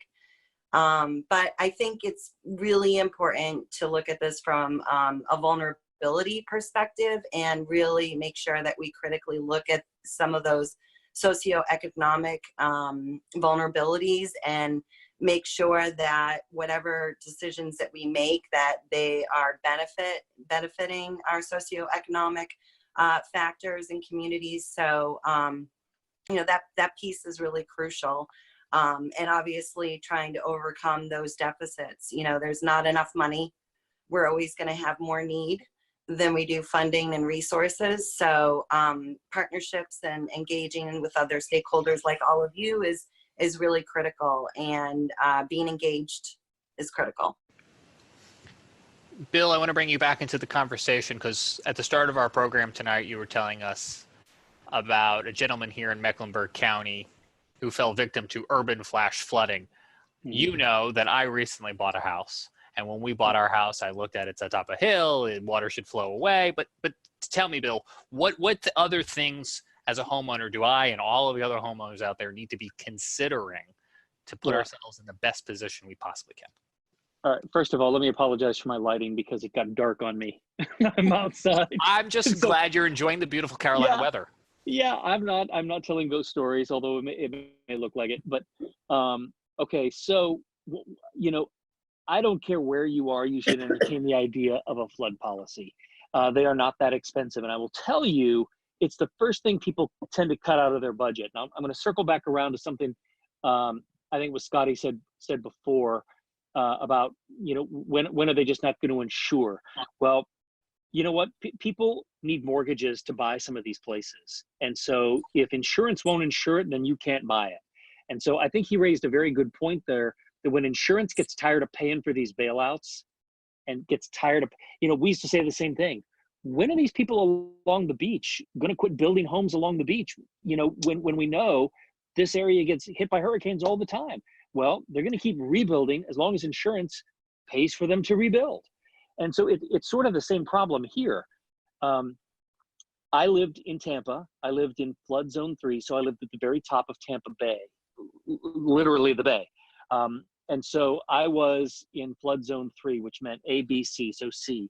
I was not going to flood. It had to get like 2 miles inland. But a Category 4 hurricane would push that water inland, no problem. So I thought, you know what? I'm going to be proactive. I was young. I had flood insurance. But as soon as our firstborn came along, I thought, all right, I got to slash the budget. What's going to go? And it was my $200 a year flood policy that went. And I thought, you know what? I'm not going to need it. And as it turns out, I didn't need it, but I rolled the dice. And now that I'm older and wiser, I would tell people that even if your real estate agent who's trying to sell you something, or the buyer who is trying to sell you something tells you you don't need a flood policy, don't listen to them. You make that decision as to whether or not you need a flood policy. I've got a creek nearby here where I just bought this house a few months ago. I don't think it's anywhere near anything I need to worry about, but I'm going to get a flood policy. It's just good protection. I think as long as people want to live near the water, and Charleston is a beautiful area, you know what? People are going to continue to build near the water because it's tax revenue. It's a lot of money for the county and for the city. And so to put up those opulent properties and then sell them for mega bucks, you bet. They're not going to be around when the floods come up, but they're going to have their hand out when they want the tax revenue. So I think as long as people are willing to buy those properties and live in those areas, even with the risk, they're going to continue to do it. It's not anything that's going to go away anytime soon. The only thing you can do to mitigate this for yourself is to buy a federal flood insurance policy, and it's under $200 a year. Now, if you live right on the coast, it might be more, but I'm talking for myself here in Mecklenburg County. It's somewhere between $100 and $200. The other thing that April and I think both of you mentioned is that these homeowners that are selling these properties to people, knowing that they flood, not disclosing that, I mean, that's a legal issue right there. Now, if your home's flooded, what am I going to do? Fix my house, or am I going to file a lawsuit against the former owner? Comes down to how much resources do you have, how much money do you have in the bank, and where do you want to put those resources? A lot of people would just choose to fix the home and then get out of it again. But you just really can't rely on, you should be able to, the seller and the real estate agents involved, but you have to protect yourself. And the only way, again, going back to, is a flood insurance policy. Are there different tiers or different versions of this flood insurance that different people should be considering? Yeah, I'm not in the insurance business, so I won't pretend like I am. But having looked at a lot of insurance policies over the years, just through the eyes of a consumer reporter, yes, there are. If you live along the coast, you're going to pay a higher premium to live there, and a lot of people are willing to do that. But if you live inland, if you live just anywhere near a creek or a river, and I'm not saying so that you have riverfront property, but if you live anywhere near it, and I think it's reasonable to ask, what's the 500-year flood plan? most people don't think, oh, 500 years, that'll never happen. Well, look what's happened just in yeah. the last few years. Yeah. And I know here in Mecklenburg, and I can't speak for Horry County or any other municipality in the Carolinas because I think it varies. There are maps out there that hopefully you can get your hands on. You can here in Mecklenburg. You can go on to, I want to say county, could have been city. Yeah, yep. And your you county can see. And city government. Yep. They'll make it all available to you, and you have to then take the ball and put it in your court and decide whether or not you want to spend a couple $100 a year for a flood policy. And it is worth it. It is worth it. And I'm going to be getting one here. We just moved in here a few months ago, and we're coming into the rainy season now. It is definitely something that is worthwhile. I know when we bought our house, I looked at that map, and we were clear of the 500-year flood plain for the nearby creek. But I think after tonight's conversation, I'm going to take another look at that because it's not out of the question. And, you know, the thing that is striking to me that is timely to this conversation, just in the past few days during their regular coronavirus briefing, you had North Carolina state officials coming out and reminding folks that they can still sign up for hurricane relief programs. Hurricane Matthew, Hurricane Florence, these storms are over 2 years ago, and folks are still needing help to clean up. I don't have to tell you that if you're watching or listening to the show and you're in that position, but I will say it's easy for me here in Charlotte to forget that there are still communities trying to clean up from those storms, those floods more than 2 years ago. Yeah, Jane, let me throw one more point is, and a lot of people think that, oh, you know what, I'll just wait till I see a storm coming and then I'll get the policy. But a lot of these policies have exclusions, and sometimes they won't write 30 days before a storm. Now, nobody knows 30 days out when there's going to be a storm, but it isn't something that you should sit on your hands. If you're even thinking about it, you shouldn't wait, because a lot of insurance companies will not write policies the minute your area goes into a hurricane watch or a hurricane warning, or even a flood watch or a flood warning, or if rain's expected heavy and the meteorologist just saying, hey, I think there might, look for a flood watch. The insurance companies are going to use whatever they can to not pay you, down the road if they could. That's how they make money. That's their business model. They don't really want to pay out. And so you can't sit on your hands and wait for the radar to start spinning counterclockwise before you decide you want to do something. At that point, it's too late. You just got to hope for the best. It reminds me of life insurance. We got life insurance after my son was born, and I think it had at least a 14-day, if not a 30-day kind of waiting period. Yep. I want to give each one of you a chance to tell us where we can find you or your organization on social so we can stay informed. But I also want to ask if there's anything else that maybe we forgot to ask or we didn't ask that you wanted to get out there. And I'll start with Bill on both of those points. Bill, how can we follow you on social and get updates on this and other stories like it? The best way to follow me on social is I have a Facebook page that is station branded WCNC Bill McGinty. I put consumer stories on there and consumer advice from time to time. I'm not super active on social, but I should be. James, I see you grinning there. Well, he will be. Don't worry. Yeah, right. But you can also find, my consumer reports on WCNC.com. I just made up for it right there, James. WCNC.com and our WCNC Facebook page, they take a lot of the content as well. I just think that it's better to tell your friends and family members if they live anywhere near a body of water that they at least investigate a flood policy. You might be surprised how cheap it is, and it's one of those things. It's like life insurance. You don't. And I had a family member that needed the life insurance after signing up for it. And you know what? It made all the difference in the world in terms of childcare and things like that going forward. So, I know we hate paying those premiums, but boy, I'll tell you, when you see rising water coming up, you're going to be darn glad you did. And I think those are some good takeaways, Bill, because I hadn't thought about that waiting period for the flood insurance. And we are just into the start of hurricane season with 4 tropical cyclones thus far here in the Atlantic Basin. Annette, how can we follow you? You can follow me on Twitter at AnnetteMTV and then Facebook at Annette Montgomery WPDE. And like Bill said, I'm going to brand my station, WPD.com. You can find my stories there as well. Hey, you got to plug them, right? You got making a lot of bosses happy. That's right. April? We have a Facebook group called Horry County Rising. Our website is horrycountyrising.com. And the only thing I just wanted to add was I just wanted to thank you all for doing this today, because, you know, these families, your home is supposed to be your sanctuary and where you feel safe. And these families lose that after you flood. And so I think the more we can keep having this conversation, the better. So thank you so much. And we appreciate you all and your time tonight and your expertise in joining us here on the Carolina Weather Group. And we'll remind folks at home that if you're dealing with an issue or have something on your mind that's weather related, you can always hit us up here at the Carolina Weather Group. Or if you're in any one of these areas and you need to get McGinty or Annette, we need to come up with, do you have a franchisee name yet? We need to come up with one. If you need to get Annette, you can do that as well too, to have them help you out in some of these situations. So on behalf of the Carolina Weather Group, with Jared in Charleston and Evan physically sitting in Asheville, but with Charleston in his heart, and Scotty Powell in the mountains, I'm James Brierton. Thanks so much for joining us. We'll see you back here next week for another edition of the Carolina Weather Group.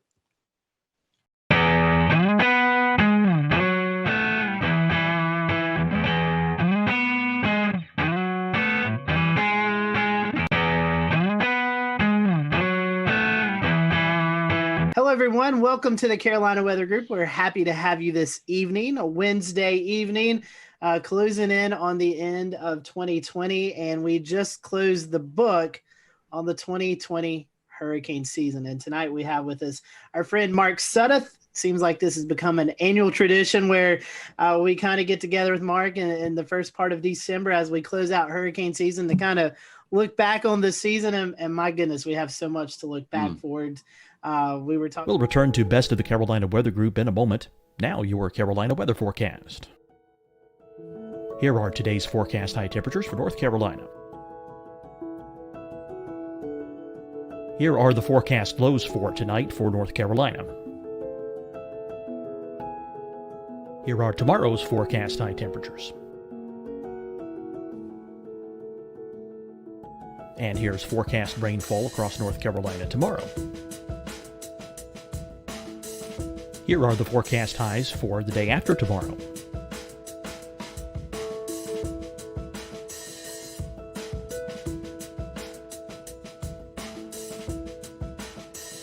And here's the forecast rainfall across North Carolina for the day after tomorrow.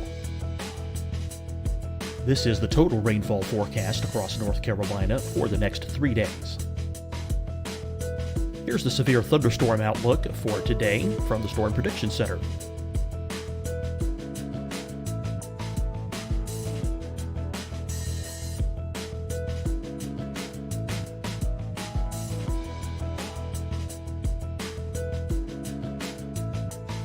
Here are the forecast high temperatures for today for South Carolina.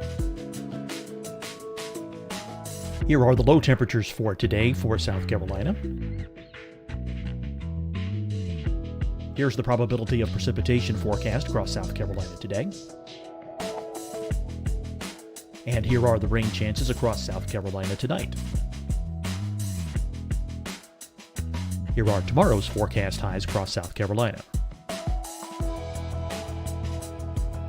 Here are the forecast low temperatures for tomorrow for South Carolina. And here is the probability of precipitation across South Carolina tomorrow. Here's the precipitation chances across South Carolina tomorrow night. Here are the forecast highs for the day after tomorrow in South Carolina.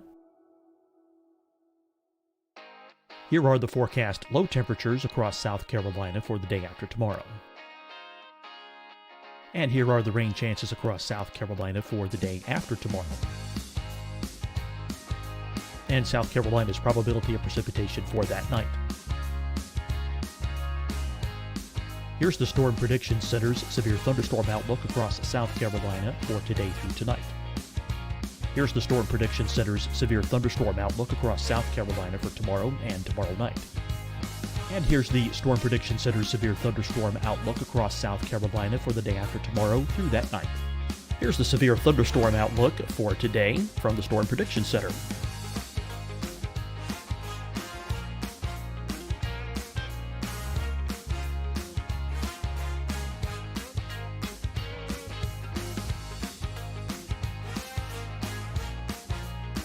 now, here's a live look at weather radar across the southeast.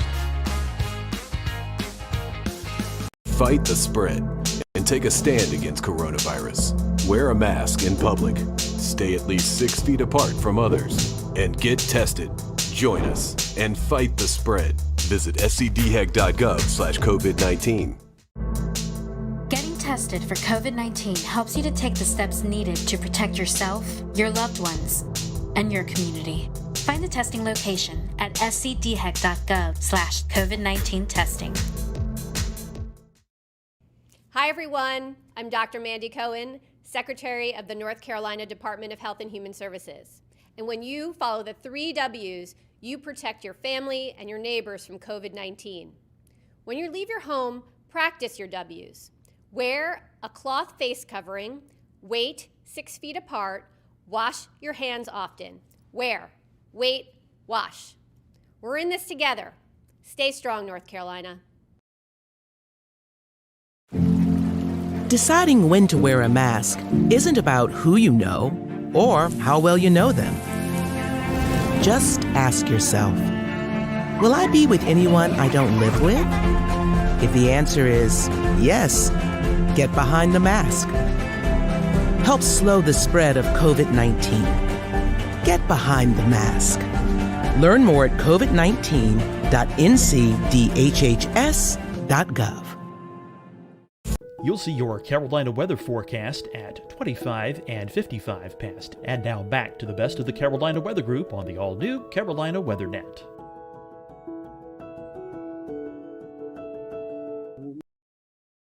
We've got stuff up just because we can't remember all the storms right off the top of our heads. So we'll get into that. Mark, for those who may have not caught you on previous shows, tell us a little bit about who you are and how you got called into tracking these hurricanes, and then we'll kind of go into the conversation. It's great to be back, Scotty, and everybody else. Thanks for having me a part of this again. I grew up in Eastern North Carolina, and when you grow up in the Carolinas, if you're not interested in the weather, and then I don't know what to tell you, because we have 4 distinct seasons, and we have a severe season, a winter season. The spring season gets kind of crazy sometimes, and then of course hurricane season, depending on the decade and how active it is, can be very much a part of your daily life. And as a kid, I just had this bug. I don't know where it comes from. I really don't. And so long story short, 25-year career, I followed my passion, went to school for geography, studied weather and climate and statistics, and really focused on hurricanes. So they don't have a degree for hurricanologist. That's not a thing, but if there was a definition, that's what I do. I study hurricanes. I don't forecast them, so I'm not a meteorologist. I'm a geographer who studies hurricanes. So that's my degree. That's my area of expertise, my specialty. So since 1995, getting that degree from UNC by the sea, UNCW down here in Wilmington, that's what I've done. And I blazed my own trail. Started hurricanetrack.com in 1999, did a lot of different projects in awareness and computer animation back in the day, some awards from FEMA and different weather service offices for my work in hurricane awareness. And if you're going to be an expert in something, you can't just read about it in books, right? Eventually, you're going to go into medicine. You eventually work on the cadavers for real. You don't just read about it or hear about it in the lab. You eventually get your hands in there and you actually work on a real dead person and you become a doctor. So same thing with weather. You got to go out in it to really study it up close and personal. And that's what I started doing from the get-go. People call it hurricane chasing. That's fine. I call it hurricane intercepting because you don't really chase hurricanes. And I've had different ways of doing that, different vehicles. And now we're in the age of unmanned cameras and small boxes, and everything's tiny and easy to deploy. The age of crowdfunding is upon us, to where basically, whatever I want to do, people support it, because social media has allowed that to really grow. And it really, really manifested itself in 2020 with the mega season that we had, putting all of my experience to use, a great group of people behind me, taking what we do, the educational aspect, keeping it science-based, keep it real, keeping safe. And we tackled one of the busiest seasons in history. So here we are. And Mark, a lot of work goes into it. And this year, a little bit more, I would say, as we start to look to hurricane season around March into April, that's when the seasonal predictions come out. Also, kind of buried in that was when COVID really started to hit the area. And so, I know as you're starting to get prepared for the season, then you had to where, look at the COVID aspect. But tell us a little bit about that, how maybe COVID, I don't know if it interfered with your job, but tell us a little bit about that, and also the preseason predictions that kind of came out at the same time, where you were talking about it looked like we were going to have a busy season anyway. Yes, it appeared as far back as February. Some of the long-range modeling was indicating the possibility of a favorable season ahead. And it's interesting regarding the COVID situation. At the end of February, as part of my off-season work that I'm able to do, I went up to my first lake effect snow event. This is kind of a little side story in Western New York. And I flew into Syracuse on like February 29th or somewhere around there. And was up there for a few days covering this big lake effect event. And by the way, I'm hooked. Lake effect snow is awesome. And I remember when I got to the Charlotte airport from Wilmington, it was like a last minute thing. I airlined a bunch of cameras with me. And I was like, I'm gonna go for it. So I flew into Charlotte and it was packed, and which it usually is. And there was a few people wearing masks. And I remember I got off the plane from Wilmington. I walked into the concourse there, packed concourse, whatever it was, probably came into concourse D from Wilmington. And on those big monitors at Charlotte Douglas, President Trump was coming out. And I thought, oh, this can't be good. This cannot be good. If he's going to come to the podium while I flew that 45-minute flight from Wilmington to Charlotte, something bad has either happened, internationally, or this COVID thing is finally going to break loose, because I had been watching it and learning about it. My wife's in the medical field, and that was it. And so I got back like March 3rd or 4th or something like that. And the world changed within 2 weeks. Basketball got canceled. Our lives turned upside down. And then coincidentally with that, this parallel universe began where the hurricane season forecasts, at least from the people that really track this stuff, Ben Knoll, Mike Ventris, Dr. Ventris, Eric Webb, myself, Levi Cowan, those of us that are really, I don't want to say obsessed, but we're watching this very closely. We saw it. It was like, oh man, the modeling showing this standing wave over the Indian Ocean in Africa, and the potential of La Nina and the warm Atlantic. I mean, just the signals were overwhelming. All the while, this COVID thing looked like it was just going to get out of control. And we were very worried that it would get so bad that we might not be allowed to travel interstate wise. And it's interesting though, isn't it, that once we got to Memorial Day, it's kind of like the country threw up their hands and said, okay, uncle, we had to deal with the economy. And that's a whole other thing. And as it turns out, we were able to travel just fine. Kind of get to the punchline here from the COVID side. We took precautions. We were smart. If we were in an area where they mandated masks, we wore them. I don't like it. I had to do an interview with a mask on with CBS this morning, and it was the weirdest thing in my entire career. I've got a Hurricane Track branded mask, at least I did that. And the interview, I think it was Omar, I can't remember his last name, sorry. He's 6 feet away or more, and they got this big boom mic like they're shooting a movie, and everybody's wearing a mask, and we're outside. I was like, this is just screwed up. Like, I'm not used to this, you know what I mean? And it just became annoying, that anytime we took pictures or with any of, we were with Cantore during Laura, and we got a group shot with him and Charles Peak, and we all had to put our mask on because you can't put that, So the COVID thing was ever present, always there. But I will say, interestingly enough, we traveled 25,000 miles at least, starting late May with some testing and some other stuff. Tropical Storm Arthur all the way through Ada in Florida. And we had a team of about 5 of us, I think, and not a single one of us ever tested positive for COVID. We somehow were able to avoid it. Knock on plastic. That's spectacular. I mean, that's, just the precautions and the worry and all that, and all that I know you have to do, and the people you have to interact with. Yeah. It's great to hear that, that all of that turned out to be pretty good. So that was a big worry. You're absolutely right. It was a concern of ours. And it's a concern, I'll say this, going into the winter, in terms of how bad things are going to probably get, that interstate travel may become difficult, because I'm in the position to be able to cover winter storms like never before.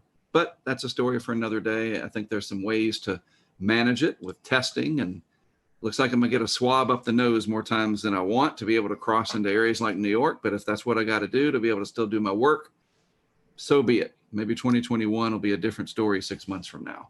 We're hoping so. Indeed.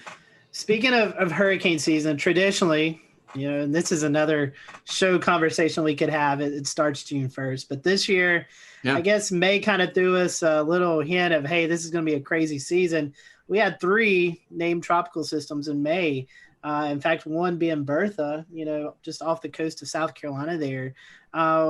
You said you're trying to get out and test stuff, and these named storms starting early. So any recollection on that, where you're kind of in hurry up mode, trying to get everything tested out so you could get out in the field? The end of May, mid-May, really. I think it was like the 18th or so that Arthur formed, and it impacted the Outer Banks indirectly / directly. I mean, it's all in how you look at it. There were impacts there. And then at the end of May, the team and I went out to Texas to test our weather balloon project. We try to do that annually. And we also kind of dabbled in some severe weather ideas that we're going to put forth this coming May of 2021. And during that, as you alluded to, Bertha formed like overnight one night and came into the South Carolina coast. And it's like, oh, well, can't get back in time for that. But it was a low impact event. And then when I got back after Memorial Day, it was time to immediately leave and go to the Mississippi coast and meet up with Greg Nordstrom for Tropical Storm Cristobal. And then we had a little bit of a break for landfall action.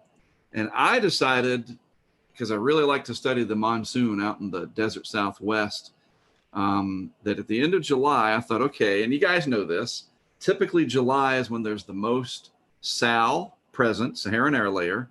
The pressures are usually pretty high. We hadn't had any big time main development region like 05 mirroring yet, right? Remember in 05 we had Dennis, early July, Emily, Cat 5. I mean, we didn't have that this year. So I thought, all right, people are starting to fly again. I'm going to take my chances. I took some equipment out there and I went out to the desert Southwest. And what happens? Hannah. And I'm like, I can't. What am I going to do? I'm not going to just fly into Houston and drive down to Kennedy County where there's more cows than people and just stand in it. I don't have any equipment. So Hannah got past me, and I hate it. I hate it when one gets past me.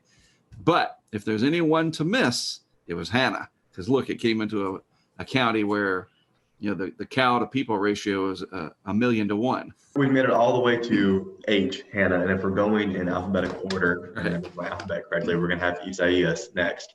That is the most prominent storm that affected the Carolinas this year. Could you go into just some kind of conversation about how that went for you and what you saw in the eastern half of the Carolinas? First of all, it was a challenge pronouncing it. And it's funny because now I can say it just fine. And I even had a friend of ours down in San Juan send me a video. And we are getting ready for Tropical Storm Isaias. And I couldn't say it. It was so annoying. And then, of course, after it made landfall, I was able to say it just fine.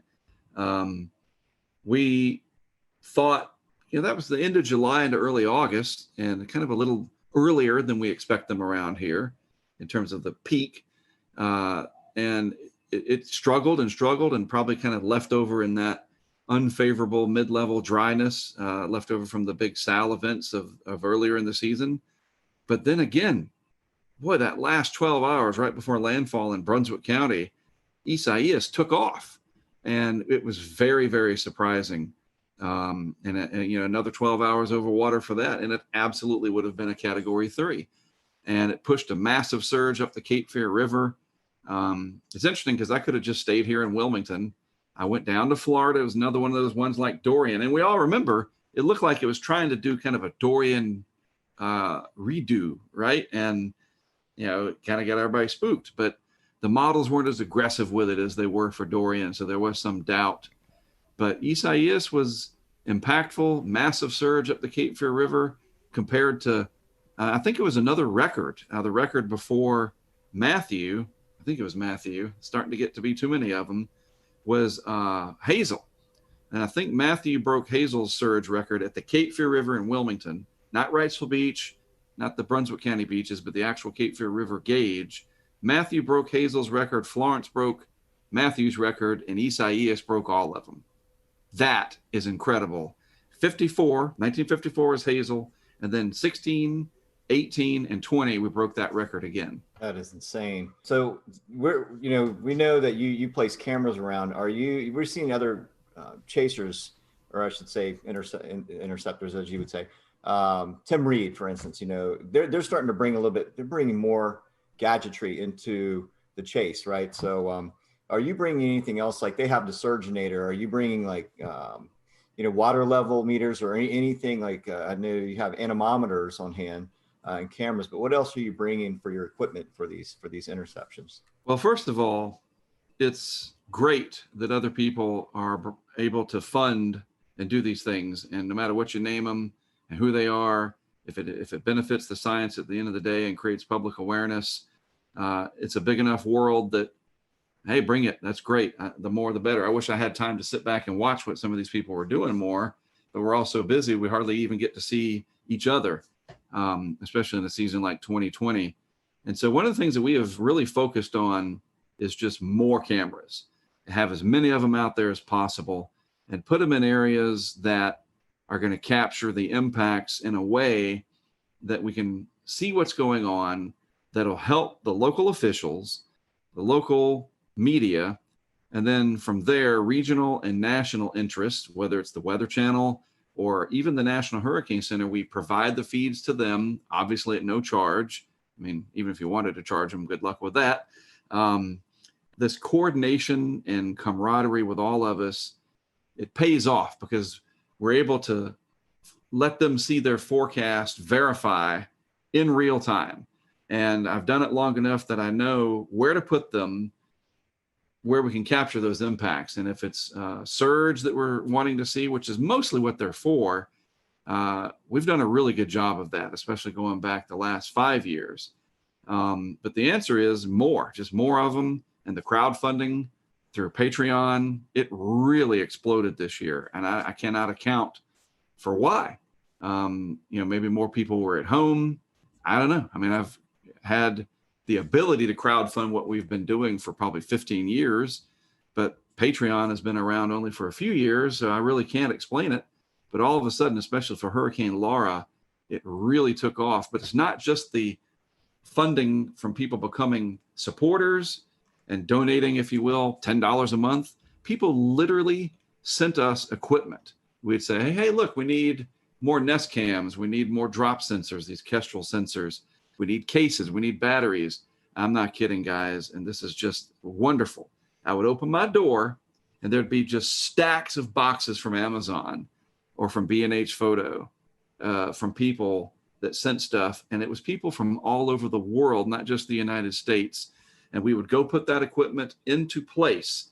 And we'd literally hold the boxes of, hey, Pete, this is the box you sent. And that's amazing. So we had the funding to create more stuff than we've ever had before. And the only thing I would say, though, that stunk this year was that a majority of the landfalls were at night. Big thumbs down for that. Mother Nature owes us one. And that was really horrible, and that limits the ability to see the effects. Because here's what I say about the video. Video is data. And that's a real thing. It's called photogrammetry.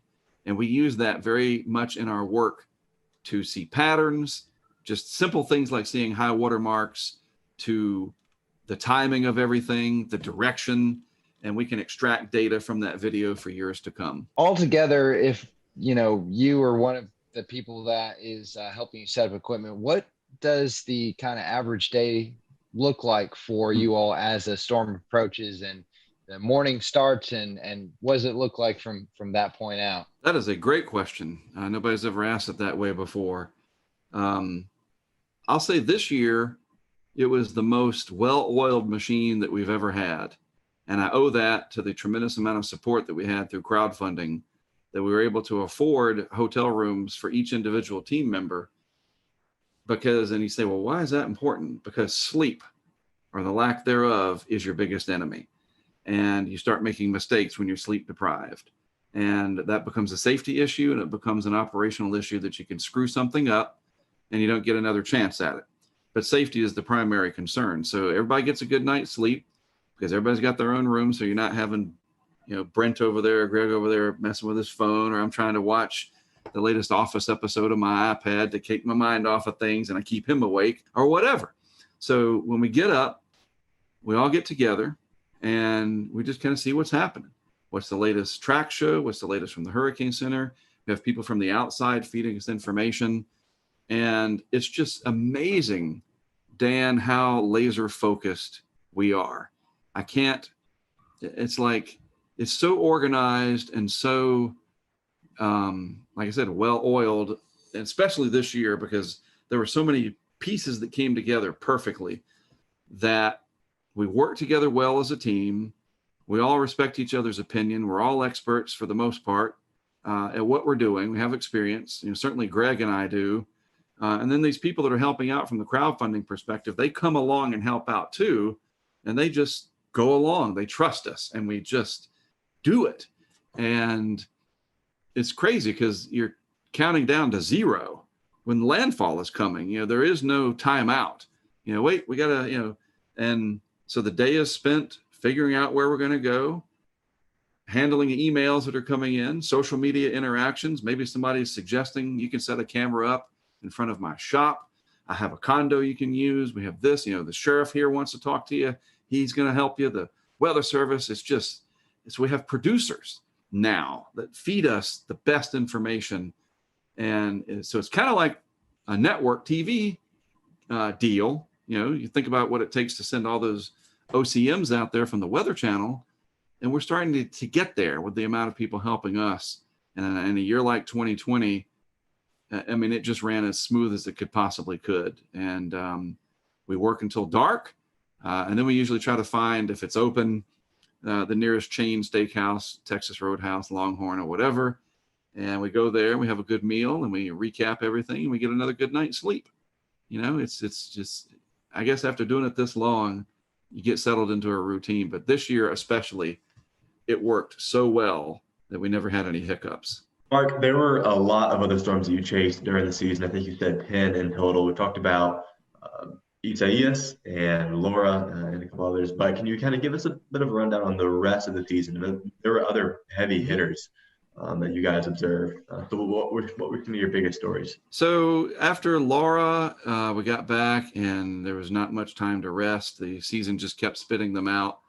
And of course, the next significant one for us was Sally. And Sally was one of these ones that had a lot of potential and it rattled a lot of nerves.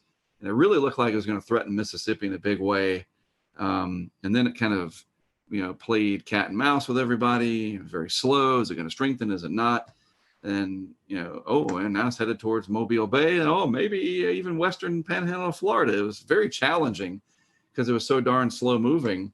And the intensity guidance was just crazy. It was like, nobody could figure it out, literally. So that was the most challenging because it kept us on our toes in a very familiar area. I know the Central Gulf Coast very, very well, and yet it was still very challenging. But at the end of the day, the success that we had with that, because it was another nighttime event, and this is where my experience came into play, I focused on the river flooding that was coming. And I worked very closely with some of the Weather Service offices down there, and even one of the meteorologists for the state of Florida. And, we don't have hundreds of cameras, but we had enough that we put some on the coast to see what the coastal impacts were from surge. But again, Sally, 4 o'clock in the morning or something, landfall, another thumbs down for that. But the flooding during the day was going to be this rapid rise and then a pretty rapid fall, unlike the Carolinas where it's like a week later. Sally's flooding was going to be much quicker. So we put a camera system on the Fish River in Alabama. It's just a small river system down there. People in the area, they know it well. And then up on the Perdido River, just inside the Florida line. And boy, what we captured there was one of my bucket list, like, I want to do this.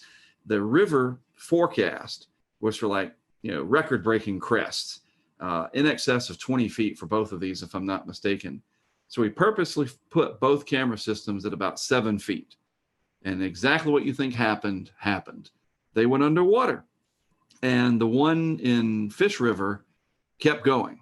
It was a GoPro camera. We didn't have enough. The live signal was not strong enough there. And that camera, you see the water come up, it submerges the camera. And then because of all the red clay and the soils down there, the water turns blood red. And we estimate, because the camera was 7 feet, the Fish River crested at like 20, 21, that the camera was more than likely under 5, 6, 7 feet of water for about 8 hours. And that little box that it was inside of, the GoPro, not even a molecule, a compound molecule of a hydrogen or an oxygen to be found. Absolutely bone dry. And that is amazing footage. And it'll really help to show the impacts of river flooding. We had pressure sensors out as well. The eye went right over one of them in Gulf Shores, Alabama. But again, the darn thing hitting at night, there was just not much we could do in terms of the visuals. So you have to shift and say, okay, what are the other impacts here? And that river flooding, that's what I wanted to take away. And that's exactly what we captured. Then I'd love to ask just real quick, because you just mentioned that. How do you get the live data out of these stations in conditions that would generally seem hazardous? We'll return to Best of the Carolina Weather Group in a moment. Now your Carolina weather forecast. Here are today's forecast high temperatures for North Carolina. Here are the forecast lows for tonight for North Carolina. Here are tomorrow's forecast high temperatures. And here's forecast rainfall across North Carolina tomorrow. Here are the forecast highs for the day after tomorrow.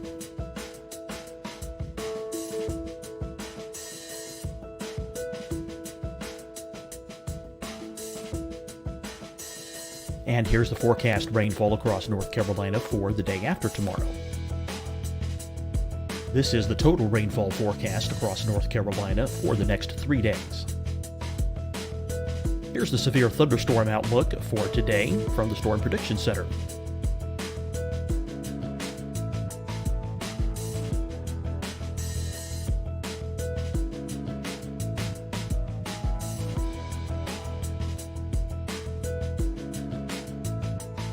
Here are the forecast high temperatures for today for South Carolina. Here are the low temperatures for today for South Carolina. Here's the probability of precipitation forecast across South Carolina today. And here are the rain chances across South Carolina tonight.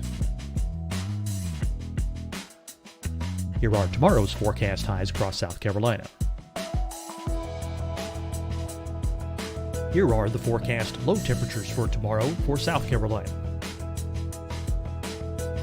And here is the probability of precipitation across South Carolina tomorrow. Here's the precipitation chances across South Carolina tomorrow night. Here are the forecast highs for the day after tomorrow in South Carolina. Here are the forecast low temperatures across South Carolina for the day after tomorrow. And here are the rain chances across South Carolina for the day after tomorrow. And South Carolina's probability of precipitation for that night. Here's the Storm Prediction Center's severe thunderstorm outlook across South Carolina for today through tonight. Here's the Storm Prediction Center's severe thunderstorm outlook across South Carolina for tomorrow and tomorrow night. And here's the Storm Prediction Center's severe thunderstorm outlook across South Carolina for the day after tomorrow through that night. Here's the severe thunderstorm outlook for today from the Storm Prediction Center.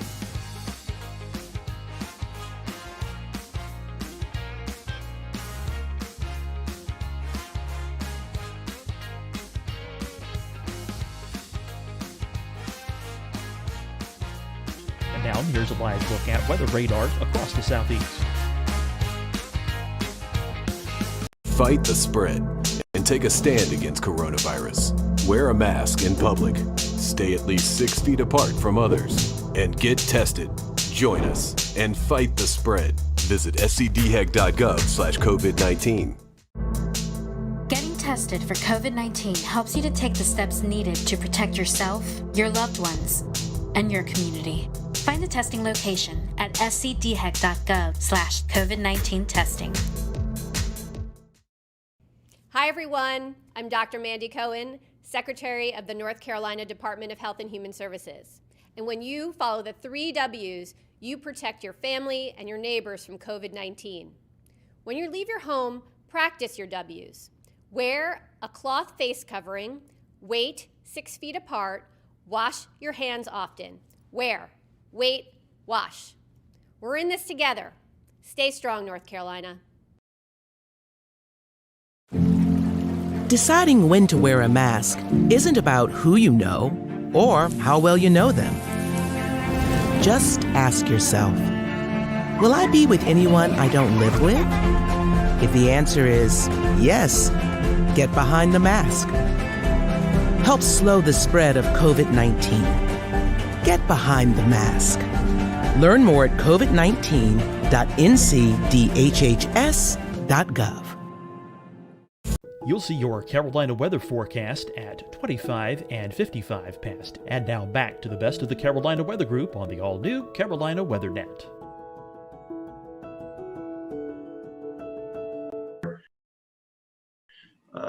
Good coverage. We use Verizon as our LTE provider, and I am a Verizon customer. They're not a sponsor. And so I'm just putting that out there. They don't pay me to say that. And it's just a matter of luck, honestly. You know, their engineering and their mitigation that they put in, you know, they don't want their network to go down. Sprint doesn't, you know, AT&T doesn't, because people get mad. And we need the network to stay up. Obviously, all of us do. And there are conditions where, yes, it will go down. We lose our feeds, especially in big hurricanes like Laura. They'll go offline, certainly. But that's what the GoPros are there for. They back up those live feeds, especially if it's going to be in the daytime. And for Sally, slow moving, not really intense. And so you're not going to get like a gut punch to the network. It's more of a long process. And everything stayed up as far as I can remember. But that's what we do, is we use Verizon LTE, and we will be investing, because of our strong support from crowdfunding, some of that money into even more technology for 2021 that'll give us hopefully double the bandwidth, if you will, or at least the range to pick up towers. Maybe the tower nearest our camera is out 5-10 miles away. We could pick that one up. We've got somebody from Washington State who's donating some equipment to make that possible. And always trying to do it better, keep that mousetrap ever improved, right? Well, I didn't mean to interrupt your the rest of the season recap, but after that storm, what else did you investigate? It's interesting. Sally turned into beta. We went from Sally to beta. It's like, how did that happen? Because it was just this flood of activity. We had a big burst. We ran through just about everything, you know, that was left. Teddy, Vicky, Wilfred, subtropical storm Alpha. Boom! Now we're up to beta, and beta was threatening Texas. And so that was the longest stretch that I was gone. I was gone for 2 weeks. And that was weird. It was just like, man, I've been gone freaking forever. Anyway, so I went over to Texas for beta, set up a lot of equipment. It is the cool part about beta, a little side story. I put one of the remote cameras on the piling of a house in Surfside Beach of one of the executives that works for the Weather Channel. He's a friend of mine, and it's no secret. His name is Tom Lee, and he's one of he's up there, right? And he has a house. His family has a house in Surfside Beach, and I was like, "Hey, you got a house down here? You know, where is it?" And I looked it up, and I was like, "Whoa!" I drove down there, and it was pretty exciting. They had some waves coming in, and I even flew the drone down there, and it was pretty remarkable. And I put a camera right on his piling. And it turned out it was a really good shot because the power didn't go out, and these Nest cameras do really well at night. And you could just watch the Gulf come in and out on the tides from one of the executives of the Weather Channel, right at his house. And he thought, hey, pretty good way to keep an eye on my house. And we met a lot of cool people down there,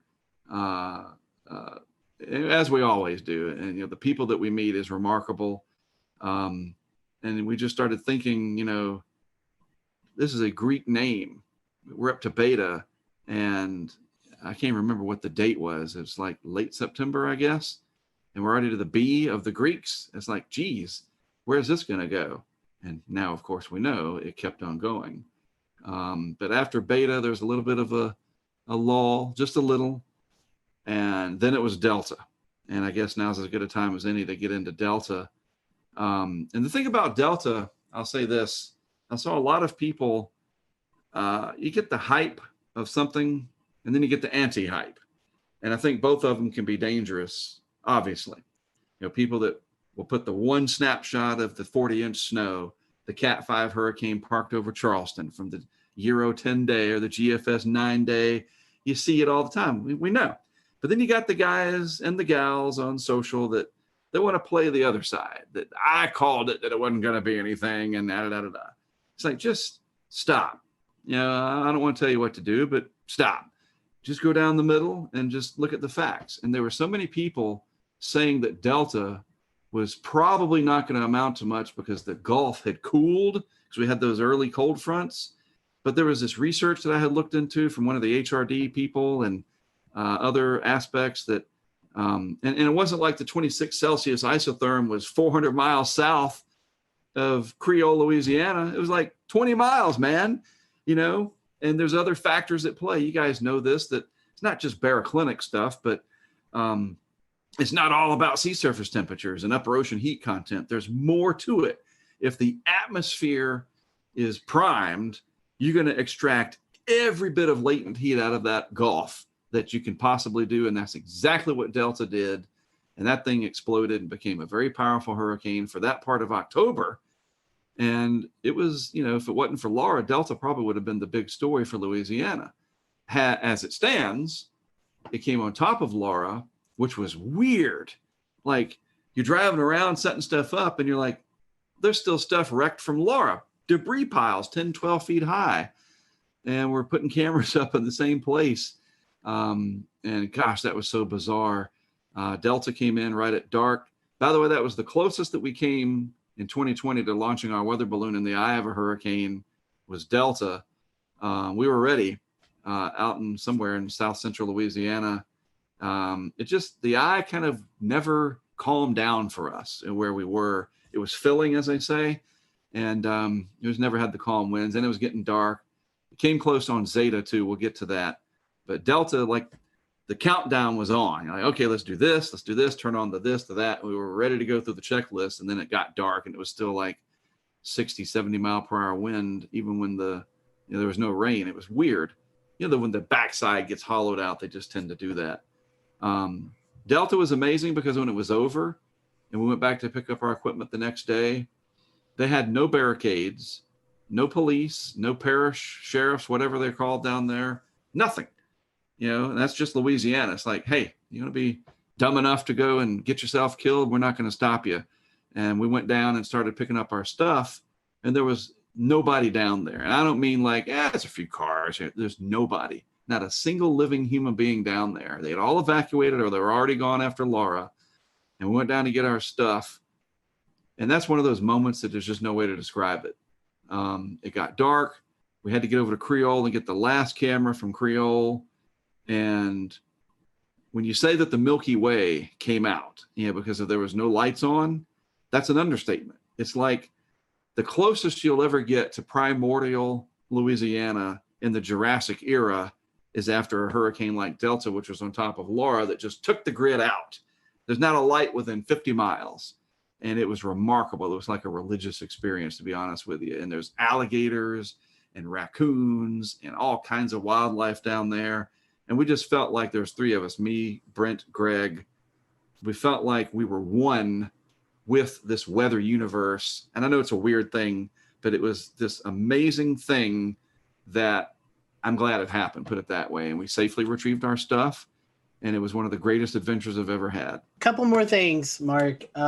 Zeta and Eta, Mm-hmm. I think I pronounced that right. Impacts here in the United States, but after that we had a couple of storms, Theta and Iota, that just wreaked havoc on Central America. And I mean, these were strong hurricanes. So as we kind of round out the Greek alphabet, what's your? I mean, I know Eta and Theta. Eta and Zeta, you were able to be a part of, but not the last two. But what's your memories of those last 4 storms?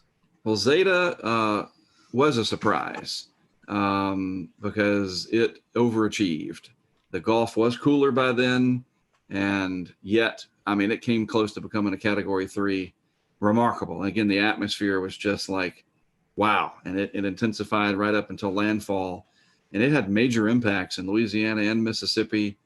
Greg Nordstrom has damage to his house, nothing significant, and it's all insured and so forth. But he became the hunted. And we were in the eye of that one down in Slidell. That was amazing.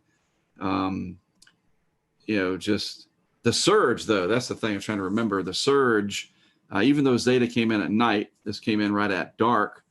The storm surge in Mississippi was remarkable. And there's a couple of instances there where our cameras are going to provide some very telling data to the National Hurricane Center Storm Surge Unit as we work through that to turn the video into data where we can find still water elevations in that surge.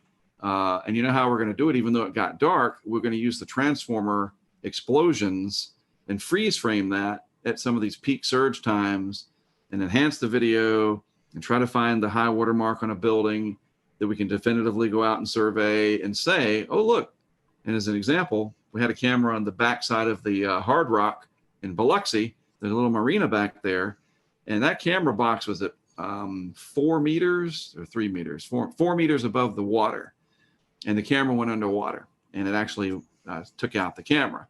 And some of that was wave action. But in those waves, and Shay, all of you know this, you smooth it out and you can get that high water mark from video. And we're really looking forward to helping the Hurricane Center Storm Surge Unit with that as we go forward. So Zeta was very successful, surprising again, because it's getting on. It was freaking 2 days before Halloween, right? And very strong hurricane into the Central Gulf Coast. And then Eta, boy, what Eta did down in Central America. And I will be on record as saying that I am 100% in that they will upgrade Eta to a Cat 5 in the post-analysis. Because you remember the recon planes were going down there and they had to turn around and come back. And we missed a lot of data. But then when they finally got in there, there was some to support. I just think in the off season, when they do their analysis, that the wind and the Doppler and the SFMR data will show that Eta was our second Cat 5 of 2020. I'm 99% sure of that. And then, it looked like it could come around and be a real big problem for Florida. Luckily for Florida, it was not a real big problem, but it gave me an excuse to go down to the Keys. So I did. And that was, honestly, I really wanted to go down and kind of know the lay of the land for a future event. I've never been to the Keys for a landfall, believe it or not, in my entire career. And so I went to the Keys. We dealt with it down there. Wasn't too big a deal. And then we went up to Tampa, St. Pete, another place that I haven't been to, and set up camera equipment around there, worked with some of the locals that knew the area really well. That helped a lot. And we nailed it. We got some amazing storm surge shots right along some of those causeways. And I felt like Eta was another one of those warning shots that was a November tropical storm. And if it had been a month earlier, it would have been a lot stronger if everything else was equal. And Tampa Bay would have had an 8 to 12 foot surge, not 2 to 4 that they had. And it just shows you, bypass them and then it kind of died out going into Cedar Key. Man, it just shows you how vulnerable Tampa Bay, St. Pete are. Those areas are to hurricanes. And you never know. Sometimes the end of the season kind of shows you where you're going to pick up the next year. I've learned that. It's not always a good match, but sometimes you can get some clues from that clustering And especially if we're going to happen to have two very similar years to each other. Maybe that's a warning shot. And then it was Iota. Theta, I think, was like I don't even remember, didn't do much out in the Eastern Atlantic, I think, but Iota, wow, that was, poor Central America. And I was in touch with a guy on, I guess, Facebook Messenger for the Hurricane Track page who lives down, it's the island that's south of Providencia. He was real worried about it, and it reminded me of Irma when I was communicating with a guy on Facebook that lived on St. Bart's. He was scared for his life because 185 Irma was coming for him. And this guy was down there on that island south of, I think it's San Andres or something, south of Providencia. Of course, that island, Providencia, these are Colombian governed islands, was just annihilated. We saw the devastation from there. And that was it, thankfully. Iota capped off 30 named storms, the ace of around 180, right? 13 hurricanes and 6 of them, whatever it was, major, right? Something like that. Start to even remember.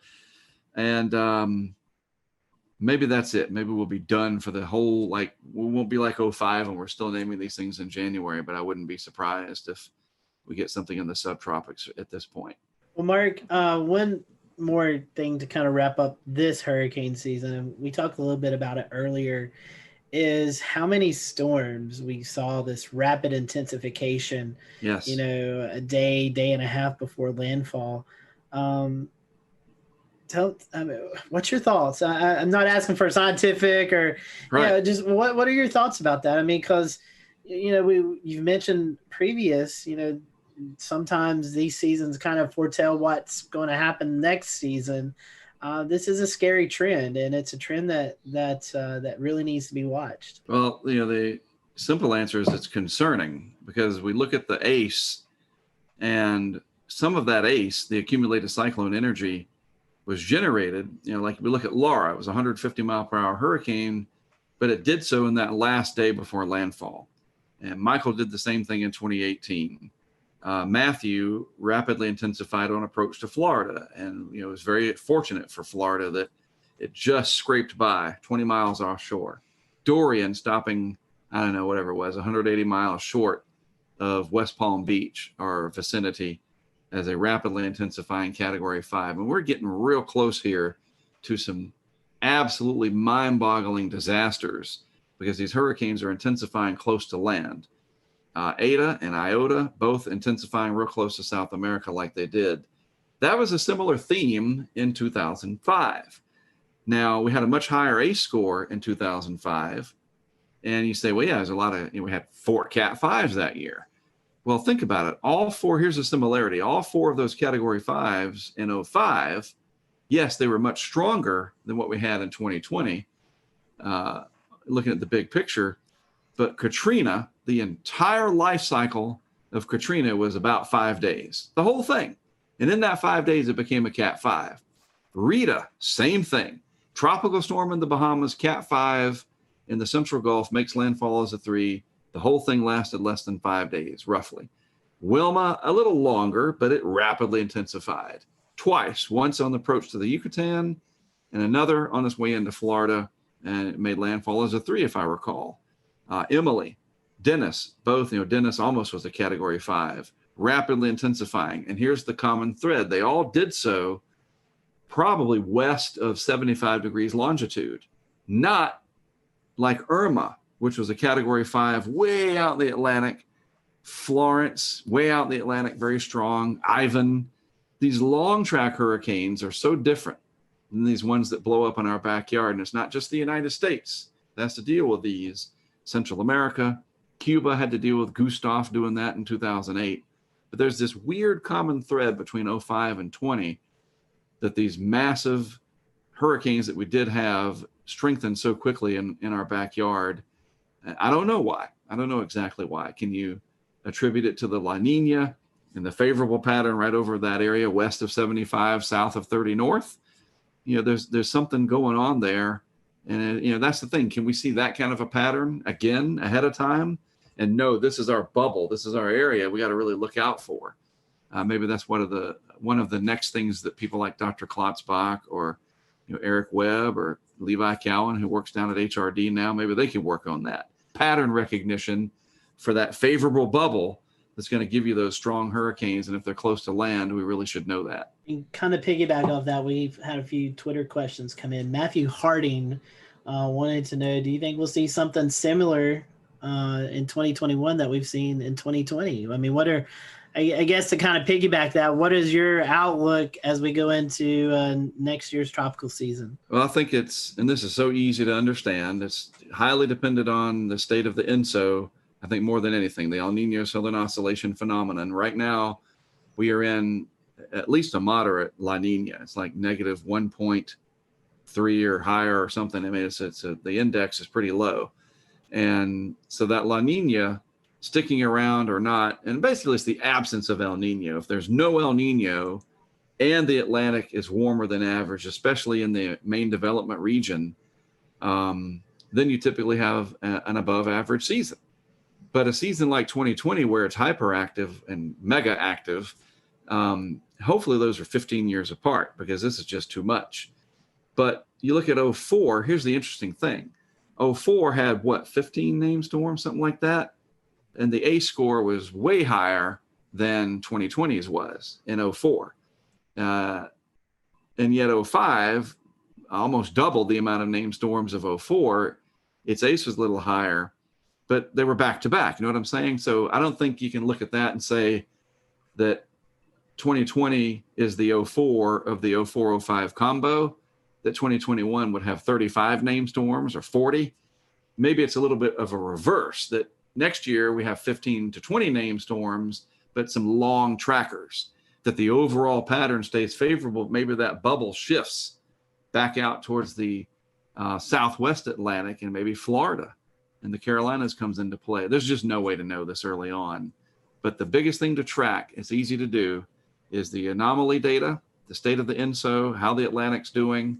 And if those two puzzle pieces, a negative ENSO and a positive AMO, or just a warm Atlantic, doesn't even have to fit the classic anti-Atlantic multi-decadal oscillation. I know I'm throwing all these terms out. But if the Atlantic's warmer than the Pacific is, look out, generally speaking. We're basically going to need an El Nino to save us. And then that's going to have its own set of problems, because the globe will be like 5 degrees warmer than it should be on average, or some stupid stuff like that.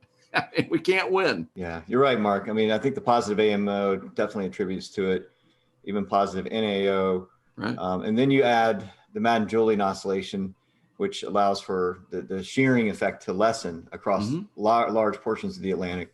And you get that combination. That's what we had this year. I mean, I can't count how many phase 8s we had, which basically it parks itself over us where there's less shear. Right. But there were several iterations of that. And even when there was not in that phase, there was still these, rapid intensifications occurring, even with shear. They would find these little pockets, and take advantage of that. But, 2021 will probably be another active season, because I've never seen that we have an El Nino after a strong La Nina. I cannot recall the last time that happened. There's always a first. And we know that the Euro, we talked about this before going with the taping here, or the recording. Who tapes anymore, right? The Euro, I think, is always going to want to show an El Nino or a warming ENSO. It's just the way it is. It's got a warm bias for that. But we'll keep an eye on stuff like the Southern Oscillation Index. And as long as that stays wildly positive like it has been, that's a good barometer, quite literally, to follow that. There's ways to watch. That's what's so neat now, is we can actually watch it. It's kind of like watching the NFL in the off season. The Super Bowl is over, and then the Pro Bowl is over, and it's not like, oh, that's it. There's an entire network dedicated to the NFL. We have a network dedicated to weather. That's the Weather Channel. There's other channels too, but it doesn't all end on December 1st. We're on top of it until the next season, and we're getting better. I'll go back to the start of this whole thing. We saw this coming in March and April, not to this extent, and you can never get the details, but the overall pattern was very well telegraphed. I think the best in any of the modern age of numerical weather prediction. Yeah, I certainly agree. Speaking of 2021, hurricanetrack.com What are you looking forward to next year, Mark? Any exciting projects? I know you've this year I've been seeing you've been doing some discussions with several guys in the tropical world and doing some off-season discussions. So what's going on over at hurricanetrack.com, and what are you guys working on for next year? A lot of projects. We had a great group of people that volunteered to help out this year. That really helped our back end, and we grew the crowdfunding substantially, which was a very pleasant surprise, and especially to be able to reinvest into more equipment to do more things. Obviously I want to be able to support my family and have a career out of this, and that helps that. Since I'm independent, this is what I do for a job. But it's the way it grew and how fast it grew, and to the extent that it did, meant that we were able to afford more stuff. And we put that stuff into action, and that's what we want to keep doing. And we're definitely going to have a much stronger initiative in the off season, to the extent that we even have a new logo, a new branding. And it's my Twitter handle logo right now. I think it's on Facebook as well. Haven't changed YouTube yet. I'll have to do that. But it's like it says Hurricane Track. It says off season, but it's a winter look. It's got a snowflake instead of a hurricane, and some wintry colors. And it's funny because it was a high school kid from Illinois that designed that for us. I don't have time to learn Illustrator and do that. I used to do that many years ago. That's that whole idea of people helping out, man. It's incredible. So our goals, I want to have the opportunity to go out if let's assume these events happen. First of all, a really big bomb cyclone nor'easter kind of deal. Is it New England? Is it the Northeast or the Mid-Atlantic? We'll return to Best of the Carolina Weather Group in a moment. Now your Carolina weather forecast. Here are today's forecast high temperatures for North Carolina. Here are the forecast lows for tonight for North Carolina.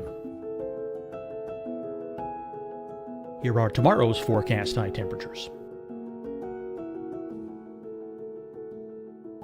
And here's forecast rainfall across North Carolina tomorrow. Here are the forecast highs for the day after tomorrow.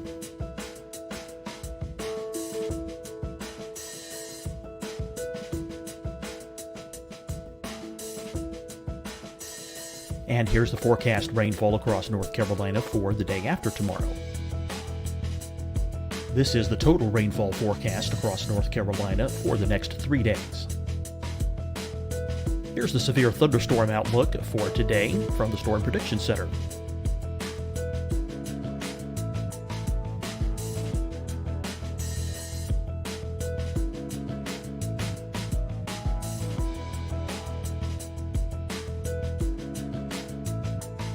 Here are the forecast high temperatures for today for South Carolina. Here are the low temperatures for today for South Carolina. Here's the probability of precipitation forecast across South Carolina today. And here are the rain chances across South Carolina tonight. Here are tomorrow's forecast highs across South Carolina.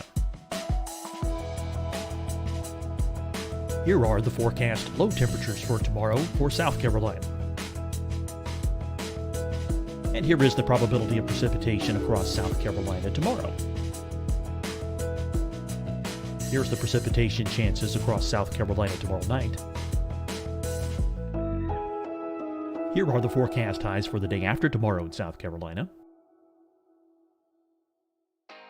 Here are the forecast low temperatures across South Carolina for the day after tomorrow. And here are the rain chances across South Carolina for the day after tomorrow. And South Carolina's probability of precipitation for that night. Here's the Storm Prediction Center's severe thunderstorm outlook across South Carolina for today through tonight. Here's the Storm Prediction Center's severe thunderstorm outlook across South Carolina for tomorrow and tomorrow night. And here's the Storm Prediction Center's severe thunderstorm outlook across South Carolina for the day after tomorrow through that night.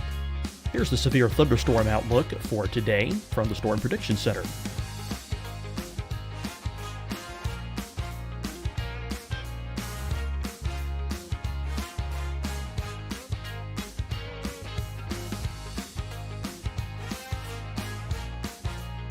And now here's a live look at weather radar across the southeast. Fight the spread and take a stand against coronavirus. Wear a mask in public. Stay at least 6 feet apart from others. And get tested. Join us and fight the spread. Visit scdhec.gov/COVID-19. Getting tested for COVID-19 helps you to take the steps needed to protect yourself, your loved ones, and your community. Find the testing location at scdhec.gov/COVID-19 testing. Hi, everyone. I'm Dr. Mandy Cohen, Secretary of the North Carolina Department of Health and Human Services. And when you follow the 3 W's, you protect your family and your neighbors from COVID-19. When you leave your home, practice your W's. Wear a cloth face covering, wait 6 feet apart, wash your hands often. Wear, wait, wash. We're in this together. Stay strong, North Carolina. Deciding when to wear a mask isn't about who you know or how well you know them. Just ask yourself, will I be with anyone I don't live with? If the answer is yes, get behind the mask. Help slow the spread of COVID-19. Get behind the mask. Learn more at covid19.ncdhhs.gov. You'll see your Carolina weather forecast at 25 and 55 past. And now back to the best of the Carolina Weather Group on the all-new Carolina Weather Net.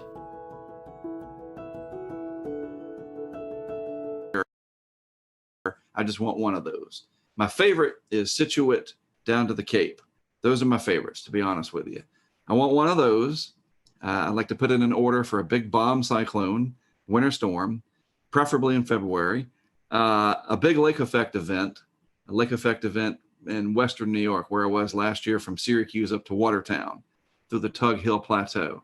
I know there's other areas, Cleveland, Buffalo, etc., but I really like that part of upstate New York. So I want a big lake effect event. Then a high plains blizzard, one of those bomb cyclones that moves out of the Front Range, 980 on the pressure, big comma shape out over the Great Plains. I got a good friend and colleague up in Sioux Falls, Derek Thompson, who's got a nice Mesonet truck. I'm gonna send him some cameras. He's gonna put them out. My goal is to fly into Denver, rent a vehicle, bring some cameras with me. We scatter them around South Dakota, out in the Black Hills. Nobody's ever done that. You got traffic cams and you got storm chasers, and again, they do great.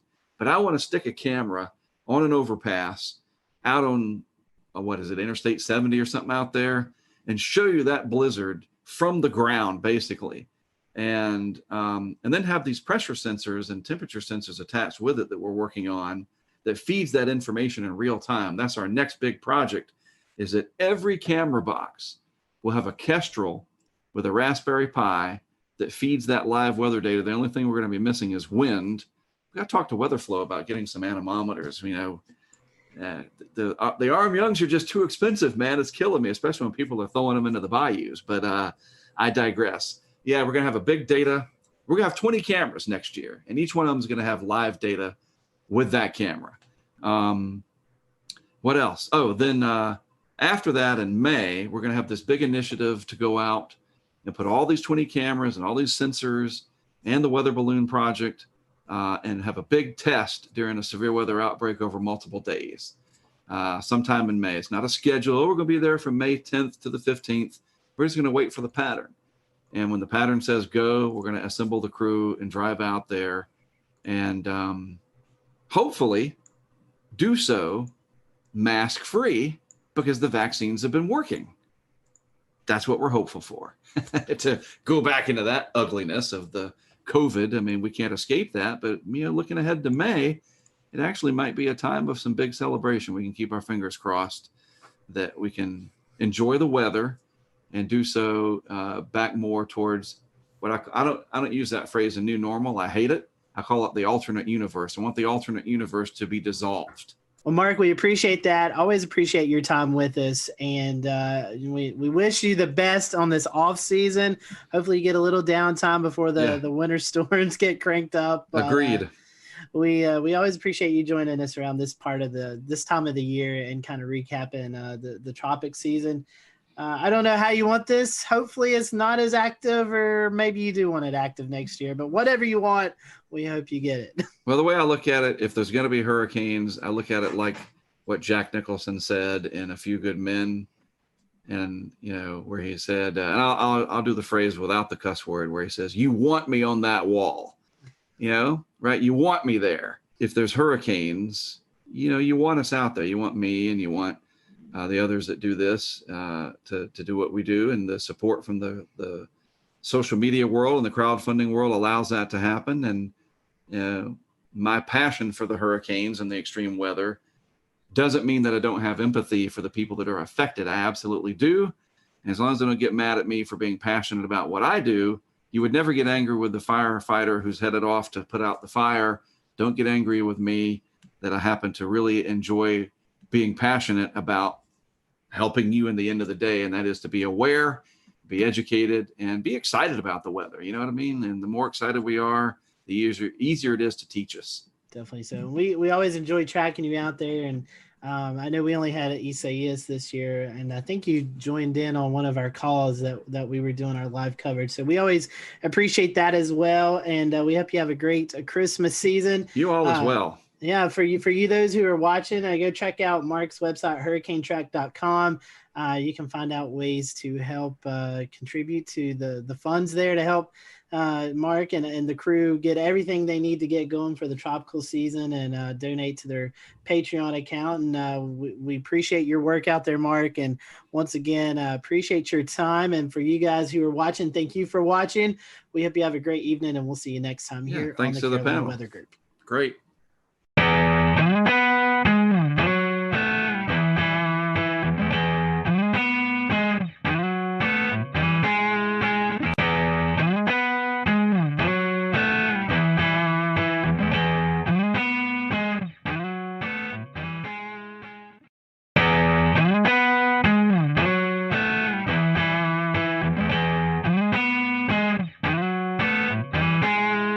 Hello, everyone. Welcome to the Carolina Weather Group. We're happy to have you this evening, and we want to welcome our guest, Mr. Stephen Baxter. He works for NOAA headquarters. He is the Winter Weather Services Program Lead, and we're getting into that season where we're transitioning more into fall and winter, and with that comes the threat of winter weather, and that's what we're going to be talking about tonight. It's going to be kind of twofold. NOAA just recently released the winter outlook for the 2021 winter season. So we're going to go over that briefly, and then we're also going to talk about a new product that NOAA is releasing. And this is kind of similar to what we see in the summertime with storms, the threat of storms. So it's going to be a new outlook that we're going to talk about and really dig into, because this is a new product and one I think everybody will find useful. So we'd love for you to join in on the conversation as you're watching tonight. Feel free to drop any comments if you want to. Stephen, welcome to the show, and thank you for joining us tonight. I know kind of a busy season with you getting ready and ramping up for the winter weather season. One thing we always like to ask our first-time guests, and we talked a little bit about this off air, but we'll go through the short, brief version. Tell us about your weather journey. How did you kind of get hooked into the weather field, and how did you get to where you're at right now with NOAA? Yeah. So my interest in weather started at a young age. A lot of us have some formative moment where we decided that we wanted to be meteorologists. Mine was the blizzard of '96, early January of '96. I was in second grade, and I still remember it quite vividly, actually, watching the Weather Channel and watching the local on the 8s every 10 minutes. And I think my parents thought there was something legitimately wrong with me as I was just watching this constantly. I loved it. I was hooked. And so I love winter weather. That's always been my favorite type of weather. And so I went to Millersville University in Pennsylvania, where I got my bachelor's degree in meteorology. And when I was there, I was lucky enough to do an internship at the time. Was called the Student Career Experience Program. Now it's called the Pathways Program. It's actually a broader, it's not just the Weather Service, but it's a broader federal initiative. But I did for the Climate Prediction Center. And I worked there, including that time, for 10 years, about 10 and a half years before I went to headquarters. And so I worked in a couple different positions in Climate Prediction Center, but I did a lot of research to operations of applied research in climate variability, subseasonal, seasonal climate variability. And as part of a rotational assignment last winter, I worked over in headquarters in the winter program, and then I took that position permanently during this summer. And so that's what brings me here tonight. So I'm pretty new in that position. So I'm still doing a lot of spinning up. There's a lot to learn. There's a lot of awesome stuff and great people throughout the agency. And going from climate to weather, which is kind of funny to say in the Weather Service, but to do that and to do that with winter weather, which is our newest service program, is a lot of fun. But there's a lot to learn, and there's a lot of work that we have to do. But we're really happy with where things have gone recently, and I'm happy to be here tonight to talk about some of that progress. Well, speaking of the National Weather Service and NOAA, they have just released their 2020-2021. It's kind of a mouthful. Winter weather outlook, and La Nina has been a word that's been talked about a lot, and some of our viewers may not fully understand what a La Nina is. So what is the winter outlook, and how does La Nina play into that? Great question. So we start with La Nina. So La Nina is called the cold phase of what we call the El Nino Southern Oscillation. So the reason this is important is because the tropical Pacific is an important heat source in generating convection in big swaths of thunderstorms across the equator, especially in the central western Pacific. And that plays a really critical role in the formation and maintenance of the climate as we observe it even in the mid-latitudes, namely through the formation of the jet stream. And what happens during La Nina and El Nino is the sea surface temperatures in the Pacific are either warmer in the case of El Nino or colder in the case of La Nina. And what that does is it alters relative to normal those patterns of tropical convection. And that in turn affects the jet stream across the North Pacific especially. And that has, through what we call teleconnections. So I think a lot of weather folks or people who love weather are familiar with teleconnections like the North Atlantic Oscillation, for instance, or the Pacific North America pattern is another prominent teleconnection. And so itself imparts an extratropical teleconnection, and so is the El Nino Southern Oscillation. And so that kind of classic La Nina teleconnection, if you will, is what drives in large part the outlook for the upcoming winter. And so if you look at the forecasts that were published by the Climate Prediction Center, so I used to do these outlooks until about 3 or 4 months ago, you'll see that there's kind of a very typical La Nina type pattern that you might be familiar with, which shows, generally speaking, milder than normal conditions across the southern tier of the United States are favored. And then across the northern tier of the U.S., especially across the north central, northwestern parts of the U.S., colder than normal temperatures are favored.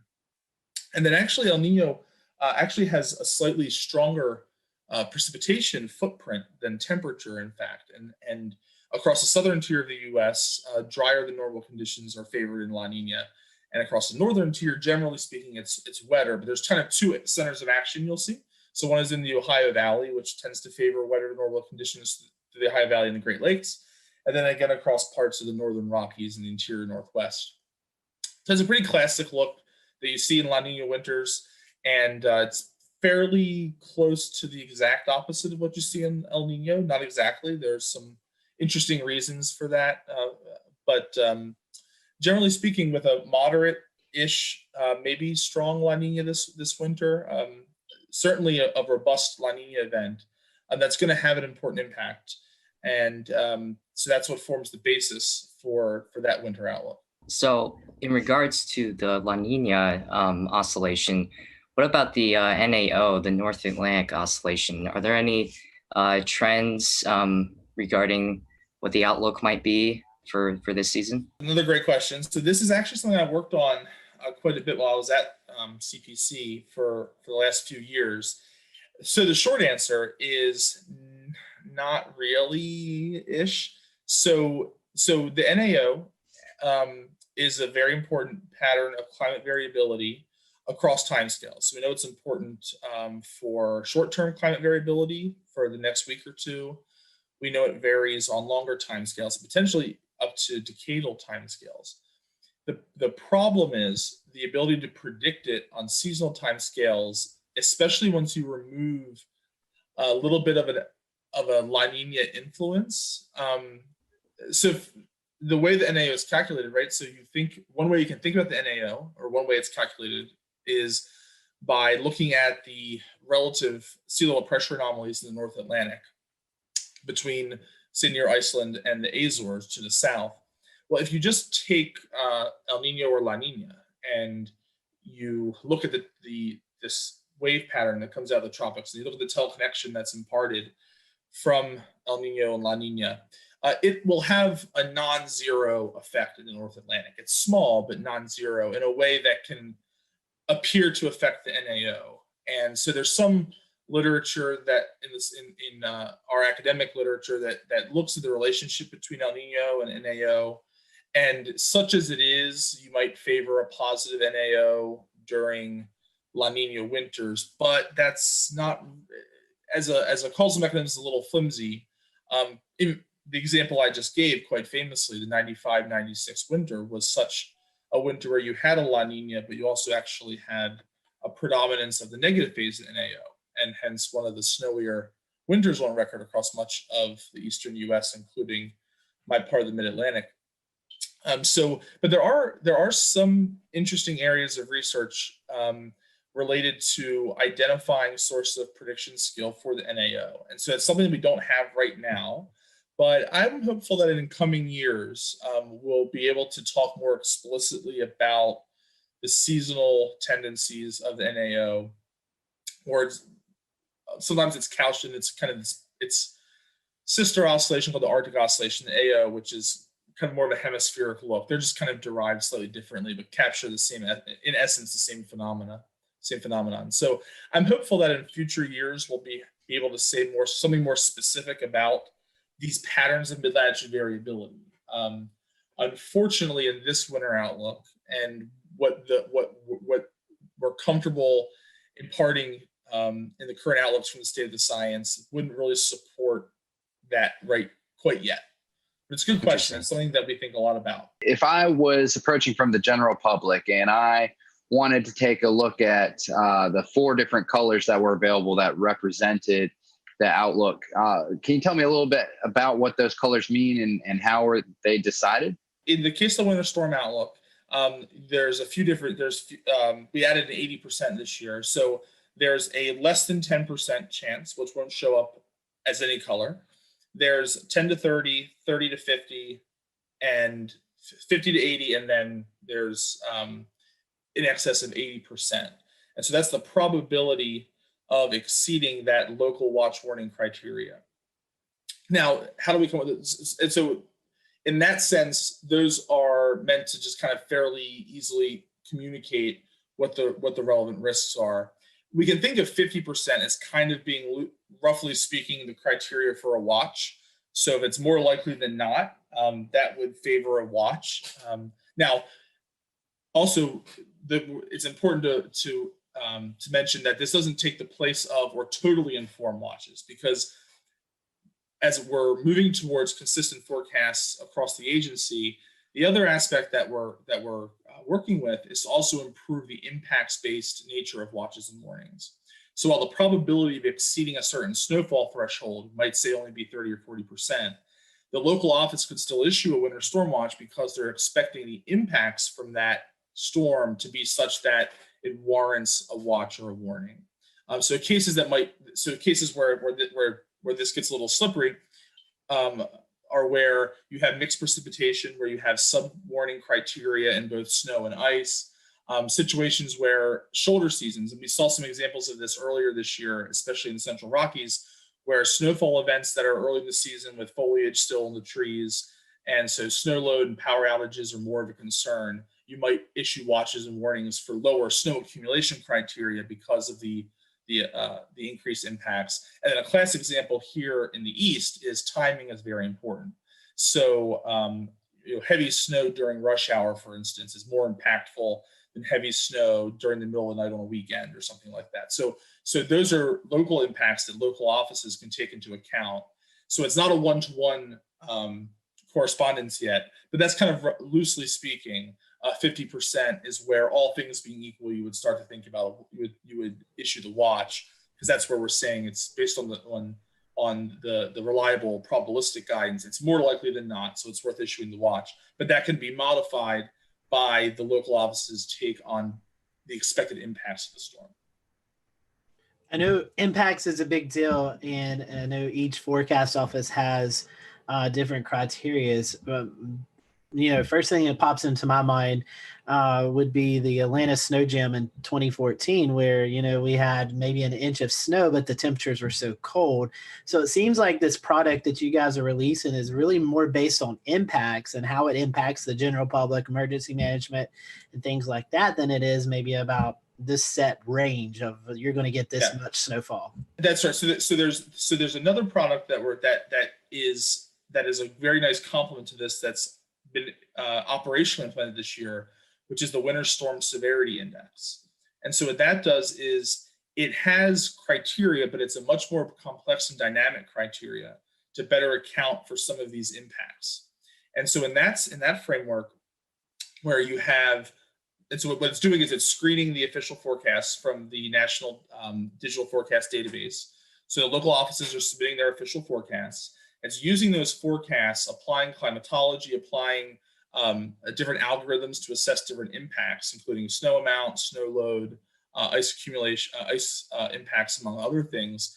And it's doing that to get an idea for those impacts, including things like flash freeze, blowing snow. And so using those two together, and as in fact, the vision of the program is kind of an eventual merger of those two products along the lines of what you were saying. So right now, the Winter Storm Outlook is grounded in the very objective kind of criteria-driven realm. The Winter Storm Severity Index is still deterministic, so we're not using probability information yet. It's just using the deterministic forecast from the local offices, but it's applying it in an impacts-based context. So our long-term goal is to get to a place where we have a probabilistic Winter Storm Severity Index that will in turn inform the Winter Storm Outlook, so that the Winter Storm Outlook today, being just the probability of exceeding a fixed snow or ice accumulation threshold, will eventually be the probability of exceeding moderate or severe impacts. Impacts being defined, being kind of regionally varying and defined in a much more nuanced fashion. And so it's those two products right now that are a nice complement that we eventually want to see kind of come together and form the basis of these kind of consistent, collaborated, and probabilistic products across the agency. I think a lot of people hear outlooks and they are thinking of the Storm Prediction Center outlooks for severe weather that they might be familiar with. How might these new experimental outlooks compare to those? So they might be, they are potentially similar in that they're probabilistic. They're giving a probability of a certain event occurring in a daily cadence. So we have day 1, day 2, day 3, day 4, and then the maximum probability across days 1 to 4. That will be different. The Storm Prediction Center doesn't have that component. So they're very similar in that they're trying to give advanced lead time and a heads up, right, in terms of hazardous weather. So the Storm Prediction Center, as you might know, issues severe thunderstorm watches and tornado watches for the CONUS. And as you might imagine, their objective probabilistic outlooks, convective outlooks, play an important role in that, and starting that process through which they work with the local offices to issue those watches. And so that's actually one of the we're leaning in on that paradigm a bit in the winter program. Not to say that WPC is going to take over watches entirely, a la kind of the SBC model, but to say that we're moving in a direction where those watches are going to be more closely collaborated in an explicit and defined fashion and process between the local offices and WPC. And so, yeah, I think there is a lot of, you can draw a pretty close parallel between those two. And in a lot of ways, the winter program is trying to lean in on the probabilistic element. I think it's recognized how important that is in severe weather, because it's, we kind of, I think it's intuitive, right? That the odds of a tornado, for instance, at an exact grid point at any time is very, very small. And so specifically, right, in SPC space, the outlooks are the probability of the event occurring within 25 miles of the point, right? And so it's a kind of that this kind of stenciling out of the grid. And in winter, that's not so much our problem, but we do have the problem of conveying the uncertainty in the forecast. When you're issuing a forecast for winter weather, we need to know how much liquid equivalent precipitation is falling and its phase, and if it's snow, right, the snow liquid ratio, which can vary as well. And so there's a lot of degrees of freedom there. And so it's important that we flesh out all those possibilities. That's why the probabilistic forecasts are so important. And then once we have that suite of probabilistic forecasts, we can kind of take a slice through them and look for these cutoff points where the probability of exceeding a hazardous criteria is enough to warrant kind of these public messages, like a winter storm watch, for instance. As far as who this product's actually meant to kind of serve the best, on your product description document, it talks about emergency services, different kind of broadcast elements, and also mentions the general public as well. Can you kind of elaborate a little more on that? So the product actually has its background in a watch collaborator tool that was an internal tool to help forecasters collaborate between the national centers and the local offices. And basically the idea was to broaden it up and give some of our stakeholders, including the general public, access to this kind of national picture image that gives you the probability of hazardous winter weather at extending lead time, right? So day 1, 2, 3, 4. And in a way that, again, just kind of improves the situational awareness for stakeholders in the general public, as well as the ones you mentioned, like emergency managers and kind of those other stakeholders that work closely with the local offices. And to give them, I know, Scotty, you had mentioned, talking with a meteorologist at GSP, kind of another tool. We'll return to Best of the Carolina Weather Group in a moment. Now your Carolina weather forecast. Here are today's forecast high temperatures for North Carolina. Here are the forecast lows for tonight for North Carolina. Here are tomorrow's forecast high temperatures. And here's forecast rainfall across North Carolina tomorrow. Here are the forecast highs for the day after tomorrow.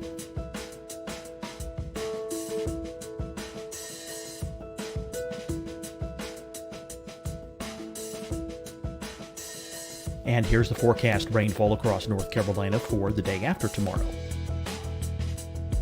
This is the total rainfall forecast across North Carolina for the next 3 days. Here's the severe thunderstorm outlook for today from the Storm Prediction Center.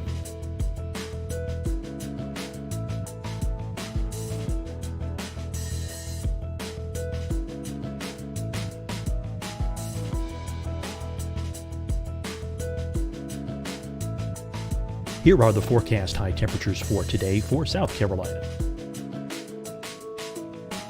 Here are the low temperatures for today for South Carolina. Here's the probability of precipitation forecast across South Carolina today.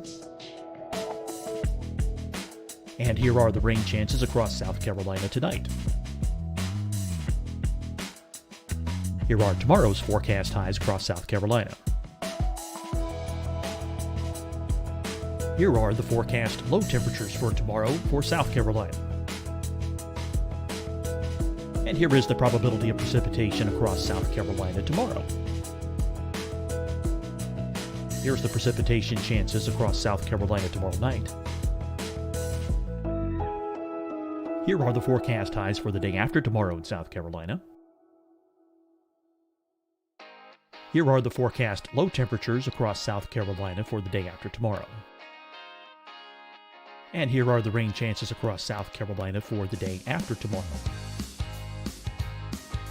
And South Carolina's probability of precipitation for that night. Here's the Storm Prediction Center's severe thunderstorm outlook across South Carolina for today through tonight. Here's the Storm Prediction Center's severe thunderstorm outlook across South Carolina for tomorrow and tomorrow night. And here's the Storm Prediction Center's severe thunderstorm outlook across South Carolina for the day after tomorrow through that night. Here's the severe thunderstorm outlook for today from the Storm Prediction Center.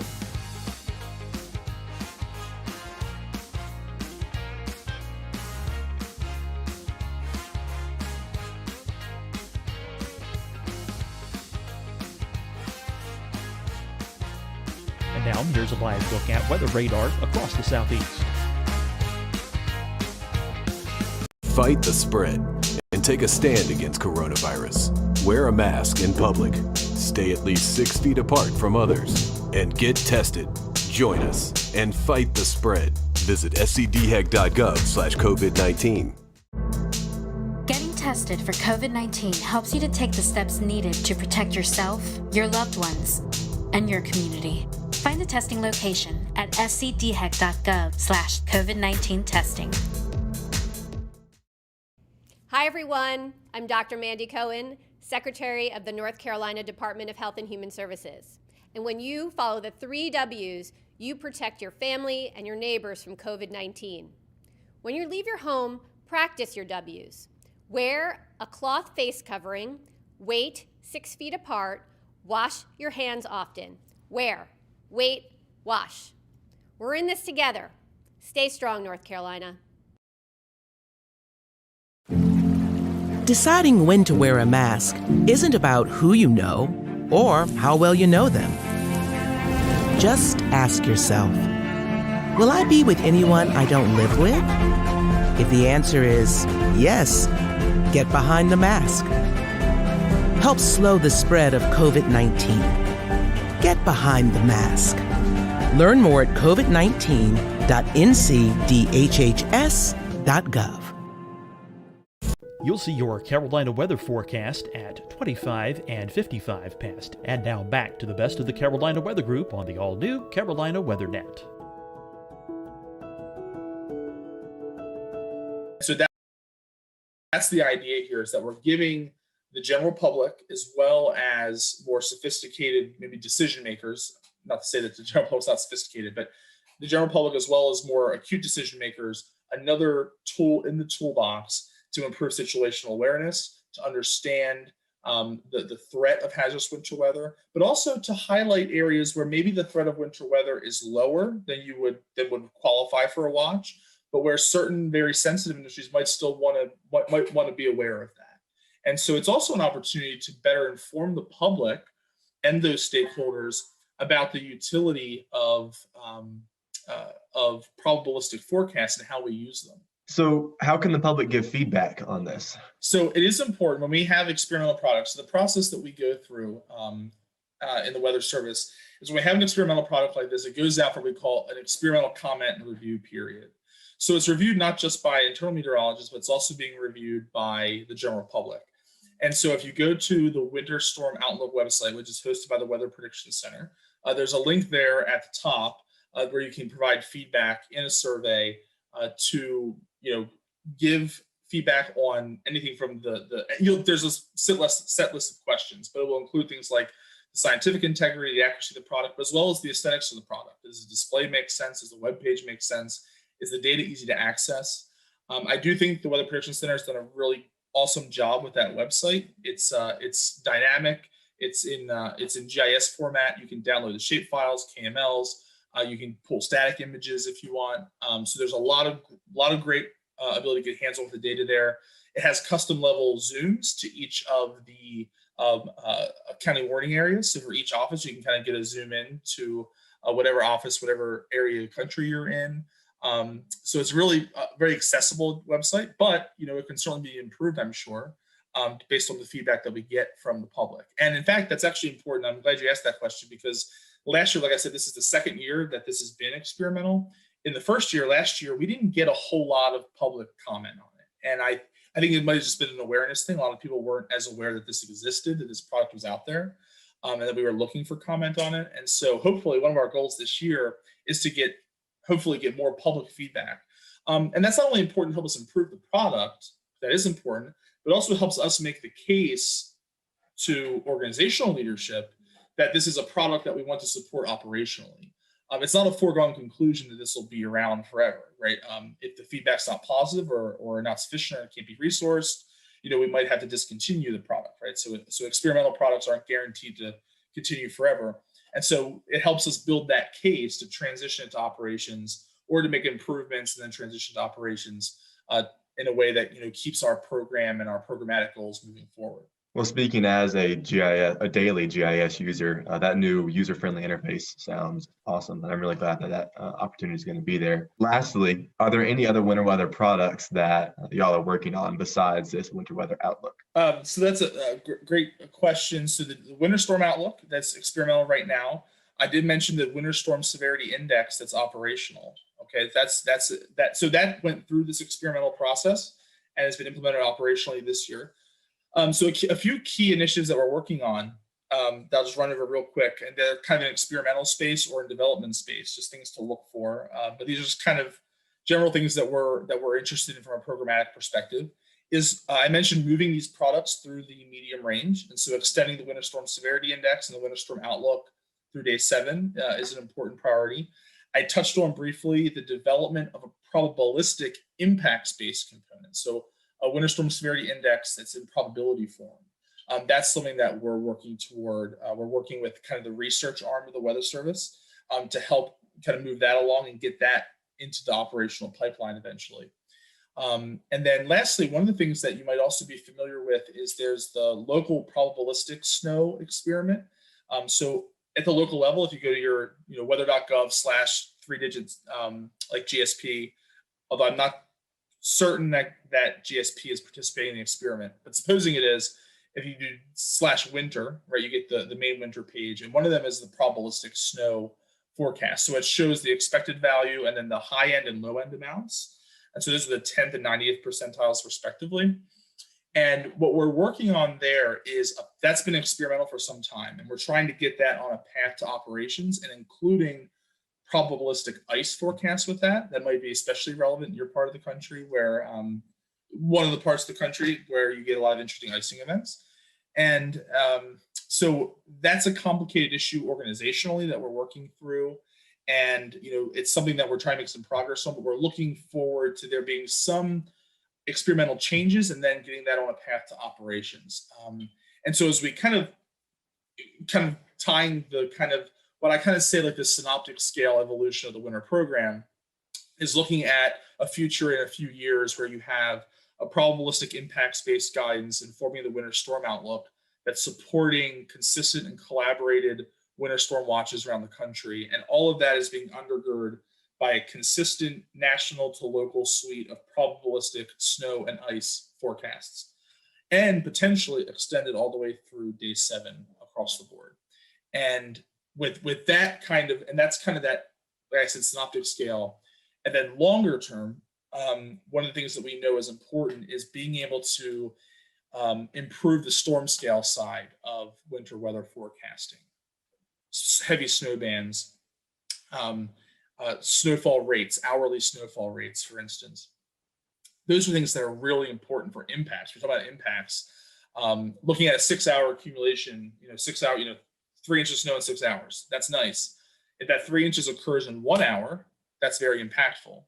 If it's a half inch an hour for 6 hours, that's less impactful in an acute sense, right? So those kinds of storm scale, micro-mesos type scale storm impacts is something that we're also working on as well. And so that's a little farther out in our planning process, but something that we're really aware of as being an important issue that we need to tackle to keep making progress on all the kind of important aspects of winter weather. And for our Carolina viewers, I was just checking as Stephen explained that, and there an NWS GSP along with potentially other offices across the Carolinas do offer that winter weather experimental product to see the 10% and 90th percentiles. That's weather.gov /GSP /winter. Winter. It is there. Yeah. And you'll see it. It'll the probabilistic snow. Yeah. Yeah. There's 70, I believe it's 76 offices around the country offer it. So it's not in every office. It's not even in every office that theoretically can have winter weather. As you might imagine, offices in parts of the deep south or southwest and the west coast aren't participating in the experiment. But I'm glad to hear that those parts of the Carolinas are. So that's something to definitely check out your local office as you go through this winter season. And another opportunity to provide feedback as well. As we're going through this season, because that's an experimental product, if you go to that website that Evan just mentioned, you can also click, there's a feedback link there that'll take you to another one of those surveys to provide that feedback to us. Well, Stephen, we appreciate your time tonight. Since you're the program lead, this is your time to let everyone know again how they can find out about all this information. I know you guys are hoping for a lot of feedback. So where should our folks go to find the outlooks and the severity index? And again, remind us how we can provide that feedback for you all. The easiest place to go to get started on this is to go to the Weather Prediction Center's website. That's wpc.nsep.noaa.gov. There might be some shortcut versions of that also. And under their winter weather tab, on the options panel on the left, you can select the experimental winter storm outlook or the winter storm severity index. I think the WSSI might actually be linked at the top of their homepage. And then for the winter storm outlook, that's the experimental product for which they can give a lot of input. For more information on the winter outlook itself, I would recommend going to the Climate Prediction Center homepage, and they'll have a link to the latest press release from NOAA that was put together, and that whole forecast put together by my former colleagues at the Climate Prediction Center, and you can read more about that there. Awesome. Well, thank you, Stephen, and thank you guys for watching us tonight. If you're a big winter weather lover, hopefully you'll be able to use these products. I know last year was kind of a bust for much of the Carolinas winter weather-wise, so maybe this year we'll be able to use these products, and definitely recommend that you give some feedback. Full disclosure, right? In a La Nina winter, it doesn't look good. It doesn't. You're right. It only takes one, and these are all probabilistic forecasts, so you can get lucky, and you can pull a rabbit out of the hat here and get some winter. So I'll certainly be rooting for it. But La Nina winters are not typically our winters here in the eastern part of the U.S., especially the southeastern part of the U.S. Unfortunately, but that's it. But so, you never know. You never know. It's like we talk about the hurricane season. It only takes one. So hopefully, if we do get that one storm, you'll be able to use these products and definitely provide some feedback. I personally think it's a great product, and hopefully it'll get out of the experimental stage and into operational stage. So Stephen, thank you again for watching. Thank you all for watching tonight. We'll see you real soon.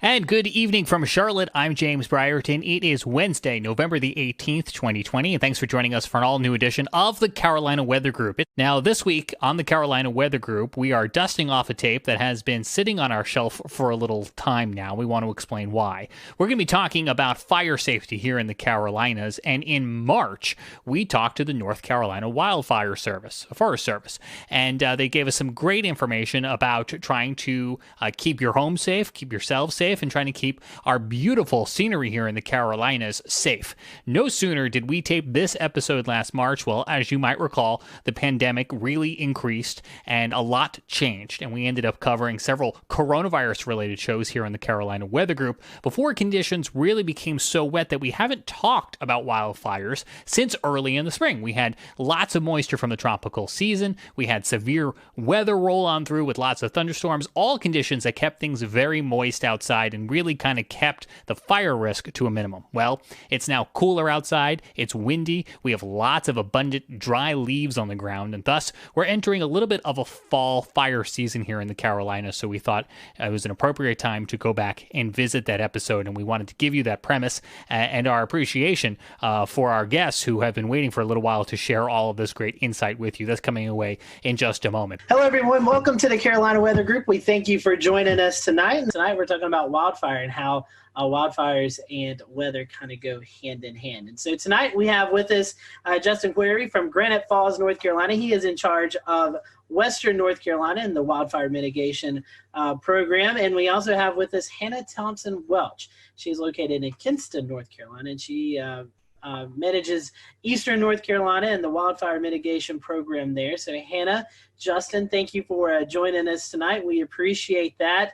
I know our first question to a lot of folks who are first time on this program has to deal with weather and how they got interested in weather. And I know weather is a part of your job, but how did you guys get involved in the Forest Service? What really inspired you to want to do Hannah, I'll start off with you. Kind of give us a little bit backstory about you, and then how you got involved with the North Carolina Forest Service. Okay, I was one of those kids who liked to romp through the woods and stay on the heels of my father. So, trying to keep up with him through the woods, I guess that's what got me into forestry to begin with. But I was a sports medicine major originally and helped some guys out in the dorm with their homework in forestry, and then got bit by the forestry bug. So I worked for Kentucky Division of Forestry for a couple of years and then came to North Carolina, and I've been here 16 and a half years so far. And Justin, how about you? How did you get caught up in the Forest Service? Yeah, it's somewhat similar to Hannah. You know, it was a lot of outdoorsy type things with my dad growing up. But then when I got to high school, we had a FFA department there, and they did a lot of stuff with forestry throughout that. And, you know, I realized it was something I really enjoyed and decided to go to school for it and pursue a career in it. And just like Hannah, me and her, we started right about the same time. I'm sitting about 16 and a half years myself now. Very cool. Those are great stories. So now kind of transitioning into the main topic of tonight, which is obviously wildfires. Justin, I guess we'll kind of start with you. Is the spring fire season the only fire season of the year, or is there another one later in the year as well? No, we'll typically have another one in the fall of the year, usually right around leaf fall. We'll have a lot of fresh leaves on the ground, ripe for ignition. Right, yeah, I can see how that would be an issue. Speaking of ignition, how do some of these fires get started, Hannah? So in North Carolina, we have around 98% of our fires are caused by humans. That is terrifying. Well, it's only 2% are caused by lightning, and that's different in a lot of other parts of the country. But here, with our wildland-urban interface, we have a lot of population, so we have a lot of human-caused fires. And some of those are debris burning is our major cause, around 38%. And then incendiary is about 20%, miscellaneous 14%, and then it goes all the way down to camping at 1%. So it's a variety of human causes, but our main one is debris burning. And to sort of piggyback on that, to Evan's question, a lot of folks here, we see prescribed burning a lot in our forests. And a lot of folks are always asking, hey, is that fire out of control? Sometimes it can really set up where you get pyrocumulus clouds building over the top of it and just looks like a really ominous situation. So I got to ask, are any prescribed burns responsible for some of these out of control fires, or is that really monitored heavily and that's almost a 0% risk? Okay, well, I'll take that one then. I was thinking about it for a moment. Yeah, we'll go with you first. Sorry, my fault. So I guess the question is, does a prescribed fire ever turn into a wildfire? Is that the long and short of it? Yes, it has happened before. And will it happen again? Yes, it probably will. We do our best to plan for that not to happen. But, you know, when you're dealing with something like fire and something as with weather, and, you know, it can be an unpredictable thing. As much as we like to think we can predict it, you can have a wind shift that you didn't see coming. You can have, you know, a whole host of different things. You know, relative humidities will drop out lower than what you thought they were going to be. And, you know, experience some more extreme fire behavior than what you were thinking you would have that day. Justin, just quick piggyback off of that. You're kind of talking about the weather variabilities. When you find yourself on some of these larger wildfires like we experienced in Western North Carolina back a couple of years ago, and they grow so large, and you guys actually have like a command post, and you have Forest Service and firefighters. Do you guys ever get like meteorologists that on like site to help you out with like you talked about humidity or wind shifts or anything like that? Yeah, absolutely. We'll get an incident meteorologist on most of our larger incidents, and then we'll also get some fire behavior analysis guys out there that will help to, you know, take those weather parameters, and they'll actually try to turn that into what will the fire actually do with the weather parameters that they're given. So yeah, we'll get incident meteorologists out there on our fires, or larger ones. Another piggyback where Evan was talking about causes. Something that comes to mind, which I don't think so. Evan, correct me if I'm wrong, because I know you follow Western North Carolina as much as I do. The flash drought that we had back last fall, where we had, I think, the whole month of September, we were very dry into October. I was actually looking at some of my forecast graphics earlier today and noticed that we had high temperatures in the first week of October, still in the 80s and 90s. What was that like? How, flash droughts happen. Well, a long-term drought, you can kind of predict, we have a chance of seeing fires, but these flash droughts that are caused by the lack of precipitation, really high heat, and everything's kind of starting to die off from summer into the fall season. You guys, I guess, assuming when this happens, Hannah, you and Justin, you guys are watching this, and everybody really has to be on guard for something that could quickly happen. Yeah, and we put a lot of resources into place. There was a lot of pre-planning efforts that went into the flash drought situation from last year. So we were ready to move in the case that we had a larger fire occurrence event where we had a bunch of new ignitions. And so there were plans in place to aggressively hit those where they were, and even calling in out of region resources for that. Very good. So I'm sort of, going to ride along with this, Scotty, because I know one of our topics is going to be how does weather play into these fires? And we talked about wind earlier, right? We talked about the lack of rain, we talked about droughts. You mentioned something earlier, Hannah, about winds and sort of, we saw what happened in Western North Carolina a few years back. We saw what happened at Gatlinburg. And we saw what happened ahead of the cold front where convergent winds drove that fire. What sort of factors are you looking for severe type events to occur, severe outbreaks, or these fires are spread very quickly? In other words, how is weather playing into everything that you're doing? Well, weather is a huge part of what we do every day. So you almost become an amateur meteorologist when you join the Forest Service, not even by choice. It just happens. Sure. So you're looking at all the models like us too, right? Yeah, we are. We're looking at similar products, predictive services, long range planning, long range forecasting, a bunch of different data sets that we look at. And we even have a portal that's available to anyone that wants to look at it with a lot of climate data that's in there. Very good. And Justin, are you guys working with the National Weather Service offices in the local areas, or if it's divided down the region, you go to two different offices, but you're working closely with them, correct? Yeah, that's right. A lot of these offices, we have direct numbers where we can call them. One of the products we always love to get from them is a spot weather forecast, where we can really pinpoint. I want to know what the weather's going to be at this exact location. So yeah, we're in very frequent contact with our National Weather Service guys. And so I'm gonna kind of switch this because we're starting to talk about territory, right? And we're looking at mountainous areas versus coastal plains. So like what would be differences between a fire in the mountains in Western North Carolina and a fire in Eastern North Carolina? So, whenever we're dealing with fires in the western part of North Carolina or the mountains, the biggest difference there is we have a lot of terrain to deal with. Whenever you have a wildfire on a steep slope, it's going to burn typically a lot faster going upslope.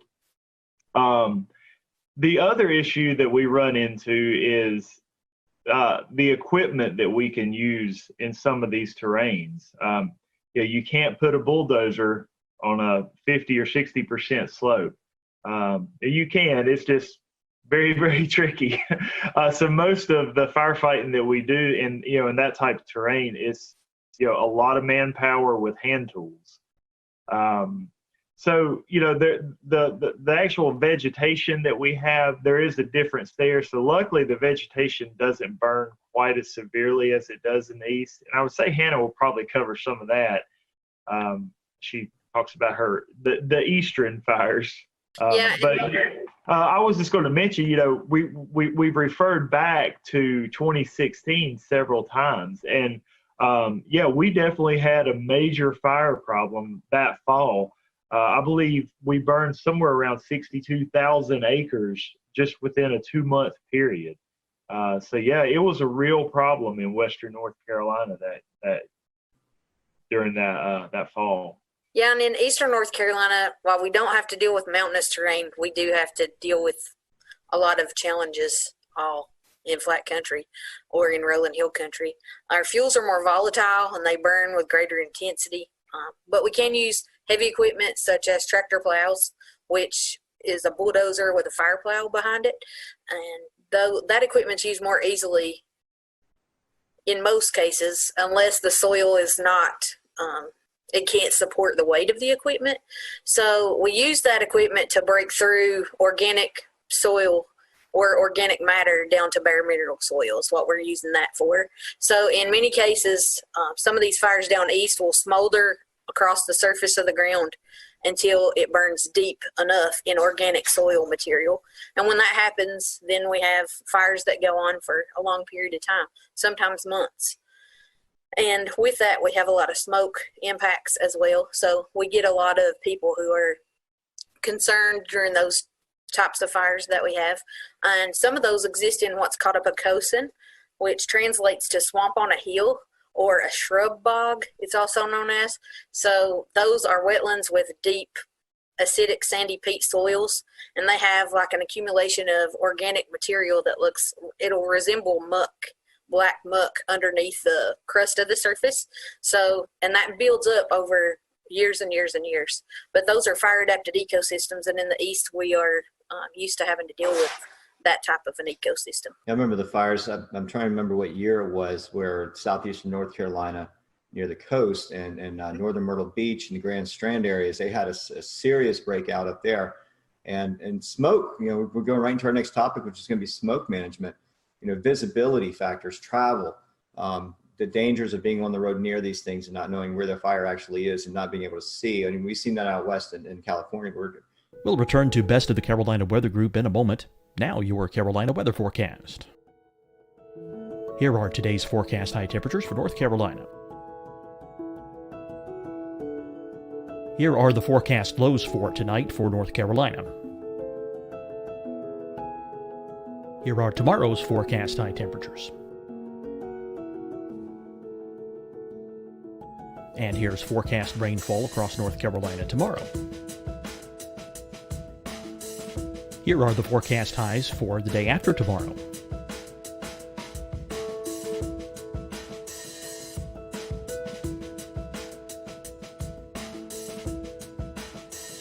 And here's the forecast rainfall across North Carolina for the day after tomorrow. This is the total rainfall forecast across North Carolina for the next 3 days. Here's the severe thunderstorm outlook for today from the Storm Prediction Center.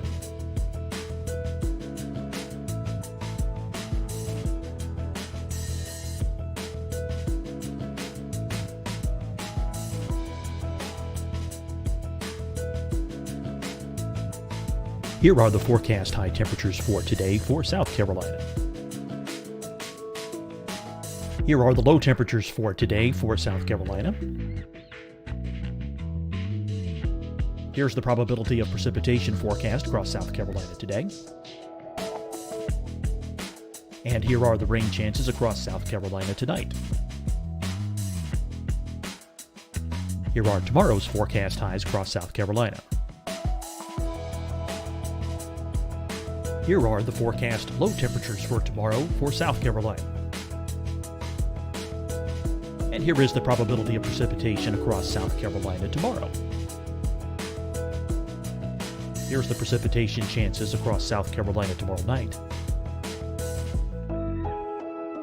Here are the forecast highs for the day after tomorrow in South Carolina.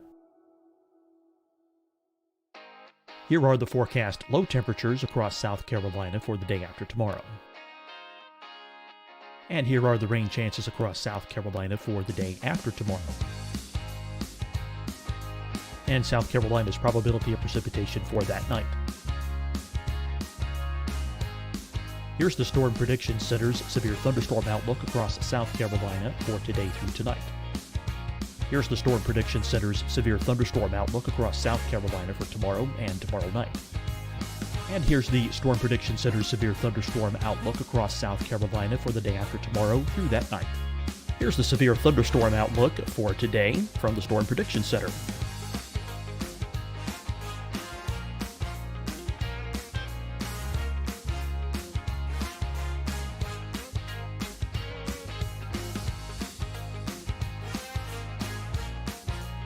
And now here's a live look at weather radar across the southeast.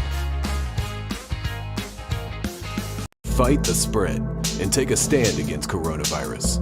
Wear a mask in public. Stay at least 6 feet apart from others. And get tested. Join us and fight the spread. Visit scdhec.gov/COVID-19. Getting tested for COVID-19 helps you to take the steps needed to protect yourself, your loved ones, and your community. Find the testing location at scdhec.gov/COVID-19 testing.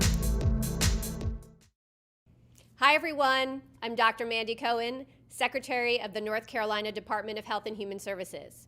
And when you follow the 3 W's, you protect your family and your neighbors from COVID-19. When you leave your home, practice your W's. Wear a cloth face covering, wait 6 feet apart, wash your hands often. Wear, wait, wash. We're in this together. Stay strong, North Carolina. Deciding when to wear a mask isn't about who you know or how well you know them. Just ask yourself, will I be with anyone I don't live with? If the answer is yes, get behind the mask. Help slow the spread of COVID-19. Get behind the mask. Learn more at covid19.ncdhhs.gov. You'll see your Carolina weather forecast at 25 and 55 past. And now back to the best of the Carolina Weather Group on the all-new Carolina WeatherNet. Smoke management. How do you get the word out to folks? We use a lot of tools in the toolbox to get the word out. We always have public information officers on any fires that we have, and then we have public information officers with our agency, and we're constantly working to try to get the word out to the general public and any of our shareholders or stakeholders, cooperators that we need to advise on those types of issues. But it takes a broad toolbox full of tools to get the word out. So we use social media.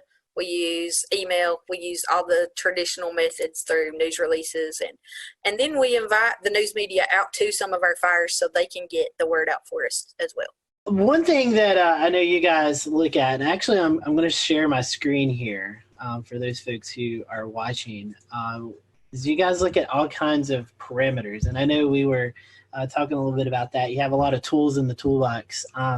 One thing since the wildfires here in Western North Carolina a couple of years back, I've got a tab now on my laptop that has labeled fire weather meteorology and kind of look at some of this stuff. So if you guys don't mind, we don't have to go through everything, but as we tie in like weather to you guys, what all indexes and things are you guys looking at? I know we have the KBDI index. You guys look at kind of like the initiation point. You're looking for fuels, fine fuels. Kind of talk to us a little bit about that and what you guys really look at day to day for the potential for wildfires. Yeah, that's So our fire weather intelligence portal. This has been a great tool for us as fire managers. In the prescribed burn realm, but also for the wildfire realm here too. Because a lot of times when we're looking at wildfire, we're not just looking at one specific area or just one county. A lot of times we're looking at like an 8-county district or possibly a 30-county region or the whole state. So we may need to look at different indices crossing over the state. So some of your more obvious ones, temperature, relative humidity, wind speed and direction, precipitation over the past 24 hours. We like to look at some of that stuff, but some of the other things that we really like to look at are, let's say, the Keach-Byram Drought Index. That's one that can tell us, just how dry it actually is out there. The lower the number, the wetter it is.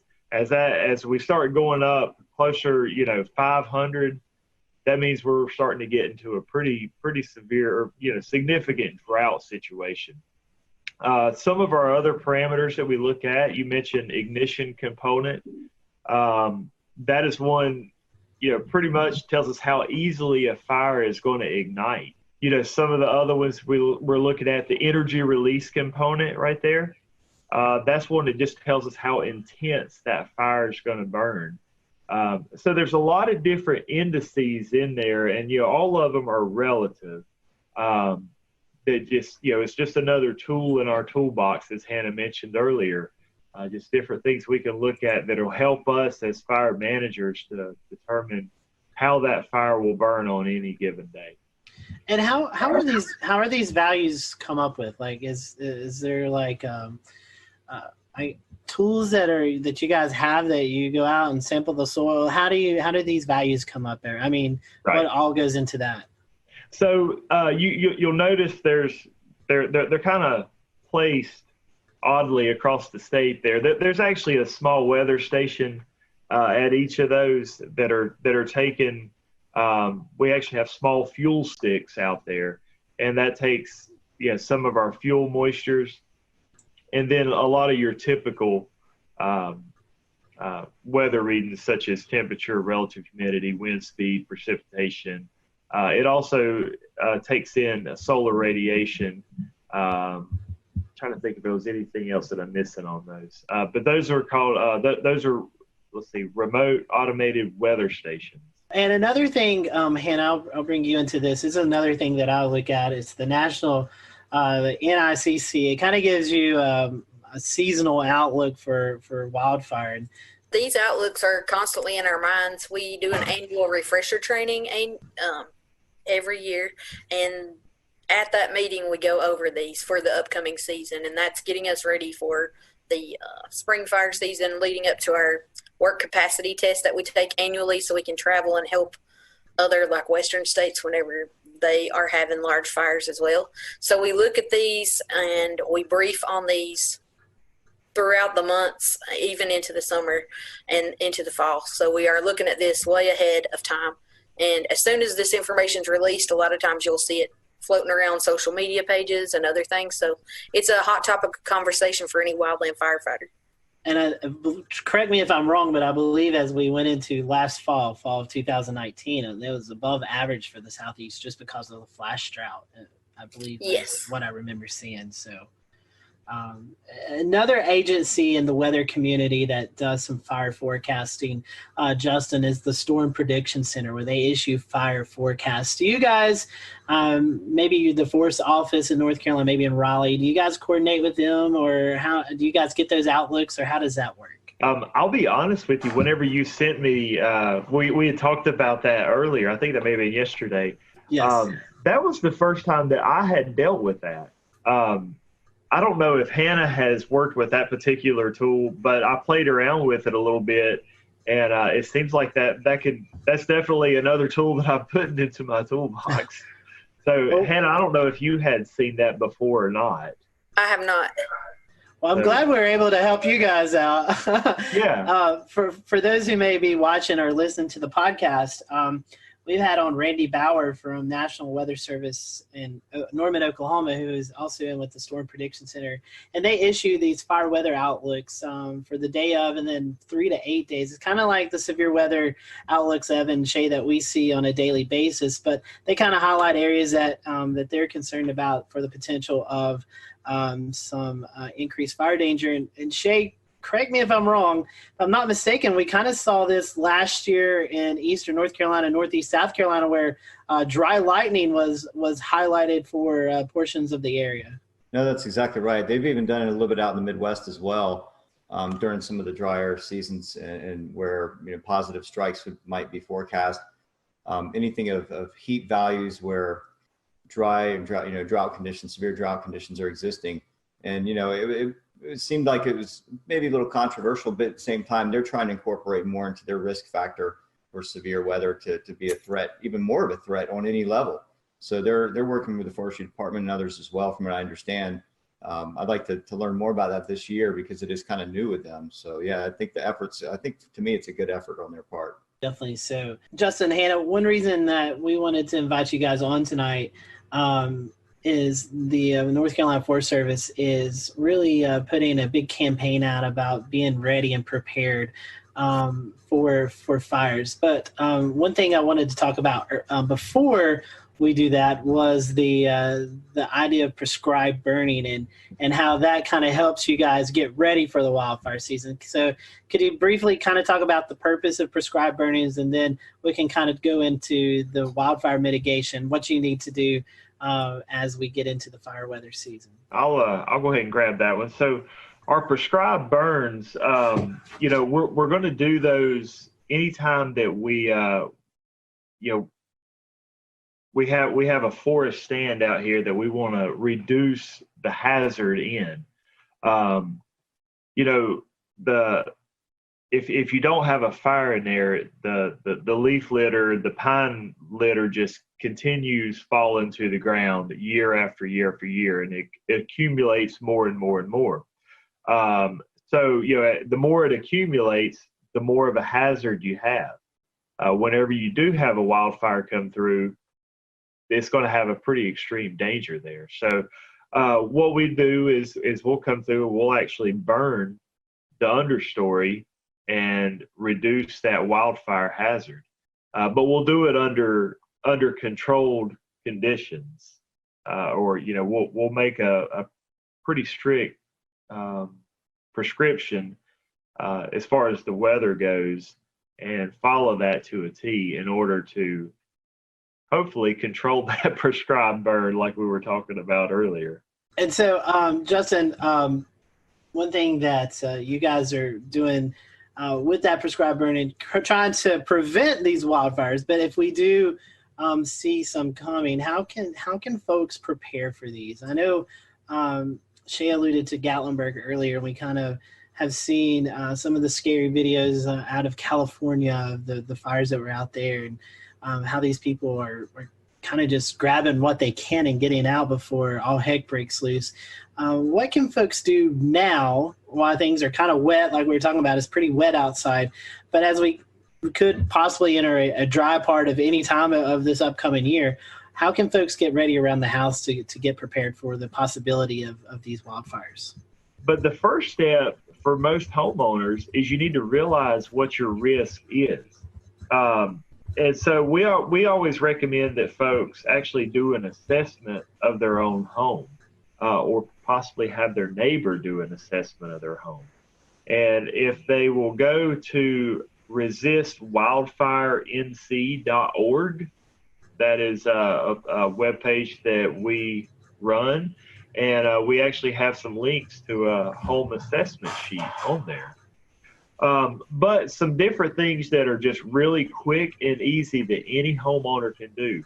The biggest one we see is keeping your roof and your gutters clean.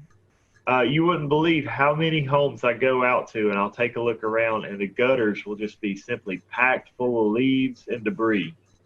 The fact is, when a wildfire comes through, it will simply pelt the home with embers, just thousands upon thousands of embers. And it just takes one ember landing in that gutter or on that roof, in the eave of that roof where the debris has piled up, and it could easily ignite and start a wildfire there, ignite that home. And the last place that you want to have a fire is on the roof of your house. So that's one, really quick and easy mitigation strategy that folks can do. We definitely want to ask, what's the best way to see what you're reporting out? I know you mentioned wildfire.northcarolina.org. Are there any other social media sites or websites that we could go to view your material and what you're reporting out on? Yeah, the biggest one that we recommend right now is the one that we're on is going to resistwildfirenc.org. You can also go to firewise.org. That is run by NFPA. That's another great resource for homeowners to take a look at. I think that's the only two that's coming to mind right off the top of my head. Hannah, do you have any others that you can think of? Do you have a Twitter account or Facebook page or anything? Yeah, we do. The North Carolina Forest Service does have a Facebook page, and I think we do have a Twitter, but I'm not active on that one. So I know we do periodically post stuff for mitigation strategies on there. Justin, it was a pleasure having you on. Anything else you or Hannah would like to cover kind of before we close out the program? Well, I think the other mitigation strategy I was going to cover real quickly was just going to be, the one of the most important zones around the house are just the first 5 feet around the home. And that's typically where we have a lot of our flower beds, where we do a lot of our landscaping. So it's very important, the things that we put there, such as not putting highly flammable plants in that area, and then the mulch what we're putting down on the ground there is not using a flammable mulch, not using anything that's organic that can catch fire, such as pine needles or a shredded bark. The best thing we could recommend is like a hardscape, such as a lava rock or a pea gravel, or possibly even a river rock. Hannah, any other ideas that you could give folks about how they could prepare for upcoming wildfire season? It's important to work with your neighbors. It's important to recognize what type of situation you have right immediately around your house and take appropriate measures to reduce risk ahead of fire season approaching. So it's really important to work with those around you, because if they have risk, then likely their risk joins your risk. Because we talk about home ignition zones. So the zones around your house from 0 to 5 foot is your immediate zone, and then from 5 to 30 feet is your intermediate zone. And if those 30-foot circles, if you imagine a circle around your house at 30-foot distance, then if it touches another home's 30-foot zone, then if worst case scenario happened, there could be structure-to-structure ignition. So anything you can do to reduce the risk around your home, that's what you should be doing. Justin, Hannah, one other thing I think pops into my mind that you see a lot of people are out there when we get into these fire situations. They're trying to extinguish a fire with a garden hose that they have at their house, maybe when evacuations have been ordered. Would you guys suggest, hey, just get your stuff, follow the evacuation orders, let the firefighters, let you folks take care of the fire? Yes, absolutely. If evacuation orders have been made, by all means, go ahead and follow them. A garden hose is not going to do much for that fire. You're putting your life and your family, in harm's way by sticking around. Take these preparation tips and use them to your advantage. That way that you're prepared before the next fire. So we appreciate you guys joining us tonight here on the Carolina Weather Group. We hope you'll tune in next Wednesday for an all-new episode. Have a great evening, everyone.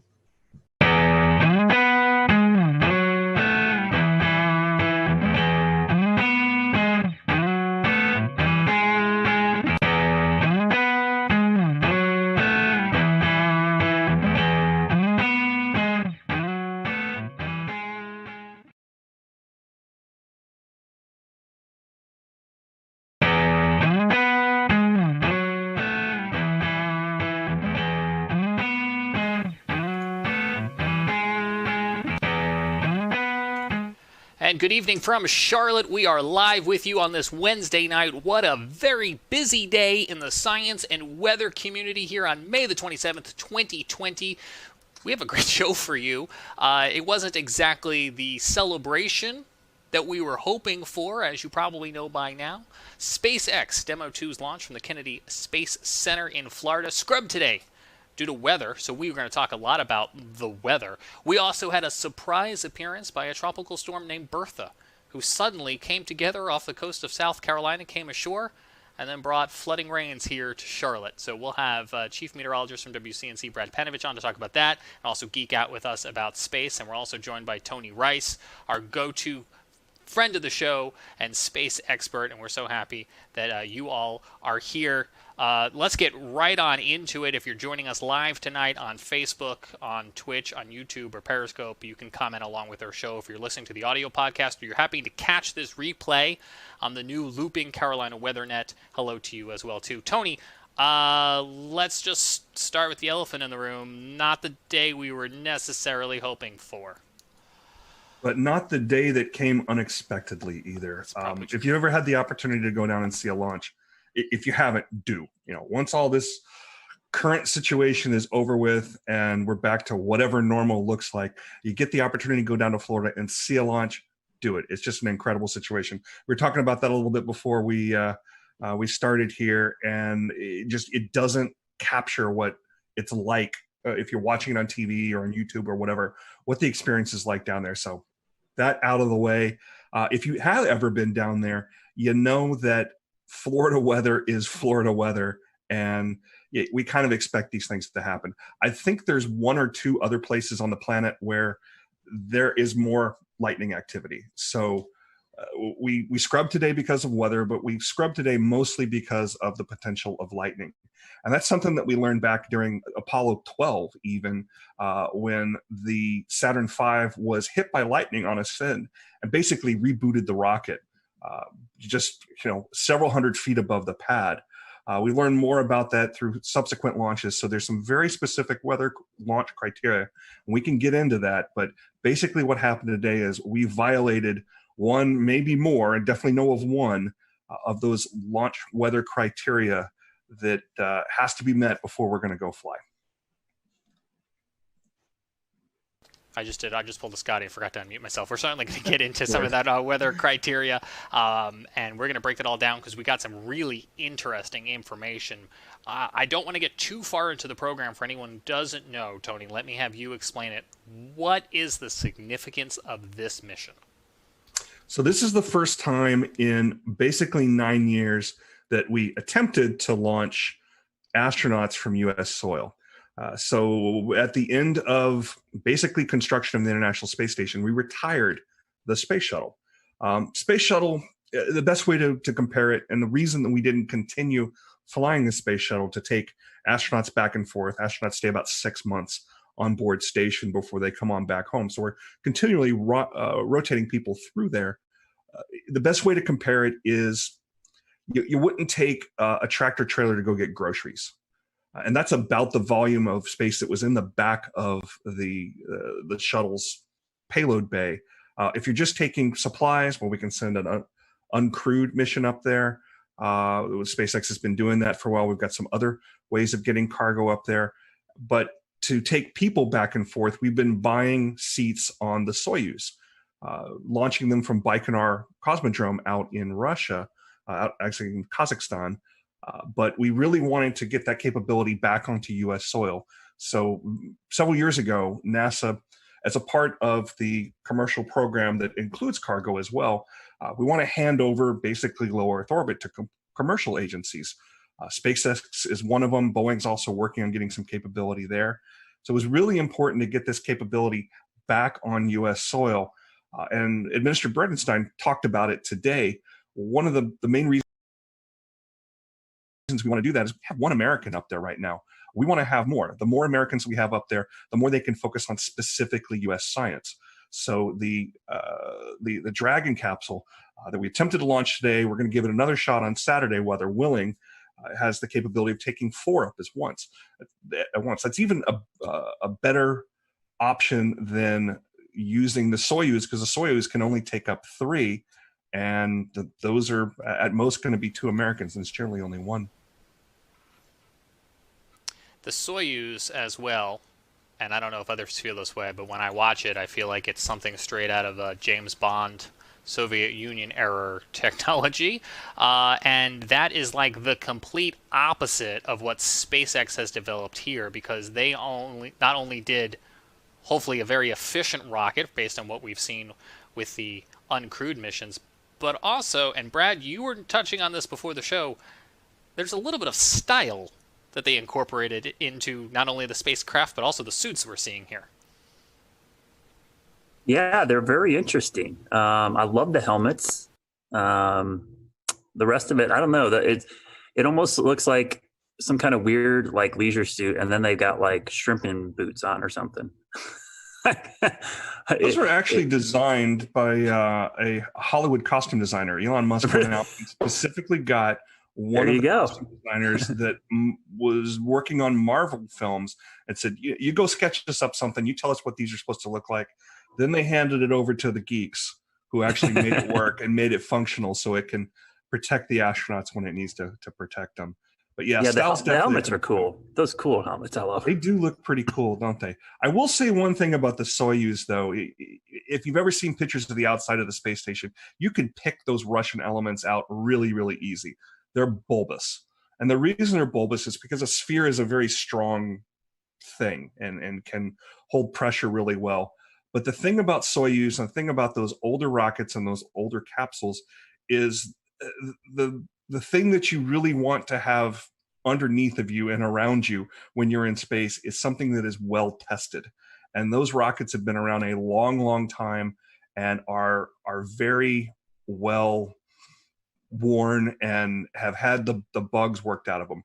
We had an incident a couple of years ago where one of the solid rocket motors that come off during ascent bumped into the capsule, and they ended up having to going into an abort mode that they hadn't done in I don't know for how long. But previous to that, we really hadn't had any incidents with the Soyuz.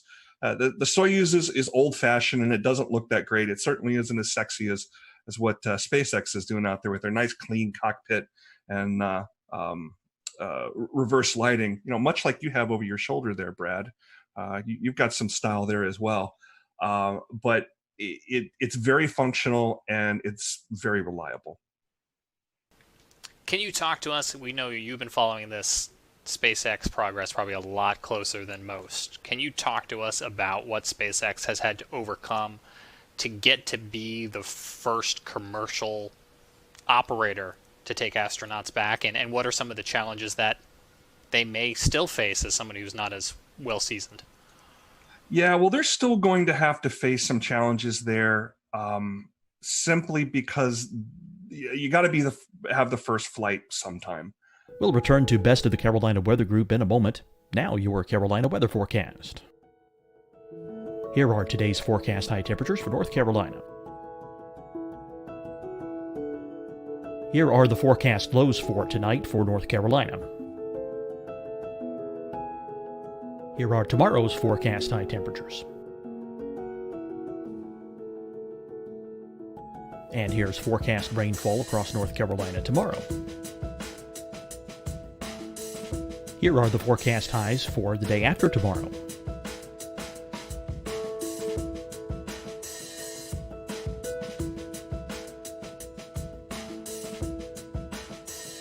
And here's the forecast rainfall across North Carolina for the day after tomorrow. This is the total rainfall forecast across North Carolina for the next 3 days. Here's the severe thunderstorm outlook for today from the Storm Prediction Center.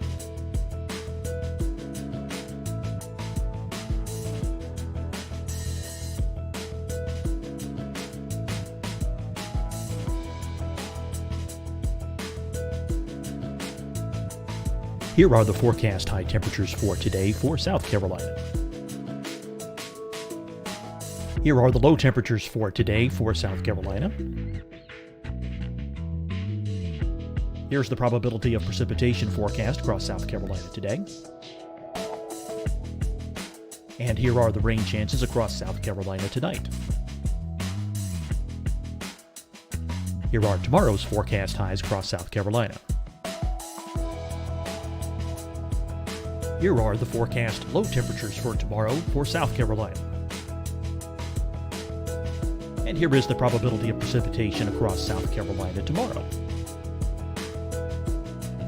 Here's the precipitation chances across South Carolina tomorrow night. Here are the forecast highs for the day after tomorrow in South Carolina. Here are the forecast low temperatures across South Carolina for the day after tomorrow. And here are the rain chances across South Carolina for the day after tomorrow. and South Carolina's probability of precipitation for that night. Here's the Storm Prediction Center's severe thunderstorm outlook across South Carolina for today through tonight. Here's the Storm Prediction Center's severe thunderstorm outlook across South Carolina for tomorrow and tomorrow night. And here's the Storm Prediction Center's severe thunderstorm outlook across South Carolina for the day after tomorrow through that night. Here's the severe thunderstorm outlook for today from the Storm Prediction Center.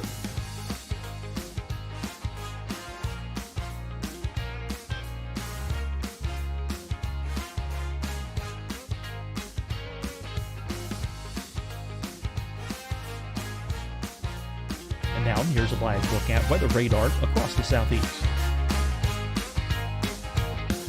Fight the spread and take a stand against coronavirus. Wear a mask in public. Stay at least 6 feet apart from others. And get tested. Join us and fight the spread. Visit scdhec.gov/COVID-19. Getting tested for COVID-19 helps you to take the steps needed to protect yourself, your loved ones, and your community. Find the testing location at scdhec.gov/COVID-19 testing. Hi, everyone. I'm Dr. Mandy Cohen, Secretary of the North Carolina Department of Health and Human Services. And when you follow the 3 W's, you protect your family and your neighbors from COVID-19. When you leave your home, practice your W's. Wear a cloth face covering, wait 6 feet apart, wash your hands often. Wear, wait, wash. We're in this together. Stay strong, North Carolina. Deciding when to wear a mask isn't about who you know or how well you know them. Just ask yourself, will I be with anyone I don't live with? If the answer is yes, get behind the mask. Help slow the spread of COVID-19. Get behind the mask. Learn more at covid19.ncdhhs.gov. You'll see your Carolina weather forecast at 25 and 55 past. And now back to the best of the Carolina Weather Group on the all-new Carolina WeatherNet. Kind of a first flight, and it kind of isn't. It's on a well-proven rocket. The Falcon 9 has a pretty good safety record. We've only lost a couple of them. But what they really have going for them is iterations. They've flown these things over and over and over. So they had an opportunity to perfect it. Does that mean that it's perfect? Certainly not. But it is sufficient to the point where not only SpaceX is comfortable with it, but if you listen to the NASA administrator and the folks that are involved in these kind of decisions, particularly during flight readiness reviews that have been going on for the last couple of weeks, they're confident. They have enough confidence to put those 2 astronauts on top of them. So what they have ahead of them is they'll learn something on this flight. Hopefully it'll go off without a hitch on Saturday. Hopefully the weather will cooperate, but they're going to learn some things. There's going to be something that didn't go quite right. There'll be something that can be improved upon. When you listen to the call during the launch, one of the last people you hear from is a flight test director. And that may seem a little odd that, we got 2 people on top of this rocket and we're about to send it off into orbit and we're still testing. But this is absolutely a test. The name of this mission is Demo 2. It's a follow-on Demo 1. Demo 1 was pretty much what you're going to see on Saturday, but without the astronauts. Every one of these things is a test, and it's a way to gather more data and to improve on things. The setback that SpaceX had, I don't even remember how long ago, it was sometime last year or maybe even the year before that, where they lost one of the Crew Dragon capsules on the pad because of some of the hypergolic fuels that are used on orbit. They're fuels that basically, if you put part A and part B together, you create an explosion. You point that explosion in the right direction, you got thrust. There was, I believe it was a leak that they basically lost that capsule. That capsule was all but pulverized. So that was a bit of a setback to them because they didn't get as much data as they would have hoped from something like that. You learn more from your failures than you do from your successes. So this is some of the most instrumented spacecraft ever. They're gathering tons and tons of data from it. So once we do get this launch off, they're going to be gathering lots of information and improving things. So Tony, what's the relationship between NASA and SpaceX? Who's kind of responsible for what? NASA is the customer. They put out the requirements, and SpaceX is the contractor fulfilling those requirements. It's kind of a similar relationship as the DoD would have with any of their contractors, if you're familiar with that world at all. That being said, though, there's a fair amount of oversight that NASA still has in this, particularly because of the human spaceflight aspect here. There are people on board this thing. There are former astronauts that are involved in all of those reviews. And somebody asked during one of the press conferences this week, who in NASA, if anybody, can raise their hand and say, no, something's not right, something's not safe. And the answer that was given by the administrator was anybody involved in the review panels. And SpaceX reiterated that they have a culture that they're trying to promote there, where anybody that's involved in building something can and should raise concerns as well. How much that actually happens, that remains to be seen. I don't know of any specific reports of it, but that's at least the story that they're telling. Tony, in a moment, we're going to listen to some of that audio communication today as they came to the realization that the weather was going to be a no-go. Set this up for us. Who's doing the talking here? Is it NASA or is it SpaceX? If it's the clip I think you're talking about, you're actually hearing an Air Force officer.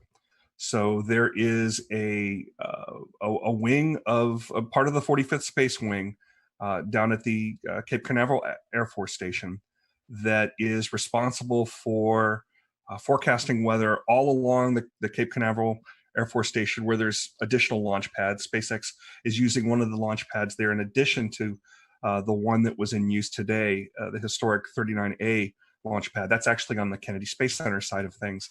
They're responsible for forecasting weather involved in launches. They also provide weather forecast for the station itself whenever they're moving around equipment and want to know about things like winds and rain and that sort of thing.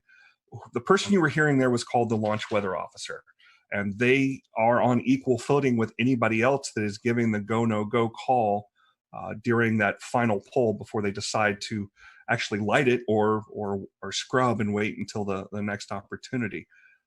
But they are someone who is speaking for a larger team of experts. And many of those experts are very focused on looking at things like lightning.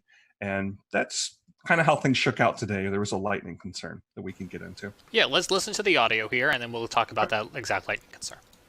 Unless you can give us another 10 minutes, I don't think we're going to get there with any of the rules today. I'm going to give you 10 minutes. I mean, another 10 minutes past T0. Oh, 16:45 local. I think we'll probably be clear on all the rules, but not quite going to make it for this. Okay. We're going to check back in with you in about 2 minutes, and then I'll call it up at about T-minus 17 minutes. Okay. Yeah, there's some of them are starting to count down, but we still have one above 2,000. So if that gets below...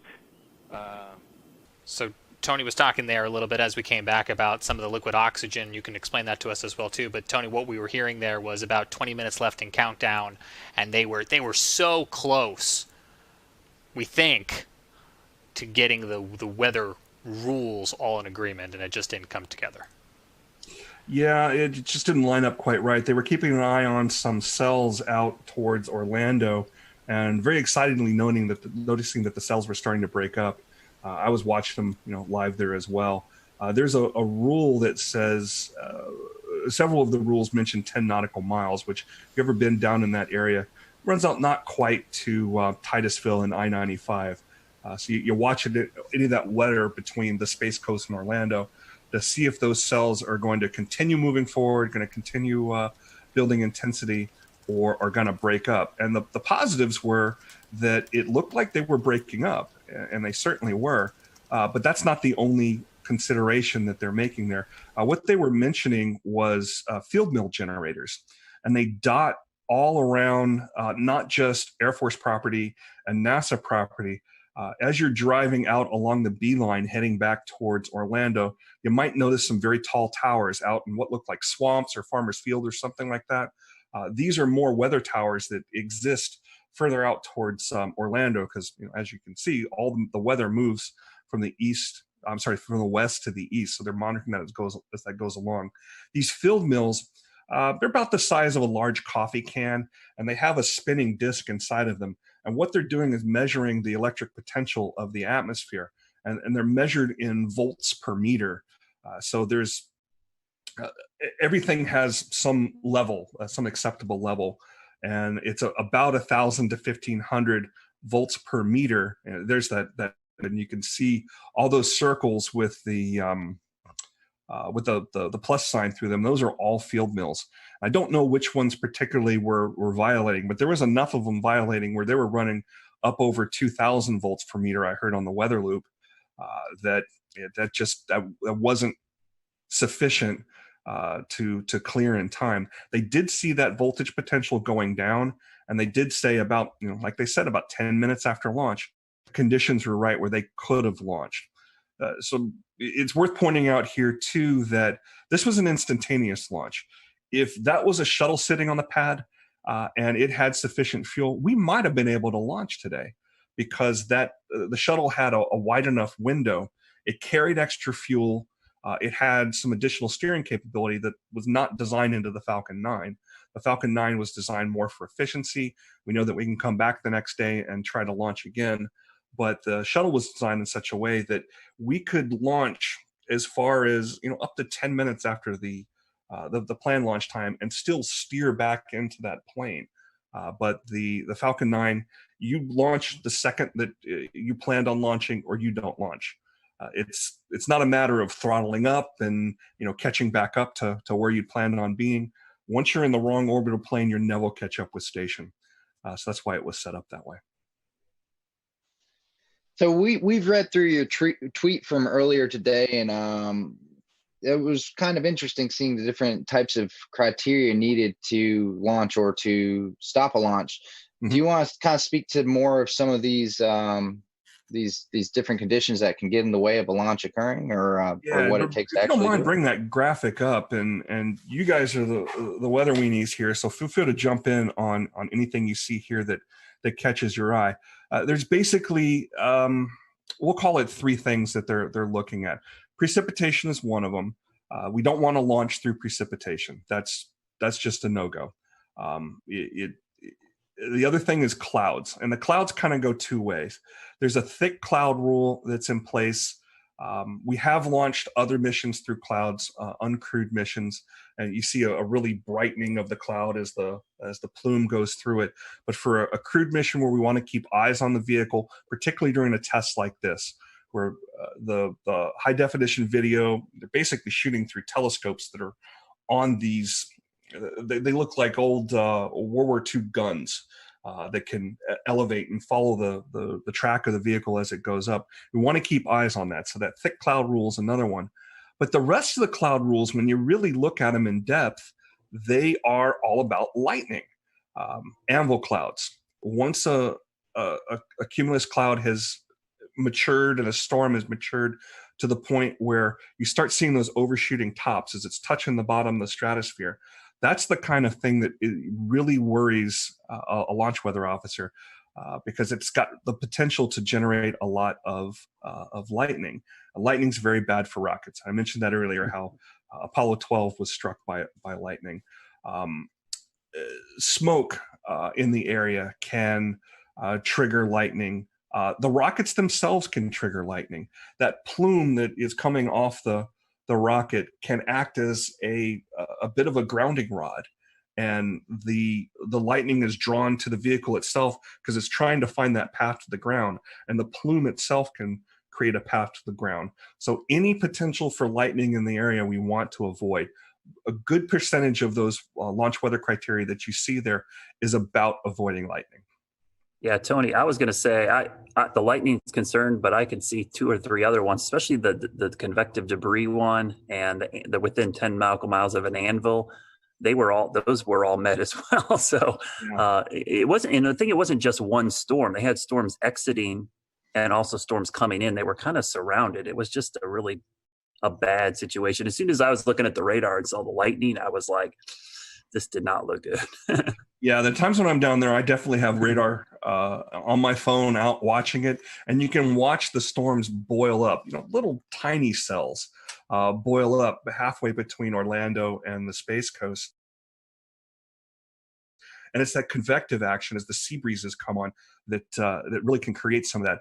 Didn't see a whole ton of that this afternoon. Really did this morning. Saw those boil up, move across, dissipate. We're mostly seeing more organized storms move across, or cells, I should say, move across Central Florida. Hey, Tony, I have a question. What was the precise flight path? Was it to the northeast, southeast? What direction was it going to go? All these flights are going to go to the northeast, and they're following the same inclination that the International Space Station has. So when you're looking at an orbit, everything's relative to the equator, and you measure that angle between the equator and wherever your flight path is, and it's I have the exact number. It's 50 some degrees. So it kind of runs up the East Coast, almost parallel to it. So anybody out in Eastern North Carolina, the next time we have a good launch, especially one at night, it's easier to see these at night because you got that plume to look for. But we should be able to see them definitely out from the easternmost part of North Carolina. But I think you've actually seen them a time or two in Charlotte. Yeah, we got lucky with that sunrise launch because the sun was coming up and it illuminated the plume on the horizon, and it was spectacular. It freaked people out, but as soon as I saw it, I knew right away. I'm like, oh, this is awesome. It was just the perfect setup of lighting and angle and everything. Brad, Venus freaks people out, so. Well, Tony, I have a question. We're talking about the weather, and it kind of scrubbed this launch. So what happens now? I mean, what do you think the mindset of these astronauts are? I mean, now you get pumped up for this, and now it's kind of wait a few more days. I think this is a bit of muscle memory for them. It is not built up in their mind, maybe to the point where we think it might be, because they've done this so many times. There's a comment made on the broadcast today. Well, we got another good dry run. In their minds, that's probably what this was, a more organized dry run with more cameras and more attention. They saw this as a positive thing. This was another chance to check out the suits. This was another chance to check out, make sure those Teslas would make it to the launch pad without any problems there. I didn't see any superchargers on the launch pad, so I guess those things were fully charged before they popped the astronauts in there. It was another chance to see their families. They've been in quarantine for a good amount of time. That's normal. We always quarantine our astronauts before they go, something we learned back in the Apollo days. So they've done this so many times in simulations and in dry runs and things like that, that this is kind of business as usual. This is their office. I'm sure they wanted to fly today, and they would have rather gone today than have to wait a couple more days. But it's another chance to do a little more study. It's another chance to work through some of these things in their heads. So in the end, it's a positive thing. Tony, actually playing on the screen right now is some emotional video of them saying goodbye to their family, and it's most notable in these coronavirus times that they are 6 feet apart and social distancing. But I think you just hit upon it too, in that space is a very sterile environment, and there typically are some separation and some quarantine. Can you talk at all about, did coronavirus amplify that? Not really. The main thing that the main impact that it had on this launch was in the support personnel. The folks that are working directly with the astronauts, this is the operations checkout building. It's existed since I believe the Gemini days, or definitely during the Apollo days. This is where there's some small apartments the astronauts stay in. There's some dining facilities. There's, of course, a kitchen there. And there's folks that support that. So there's fewer people involved with that. And the people involved with that were in their own quarantine as well. But this, that distancing you saw there used to be when the astronauts would arrive from Houston into the Kennedy Space Center, near that landing strip where their aircraft would come in, there was this drainage ditch, that the families would be on one side and the astronauts would be on the other. And that was where they said their goodbyes. So it's very common for the families to be separated from the astronauts just for their safety. One thing that's worth noting in that great video where you saw the two boys, the similarities with these two astronauts are kind of fun. They both have two boys about the same age. Both the astronauts are about the same age. They joined NASA. They were accepted into the astronaut class of 2000. So there's a similarity there. They're both test pilots. One was in the Air Force, one was in the Marine Corps. They both married astronauts as well. And both of their wives have PhDs. One's an oceanographer and the other is a mechanical engineer. But they're kind of similar in that regard. So it's really cool that they got to see their families here. And the one thing I really like about the Tesla is once those doors are shut and those guys are sealed in, the boys got to go up and wave goodbye to their fathers a little bit closer. You didn't get that in the Astra van. They just hopped on board and headed out there. Kind of brings us right back around to that whole stylistic difference we're seeing now with SpaceX in 2020. Did we think Elon Musk was going to put them on a motorhome and send them out there? No, he's going to send them out there like this. I did like the addition of the worm logo too, the old worm logo type. I was going to ask you that. That was going to be my end question. But is that your preference over what I learned today is otherwise called the meatball? The meatball, NASA has 3 logos. The meatball is what you see on the door there, and each one of those little items on there, the red swoosh represents aeronautics. You see some stars back there. Obviously, that's representing the space aspect of NASA. NASA's covering both aeronautics and space exploration. But the NASA logo, the stylized logo type, the worm logo we call it, I remember that from when I was growing up, so it's kind of nice to see it back. I don't have a preference personally. I think it's great to see them both. Tony, is there anything maybe we didn't ask you about that was on your mind today that you think would be important to include in tonight's conversation? Something to look for in the future. Well, obviously, we will keep an eye on the weather on Saturday and Sunday. The next launch opportunities, Saturday at 3:22 p.m. NASA's TV is going to start about 12:15 with coverage. So there'll be plenty of things to see there. There's a backup opportunity on Sunday at 3 o'clock. So hopefully we'll be able to get this thing off this weekend. But once that's finished, the next set of astronauts that go up on this Crew Dragon, I believe they're going to use all 4 seats. So we'll see this really starting to meet the demands that it was set out there for. And keep in mind that this isn't the only commercial human spaceflight effort that is out there that NASA is partnering with a commercial entity. Next, we're going to see Boeing. And we don't have dates on when that's going to be, but Boeing has a Starliner, is what they call their capsule. And it's going to be on top of an Atlas rocket, which is put out by United Launch Alliance. SpaceX builds both their capsule and their vehicle, and the launch vehicle, the Falcon 9. But there's an additional partnership with United Launch Alliance, which NASA has a long, long history with. Just about every uncrewed mission, all the robotic missions through the Jet Propulsion Laboratory that are out there studying the sun, studying Mars. We're going to have a launch of the Curiosity rover's twin, Perseverance, here in July. That's going to be on a United Launch Alliance rocket as well. That's a very well-proven rocket, too. It's actually the rocket I've seen launch the most. The times I've gone down there, mostly to see uncrewed launches. So keep an eye out for that as well. Is the plan here to get some commercialized versions of the International Space Station up there orbiting? That's one of the things that's being discussed, and it's certainly not going to be the last station up there. It is the most expensive, most complicated things humans have ever built. So I don't think SpaceX is going to be putting up their own version of this anytime soon. Are there commercial benefits to having an ability to do science and do manufacturing in low Earth orbit and taking advantage of the microgravity? Absolutely. We're doing things like we're even 3D printing human organs on station.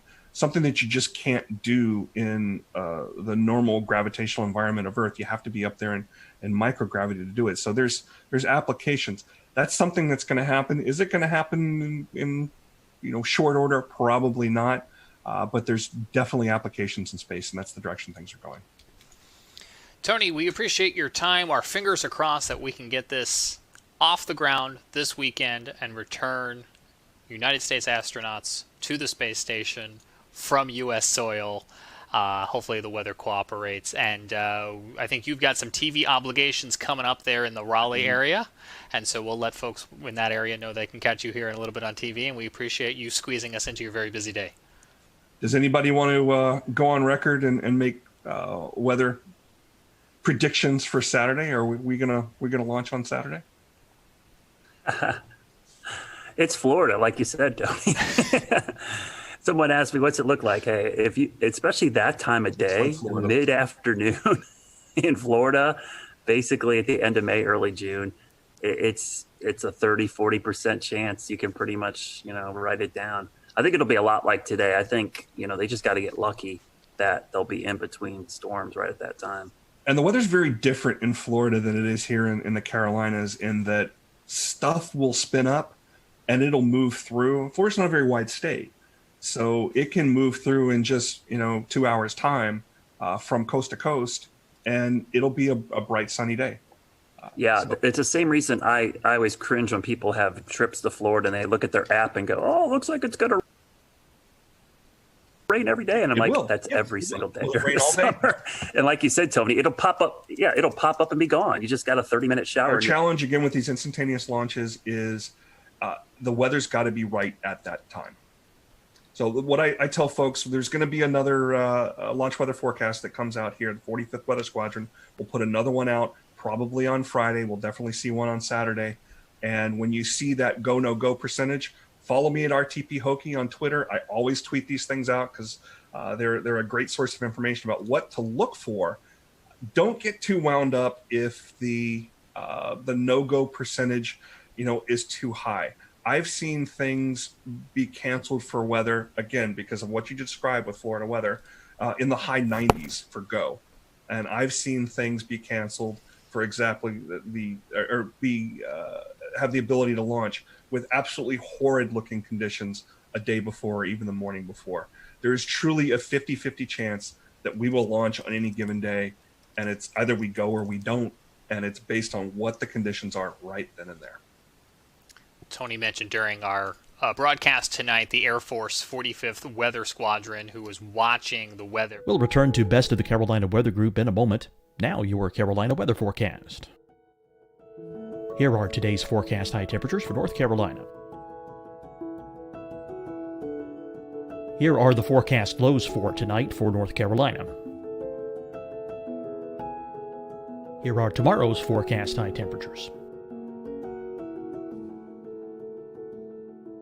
And here's forecast rainfall across North Carolina tomorrow. Here are the forecast highs for the day after tomorrow.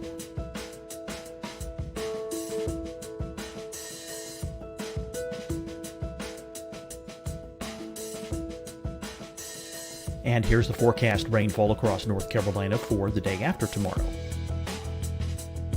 This is the total rainfall forecast across North Carolina for the next 3 days. Here's the severe thunderstorm outlook for today from the Storm Prediction Center.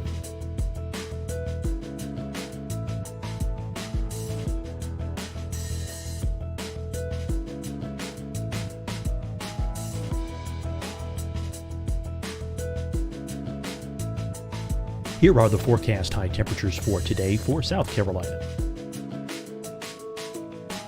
Here are the low temperatures for today for South Carolina.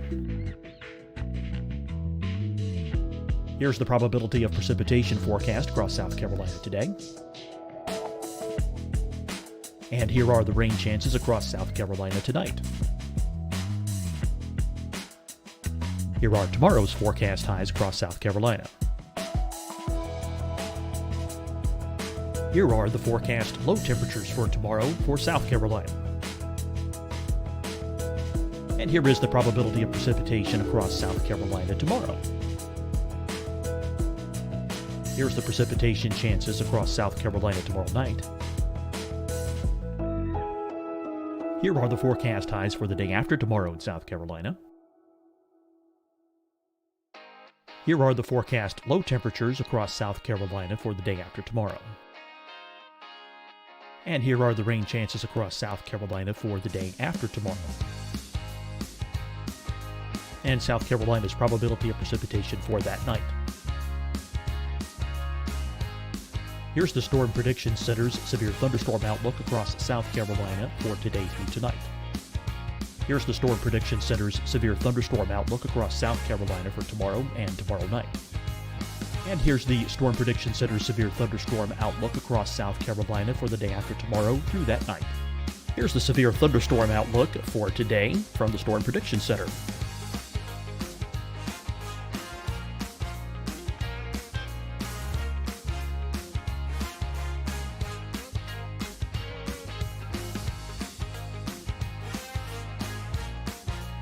And now here's a live look at weather radar across the southeast. Fight the spread and take a stand against coronavirus. Wear a mask in public. Stay at least 6 feet apart from others. And get tested. Join us and fight the spread. Visit scdhec.gov/COVID-19. Getting tested for COVID-19 helps you to take the steps needed to protect yourself, your loved ones, and your community. Find the testing location at scdhec.gov/COVID-19 testing. Hi, everyone. I'm Dr. Mandy Cohen, Secretary of the North Carolina Department of Health and Human Services. And when you follow the 3 W's, you protect your family and your neighbors from COVID-19. When you leave your home, practice your W's.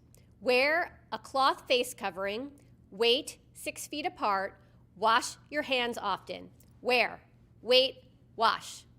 We're in this together. Stay strong, North Carolina. Deciding when to wear a mask isn't about who you know or how well you know them. Just ask yourself, will I be with anyone I don't live with? If the answer is yes, get behind the mask. Help slow the spread of COVID-19. Get behind the mask. Learn more at covid19.ncdhhs.gov. You'll see your Carolina weather forecast at 25 and 55 past. And now back to the best of the Carolina Weather Group on the all-new Carolina WeatherNet.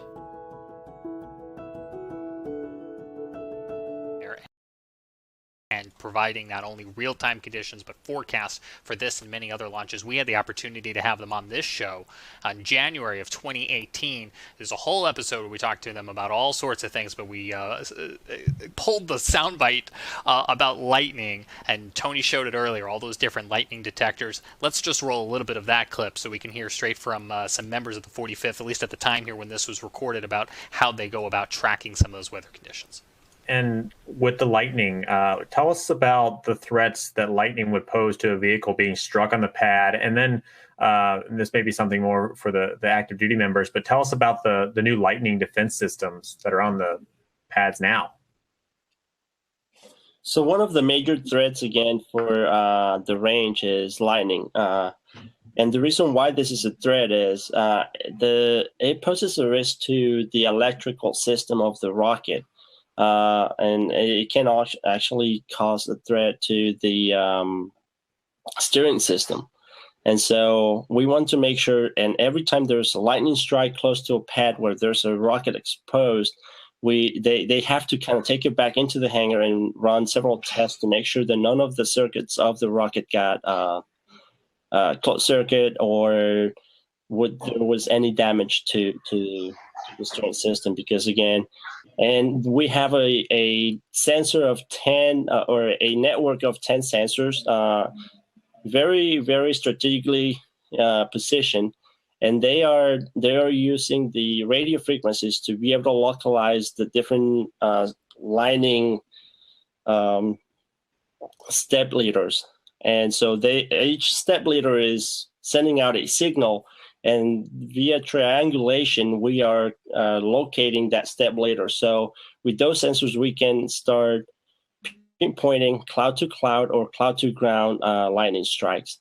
Right now, the resolution that we have is 50 meters. So we can localize, or we can pinpoint a lightning strike within 50 meters of the actual location where it struck.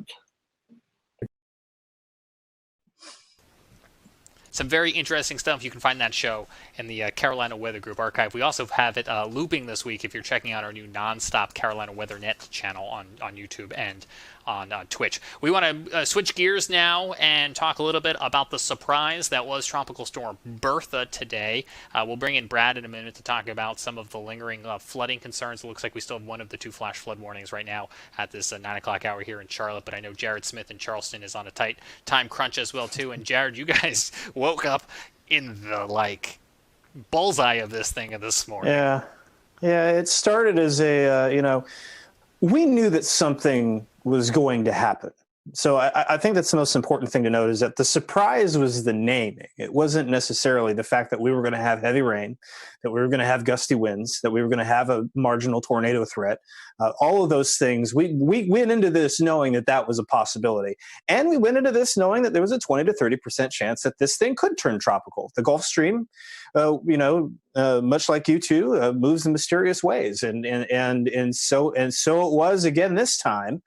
It just absolutely took off like a rocket. It started as a very strong velocity cup with the Weather Service in Charleston. It actually put out a special marine warning that ended up acting like a cone of uncertainty, because during the time of that special marine warning, the National Hurricane Center bumped the probability up to 70%, and then by 8:30 they had classified it as Tropical Storm Bertha, just 30 miles offshore. And so we're like, oh, okay. So this is happening, and yeah, it came ashore. It was had some pretty good wind gusts. The buoy at the Edisto buoy went to 59 miles an hour, which was pretty good. 30, 40 mile an hour wind gusts, some scattered power outages, especially as you got into Myrtle Beach. Wasn't that bad. We've had way worse. We had tornadoes last week, right? And we had even heavier rain. Of course, we had flooding downtown, as we often do, but we had that even worse last week. So. Again, we kind of knew that there was going to be something here. The fact that it got named when it did, was kind of like, okay, but you could see it. I mean, you could see it coming together on the radar, and that guy, it started developing a little eyes. Like, wait a second. You start to see that it's expanding out from being this water spout producing supercell to something a little bit more, a little bit broader. So. It was caught us by surprise a little bit as far as that development. But again, we knew that this was going to kind of be how it went. There was nothing really surprising about that part. No major problems here in Charleston aside from the flooding that we're used to. But now it's just going to go up the gut and send a bunch of rain up there. We did set a rainfall record at the airport today, 2.08 inches, new record. Breaks a record set in 1977 of 2 inches straight on the dot. So we got another pretty good deluge of rain after the bone dry start to May. So yeah, it was an interesting day. I'm still getting comments tonight on Twitter and Facebook saying, "Is like, oh wait, there was a tropical storm? What?" It's like I was too busy. My favorite one right here is I was too busy disinfecting everything to know that there was a tropical storm. So. Give you a general idea of what kind of event Bertha was here. Really wasn't that big, but did you say that we're up the gut? Because that's what I took away from what you just said. Yeah. Well, I mean, it's running. You do a little football analogy here. We're just going right up. It's doing the old Hugo. God, the track parallels to Hugo were kind of fascinating, actually, and yeah. Fortunately, there were no parallels as far as intensity, so that was good. So that got some locals, buzzing a little bit as far as like, ooh, that looks familiar. We've seen that before. But yeah, at landfall, the Hurricane Center said it had 50 mile an hour winds. Now, Shay Gibson, our panelist, he helps maintain a pretty dense mesonet of weather stations here, and really along the southeast and. With weather flow, and they didn't see anything like that. So it'll be interesting to see kind of what the postmortem looks like on this.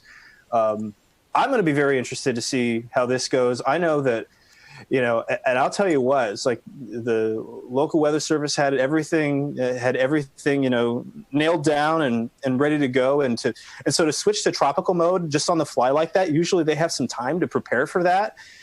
Today, they had to just flip-flop into tropical operations, and kudos to the weather service in Charleston for making that just so seamless. They did such a wonderful job keeping everything flowing, keeping everybody informed. So not an easy day for anybody in weather, to put it mildly. Well, Brad, your colleague to the south, Chief Meteorologist Efron Afante at WLTX, had a graphic. I was just looking to see if he tweeted it. I saw it on the air earlier that kind of just did a timeline, and I'm going to paraphrase because I don't have it in front of me, but it was essentially 5:30 advisory, 20% chance, 7:30 advisory, 70% chance, and then somewhere at like 9:30 it was like landfall. Jared mentioned the tornadoes. I think when that 70% came out, it was probably already a tropical system. Probably. They needed to get a little bit closer for all those sensors, I guess. Yeah. It brings up a good point. I think Jared was exactly spot on. It's funny how this just getting a name makes a big deal of it, but literally the forecast and impact, nothing changed. It's like, I joked all day. It's like, hey, our rain now has a name. It's like pretty much, we were forecasting the flood threat. The timing was exact. I was calling it a tropical low for the last 3 days. I really wasn't referring to it as a tropical wave because it looked like it was going to have some spin to it. All the short range guidance had some rotation. But it is interesting that it gets a name, and it's, the B storm. It's weird. It's the third time in the last 10 years we've had the B storm before June 1st. So that is rare, but it's happened a lot more frequently in the last 10 years. And I looked it up today, and I'm pretty sure, I think it tied for the third or fourth earliest B storm on record, at least formation-wise. But it's probably going to set a record for the shortest duration tropical system because I think it was last year we had the A storm. Was it Andrea? Only like 3/4 of a day did it maintain tropical characteristics. So this will be interesting to see what kind of longevity stats it's going to come up with. But the thing to remember about these is, I think as a communicator with the public, is the name really isn't important. It's the impacts. And I think if people focus on the impacts more, the name is not that big of a deal. For instance, everybody was freaking out about this today, but it honestly did less damage and issues to us than a cutoff no-name low last week, which plagued us with flooding for 4 days, tornadoes, straight line winds. So it's a really good wake-up call about how we communicate weather impacts. I know for insurance purposes, especially on the coast, that the naming is a big deal for deductibles and stuff. But in the grand scheme of things, the overall impacts did not change at all just because we gave it a name today.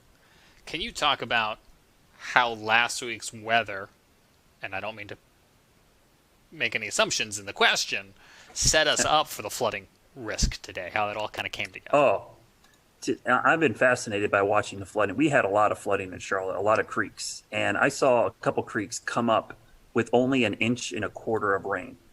That's almost, I never seen that happen. The problem was everything's saturated. That 1.25 inches of rain went right into the creek.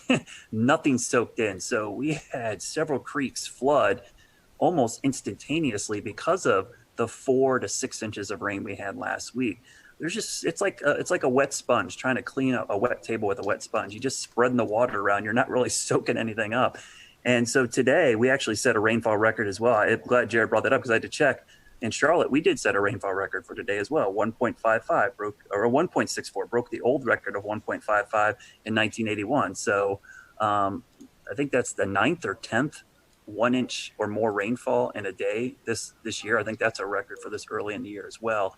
So yeah, last week's rain really set the table for the flooding issues today. And we're going to see a lot of the creeks and streams continue to rise in the next 24 hours because this is all running off back into the Catawba, the Rocky River. It's flowing into the PD. I bet you're going to see some pretty substantial and surprising crest on some of these rivers because people don't expect the little bit of rain we got today to cause a quick jump in water levels. And just watch any of the storms that pop up the next 2 days. They'll be more scattered, but any one of those is probably going to produce flash flooding pretty quickly.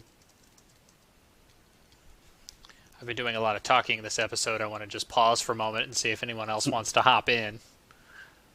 so I don't steal all the questions.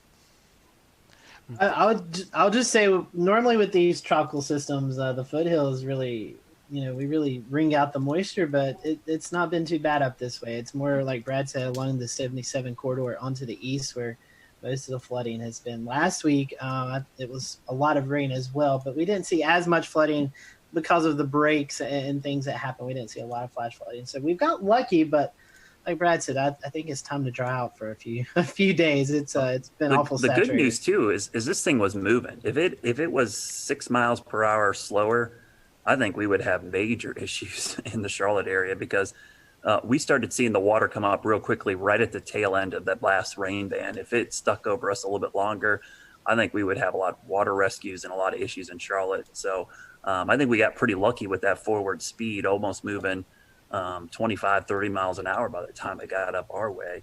I think what's interesting is one of the comments I've been getting a lot today, and I think this is always one that's kind of the public sees these early storms and they go, uh-oh, looks like a bad season. And honestly, it doesn't really mean a whole lot for the season.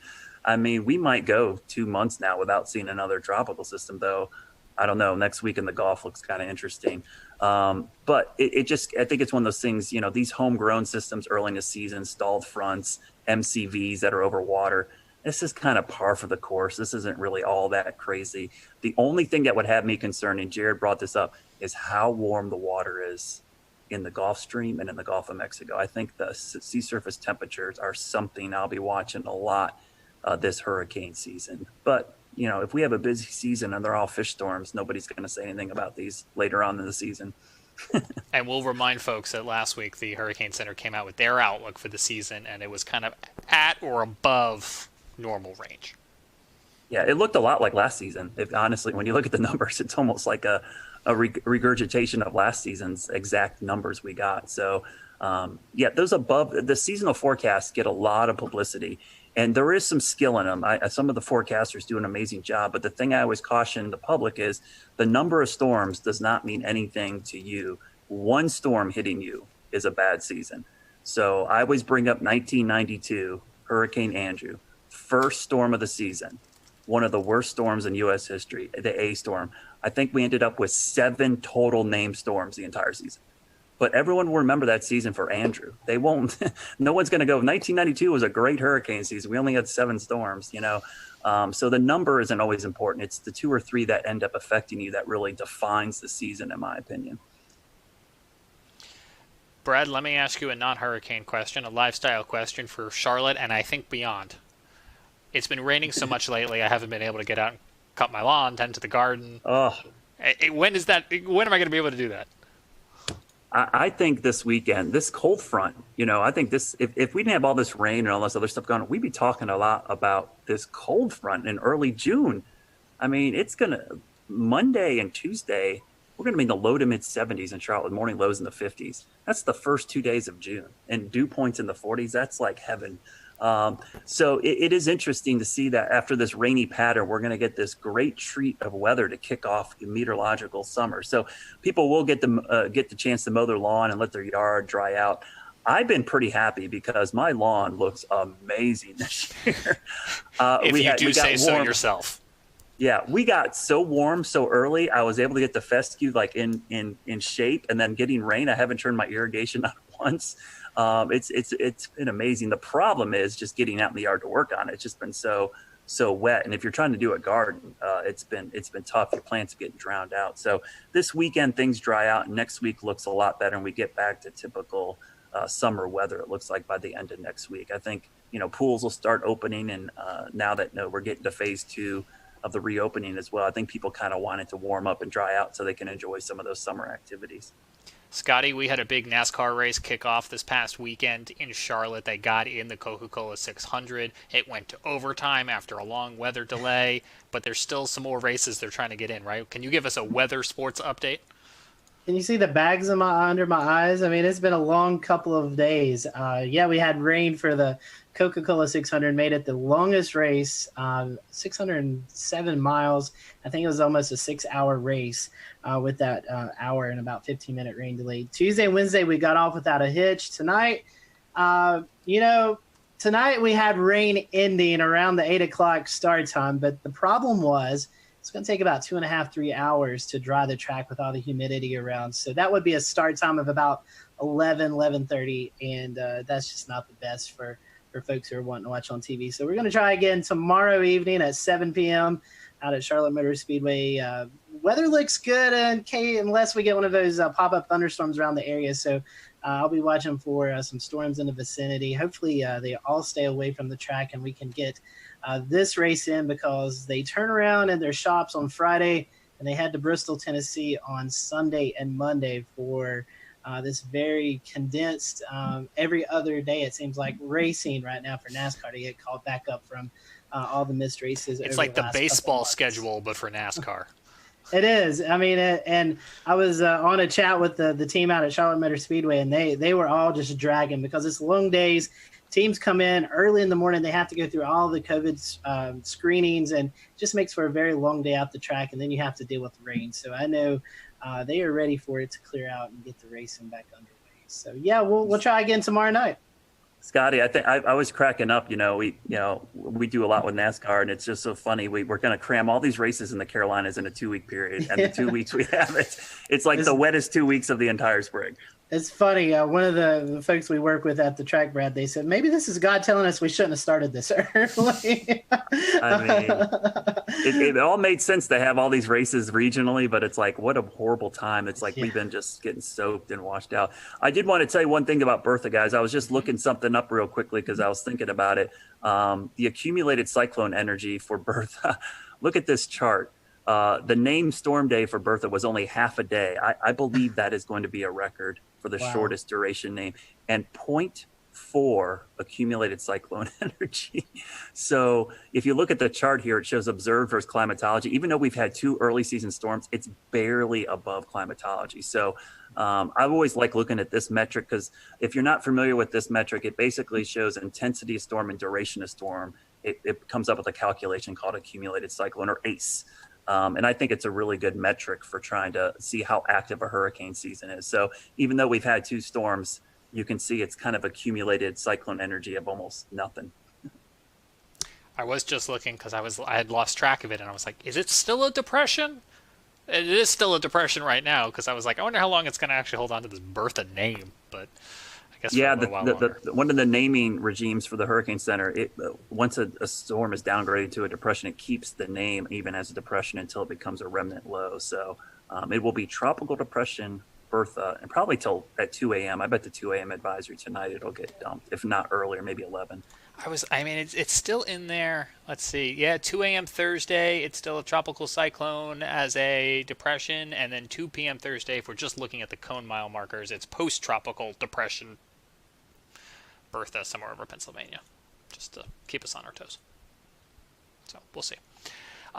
Brad, thank you for your time. I know your day's been very busy. Your week's been very busy. One last plug for Weather School. You got a couple more days of that left, right? Yeah, 2 more days of Weather School. We will have, I believe if my numbers are correct, without our glitches, I think exactly 60 episodes of Weather School a DVD since box the beginning of March. That's pretty impressive that we've been able to do that every single day at 1 o'clock. We've done a weather segment online live and on YouTube. So 2 more days of the school year. I will be happy. I love doing them, but I'll be honest with you, it's made for some long days.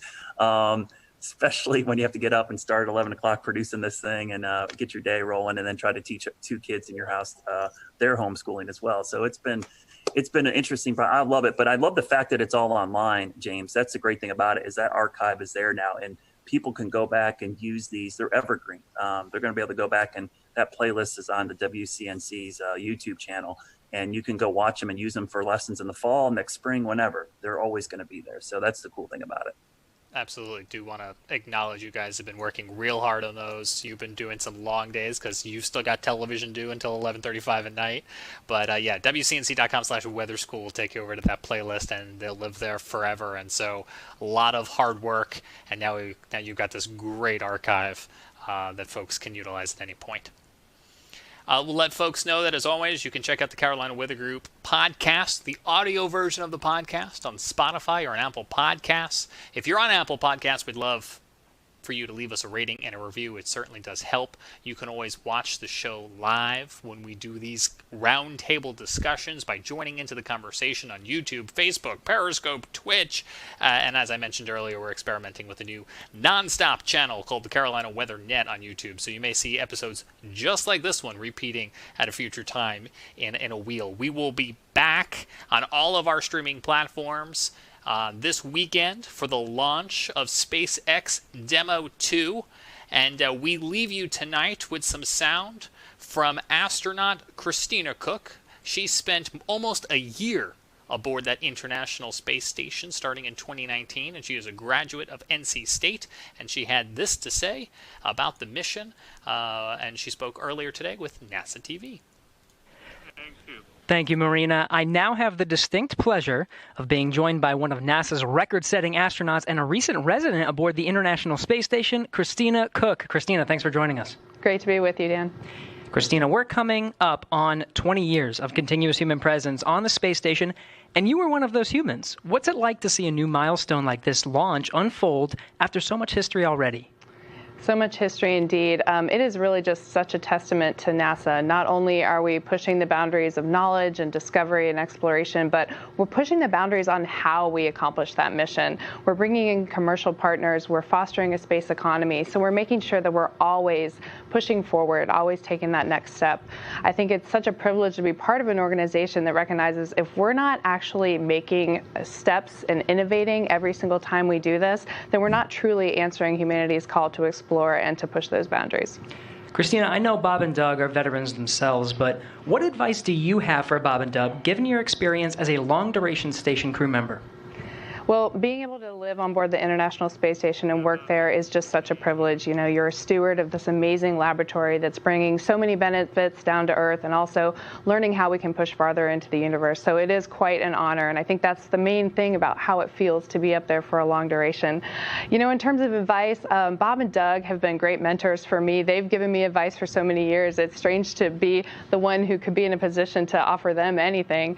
But I would say that as, you know, shuttle flyers, they used to participate in missions that were really, really intense, go, go, go all the time. Long duration space flight is more of a marathon than a sprint. So I would tell them to take that moment, enjoy it, and, you know, really welcome the opportunity to have part of your mission be taking it all in and sharing that with the people that got you there. Thanks again, Christina. Always a pleasure to hear from you and fantastic words. Thank you for sharing. Thank you. My pleasure.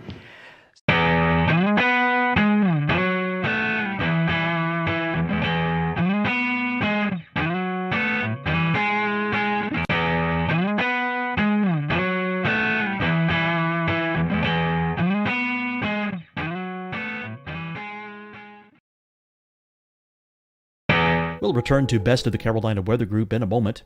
Now your Carolina weather forecast. Here are today's forecast high temperatures for North Carolina. Here are the forecast lows for tonight for North Carolina. Here are tomorrow's forecast high temperatures. And here's forecast rainfall across North Carolina tomorrow. Here are the forecast highs for the day after tomorrow.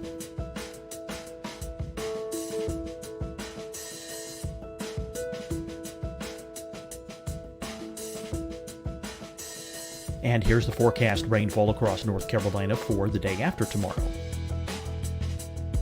This is the total rainfall forecast across North Carolina for the next 3 days. Here's the severe thunderstorm outlook for today from the Storm Prediction Center.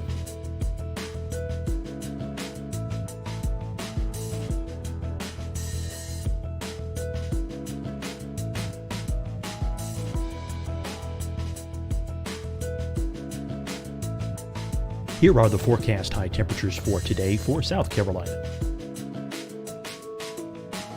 Here are the low temperatures for today for South Carolina. Here's the probability of precipitation forecast across South Carolina today. And here are the rain chances across South Carolina tonight. Here are tomorrow's forecast highs across South Carolina. Here are the forecast low temperatures for tomorrow for South Carolina. And here is the probability of precipitation across South Carolina tomorrow.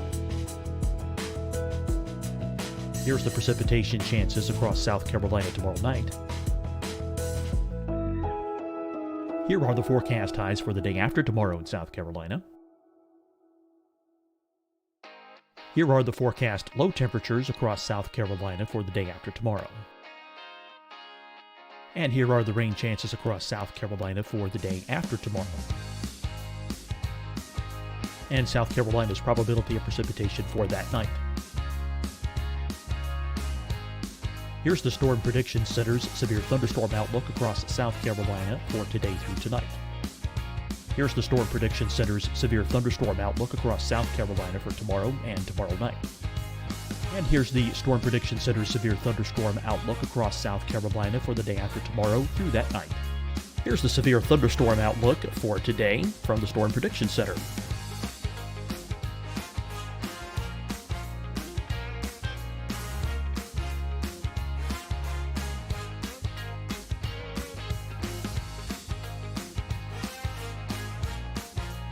And now here's a live look at weather radar across the southeast. Fight the spread and take a stand against coronavirus. Wear a mask in public. Stay at least 6 feet apart from others. And get tested. Join us and fight the spread. Visit scdhec.gov/COVID-19. Getting tested for COVID-19 helps you to take the steps needed to protect yourself, your loved ones, and your community. Find the testing location at scdhec.gov/COVID-19 testing. Hi, everyone. I'm Dr. Mandy Cohen, Secretary of the North Carolina Department of Health and Human Services.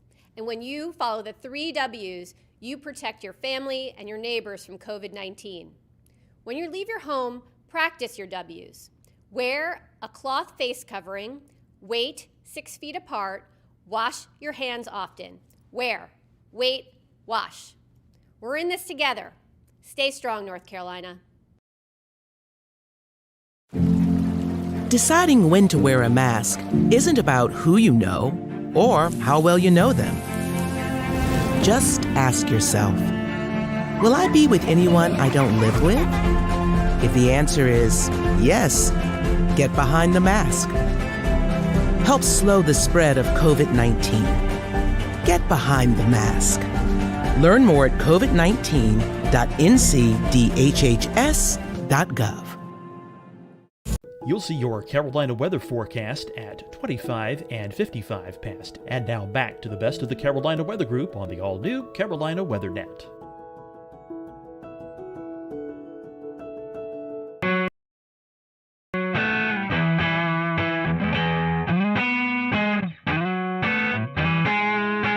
Hello, everyone. Welcome to the Carolina Weather Group. We're happy to have you, and we're going to continue our fun interview segment that we do with local meteorologists throughout the Carolinas. And today we have on Jason Boyer and Ryan Coulter from WLOS in Asheville, North Carolina. They are the ABC affiliate. So if you live in Western North Carolina, I'm sure you've tuned to Channel 13, and we're happy to have Jason and Ryan with us today. One of the main questions that we always ask everybody is how did you know you wanted to be a meteorologist? Everybody has that story. So Jason, I'll let you start. What's your story? Well, my story goes back to, like most, to when I was very young. Always was inquisitive about the earth sciences and always wanted to understand how things worked around me. And I spent a lot of time outdoors as a child back in the 80s when I was growing up. And that was kind of the way to go growing up in the 80s. Most people just let their kids kind of run around in their backyards. I grew up in a small town, so that was where I grew up and explored. But I think it was around 3rd grade, and this is the most stunning and life-changing moment that I remember. I was walking home from school. It was November, and I lived in Illinois then, so we weren't in Tornado Alley per se, but I remember coming home from school, and I could walk home. That's how close I lived, and it was an unusually warm day. In fact, it was record warm that day. I think it got into the 80s, and the sun was out, the wind was blowing, and I was just thinking like a kid, like a 3rd grader, I can't wait to get outside and play ball, ride my bike. I got home, the sky went pitch black in about a matter of 30 minutes. The wind started picking up. My older sisters, thankfully, wiser and certainly more proactive, they knew something bad was going to happen. And we all rushed downstairs. And in a matter of moments, the tornado sirens in the neighborhood went off. And we had a weak tornado go through my backyard and hit my neighbor's house. And it happened in a matter of a couple of minutes, and that was it. And it was a life-changing moment when I walked outside. The birds were no longer chirping, and you could see the destruction of my neighbor's house and in the backyard across the street. His entire roof was peeled off. You could see into the house, and the insulation was gutted out. And that was amazing. I mean, frightening, but also to me, an amazing display of what Mother Nature could do. And I think from there, I was really hooked. I knew I always liked science. And then from there on, I kind of just built on that, and had a great teacher in 5th grade, Mr. Morris, that set me on the right path too, and inspired me to continue to study science. So that's how it started for me, and I just pursued it. And what about you, Ryan? Yeah, I mean, thank you guys for having me, first of all. Yeah, I mean, my story is really not unique from anyone else who does this either. I mean, grew up, my grandparents lived with us growing up, and, you know, they were avid news watchers, as a lot of older people are. And so anytime the weather came on, I was always, you know, super interested in watching that. They always let me watch that with them. I grew up in Colorado, so as growing up, you know, we had a little bit of everything, wintertime snow, severe weather in the springtime, and the summertime heat, wildfires. So kind of a mixed bag of everything. You get it all there. And so I grew up around that. And I was in about 5th grade. We had a science fair project, and I actually wanted to make a homemade barometer. And so I figured out how to do that. And I actually wrote into one of the chiefs in Denver. She's still there. And she actually responded to my email. So, you know, as a 5th grader, that was pretty exciting. But I knew, you know, kind of like a lot of other people who do this, you know, I knew that from the time that I was a little kid that, you know, this is what I want to do. It's a fun job, and you get to study science, the weather, all of the above, and it's a great. It's ended up being exactly what I wanted it to be. Those are great and very classic weather stories, I feel like. Super interesting. So keeping on kind of the same track of weather before we deviate off to some more unique conversations. Did you guys ever have a meteorologist that you looked up to as a kid or as you were coming up through school? Ryan, I guess we can start with you. Yeah, you know, interestingly enough, there was a meteorologist in Denver, and he was really cool. He ended up being on both the stations. I grew up watching him on TV, and when I got to school, he ended up actually being my advisor at school when I got into the university. So I learned so much from him, and it was really cool. You know, of course, I always told him, you know, I grew up watching you, and that doesn't go over very well when you say that to him, but. No, it's true. He truly helped me along the way a lot, and you know, then I got to learn from him, so even better. I did have a role model as well, and growing up, I would watch Channel 4, the CBS affiliate in my market, St. Louis, and yeah, I grew up watching a particular meteorologist there, and he was the chief, and kind of wanted to mirror him and grow up to be like him as well. So it was a unique situation, but I got to meet him actually in person. We had a old time power show in my rural town, and he flew in a helicopter, and I mean, it was the biggest thing that ever happened in my small town, seemingly at that point in my life, and got to get an autograph, talk to him briefly, and so that was a moving situation for me too. So Jason, I'll pose this question to you first, and then Ryan, I'll let you to finish up. So Jason, you've been in Western North Carolina a while. We have all types of weather.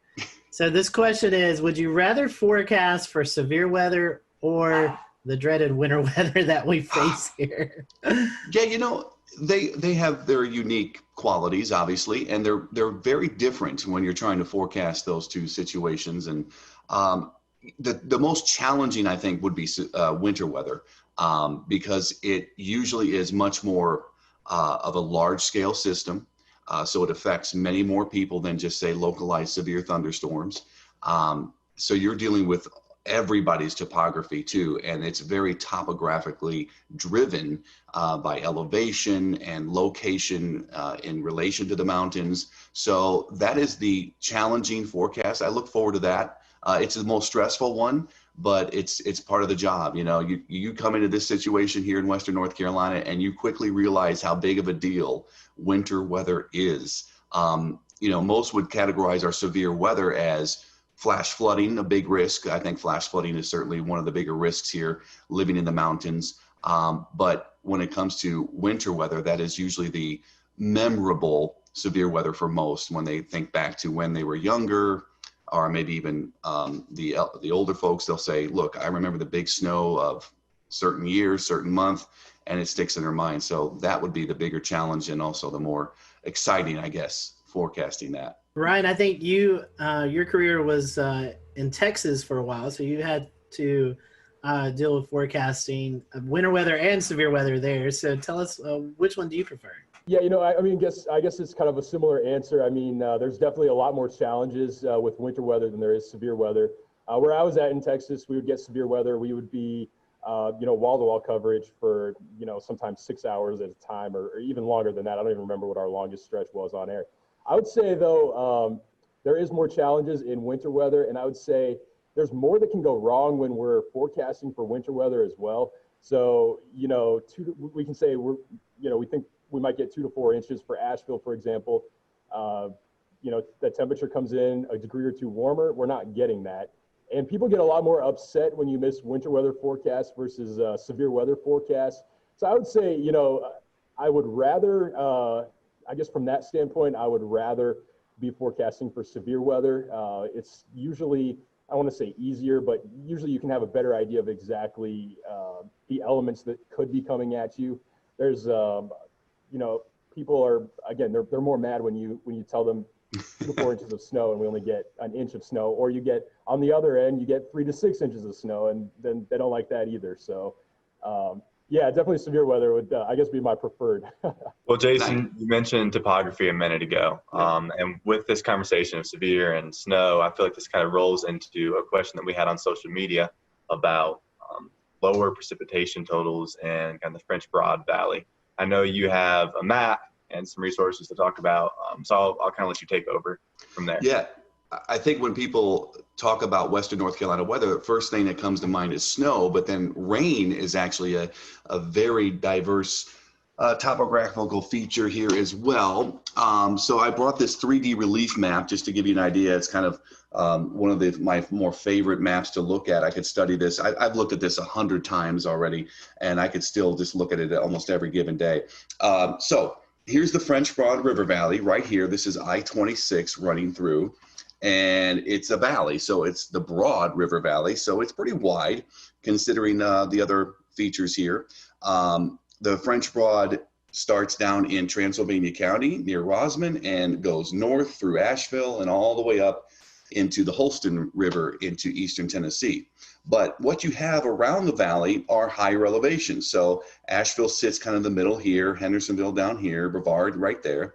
And the prevailing winds during the spring and summer months are south and southeasterly winds.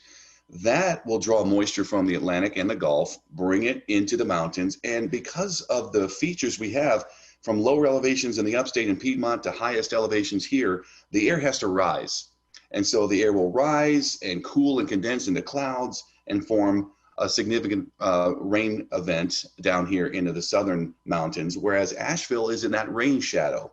And the rain will fall mostly to the west and south or to the north and east because we have the Black Mountains and the Craggies up here. So that prevailing wind will certainly help rain form more over this area of the county, Buncombe County, eastern side, and into Yancey. So there's a rain shadow here. There are other rain shadows like in Waynesville. They're surrounded with the Balsam Mountains to the south and west. They don't see nearly as much rain in the valley as they do just west and south of Waynesville as well. So that's kind of how it works in the summer months. In the winter months, the prevailing wind is much, much different. It's from the northwest.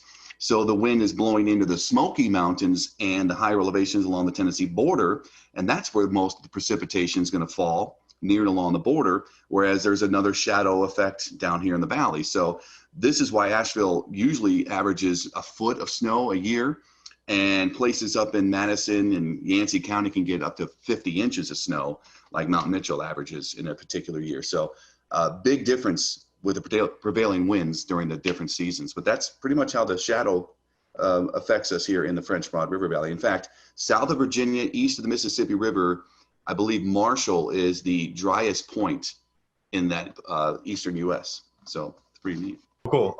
Do you guys have any, what was your most embarrassing moment while on TV? I'll take this one. It happened pretty early in my career. I was working in Tennessee. I started out in the Tri-Cities, Johnson City at WJHL. And I filled in for the morning guy who went on vacation. And I was working one morning, and the newsroom was downstairs. The studio was upstairs. So there was always this climbing the flights of stairs.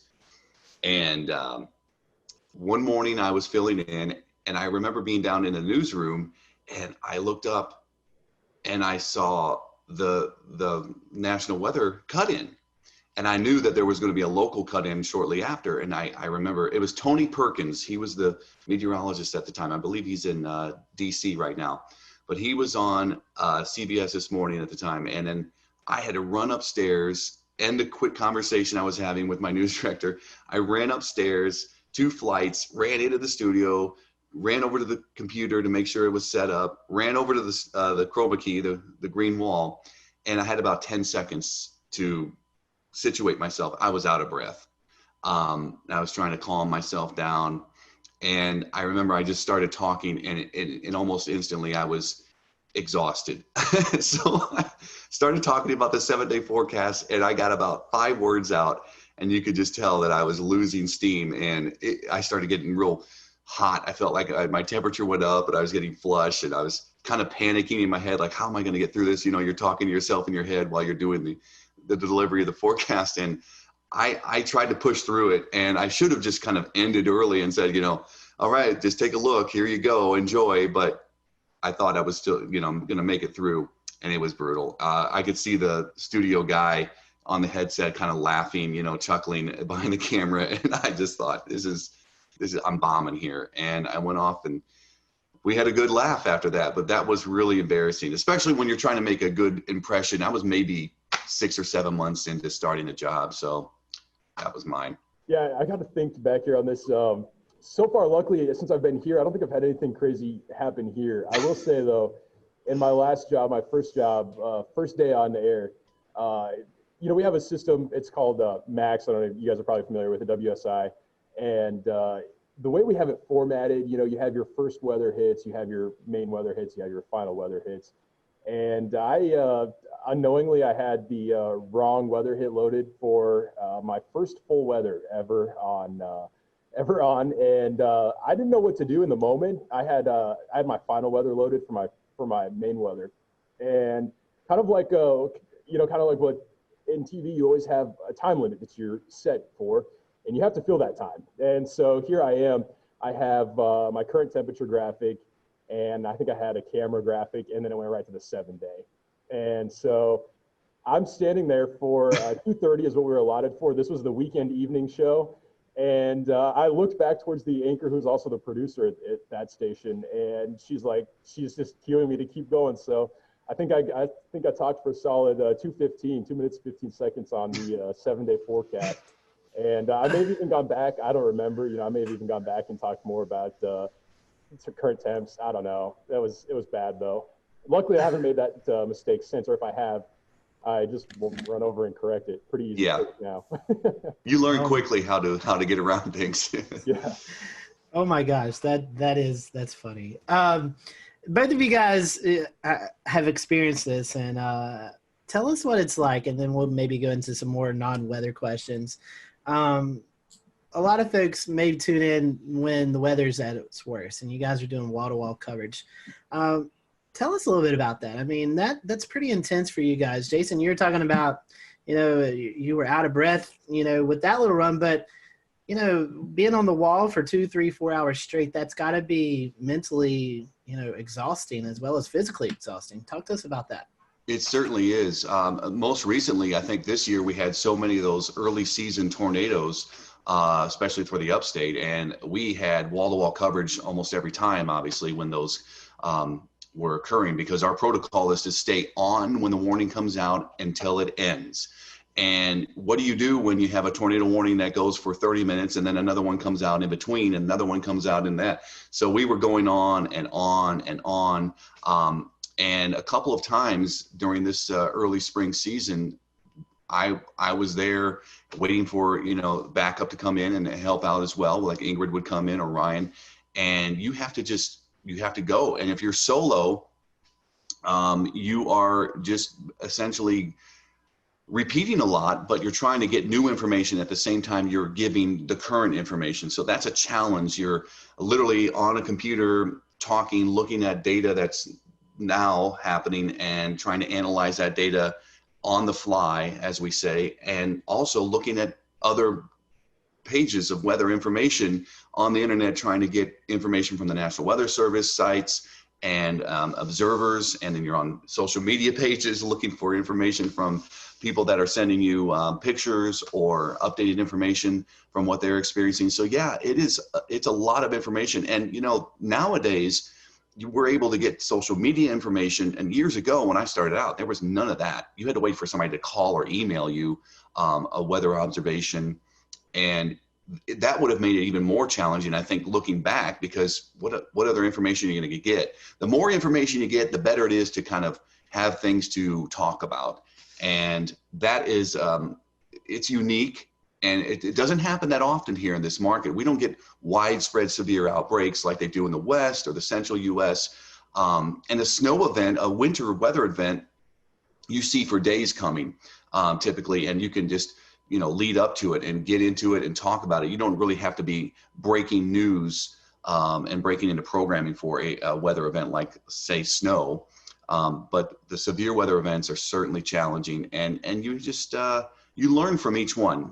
Even somebody like me in the business for 22 years, you still learn from these experiences. Ryan, you dealt with that in Texas. I mean, that's these are what we face, or could be more rain-wrapped tornadoes, but you guys out there see these massive tornadoes, or you saw could see these massive tornadoes. So is there a little any different perspective of that, where you guys have storm chasers out in the field and you can kind of relate to those folks out in the field? Yeah. So when I was in Texas, that's a station that really drove the market for severe weather coverage, and so it was more built for that kind of thing. So yeah, we had storm chasers out in the field, but you still need to have two people at the station during these kinds of events, because you have one person off camera. They can help to look at and analyze that data, look at radar, see what's going on. We also had in that market, we had a crazy amount of cameras. I think there was like 50 or something like that, and we could move those around during severe weather events. That's what we used them for. And so you have the other person off camera that can see that. But yeah, I mean, you're going for hours at a time, and I think Jason already mentioned it, but the biggest challenge is trying not to be repetitive. In some cases, you have to be repetitive when there's potentially life-threatening storms out there. I mean, we're talking about tornadoes that could be affecting communities. There could be communities in the path. And I think one of the hardest things with these kinds of storms is people don't like it when we cut in, and they don't like it when we interrupt their show. And especially being an ABC affiliate, that's what I was at in Texas too. We have a lot of basketball. We have big shows. I mean, the Bachelor. I mean, heaven forbid we ever have to interrupt any of those kinds of shows. But we don't want to interrupt them. But at the same time, we have a job to do, and we have to. It's important that we get that information out, because you never know when that information could be helping someone who is in the path of that storm. And so I think once when you're in the midst of all of that coverage, you don't realize all the time that's actually going by, especially when you get into that rhythm. I think that, especially in some of those more long duration events, you get off the air and you're like, oh, we were just on for, 2 hours or whatever the case may be. So yeah, definitely one of those things though, that it can be stressful for sure. Well, we promised that we would stop talking about the weather at some point, so we can go ahead and do that now. You guys can take a little breath and a break from your everyday work. So do you guys have a favorite genre, a favorite type of music that you like to listen to when you're everyday life. Ryan, I'll go to you first. I'm not too picky. I'll listen to anything. I will say I grew up listening to country, so I mean, that's still my go-to. 2000s country, Garth, anything like that, I'll go for. I'm with you on that. What about you, Jason? I went through that country phase many years ago, and I got to get out of that. But I listen to a lot of different genres as well. I grew up in my high school days were in the 90s, so alternative music was big then. So people probably remember Stone Temple Pilots and all that, Pearl Jam. But I don't really listen to that music as much anymore. I've gotten older and a little more subdued with my music choices. But I'll listen to a lot of modern music, pop or rock, and I just don't spend as much time listening to the radio or actually picking out songs anymore. So more of my time is spent just maybe even popping in some classical music just to chill out and get my mind cleared of certain things during the day. So that's what I do. I play music too, so I have a guitar and I love playing music. So that's my escape. Anytime I want to, I can just pick up the guitar and play some songs or whatever. That's something we've found with a lot of these that we're doing is a lot of meteorologists play music on the side. I don't have that ability. Evan, I know you play guitar as well, so you got that. I play a few instruments. Brian, do you play anything? No, I can't play anything. I can't sing either. I mean, no one's for that. So yeah, no music ability here. I'm glad we're there on the save link there. Yeah. Right. All right. Assuming pizza's got cheese on it, so it can't be that. But if you only had one topping to put on pizza, what would it be? Jason? One topping. I think pepperoni would be mine. It's an easy choice, I know. I mean, I love Hawaiian pizza, but if I get one choice, then I'm going to just do pepperoni. Yeah, I mean, I think for me, the choice would be pepperoni, but not to steal Jason's answer. So I'll go with a more controversial pick. I like Hawaiian pizza. I'm gonna go the pineapple on the pizza. I know I'm probably gonna get some flack for it. You are good. That was actually one of our other questions. Does pineapple deserve to be on pizza? So both of you guys like Hawaiian. I guess that's a yes. Yes, it does. Well, since we're on the topic of food, what's your favorite kind of food? All right, I'll go first. Any food, really. My son and wife are usually finding me in the pantry, digging through snacks. And I wish, sometimes I need to quell my cravings, but favorite type of food, if I had to pick one type, I would probably go, tacos. I love Mexican food. I love Italian food, but I love Mexican food. So, man, this one's hard. I like all kinds of food also. Really not too picky. The things I don't like, the one thing I am picky on, I don't like a lot of seafood. But I have a major sweet tooth, and it doesn't matter the time of day. I can go for, you put candy in front of me, I will eat it. It doesn't matter what it is. I'm not picky. Amen to that. Either. So in order to try to keep myself out of trouble on that stuff, I do like, I like Mexican food too. I hate to go with the same answer again, but we'll return to Best of the Carolina Weather Group in a moment. Now your Carolina weather forecast. Here are today's forecast high temperatures for North Carolina. Here are the forecast lows for tonight for North Carolina. Here are tomorrow's forecast high temperatures. And here's forecast rainfall across North Carolina tomorrow. Here are the forecast highs for the day after tomorrow.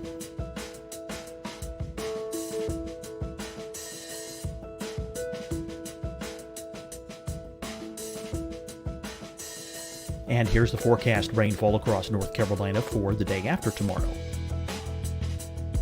This is the total rainfall forecast across North Carolina for the next 3 days. Here's the severe thunderstorm outlook for today from the Storm Prediction Center.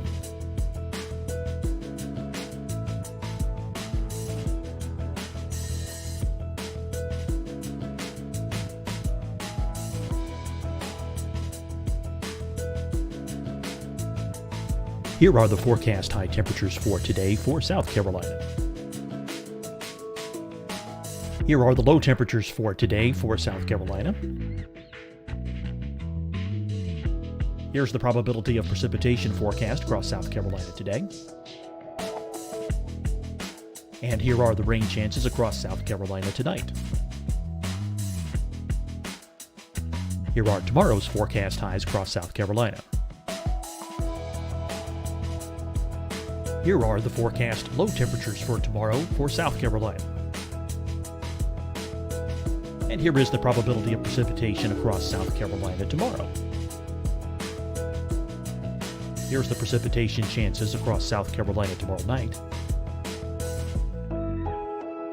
Here are the forecast highs for the day after tomorrow in South Carolina. Here are the forecast low temperatures across South Carolina for the day after tomorrow. And here are the rain chances across South Carolina for the day after tomorrow. And South Carolina's probability of precipitation for that night. Here's the Storm Prediction Center's severe thunderstorm outlook across South Carolina for today through tonight. Here's the Storm Prediction Center's severe thunderstorm outlook across South Carolina for tomorrow and tomorrow night. And here's the Storm Prediction Center's severe thunderstorm outlook across South Carolina for the day after tomorrow through that night. Here's the severe thunderstorm outlook for today from the Storm Prediction Center.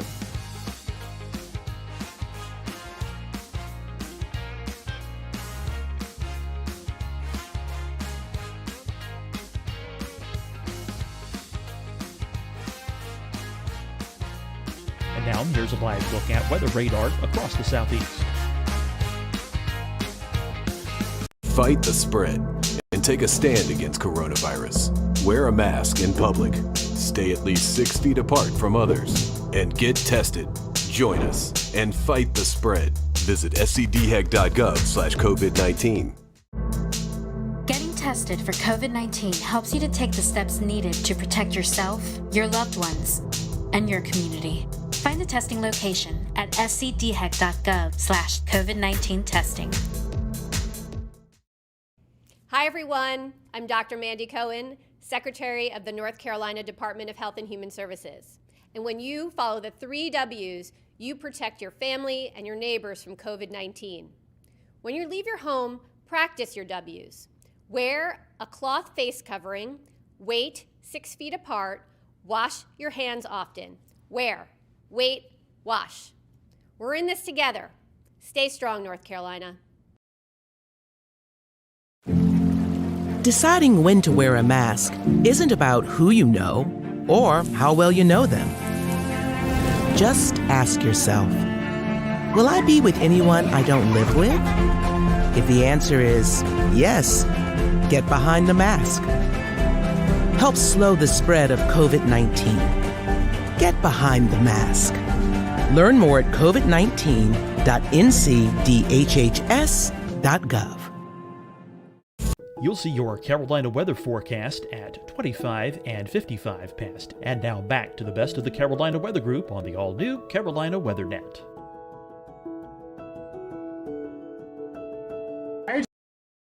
You know, Just similarities here.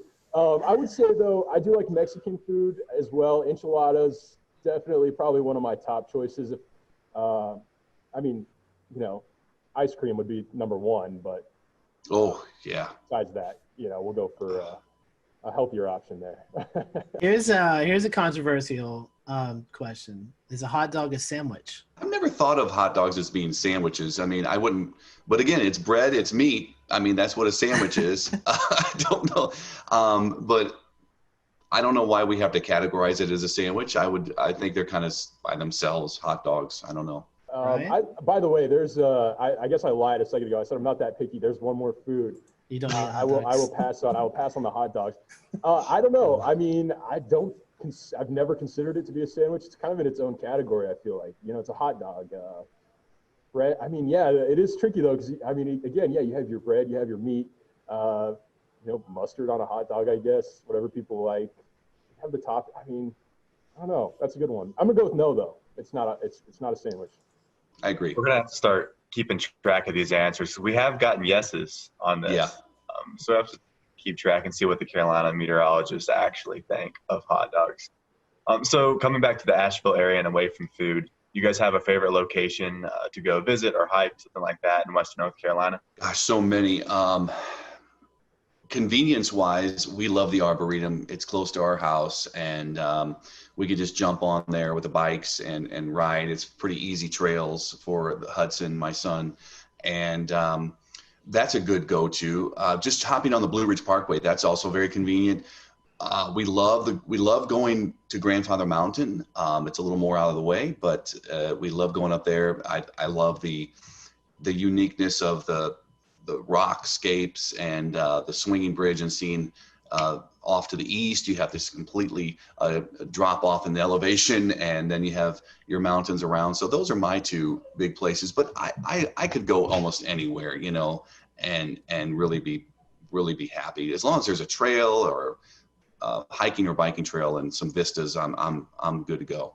Yeah, and I'm still new to the area here. I haven't had a lot of time to explore a whole lot, but I will say the close place for me that I could go to any afternoon would be DuPont State Forest. It gets kind of crowded this time of year, I've found, but you know, a little bit of everything there. You can get some elevation. You got the waterfalls, so a lot to do there. I've actually spent a little bit of time in South Carolina here more recently. I found some cool places, cool pockets down there. So you know, there's a short drive down there as well. Ryan, you're from Denver. Evan and I, we went storm chasing. We was based out of Denver. We flew in and kind of went from there. So we took our last day, we took our trip into the Rockies, and it was June the 3rd, and it started snowing on us, Evan, I believe. Yeah. So what's your favorite place to go in the Rockies?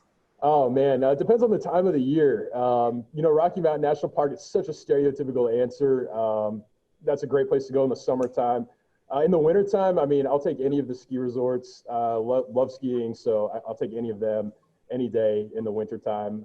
Probably not Loveland. I would say more of the Copper Mountains, maybe Keystones of the state. Steamboat Springs is another great place, but you know, even Denver, man, I know I'm not narrowing this down very well, but Denver's great. Love Denver as well. So I don't know. Amen. Well, guys, I know we're nearing our kind of end time, so I'm going to ask one more quick question, and Scotty will close this. So the last one for me is going to be, do you have a favorite weather disaster movie? It can be super cheesy. Well, Twister immediately comes to mind. My wife loves Twister. My son loves Twister. I love Twister. That would be the number one, but The Day After Tomorrow's good. My son loves weather disaster movies, of all things. Can you imagine? I mean, he's the perfect child. So he loves any kind of disaster movie related to weather. So I've seen all of them. But yeah, I still think Twister ranks at the top. Oh, that's a tough one. I don't watch a lot of movies. Immediately, A Day After Tomorrow came to mind for me. Great movie. That's one that, I mean, you can stay involved in the entire movie. Yeah. No chance of losing focus on that one. But yeah, I have a short attention span, so not a lot of movies. Twister, you know, of course, is great. It's the all-time classic answer, but yeah, I'll go with Day After Tomorrow for sure. I think those have been our most popular answers when we've asked this question. Well, gentlemen, final question here. For those folks maybe who are getting ready to leave high school or are in college and thinking about maybe changing their degree and they're interested in weather, what would be your advice to these folks? Why should they choose meteorology if it really interests them? And Jason, I'll let you go first. Well, that's a diverse question, but here it is in a nutshell. Meteorology offers so many opportunities. Besides what Ryan and I do every day, broadcast meteorology is a small sample of overall the meteorological profession and the meteorology field. You could go into research. You could work for NOAA. You could work for the private sector. You could start your own company. There are many climate-driven sectors to go into as well. That's becoming more and more important, and certainly more and more are leaning towards the environmental/climate side of things too. It's just such a diverse area of study. It's great for somebody that loves science, you know, and you got to stick with it. It's challenging. I mean, many people don't understand how much math and physics goes into meteorology unless you've taken those courses. It is a very challenging profession and study, but I think it's wonderful. So yeah, just stick with it. If you love science, meteorology is one of the fields to get into. I mean, I obviously haven't been at it for very long. I'm still, pretty young myself, but I would say the biggest thing is, there is a lot more work involved than I think that people realize. It's something that is fascinating. It's interesting. There's a lot to look at. And again, TV is not the only thing. In fact, I would say if someone wants to go into meteorology just to be on TV, that's maybe a bad idea, because, there's so much more to it than that. A lot of math, a lot of science, but it is fun. And, every day for us looks different. And I'll disagree and agree with the statement to a certain degree. Everyone always says you can be wrong and you still get paid. We're right most of the time. But you know what, even if we miss a forecast, it is true. We still get paid. So that part's kind of cool too. It would be challenging if they did pay by the accuracy of the forecast. Some people, you never know, right? Goodness, great. I can imagine now dealing with the Carolina wedge and at least a temperature forecast. That would be horrible if that was true. It's challenging. minus $100 every degree you're out. Oh my goodness, yeah, that would be brutal some days. Well, guys, we're going to let you do your social info so folks can follow you if they're not already. Ryan, how can our followers follow you on social media? Yeah, I'm on Facebook and then Twitter. I should know what my handle is, but I don't. But you can find me on there as well. And I'm on Instagram, and same thing. I gotta figure this out. But I don't know what my handle is on there either. Not much help. Well, I'm Ryan, sure if you just your handle on Twitter, it's Ryan_WLOS. So if y'all want to follow him, you can find it there. I think it's the same on Instagram. So there we go.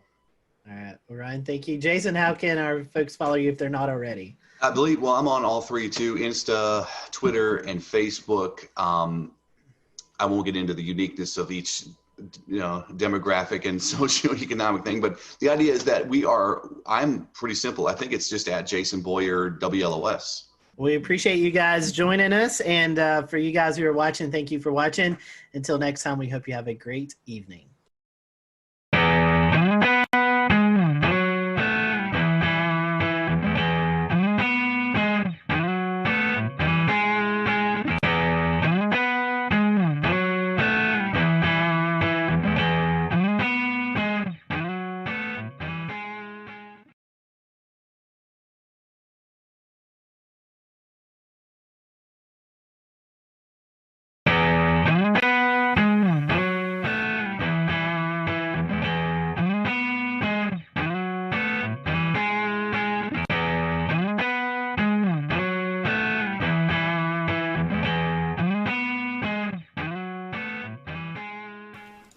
Good evening from Charlotte. It is June the 17th, 2020. I'm James Brierton. Did you get a chance to see the sun today at all? Maybe kind of, sort of. We have been cut off from the rest of the world. No, I'm not talking coronavirus. I'm talking about this low pressure that has just parked over the Carolinas today. It's very pretty on this satellite image that our friend Brad Panovich captured. You can see it there just spinning out over like Fayetteville, Fort Bragg, between Charlotte and Raleigh, just spinning and spinning and spinning, but that just socked us in with clouds. I did see just a little bit of sun today here in Charlotte before the sun went down, and that was a nice change of pace after a couple days of cloudy and cold weather. All right, this week we are talking the PGA Tour, which has resumed and is in Hilton Head, South Carolina for the RBC Heritage. It kicks off tomorrow after a couple of practice rounds. I'm holding here the weather forecast from their on-site meteorologist, Stuart Williams. This is what we call a tease. I'll have this for you coming up. What we're going to get to first is a piece of tape that has been very patiently waiting in the wings. So Stuart sat down with the Carolina Weather Group in February to record an interview that at the time we thought was going to air alongside the Wells Fargo Championship here in Charlotte. Well, as you now know, that never happened, and other PGA Tour events were canceled. They are now resuming operations without fans and will be playing in Hilton Head, South Carolina. So we are very excited to be able to bring this piece of tape to you. This is a premiere of a new episode. You've never seen this interview before, despite the fact that it was recorded in February, but I felt that I needed to explain to you that it was recorded in a time where I could still get a haircut and where the picture of snow over Scotty Powell's shoulder made sense, and all the references to fans attending the event also made sense back just a few months ago. So without further ado, we'll get on over to this, and then coming up later on in the program, about 30 minutes from now, we'll get a check of your weather headlines this week, including that PGA Tour forecast, an update on Sharpie Gate, and we'll take a look at the tropics as well, too. But without further ado, here is our interview with Stuart Williams, the on-site meteorologist for the PGA Tour, and he'll tell us a little bit about the company he works for as well. Hello, everyone. Welcome to the Carolina Weather Group. We're happy to have you this evening, and we present Mr. Stuart Williams, meteorologist for the PGA Tour, which is a really cool job that I would love to have. As a big golf fan, I think it's a really unique job that Stuart has, and he's going to talk to us a little bit about that tonight and let us know what all his duties are as he travels across the PGA Tour. And we'd love for you to interact with us tonight. So if you have any questions or comments, feel free to drop them on the social media platforms, and we'll address those. And we'll let Stuart give out some of his social media information towards the end of the interview tonight. That way, if you want to follow him on Twitter, you can do that, or just get more information. So we appreciate having Stuart with us tonight. Stuart, welcome back to the show. I know we had you on a couple of years ago, fellow North Carolinian, and it's great to have you with us tonight. Glad to see that you're actually home and not out on the road right now. So for those who may be introduced to you for the first time, tell us a little bit about you. I know you live here in North Carolina. You went to school here in North Carolina, so kind of give us a brief background about who you are. Yeah, I grew up in Winston-Salem. I currently live in High Point, North Carolina. And I got my meteorology degree from UNC Asheville. So I was actually there from 1988 to 92. So that kind of dates myself there. So 50 years old now, so I'm getting older. But after that, I started working for a company called Mobile Weather. And we started doing golf tournaments, weather for golf tournaments. So it started like with the Crosby Celebrity Tournament there in Winston, and the Vantage Championship, which was a Champions Tour event in Winston. And after that I was interning then at that time when we started those, probably about 91 or so. And then as I graduated, we kind of formed a company called Mobile Weather, and we started doing more and more golf tournaments. So individual tournaments would hire us. And then from there in 1995, we signed a full-time contract with the PGA Tour doing all their events. So, and it just kept snowballing from there. And then, so I was working with a company then called Mobile Weather. And so we were doing golf tournaments. I was traveling all over the country. And then in 2005, I started working for DTN.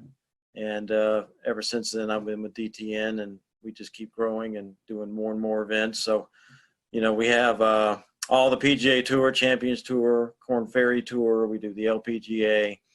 We do the PGA of America, which includes the PGA Championship, Ryder Cup, Senior PGA, and some of their smaller events. And we do quite a few international events for IMG. We do a lot of Asian tour tournaments in China and Taiwan and that kind of thing. So, you know, we do over 150 events a year now, so it's quite busy. Well, sort of. I know you're not the only one. I mean, that's a lot of traveling. So, yeah.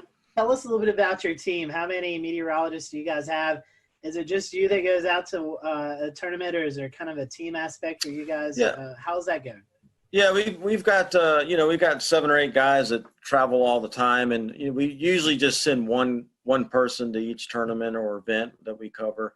You know, because we also do outdoor concerts, and we do some other events like that we have a meteorologist go to, and that help out. But you know, there's one guy per tournament, and so basically, you know, on the PGA Tour or any golf tournament or any outdoor event that we do, lightning is the number one concern. So that's why a meteorologist is on site. We set up an electric field mill. We have 2 laptop computers that have obviously the Doppler radar, lightning detection. You know, we have a mix of BISLA's National Lightning Detection Network, and you know, and so all that data that we get in-house, we have, you know, all the computer models that we look at, the NAM, the Euro, the GFS, all those. So everything's in-house, and we sector where we're going to go, and we can make custom products for ourselves and that kind of thing. So we make our own forecast on site. So using all that technology, as an official comes in wondering what the weather is, if we do see a threat, we see a storm developing, the officials can come in, we can show them exactly on the screen what is happening, and based on what we're showing them and what our opinions are, what's going to happen, then the officials can make very good decisions of, okay, when do we need to stop? And then once we do that, especially on the PGA Tour, they have LED boards across the golf course. They'll put weather warning signs up. The officials will blow horns to the players, signaling that it's a dangerous situation. So then the players will get moved off to evacuation vans and cars and that kind of thing, and they're brought to the clubhouse. And so hopefully, if we do our job correctly, then we've given enough time to where people can get back to the buses and hopefully back to their cars, because not everybody has a clubhouse pass. So they can't all get indoors to safety. So we got to get a lot of them back to their cars. So it's a big machine. It's a big operation, but it's most tournaments, I'd say every tournament has an evacuation plan, emergency plan. So it works pretty well. And then the big question is, once we have stopped play, when do we go back and start playing? When is it safe to go back out? So that's when we help big time, as far as, okay, we think this storm is going to be out of here at such and such time. And then they can open up the practice facilities again, let the players warm back up, and then we'll get them back out to the golf course and start playing again. Stuart, that kind of rings a bell here in Charleston at Bulls Bay, the tournament last year. LPGA, lightning hit the tree. Someone went under the tree, and it's a serious situation with these thunderstorms and in these golf tournaments. How much collaboration do you guys have with the local National Weather Service, especially in big events like this?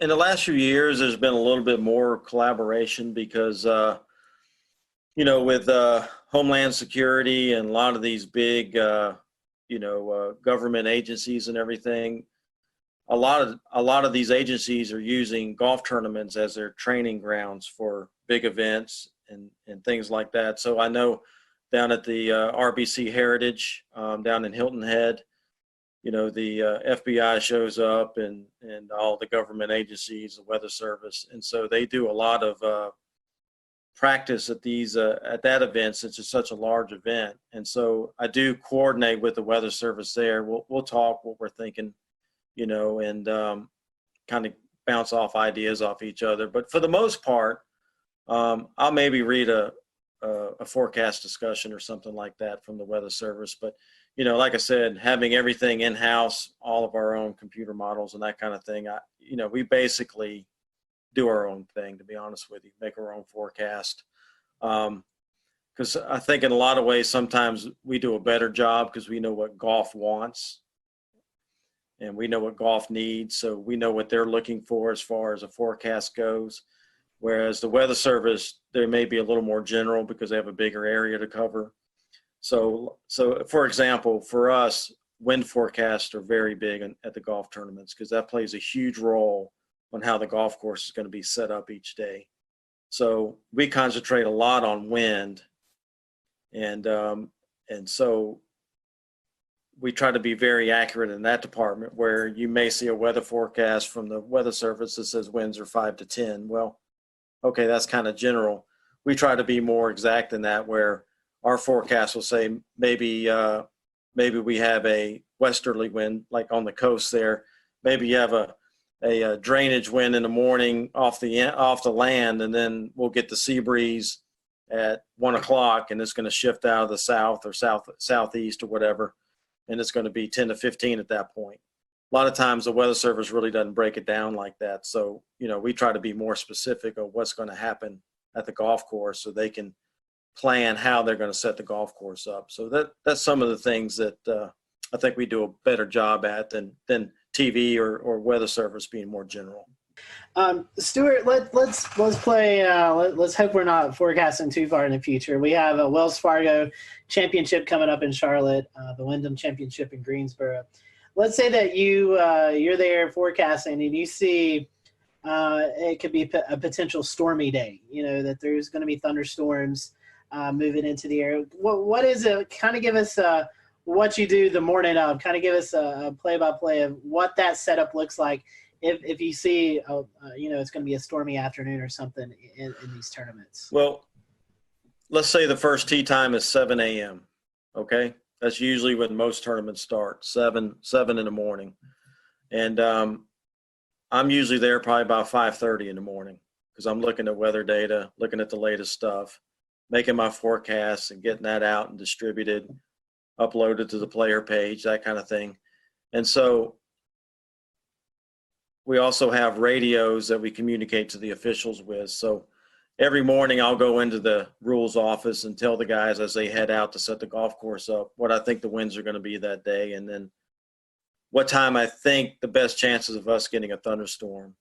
And so if you take a North Carolina tournament, typically what happens is, as you'll know, Scotty, and they'll start in the mountains. They'll bubble up in the mountains about midday, early afternoon, and then as they get going, they'll roll off into the Piedmont, and then they'll usually make it to Greensboro or Charlotte by 3, 4, 5 in the afternoon, depending on how fast they move and what the scenario is. So, so I'll tell the officials that morning, hey, I think we're going to see storms probably anywhere from that 3 to 7 range.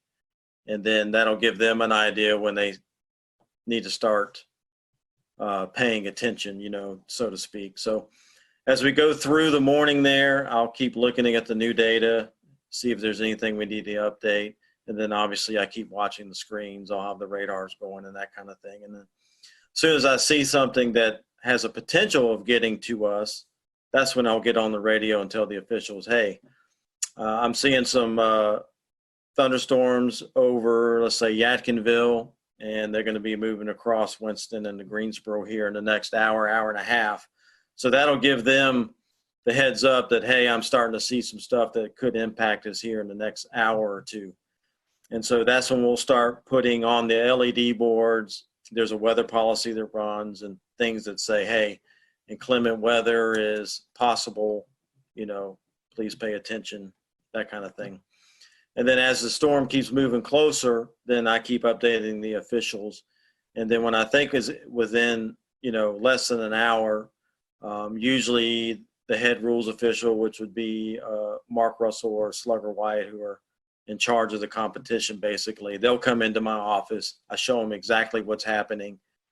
And then we try to give at least 30 minutes notice before the storm's going to hit the golf course so that we can blow the horns and give enough time for people to start trickling out and get the players in.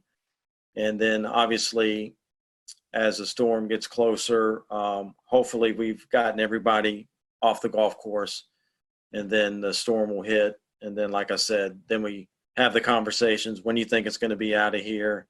When is it safe to resume? And so they'll already start making the plans on when that gets out of there, when we're going to let them to go back out and warm up on the range and then get them back out on the golf course. So, it's kind of a lengthy process, but as with weather, you got. We'll return to Best of the Carolina Weather Group in a moment. Now your Carolina weather forecast. Here are today's forecast high temperatures for North Carolina. Here are the forecast lows for tonight for North Carolina. Here are tomorrow's forecast high temperatures. And here's forecast rainfall across North Carolina tomorrow. Here are the forecast highs for the day after tomorrow.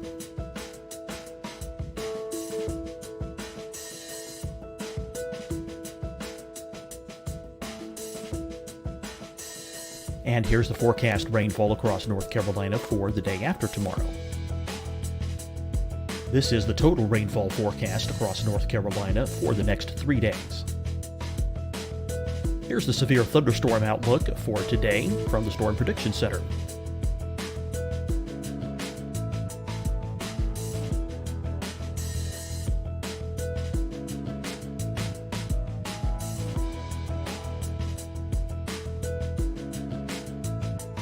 Here are the forecast high temperatures for today for South Carolina. Here are the low temperatures for today for South Carolina. Here's the probability of precipitation forecast across South Carolina today. And here are the rain chances across South Carolina tonight. Here are tomorrow's forecast highs across South Carolina. Here are the forecast low temperatures for tomorrow for South Carolina. And here is the probability of precipitation across South Carolina tomorrow. Here's the precipitation chances across South Carolina tomorrow night. Here are the forecast highs for the day after tomorrow in South Carolina. Here are the forecast low temperatures across South Carolina for the day after tomorrow. And here are the rain chances across South Carolina for the day after tomorrow. And South Carolina's probability of precipitation for that night. Here's the Storm Prediction Center's severe thunderstorm outlook across South Carolina for today through tonight. Here's the Storm Prediction Center's severe thunderstorm outlook across South Carolina for tomorrow and tomorrow night. And here's the Storm Prediction Center's severe thunderstorm outlook across South Carolina for the day after tomorrow through that night. Here's the severe thunderstorm outlook for today from the Storm Prediction Center.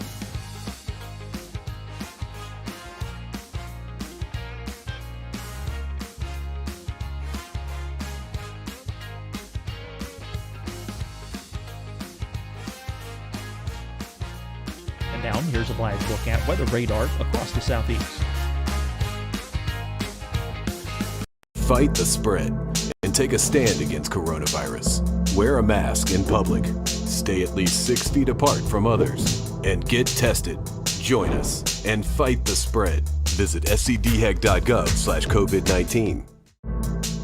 Getting tested for COVID-19 helps you to take the steps needed to protect yourself, your loved ones, and your community. Find the testing location at scdhec.gov/COVID-19 testing.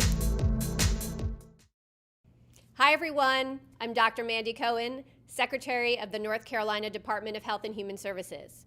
And when you follow the 3 W's, you protect your family and your neighbors from COVID-19. When you leave your home, practice your W's. Wear a cloth face covering, wait 6 feet apart, wash your hands often. Wear, wait, wash. We're in this together. Stay strong, North Carolina. Deciding when to wear a mask isn't about who you know or how well you know them. Just ask yourself, will I be with anyone I don't live with? If the answer is yes, get behind the mask. Help slow the spread of COVID-19. Get behind the mask. Learn more at covid19.ncdhhs.gov.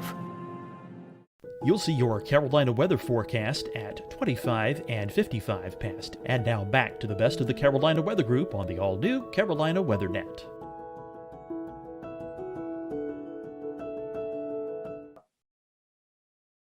Thunderstorms that can pop up right on top of you.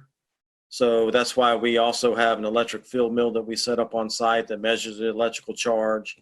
And so if we're seeing something develop real close to us, hasn't produced lightning yet, and we're wondering, is it going to, that electric field mill gives us the heads up that, hey, charges are building. And also looking on the radar, you look at the cloud tops, you kind of know what those cloud tops keep growing, and you know what the freezing level is. And when it gets a certain height above that freezing level, that's when you start seeing the lightning. So using all those things together, you know, using all those things together, we can get a good idea that, hey, this cell will probably going to produce lightning. So that electric field mill is crucial in that aspect. So it may give us 10 or 15 minutes that we wouldn't have had if you waited for the first lightning bolt to come out. So, you know, we may only have 10 or 15 minutes to get them off, but that's still better than having no warning and all of a sudden there's a lightning bolt. So, yeah, technology plays a huge role in what we do. That's pretty fascinating. I didn't realize that much went into it. That's pretty sophisticated and really good coverage on your part. Stuart, once y'all blow the horn, this is kind of going back a few minutes, but once y'all blow the horn to warn there's a tornado or tornado warning storm or even a severe thunderstorm on its way, the players, they're coming off the course.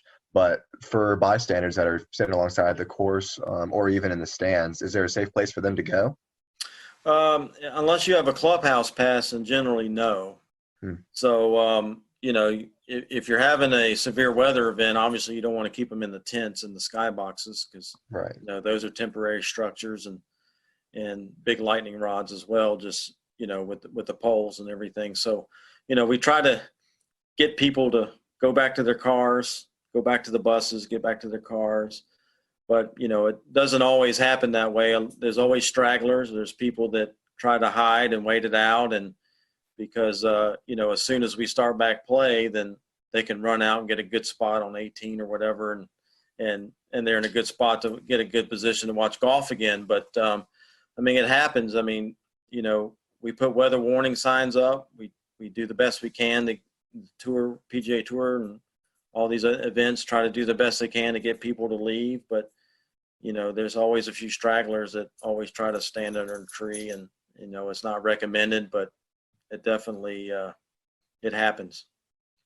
No, I was just going to say that I'm sure that's a problem at a lot of these outdoor sporting events, whether it be air shows, I would imagine, have a big problem with that, or even like you mentioned earlier, concerts. I think it was just last year we saw some video went viral of a concert tent just taking off, and downdraft, outflow wind of a tornado, thunderstorm. There's my brain.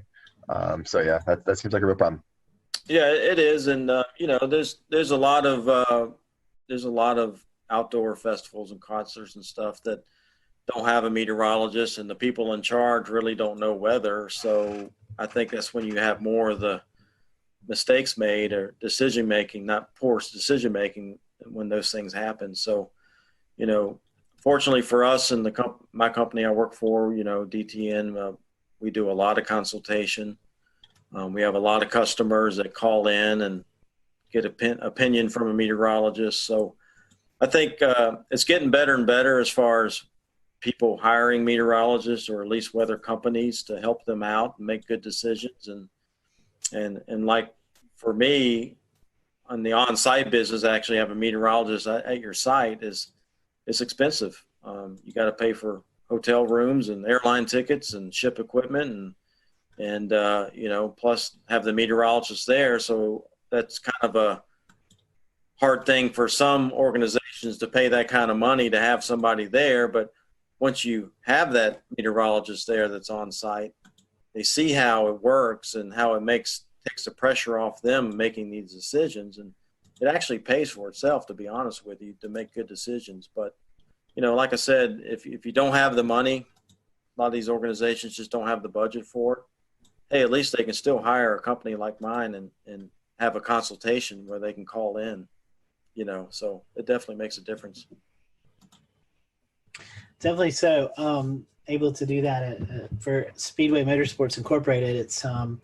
It definitely, I tell them, I'll worry about the weather. You guys worry about running the event. And it's just, I think it's a peace of mind for those folks. Well, I say it all the time myself is I'll tell you when you need to worry. Yeah, I'll do the worrying for you. Exactly. I'll tell you when you need to worry. So, yeah. I want to get back to what you mentioned about winds, right? So we talked about wind science, right? And we get into the nitty gritty of it, right? So you're talking about sea breezes, you're talking about things at the coastline, even inland, where you can have wind shifting or building, stronger pressure gradient, higher winds from certain directions. Do you get into the science of saying, you look at the course, you look at the direction of wind, the dominant direction of wind for the day, and the speeds? Do you talk about which links are going to be more difficult than others? When you look at long range trajectory shots or higher iron shots, do you speak about look for a lean to the left or hooking or anything like that when you get into the wind forecast? Yeah, the rules officials, the guys that are setting up the golf course, they're the ones that's more concerned with which holes are going to play.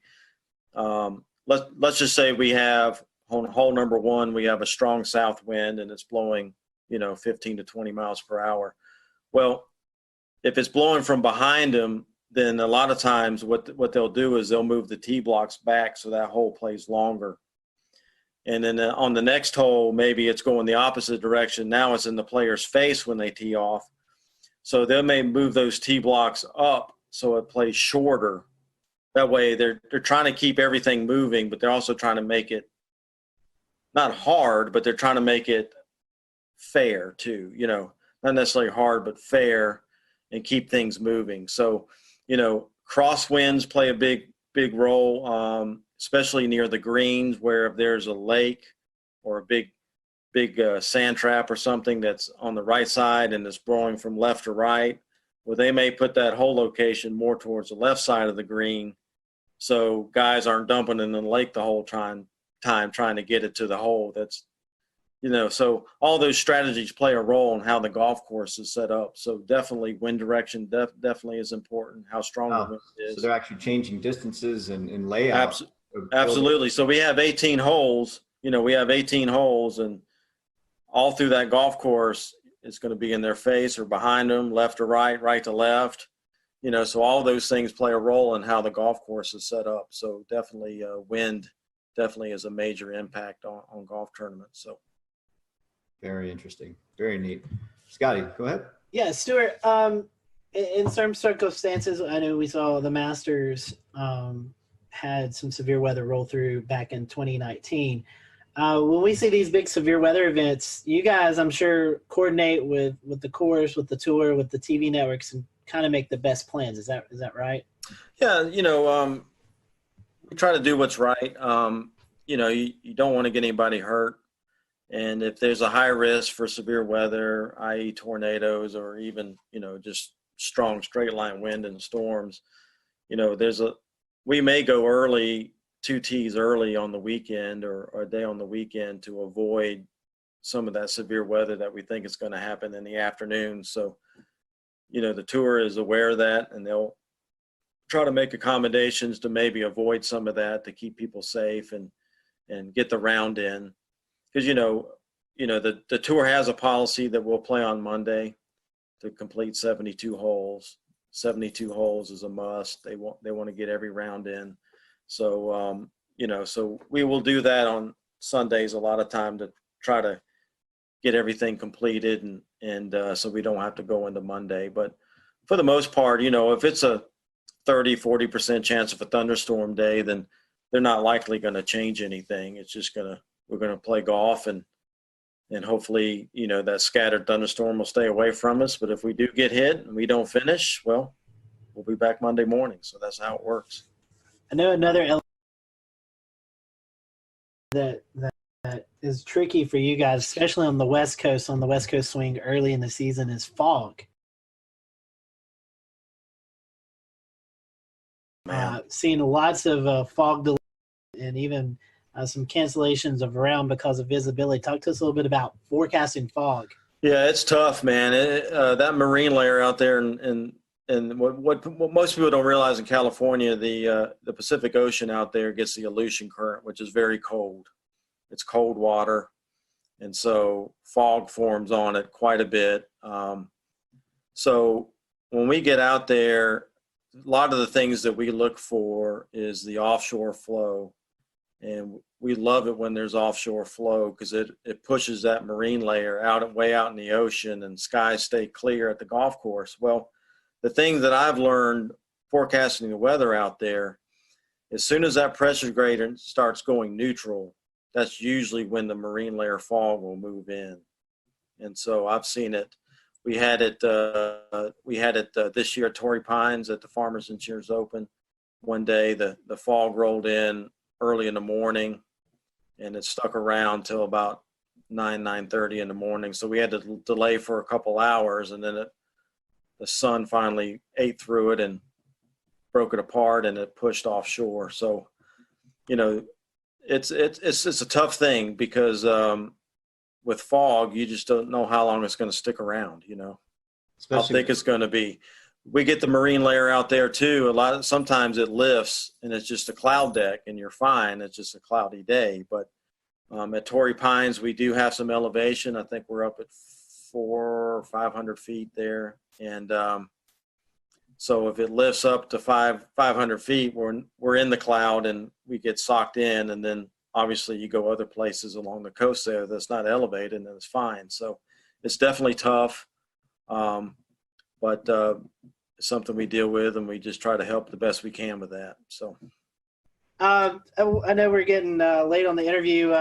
A fun question here. Any favorite PGA Tour stops, and any of the PGA Tour players really weather savvy that we might not know about? Well, I mean, favorite weather stops. I mean, as far as any tournaments go, Hilton Head's a big favorite of mine. Any Hawaii tournament's great. Pebble Beach is awesome if the weather's good. Same thing with Torrey Pines in California. So yeah, we go to some great places. I mean, this past year I went to Japan and South Korea. I went to Shanghai, China, and this year, later in the year, I'm going to Australia. So yeah, I mean, we go to some great places and it's a lot of fun. So yeah, it's good. I was going to say, you have to go to these areas and actually learn the weather in these areas. You probably would have to understand it before you even go.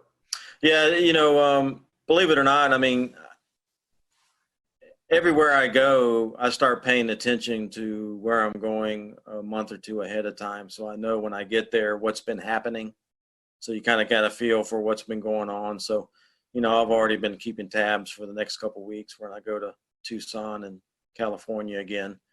And, and then obviously long term, you kind of looking, I've got Florida lurking in March. I'm going down to Florida. So you definitely keep up with what's going on and what's been happening. So kind of what to expect going into it. So it's definitely harder in Japan and Korea and some of these places where, maybe the radar data is not as timely, or you don't have all the good data you have here in the U.S. You still have some data, but maybe not quite as good as some of the things you're used to using. So, and, forecasting wind and things like that gets a little more difficult, some of these spots. So, but still, us being there is still better than, for the tour and some of these tournaments, having us there is still better than not having us there, where they would just be guessing. So, we do the best we can, and they know it's not the U.S. and it's not quite as good, but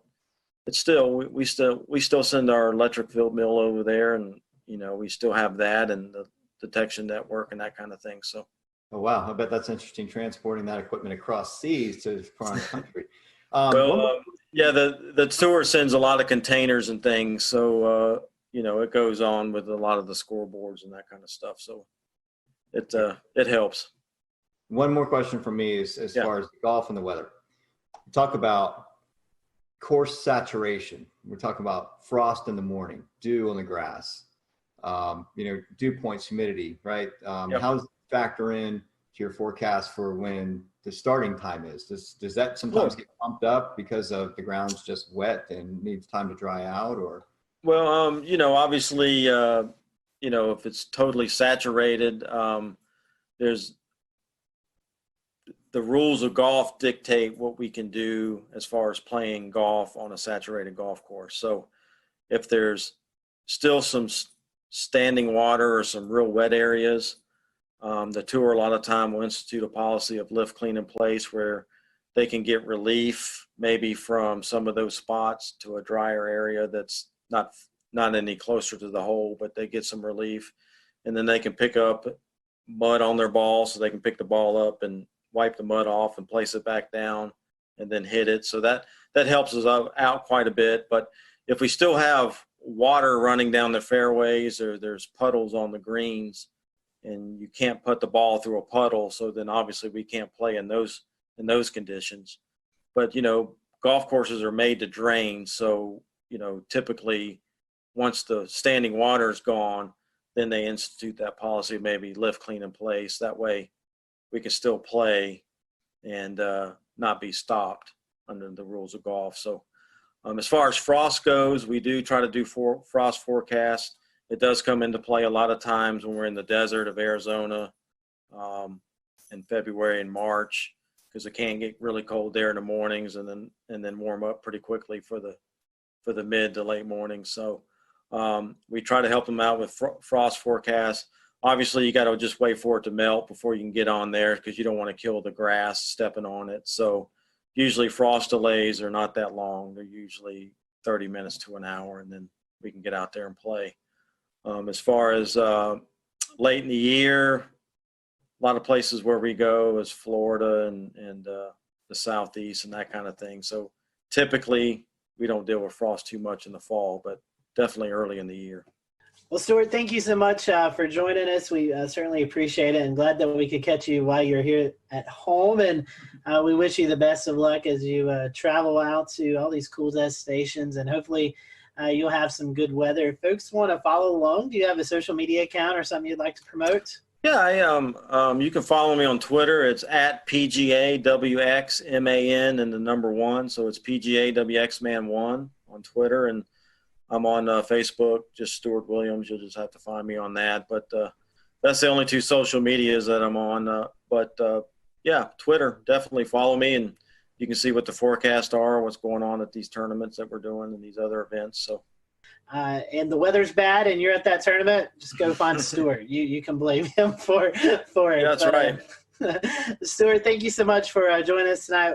As always, we appreciate your time and glad to catch up with you, and I hope to talk to you soon. Absolutely. Scotty, thank you guys for having me on. I appreciate it. It's been a lot of fun, and hopefully we can do it more often. Yes, sir. All right, guys. Thanks for watching the Carolina Weather Group. We'll see you back for another episode next week. All right, and that is our interview with Stuart Williams, DTN meteorologist who goes to all the PGA Tour events and provides them on-location weather support. That interview, again, was recorded in February for what we thought was going to coincide with a premiere for the Wells Fargo Championship in Charlotte. This week, the PGA Tour is back in action. They are at the RBC Heritage event in Hilton Head, South Carolina. And from Charlotte, I am James Brierton. We will see you back here next week. We will leave you, I'm trying to pull up a camera in Hilton Head, South Carolina to take a look at conditions there right now. It's not coming up, go figure. But you'll have to trust us that Stuart's forecast says it won't be all too shabby. And here it is, a look from the Salty Dog there in Hilton Head, South Carolina. Again, I'm James Brierton, Charlotte. Thanks for joining us. Have a good night.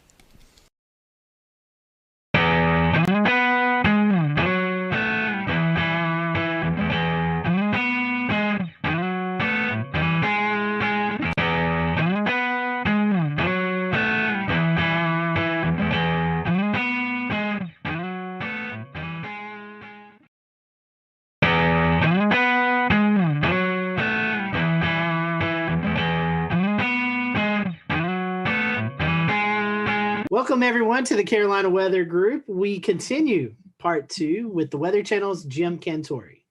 So I think to talk to you, Jim, and not bring up the famous commercial of you going to the beach and playing beach volleyball and going to different places and the crowds run away from you. Okay. And you're like, what? I'm just here to go to the beach, which, is an amazing commercial. I think it's a fun kind of that was pretty brilliant. Pastime for all of us. So kind of in the sense of that commercial and kind of how we know you, how are the actual kind of emotions and reactions of communities when you do show up and they do see you? Is there sometimes some mixed emotions, or is it usually kind of just people are excited to be meeting you and in an area that is going to be on TV, or is it more of a thing where people are kind of sometimes a little bummed? No, to me, it's both, to be honest with you, Dan. And it's really both because, obviously during hurricane season, when I show up, it's not going to be good. The good news with Sally, I'm like, don't worry, I'm not going to be here. I'm going to be moving after my shots. We've been moving every day, so this is no different. Till we finally wound up in Pensacola. But, some people are still excited to come out. Their town's getting some attention. I've been doing this a while now, so people have kind of grown up, just kind of getting used to, if there's going to be a big weather story, Jim's more than likely going to come to town. So if it like I've always said, if it creates the awareness and it has people react in a way that they protect themselves and their family, then great, mission accomplished. So I still kind of get both ends of the spectrum. I told you one time, I can't remember which storm it was, but I think I was going to North Carolina. This lady literally, she saw me on the plane. She hollered at me.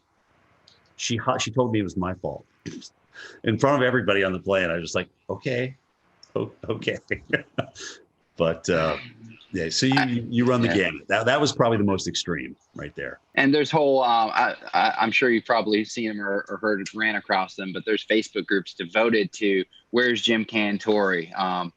I don't know if you've seen that, but it's there's a Facebook page, right?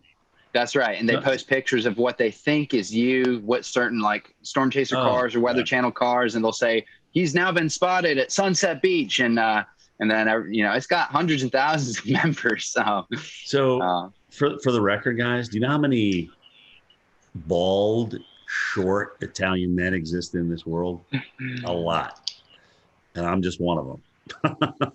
Okay, so yeah, I get spotted a lot in places. I'm like, and I sometimes I read those in my Twitter, and I'm just like, I'm sitting right here at my house looking at this, and who is playing me, or who do they think is me? So it's cool. I mean, in a way, it's kind of cool, because I never in my wildest dreams thought that a guy that just wanted to get the forecast right would be, somebody who developed a Facebook page for. So, I mean, it's kind of fun when I can play along, I will. But, like I said, at the end of the day, if it helps people get ready and creates an awareness, then mission accomplished. Mission accomplished.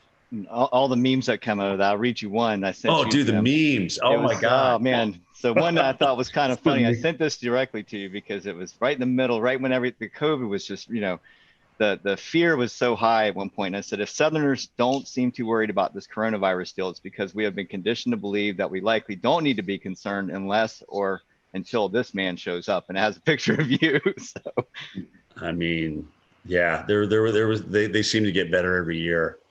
So it's like I said, it's very humbling. It's nice to be a meme. I like your attitude. I like your attitude on it a lot. I mean, the idea is if you can bring attention in a positive light to the storm, then you're doing a good thing no matter what, and that's great. It's really weird. Bobby Labonte is a friend of mine, and I remember when he was telling me a story about the ESPYs, where he was in the back room with Tiger Woods, and he was, they were both just kind of like, "Are you here for this?" "Yeah, we're here for this." I mean, when you don't really want to be in the limelight. Sometimes when you're in the limelight, you don't really want to be in the limelight. It's not what you strive for. It's not. You don't wake up in the morning and say, "Oh gosh, what can I do to make myself more in the limelight today?" I mean, that's just really not. I mean, Bobby is a fantastic race car driver. He won a championship. That's all he wanted to do. Tiger is a phenomenal golfer. All he wants to do is play excellent golf. And now, as you saw from this weekend, his son can play pretty good as well. It's just, I think that the true professionals, the notoriety that comes along with them is just kind of an after effect. But I do think you also have to embrace it. You can't ignore it. You have to embrace it, because I'll never forget the time as a kid I got a chance to meet Reggie Jackson. As you guys know, I'm a huge Yankees fan. And I got a chance to get an autograph from him. I stood in line just like everybody else. They used to have this big thing in Atlanta called the Super Show, which was everything and anything to do with sports. And we'll return to Best of the Carolina Weather Group in a moment. Now your Carolina weather forecast. Here are today's forecast high temperatures for North Carolina. Here are the forecast lows for tonight for North Carolina. Here are tomorrow's forecast high temperatures. And here's forecast rainfall across North Carolina tomorrow. Here are the forecast highs for the day after tomorrow.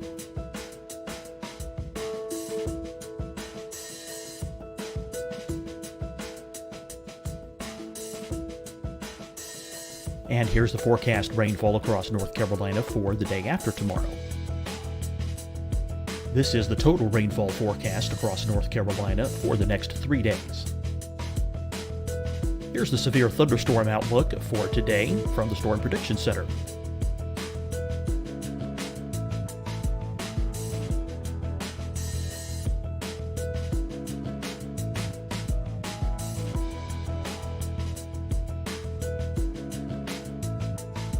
Here are the forecast high temperatures for today for South Carolina. Here are the low temperatures for today for South Carolina. Here's the probability of precipitation forecast across South Carolina today. And here are the rain chances across South Carolina tonight. Here are tomorrow's forecast highs across South Carolina. Here are the forecast low temperatures for tomorrow for South Carolina. And here is the probability of precipitation across South Carolina tomorrow. Here's the precipitation chances across South Carolina tomorrow night. Here are the forecast highs for the day after tomorrow in South Carolina. Here are the forecast low temperatures across South Carolina for the day after tomorrow. And here are the rain chances across South Carolina for the day after tomorrow. And South Carolina's probability of precipitation for that night. Here's the Storm Prediction Center's severe thunderstorm outlook across South Carolina for today through tonight. Here's the Storm Prediction Center's severe thunderstorm outlook across South Carolina for tomorrow and tomorrow night. And here's the Storm Prediction Center's severe thunderstorm outlook across South Carolina for the day after tomorrow through that night. Here's the severe thunderstorm outlook for today from the Storm Prediction Center.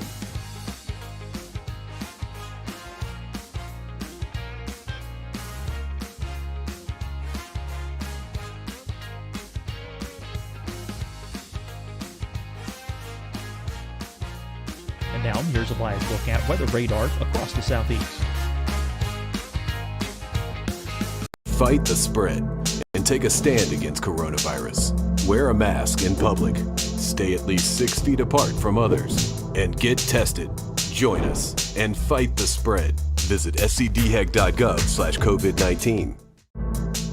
Getting tested for COVID-19 helps you to take the steps needed to protect yourself, your loved ones, and your community. Find the testing location at scdhec.gov/COVID-19 testing.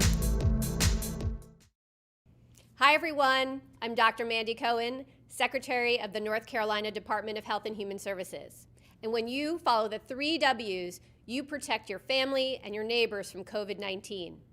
When you leave your home, practice your W's. Wear a cloth face covering, wait 6 feet apart, wash your hands often. Wear, wait, wash. We're in this together. Stay strong, North Carolina. Deciding when to wear a mask isn't about who you know or how well you know them. Just ask yourself, will I be with anyone I don't live with? If the answer is yes, get behind the mask. Help slow the spread of COVID-19. Get behind the mask. Learn more at covid19.ncdhhs.gov. You'll see your Carolina weather forecast at 25 and 55 past. And now back to the best of the Carolina Weather Group on the all-new Carolina Weather Net. Signing for Upper Deck. I got to go get Reggie. So I had my baseball and I stood in line just like everybody else. So when I finally got up there, which was, probably 45 minutes, I was like, oh my gosh, I handed my baseball. I said, Mr. Jackson, what a pleasure to meet you. I mean, you've been my, you've just been my hero. You took the Yankees to a world championship. And he turns around and looks at his publicist or whatever and goes, hey, how much time we got left here? 15 minutes. All right, here you go. And he handed the ball to me. It was just kind of, I don't know. It just kind of left a sour taste in my mouth. I just never forgot it. And I'm not Reggie Jackson. But the people that want to meet you and want to come out and talk to you, I think you owe them a little bit of your time because you've been given this gift and it's there to share. And that's really how I feel about it. But I'll never forget that experience, and I always go back to it. And look at, I can't say that Reggie didn't have another thing to do. I can't blame him for that, but I just never forgot that reaction, how disappointed I was. Now, if I'm out to dinner with my girlfriend or if I'm with my kids and we're talking and having a good time. And if you want to come up and talk about climate change or what we should do about NextRad, I'm like, hey, can we like save this for another time? You know, pick your times of when you approach people. That would be my best advice to other folks out there. But I'm happy to talk to you. I am a true weather geek. I love talking about it. I'll give you my opinion. Sometimes it's going to be good. Sometimes it's going to be bad. Sometimes it's going to be right. Sometimes it's going to be wrong. But that's me in a nutshell. Speaking of NextRad, could you talk to those folks in Washington and get us a radar in Charlotte? Yeah, I mean, I look at if we wait around for phased array, we're gonna have more tornadoes missed. We're gonna have more gaps. They told us not to really talk about this, but now that I'm on with you guys, yeah, let's fill the holes. Let's fill the gaps. It's long overdue. I mean, we got a nice system down now, and I know this data needs a lot of maintenance, and it's very, very expensive. And if that's the case, then come up with a great, new phased array, and let's roll that out. Let's just roll out phased array. But until we get there, let's fix the stuff that we got. Maybe add a few mobile radars here and there to fill in the gaps, especially when you're talking about large metropolitan areas and cities. I mean, at this point, the NWS radar, the guys that are operating the radar and monitoring the radar, they know where the gaps are. They've been doing it for years.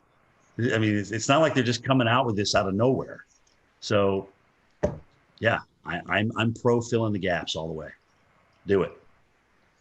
It's long overdue, guys. It's long overdue. So I have just one follow-up question here about how you deliver your message and the best way you can kind of connect with your viewers and stuff. So really, in a perfect world of your day-to-day, big storm comes around or whatnot, would you rather spend more time actually kind of doing on-camera storm action coverage where you're in the heart of the storm, or would you rather spend more time kind of in some instances being from a safe location where you can spend better time broadcasting, have clearer messages, and work more on the communication side? So studio versus non-studio, I think that's what you're asking me, right? I like a mix. I've got to have a blend because I still need, like when I was told I was going to go out to the snow the other day, I was like elated because A, it wasn't a hurricane, and B, it was just, I just love getting out in it. Because here you are, you spend all this time looking at model data and this, that, and the other thing, and reading this and reading that, but you to go out and experience it, and then to kind of bring it home to the viewers, that's the win, that's the home run. I don't want to live in the field, and I don't want to live in the studio. I got to have a blend of both, and hopefully, I'll be able to carry that to the end of the career. But it is getting exhausting out there. I won't lie. When you go through an eye wall, guys, and then you got to get up the next morning and do, kind of tell everybody what happened. It's tiring. I mean, the adrenaline takes you through the event, and then after that, the tiredness and the lack of adrenaline. I mean, you got to find it from somewhere else. But you still got to put together two words in a sentence. So that's how that's going. What's going on, Pete? Hey, what's going on, Jim? How you doing? Good, man. So to kind of piggyback off of that question, take us through your workday at the Weather Channel from when you wake up to when you leave the Weather Channel for the day. So AMHQ is the show I'm on, 7 to 10 in the morning. Get up about 4:15, come down to this very computer that I'm on, jump on it, see what's going on. Like I said, Twitter is nice not only for us to communicate with each other in the enterprise, but also it kind of helps me centrally get my thoughts together. What do I really want to say about this? What do I think about it? And I can put it down right there and go from there. Because more than likely I'm going to be talking about one or more of those things when I get to the Weather Channel. So I'll get in about an hour before my show. I'll slap a little powder on, put my mic on, go meet with my weather producer, talk about any interviews that are coming up with my show producer, and boom, here we go, the 3 hours. Strap in and enjoy the ride, and be ready for whatever Stephanie has to throw at you, because it's usually something you didn't expect. But it's great. She makes it fun. She really does. She makes the whole 3 hours go by. I mean, when her, Jen, and I aren't there together, it's definitely different. And that's not to say other people aren't talented, because I mean, Felicia and Tevin and Jordan and Chris, those guys are all incredibly talented. But it's just we've been working together so long now. We kind of got this little routine. We kind of know each other's quirks and things like that. So it's very fun. After the show, we have a meeting at 10:30. A call in, kind of talk about the evening show, Mike's show, Bettis' show, and then what's going to happen the next morning, who we may have as guests and things like that. And that is my day. And tell us, like, behind the scenes, who's in the studio during the show, and how many people are working on the show every day. So in the studio, it's either 2 or 3 talent. Sometimes they'll have somebody from home. Like if Steph or Jen are on the road and they just get back, they will have them home for a couple of days. Again, this is all about a part of the COVID thing. It's been weird. I've actually been lucky, because when I've come back from the field, it's been a Friday. So I just go into my weekend and I just come back into the studio. I think I'm the only guy who doesn't have a home studio. I said, look, I will come in. I have no problem in coming in. They have me in this area where nobody's around. I have my own desk. It's literally yards and yards away from anybody else. So I'm nowhere near anybody. And it's literally as soon as you walk in the door.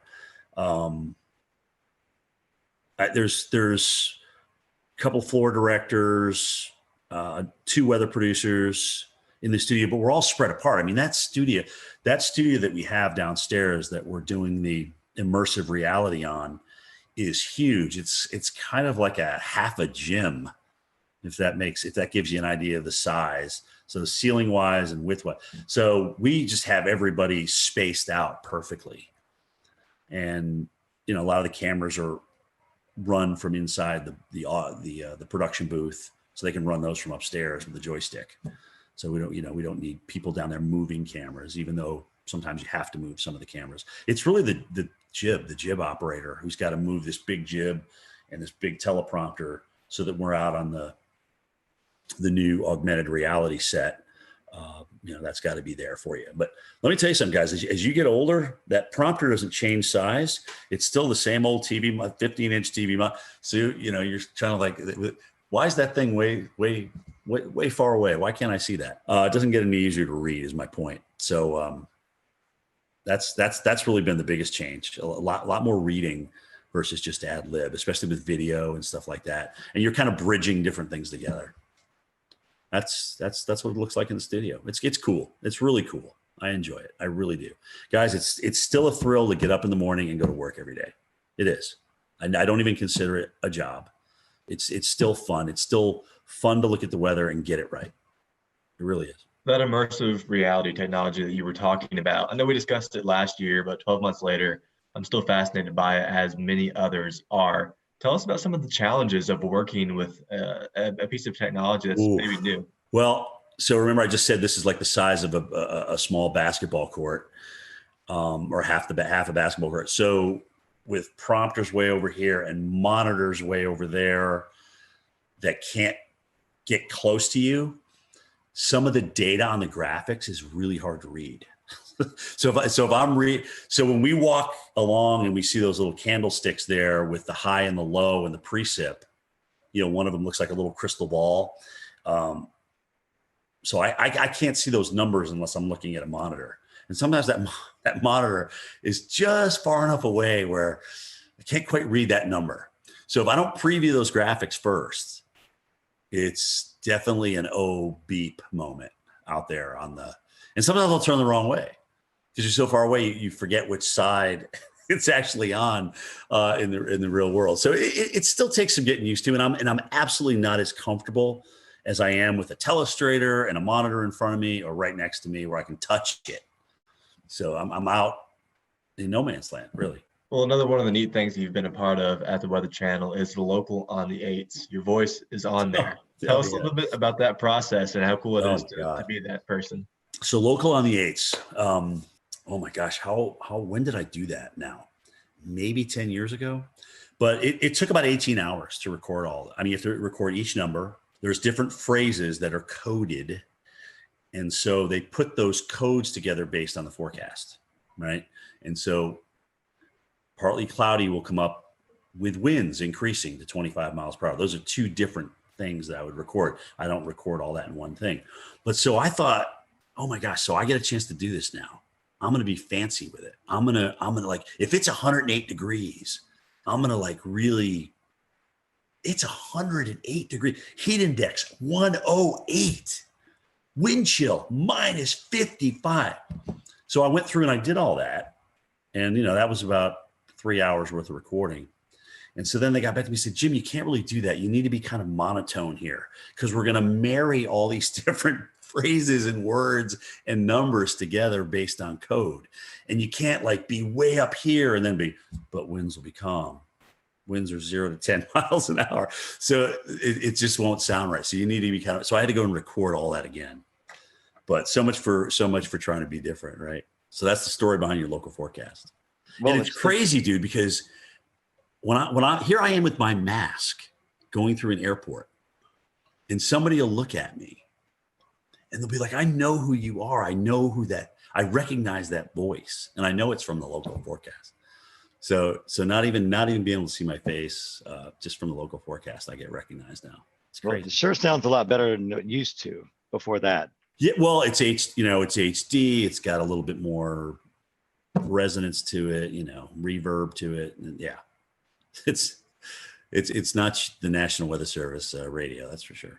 Well, Jim, I had a question about what it's like to do your road trips. You've already talked about this a good bit, and we know that no two road trips are alike for sure, especially when some are go to severe weather events, some go to hurricanes, some go to winter storms. Right. But what is a typical road trip like for you? What's the advanced planning like? What's it Frank, like to actually cover it? Yeah, the hardest thing for me is that I want the ball when the game's on the line. Okay. So what that means is in the morning before I travel, I don't like, if we have a pending hurricane, I don't want to not be on the air. I want to be able to go in there and talk about it, but that becomes a very long day. Okay. Because you're up early, you're in doing your thing, and then you got to go home. You either have to pack if you hadn't the night before, and then, travel to the airport and go through that whole rigmarole, and then get to your location. And like I told you guys earlier about the logistics, you got to make sure all those logistics line up. I mean, if that's going to be your spot that you're going to broadcast from, is your cameraman going to be dry? Are you going to be able to be out in the worst of it without drowning yourself and your vehicles and things like that? All those things come into play. And so now here we are at 6 o'clock at night after starting at 4:15 in the morning without stopping. And it just becomes an incredibly long day. So when it's just a travel day, which is rare, it's like getting ready for the game. You got to pack, you got to have the equipment, you got to execute when you get out there. So you just kind of gradually ramp up and get to your location. And there is kind of between all of our teams out there, like, okay, who's going to get the best location? Who's going to be able to get the best shot? And so there's a little bit of that sportsmanship going on out there between us meteorologists. And I mean, we all want the best shot. We all want, the best TV for people. We don't want to have something happen to anybody or to happen to us. That's not what I'm saying. But we want to have the best looking shot out there. But you just don't show up and that happens. There's a lot of logistics that go involved in that. You got to talk to the hotel managers. You got to make sure that you can actually broadcast here. Can we open this door during the storm? Can we get this AC power plugged in? Those kind of things. Can we get this room on this side of the hotel? Blah, blah. All those kind of things come into play. And if you've worked the morning and it's like, let's say it's a Thursday and you've been doing this all week, you're pretty tired by the time you roll into Friday, and you're going to work the weekend because that's when, the storm's coming in. So let's see what, I think I pulled 14 days was the longest stretch, 14 or 15 days this year. It was a long stretch. And how much downtime do you need to rest after something like that? Well, that depends on who's who's out and who's not. I mean, we're pretty much running a lean, mean fighting machine right now.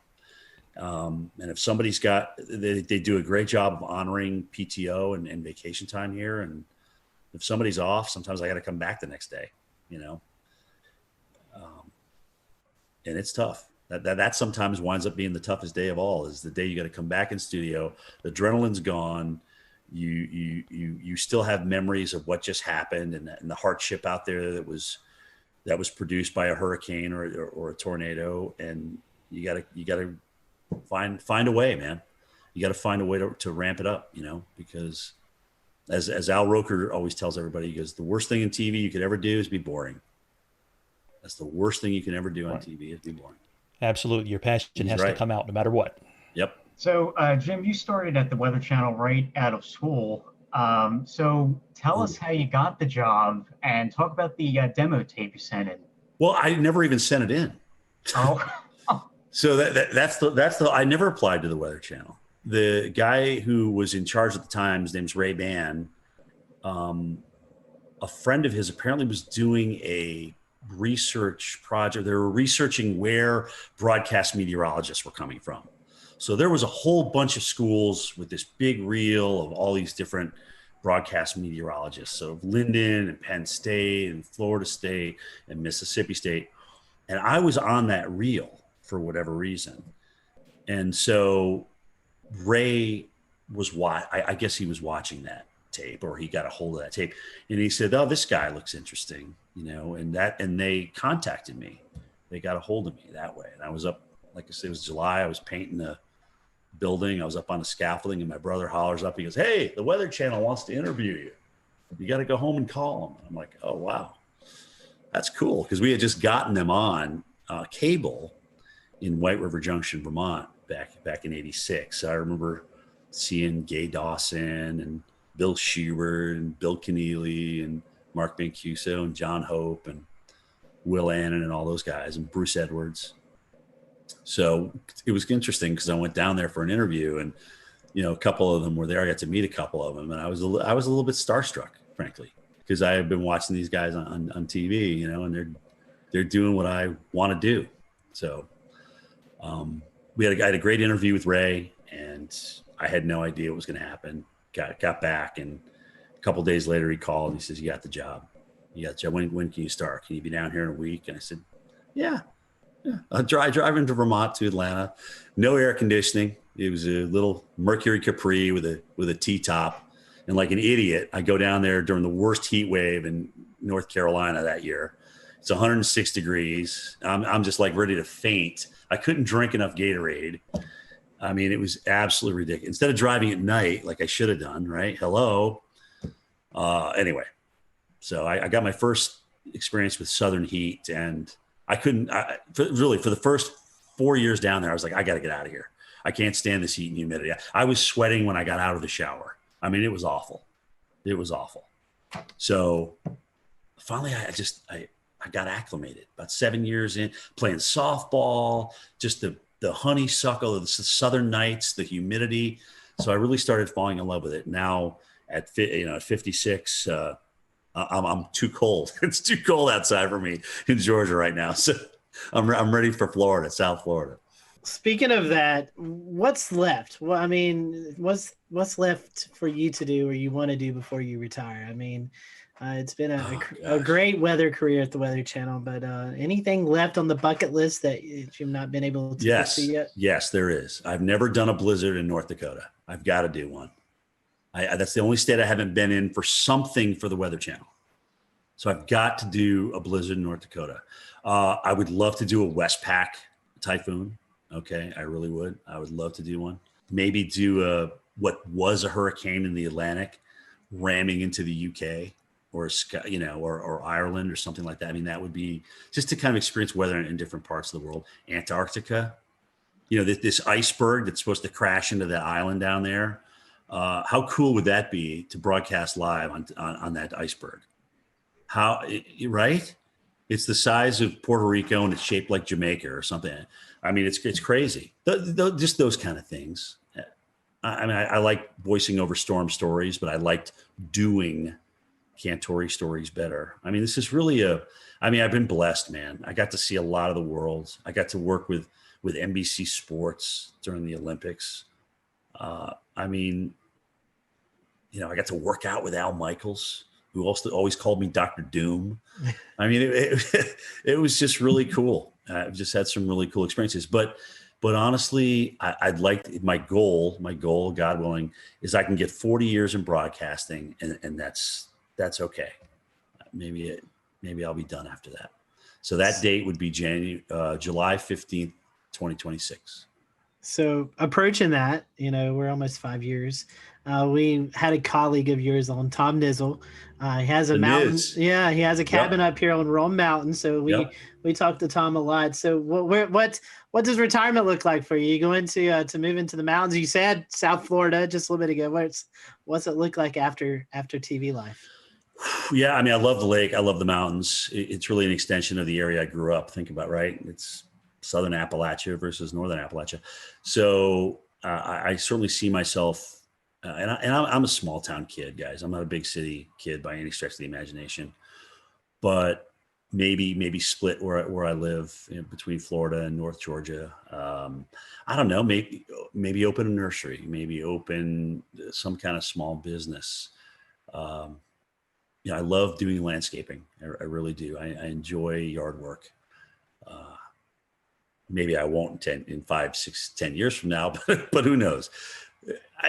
Honestly, I really don't know where it's going to take me. But getting up at the hours I get up and doing that 5 days a week, and sometimes, going through the weekends and working 13, 14 straight, it takes its toll on you. It really does. I'm blessed with a lot of days off as a broadcaster, more than I would think a local market has. So I'm blessed with that, but it still takes its toll on you, man. It really does. So we'll see. Nothing's in pen right now. Well, as we near the end of this podcast episode, we always kind of want to ask a few little silly questions to finish things up and to keep it light before we call it a night. So first and foremost, we'll pry some information out of you. I know that you guys probably have some fancy weather models and weather model providers at the Weather Channel, but do you have a favorite mainstream weather model site to use? Oh, gosh. I mean, first of all, Maui's a genius, sometimes to his own detriment. But I love the two websites he's designed. Levi does a fantastic job with Tropical Tidbits. I don't know the guys that are in charge of Pivotal Weather, but I think they've done a great job. Weather Nerds, there's just so many. I mean, Weather Tap, I still go back to Weather Tap, look at the radar, especially now that they changed the radar site. But anyway, I mean, it's still, WSI Energy Cast is still one that we can access too. So dude, it's endless. I have literally 60 tabs open. 60 tabs. It's ridiculous. It's absolutely ridiculous. I totally get that. I think, I think probably somewhere around there, 60 to 80 bookmarks. Just So I'm not alone here. Good. Oh, thank God. No. And you're not alone by any means. And especially when you have hurricane updates, when we all know the madness of how often those models update. So which site you're going to is really important. So yeah, they're lined up across the top. They're just lined up. Endless. I guess We'll return to Best of the Carolina Weather Group in a moment. Now your Carolina weather forecast. Here are today's forecast high temperatures for North Carolina.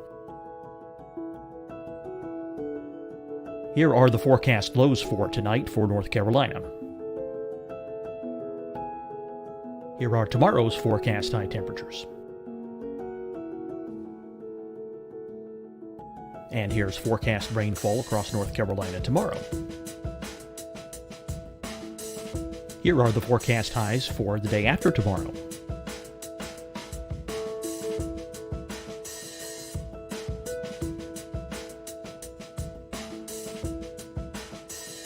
And here's the forecast rainfall across North Carolina for the day after tomorrow.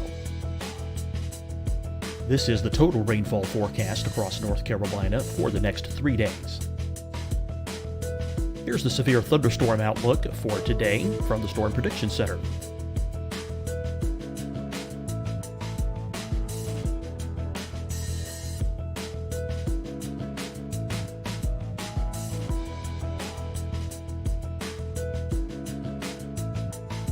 Here are the forecast high temperatures for today for South Carolina. Here are the low temperatures for today for South Carolina. Here's the probability of precipitation forecast across South Carolina today. And here are the rain chances across South Carolina tonight. Here are tomorrow's forecast highs across South Carolina. Here are the forecast low temperatures for tomorrow for South Carolina. And here is the probability of precipitation across South Carolina tomorrow. Here's the precipitation chances across South Carolina tomorrow night. Here are the forecast highs for the day after tomorrow in South Carolina. Here are the forecast low temperatures across South Carolina for the day after tomorrow. And here are the rain chances across South Carolina for the day after tomorrow. And South Carolina's probability of precipitation for that night. Here's the Storm Prediction Center's severe thunderstorm outlook across South Carolina for today through tonight. Here's the Storm Prediction Center's severe thunderstorm outlook across South Carolina for tomorrow and tomorrow night. And here's the Storm Prediction Center's severe thunderstorm outlook across South Carolina for the day after tomorrow through that night. Here's the severe thunderstorm outlook for today from the Storm Prediction Center.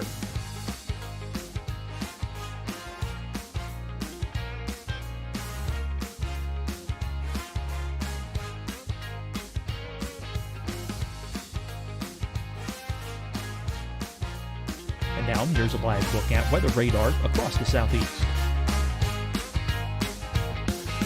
Fight the spread and take a stand against coronavirus. Wear a mask in public. Stay at least 6 feet apart from others. And get tested. Join us and fight the spread. Visit scdhec.gov/COVID-19. Getting tested for COVID-19 helps you to take the steps needed to protect yourself, your loved ones, and your community. Find the testing location at scdhec.gov/COVID-19 testing. Hi, everyone. I'm Dr. Mandy Cohen, Secretary of the North Carolina Department of Health and Human Services. And when you follow the 3 W's, you protect your family and your neighbors from COVID-19. When you leave your home, practice your W's. Wear a cloth face covering, wait 6 feet apart, wash your hands often. Wear, wait, wash. We're in this together. Stay strong, North Carolina. Deciding when to wear a mask isn't about who you know or how well you know them. Just ask yourself, will I be with anyone I don't live with? If the answer is yes, get behind the mask. Help slow the spread of COVID-19. Get behind the mask. Learn more at covid19.ncdhhs.gov. You'll see your Carolina weather forecast at 25 and 55 past. And now back to the best of the Carolina Weather Group on the all-new Carolina WeatherNet.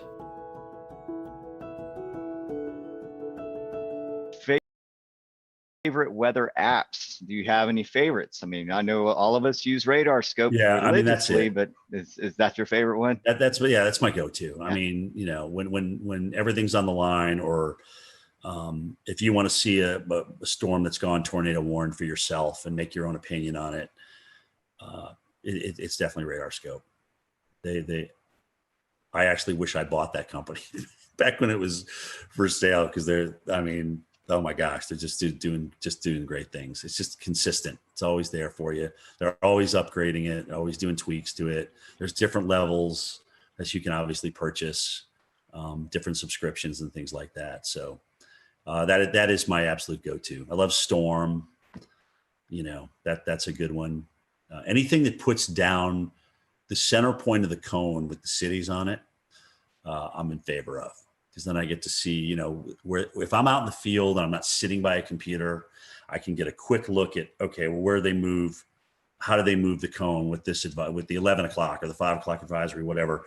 And I can get an idea of where I may need to position myself down the road in the eye wall.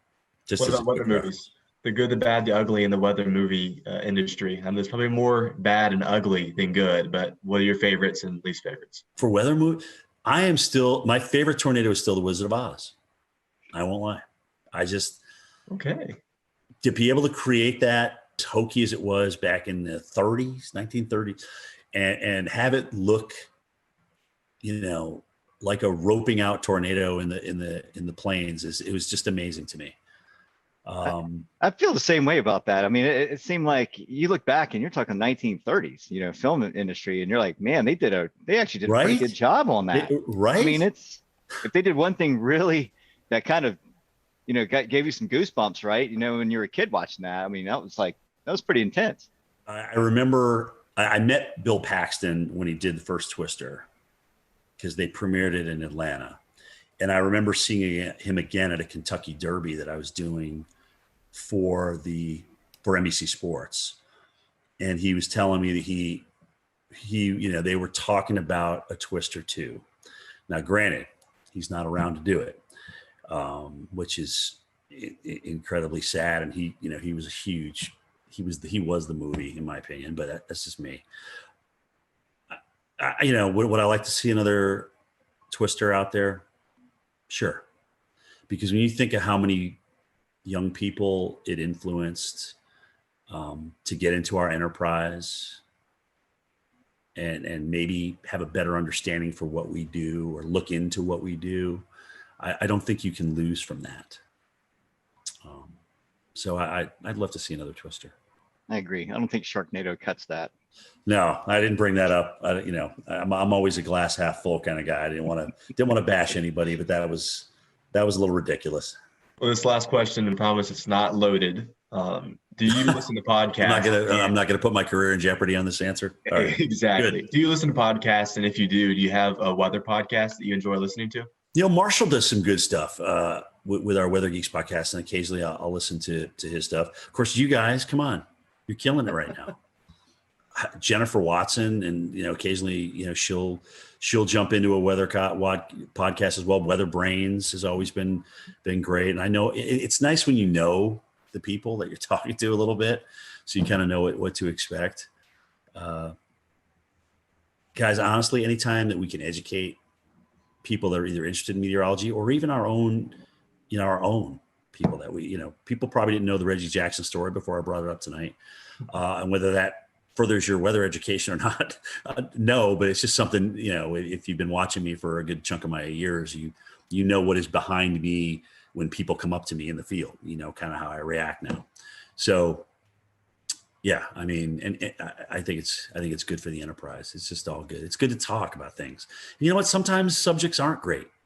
The radar thing's is a touchy subject, right? I mean, but we got to talk about it because radar save lives. Early warning save lives. We know that. So it is. It's definitely another fun topic, just because I think I can only speak to Evan and Peter, at least on our panel right here. We are avid TikTok followers, and I've seen you appear in a few TikToks with Stephanie Avery. That's all Stephanie. That's all Stephanie. Trust me. It's funny. She goes, Cantore, just do this with me. Come on, just do it.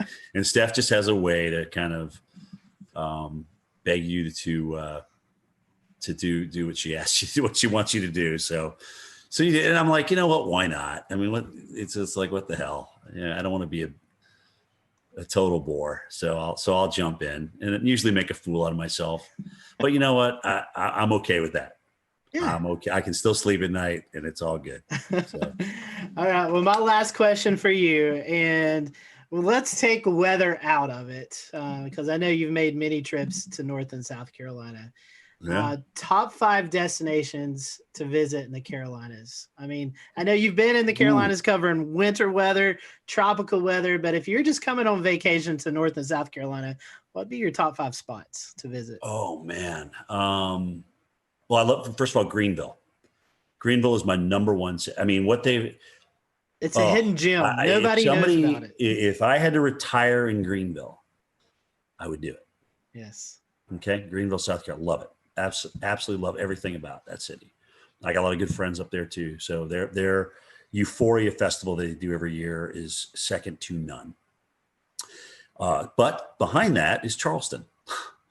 I love Charleston. It's the charm of that city, just being down in there, being in the thick of it, the history, the weather history. I mean, everything. It's just absolutely beautiful.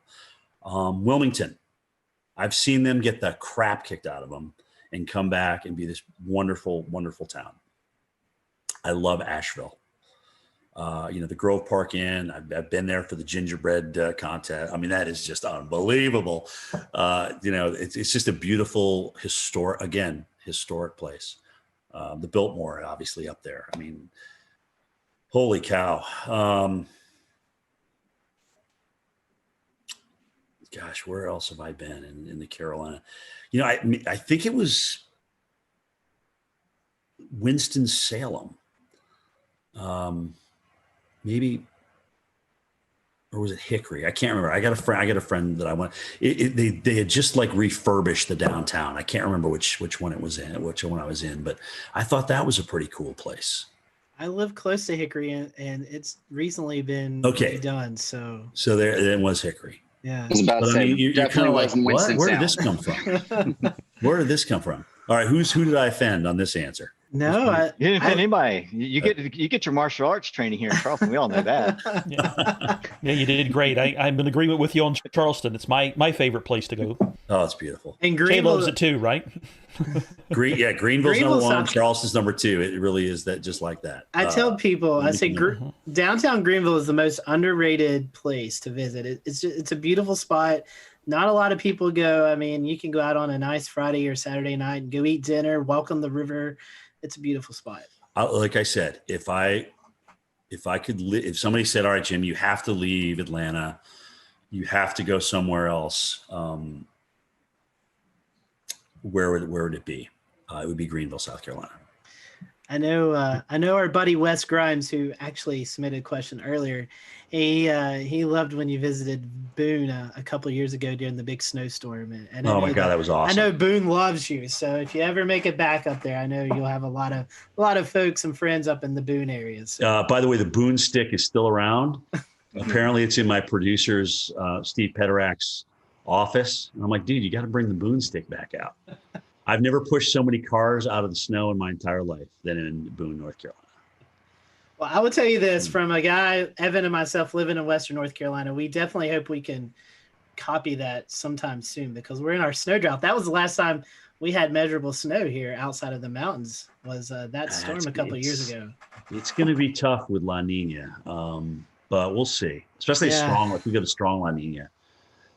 But it's an active pattern, dude. And we got the negative NAO, so you may get a little bonus out of that. We'll see. I'm afraid more ice than anything. That's my concern this year. Yeah, that's the models keep head faking though. They keep wanting to bring the AO back positive again, but it keeps not happening. And again, well, we all know how those forecasts go sometimes. Right. we've all been disappointed a few times. Look at that NAO. It's going to go so negative. Anyway, we'll see. We'll see what happens. Well, Jim, we certainly appreciate your time. We want to wish you a very Merry Christmas and a Happy New Year. And for those who are listening to the podcast, I'm sure they're probably following you on Twitter, on social media, but if they can't, or if they're not, how can they do that? So at Jim Cantore is my Twitter. I don't do Facebook, but my tweets go to Facebook. At Instagram, at Jim Cantore on Instagram. That's more of my personal life than. Sometimes I'll throw some weather on there. I have been lately, but that's personal's Instagram, and weather is mostly Twitter. And that's me, man. We appreciate your time, and thank you guys for watching tonight. Yeah. We hope you have a great evening, and we'll see you back soon here on the Carolina Weather Group. Merry Christmas, guys. Thanks for having me.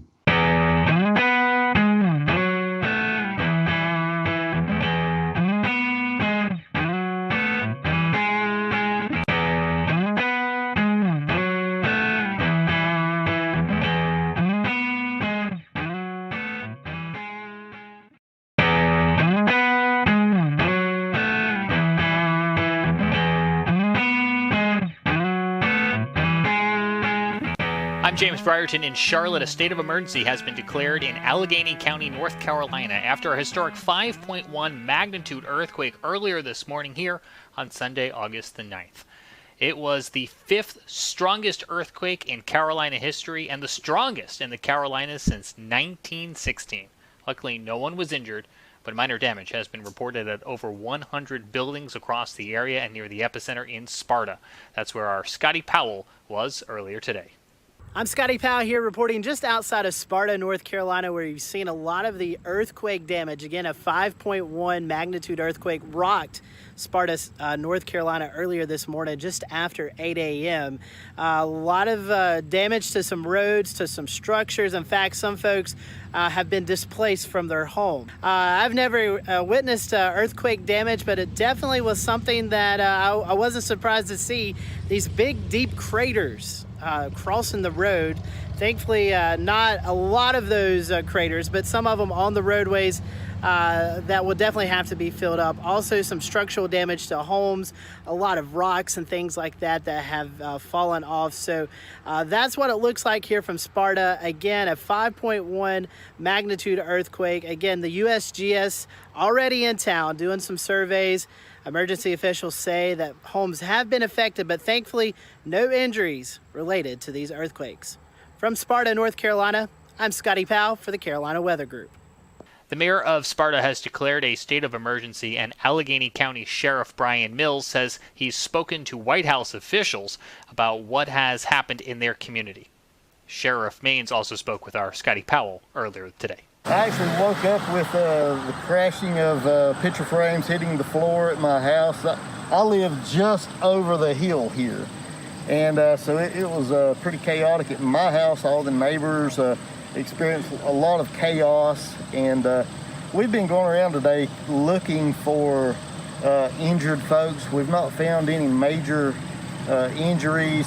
And so we're just so thankful that we've not had any reported major injuries right now on folks, and we're so thankful that there's no one been reported stuck in their home, things of that nature. There's been some folks that have had to leave their homes now because it's not safe to stay there. So there were smaller earthquakes ahead of the 5.1 magnitude earthquake, and USGS geologist Dr. Arthur Machat says the cause of Sunday morning's earthquake is still under investigation. First bit I got out of here, this officer took me here to see the just the cracks in the road. Just looking for any to document any of the surface rupture or any of the other breaking of the structures or damage from the earthquake.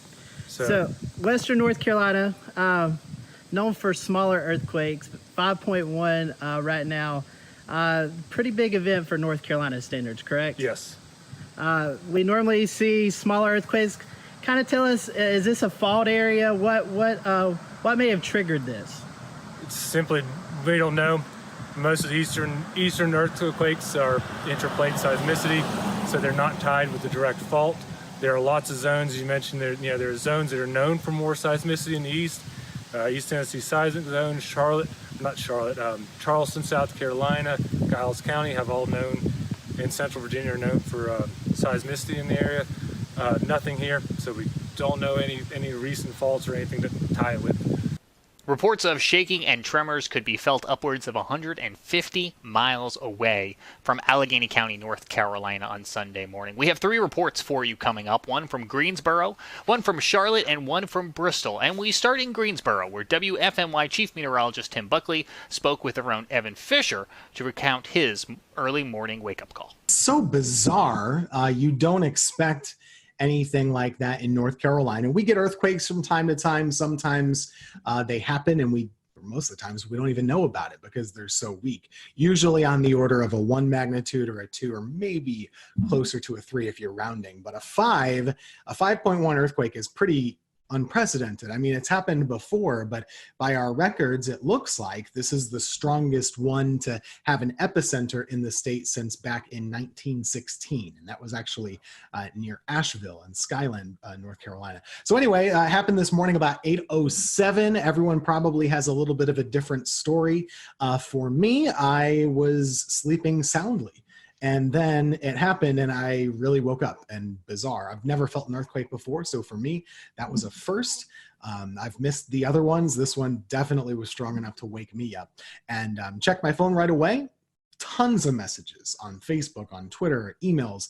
Everyone immediately, this was within like 5 minutes, wanted to know what was going on. And it took a little bit for that report to come in from the USGS, where we get our earthquake info. But once it did, it was pretty clear. Yeah, that was a strong earthquake and it wasn't that far away. Starting to see some trickles in of damage reports here and there, mainly in that Sparta Blue Ridge area. But even a little removed from that, I have a weather spotter up in Stokes County, which is just 2 counties away from Allegheny, where the earthquake was, and he has a cracked, a little crack in his roof, the ceiling, I guess, on the inside of his garage. So more than I've ever seen since I've lived in North Carolina over the last 10 years, and even if you lived here 100 years, I think it counts for that too. Chris Mulcahy is a meteorologist with WCNC Charlotte. He was working Sunday morning when the earthquake first occurred and recounts some of the reports of those tremors that his newsroom received. And I didn't feel anything here. So I live in Northwest Charlotte. But one thing that was really miraculous when I was out here, that time in the morning, early part of 8 o'clock, a bunch of messages were coming in saying, hey, did you feel that earthquake from Denver, North Carolina? Did you feel that earthquake from TKK? Did you feel that earthquake in the southern parts of Lancaster County? This was a big deal. No matter what, even though I didn't feel anything, I gotta admit I'm a little bit disappointed, but seeing this unfold live time as we were doing our cut-ins for the Today Show, this is a historic event.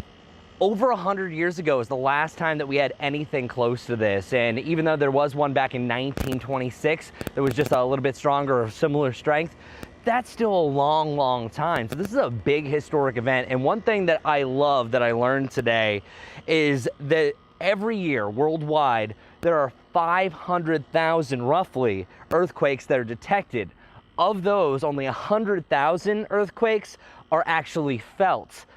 The big fact, only 100 of those 500,000 produce damage. So that means the chances of this happening worldwide is a 0.0002% chance of happening.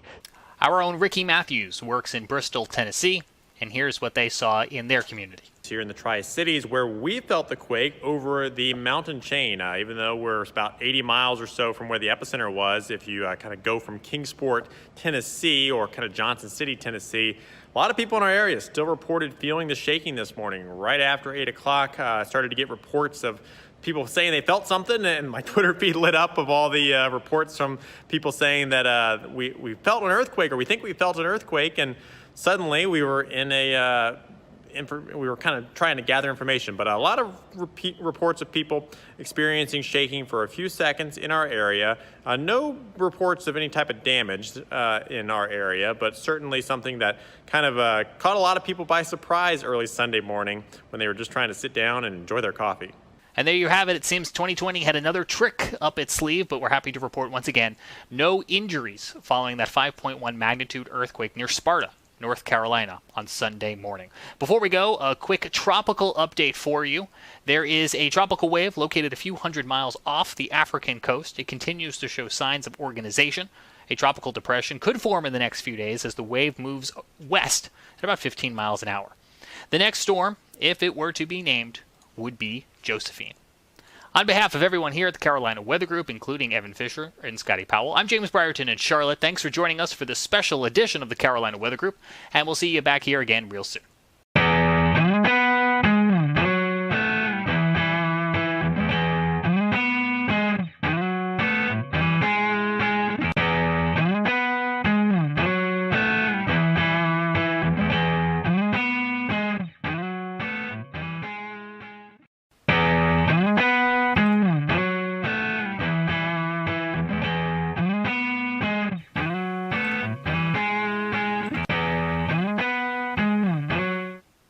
And good evening from a very warm Charlotte. Happy Wednesday to you. It is March the 11th, 2020. I am James Brierton.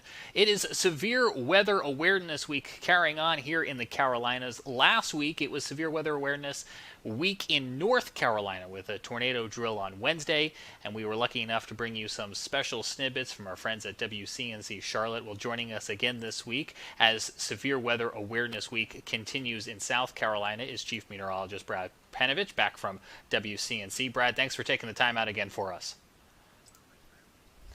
So you got an opportunity last week, Brad, to go visit the Insurance Institute in Chester County, South Carolina. The rest of our audience is going to get familiar with it if they're not already, with a rerun of our 2019 interview. But tell us a little bit about what you saw down there at this great facility they've got. The interesting thing was how they test roofs in particular for hail. The standard test for hail was actually done with just a steel ball that dropped on a horizontal surface, roof surface. Well, what they did is they try to recreate actual hailstones, how they are in nature. And so what they've done, they've gone out and done field studies where they try to measure hailstones in the wild, if you will, to get a more accurate measurement of their density. And then they shoot them out at speeds that are more similar to what you see in a strong storm. Because what happens in most hail events is the hail is wind driven. It doesn't just fall.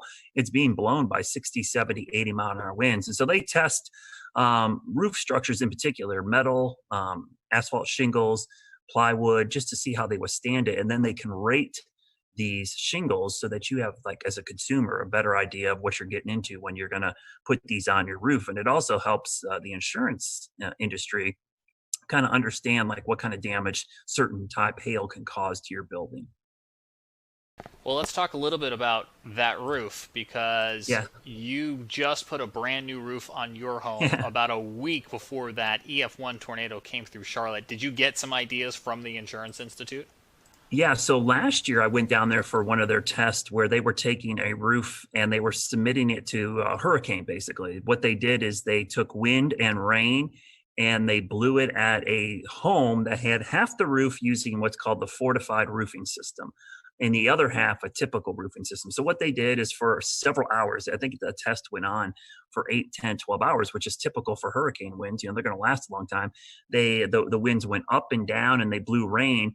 And so they wanted to see how much water intrusion they would get through the normal roof versus the fortified roof. And when I saw that demonstration, and at the end of last year, my roof needed to be replaced, I said, you know what? I'm doing that fortified roofing system. So every contractor who bidded on my house, I basically said, hey, I want this fortified roof. And a lot of them had never heard of it. So I had a PDF that they actually can print out on their website, disastersafety.org. And I gave it to my roofers and I'm like, okay, we can do that. And basically what they do is they tape the seams of the plywood, or in my case, the roofer decided just to put ice and water shield on the entire roof. They also use underlayment that's synthetic with caps, cap nails instead of just regular nails or staples. And then they use double shank nails, which don't pop out when the wind rips on them. And the reason you do this is in a big storm, shingles are going to fail. But with this fortified roofing system, if water gets underneath the shingles, you have the layers of protection that will keep the rain out of your house. That's the goal, is you don't want water getting into your house to cause further damage if the roof gets damaged. So I had just got my roof replaced a week before the tornado came through my backyard. I lost 15 trees in my yard. And we only ended up losing 10 cap shingles, which are the shingles on the peak. Those are weaker shingles, and the nails held. The shingle was actually ripped off the roof. The nails did not pop out. And because I had that ice and water shield underneath, it actually kept the rain out of my house. So my roof held up pretty well. Considering I had a 71 mile an hour wind gust, I was pretty impressed on how well it did. And our viewers right now on our Facebook and our Periscope and our YouTube feed are looking at pictures from your neighborhood from February the 6th. What have you seen in your neighborhood in terms of... We'll return to Best of the Carolina Weather Group in a moment. Now your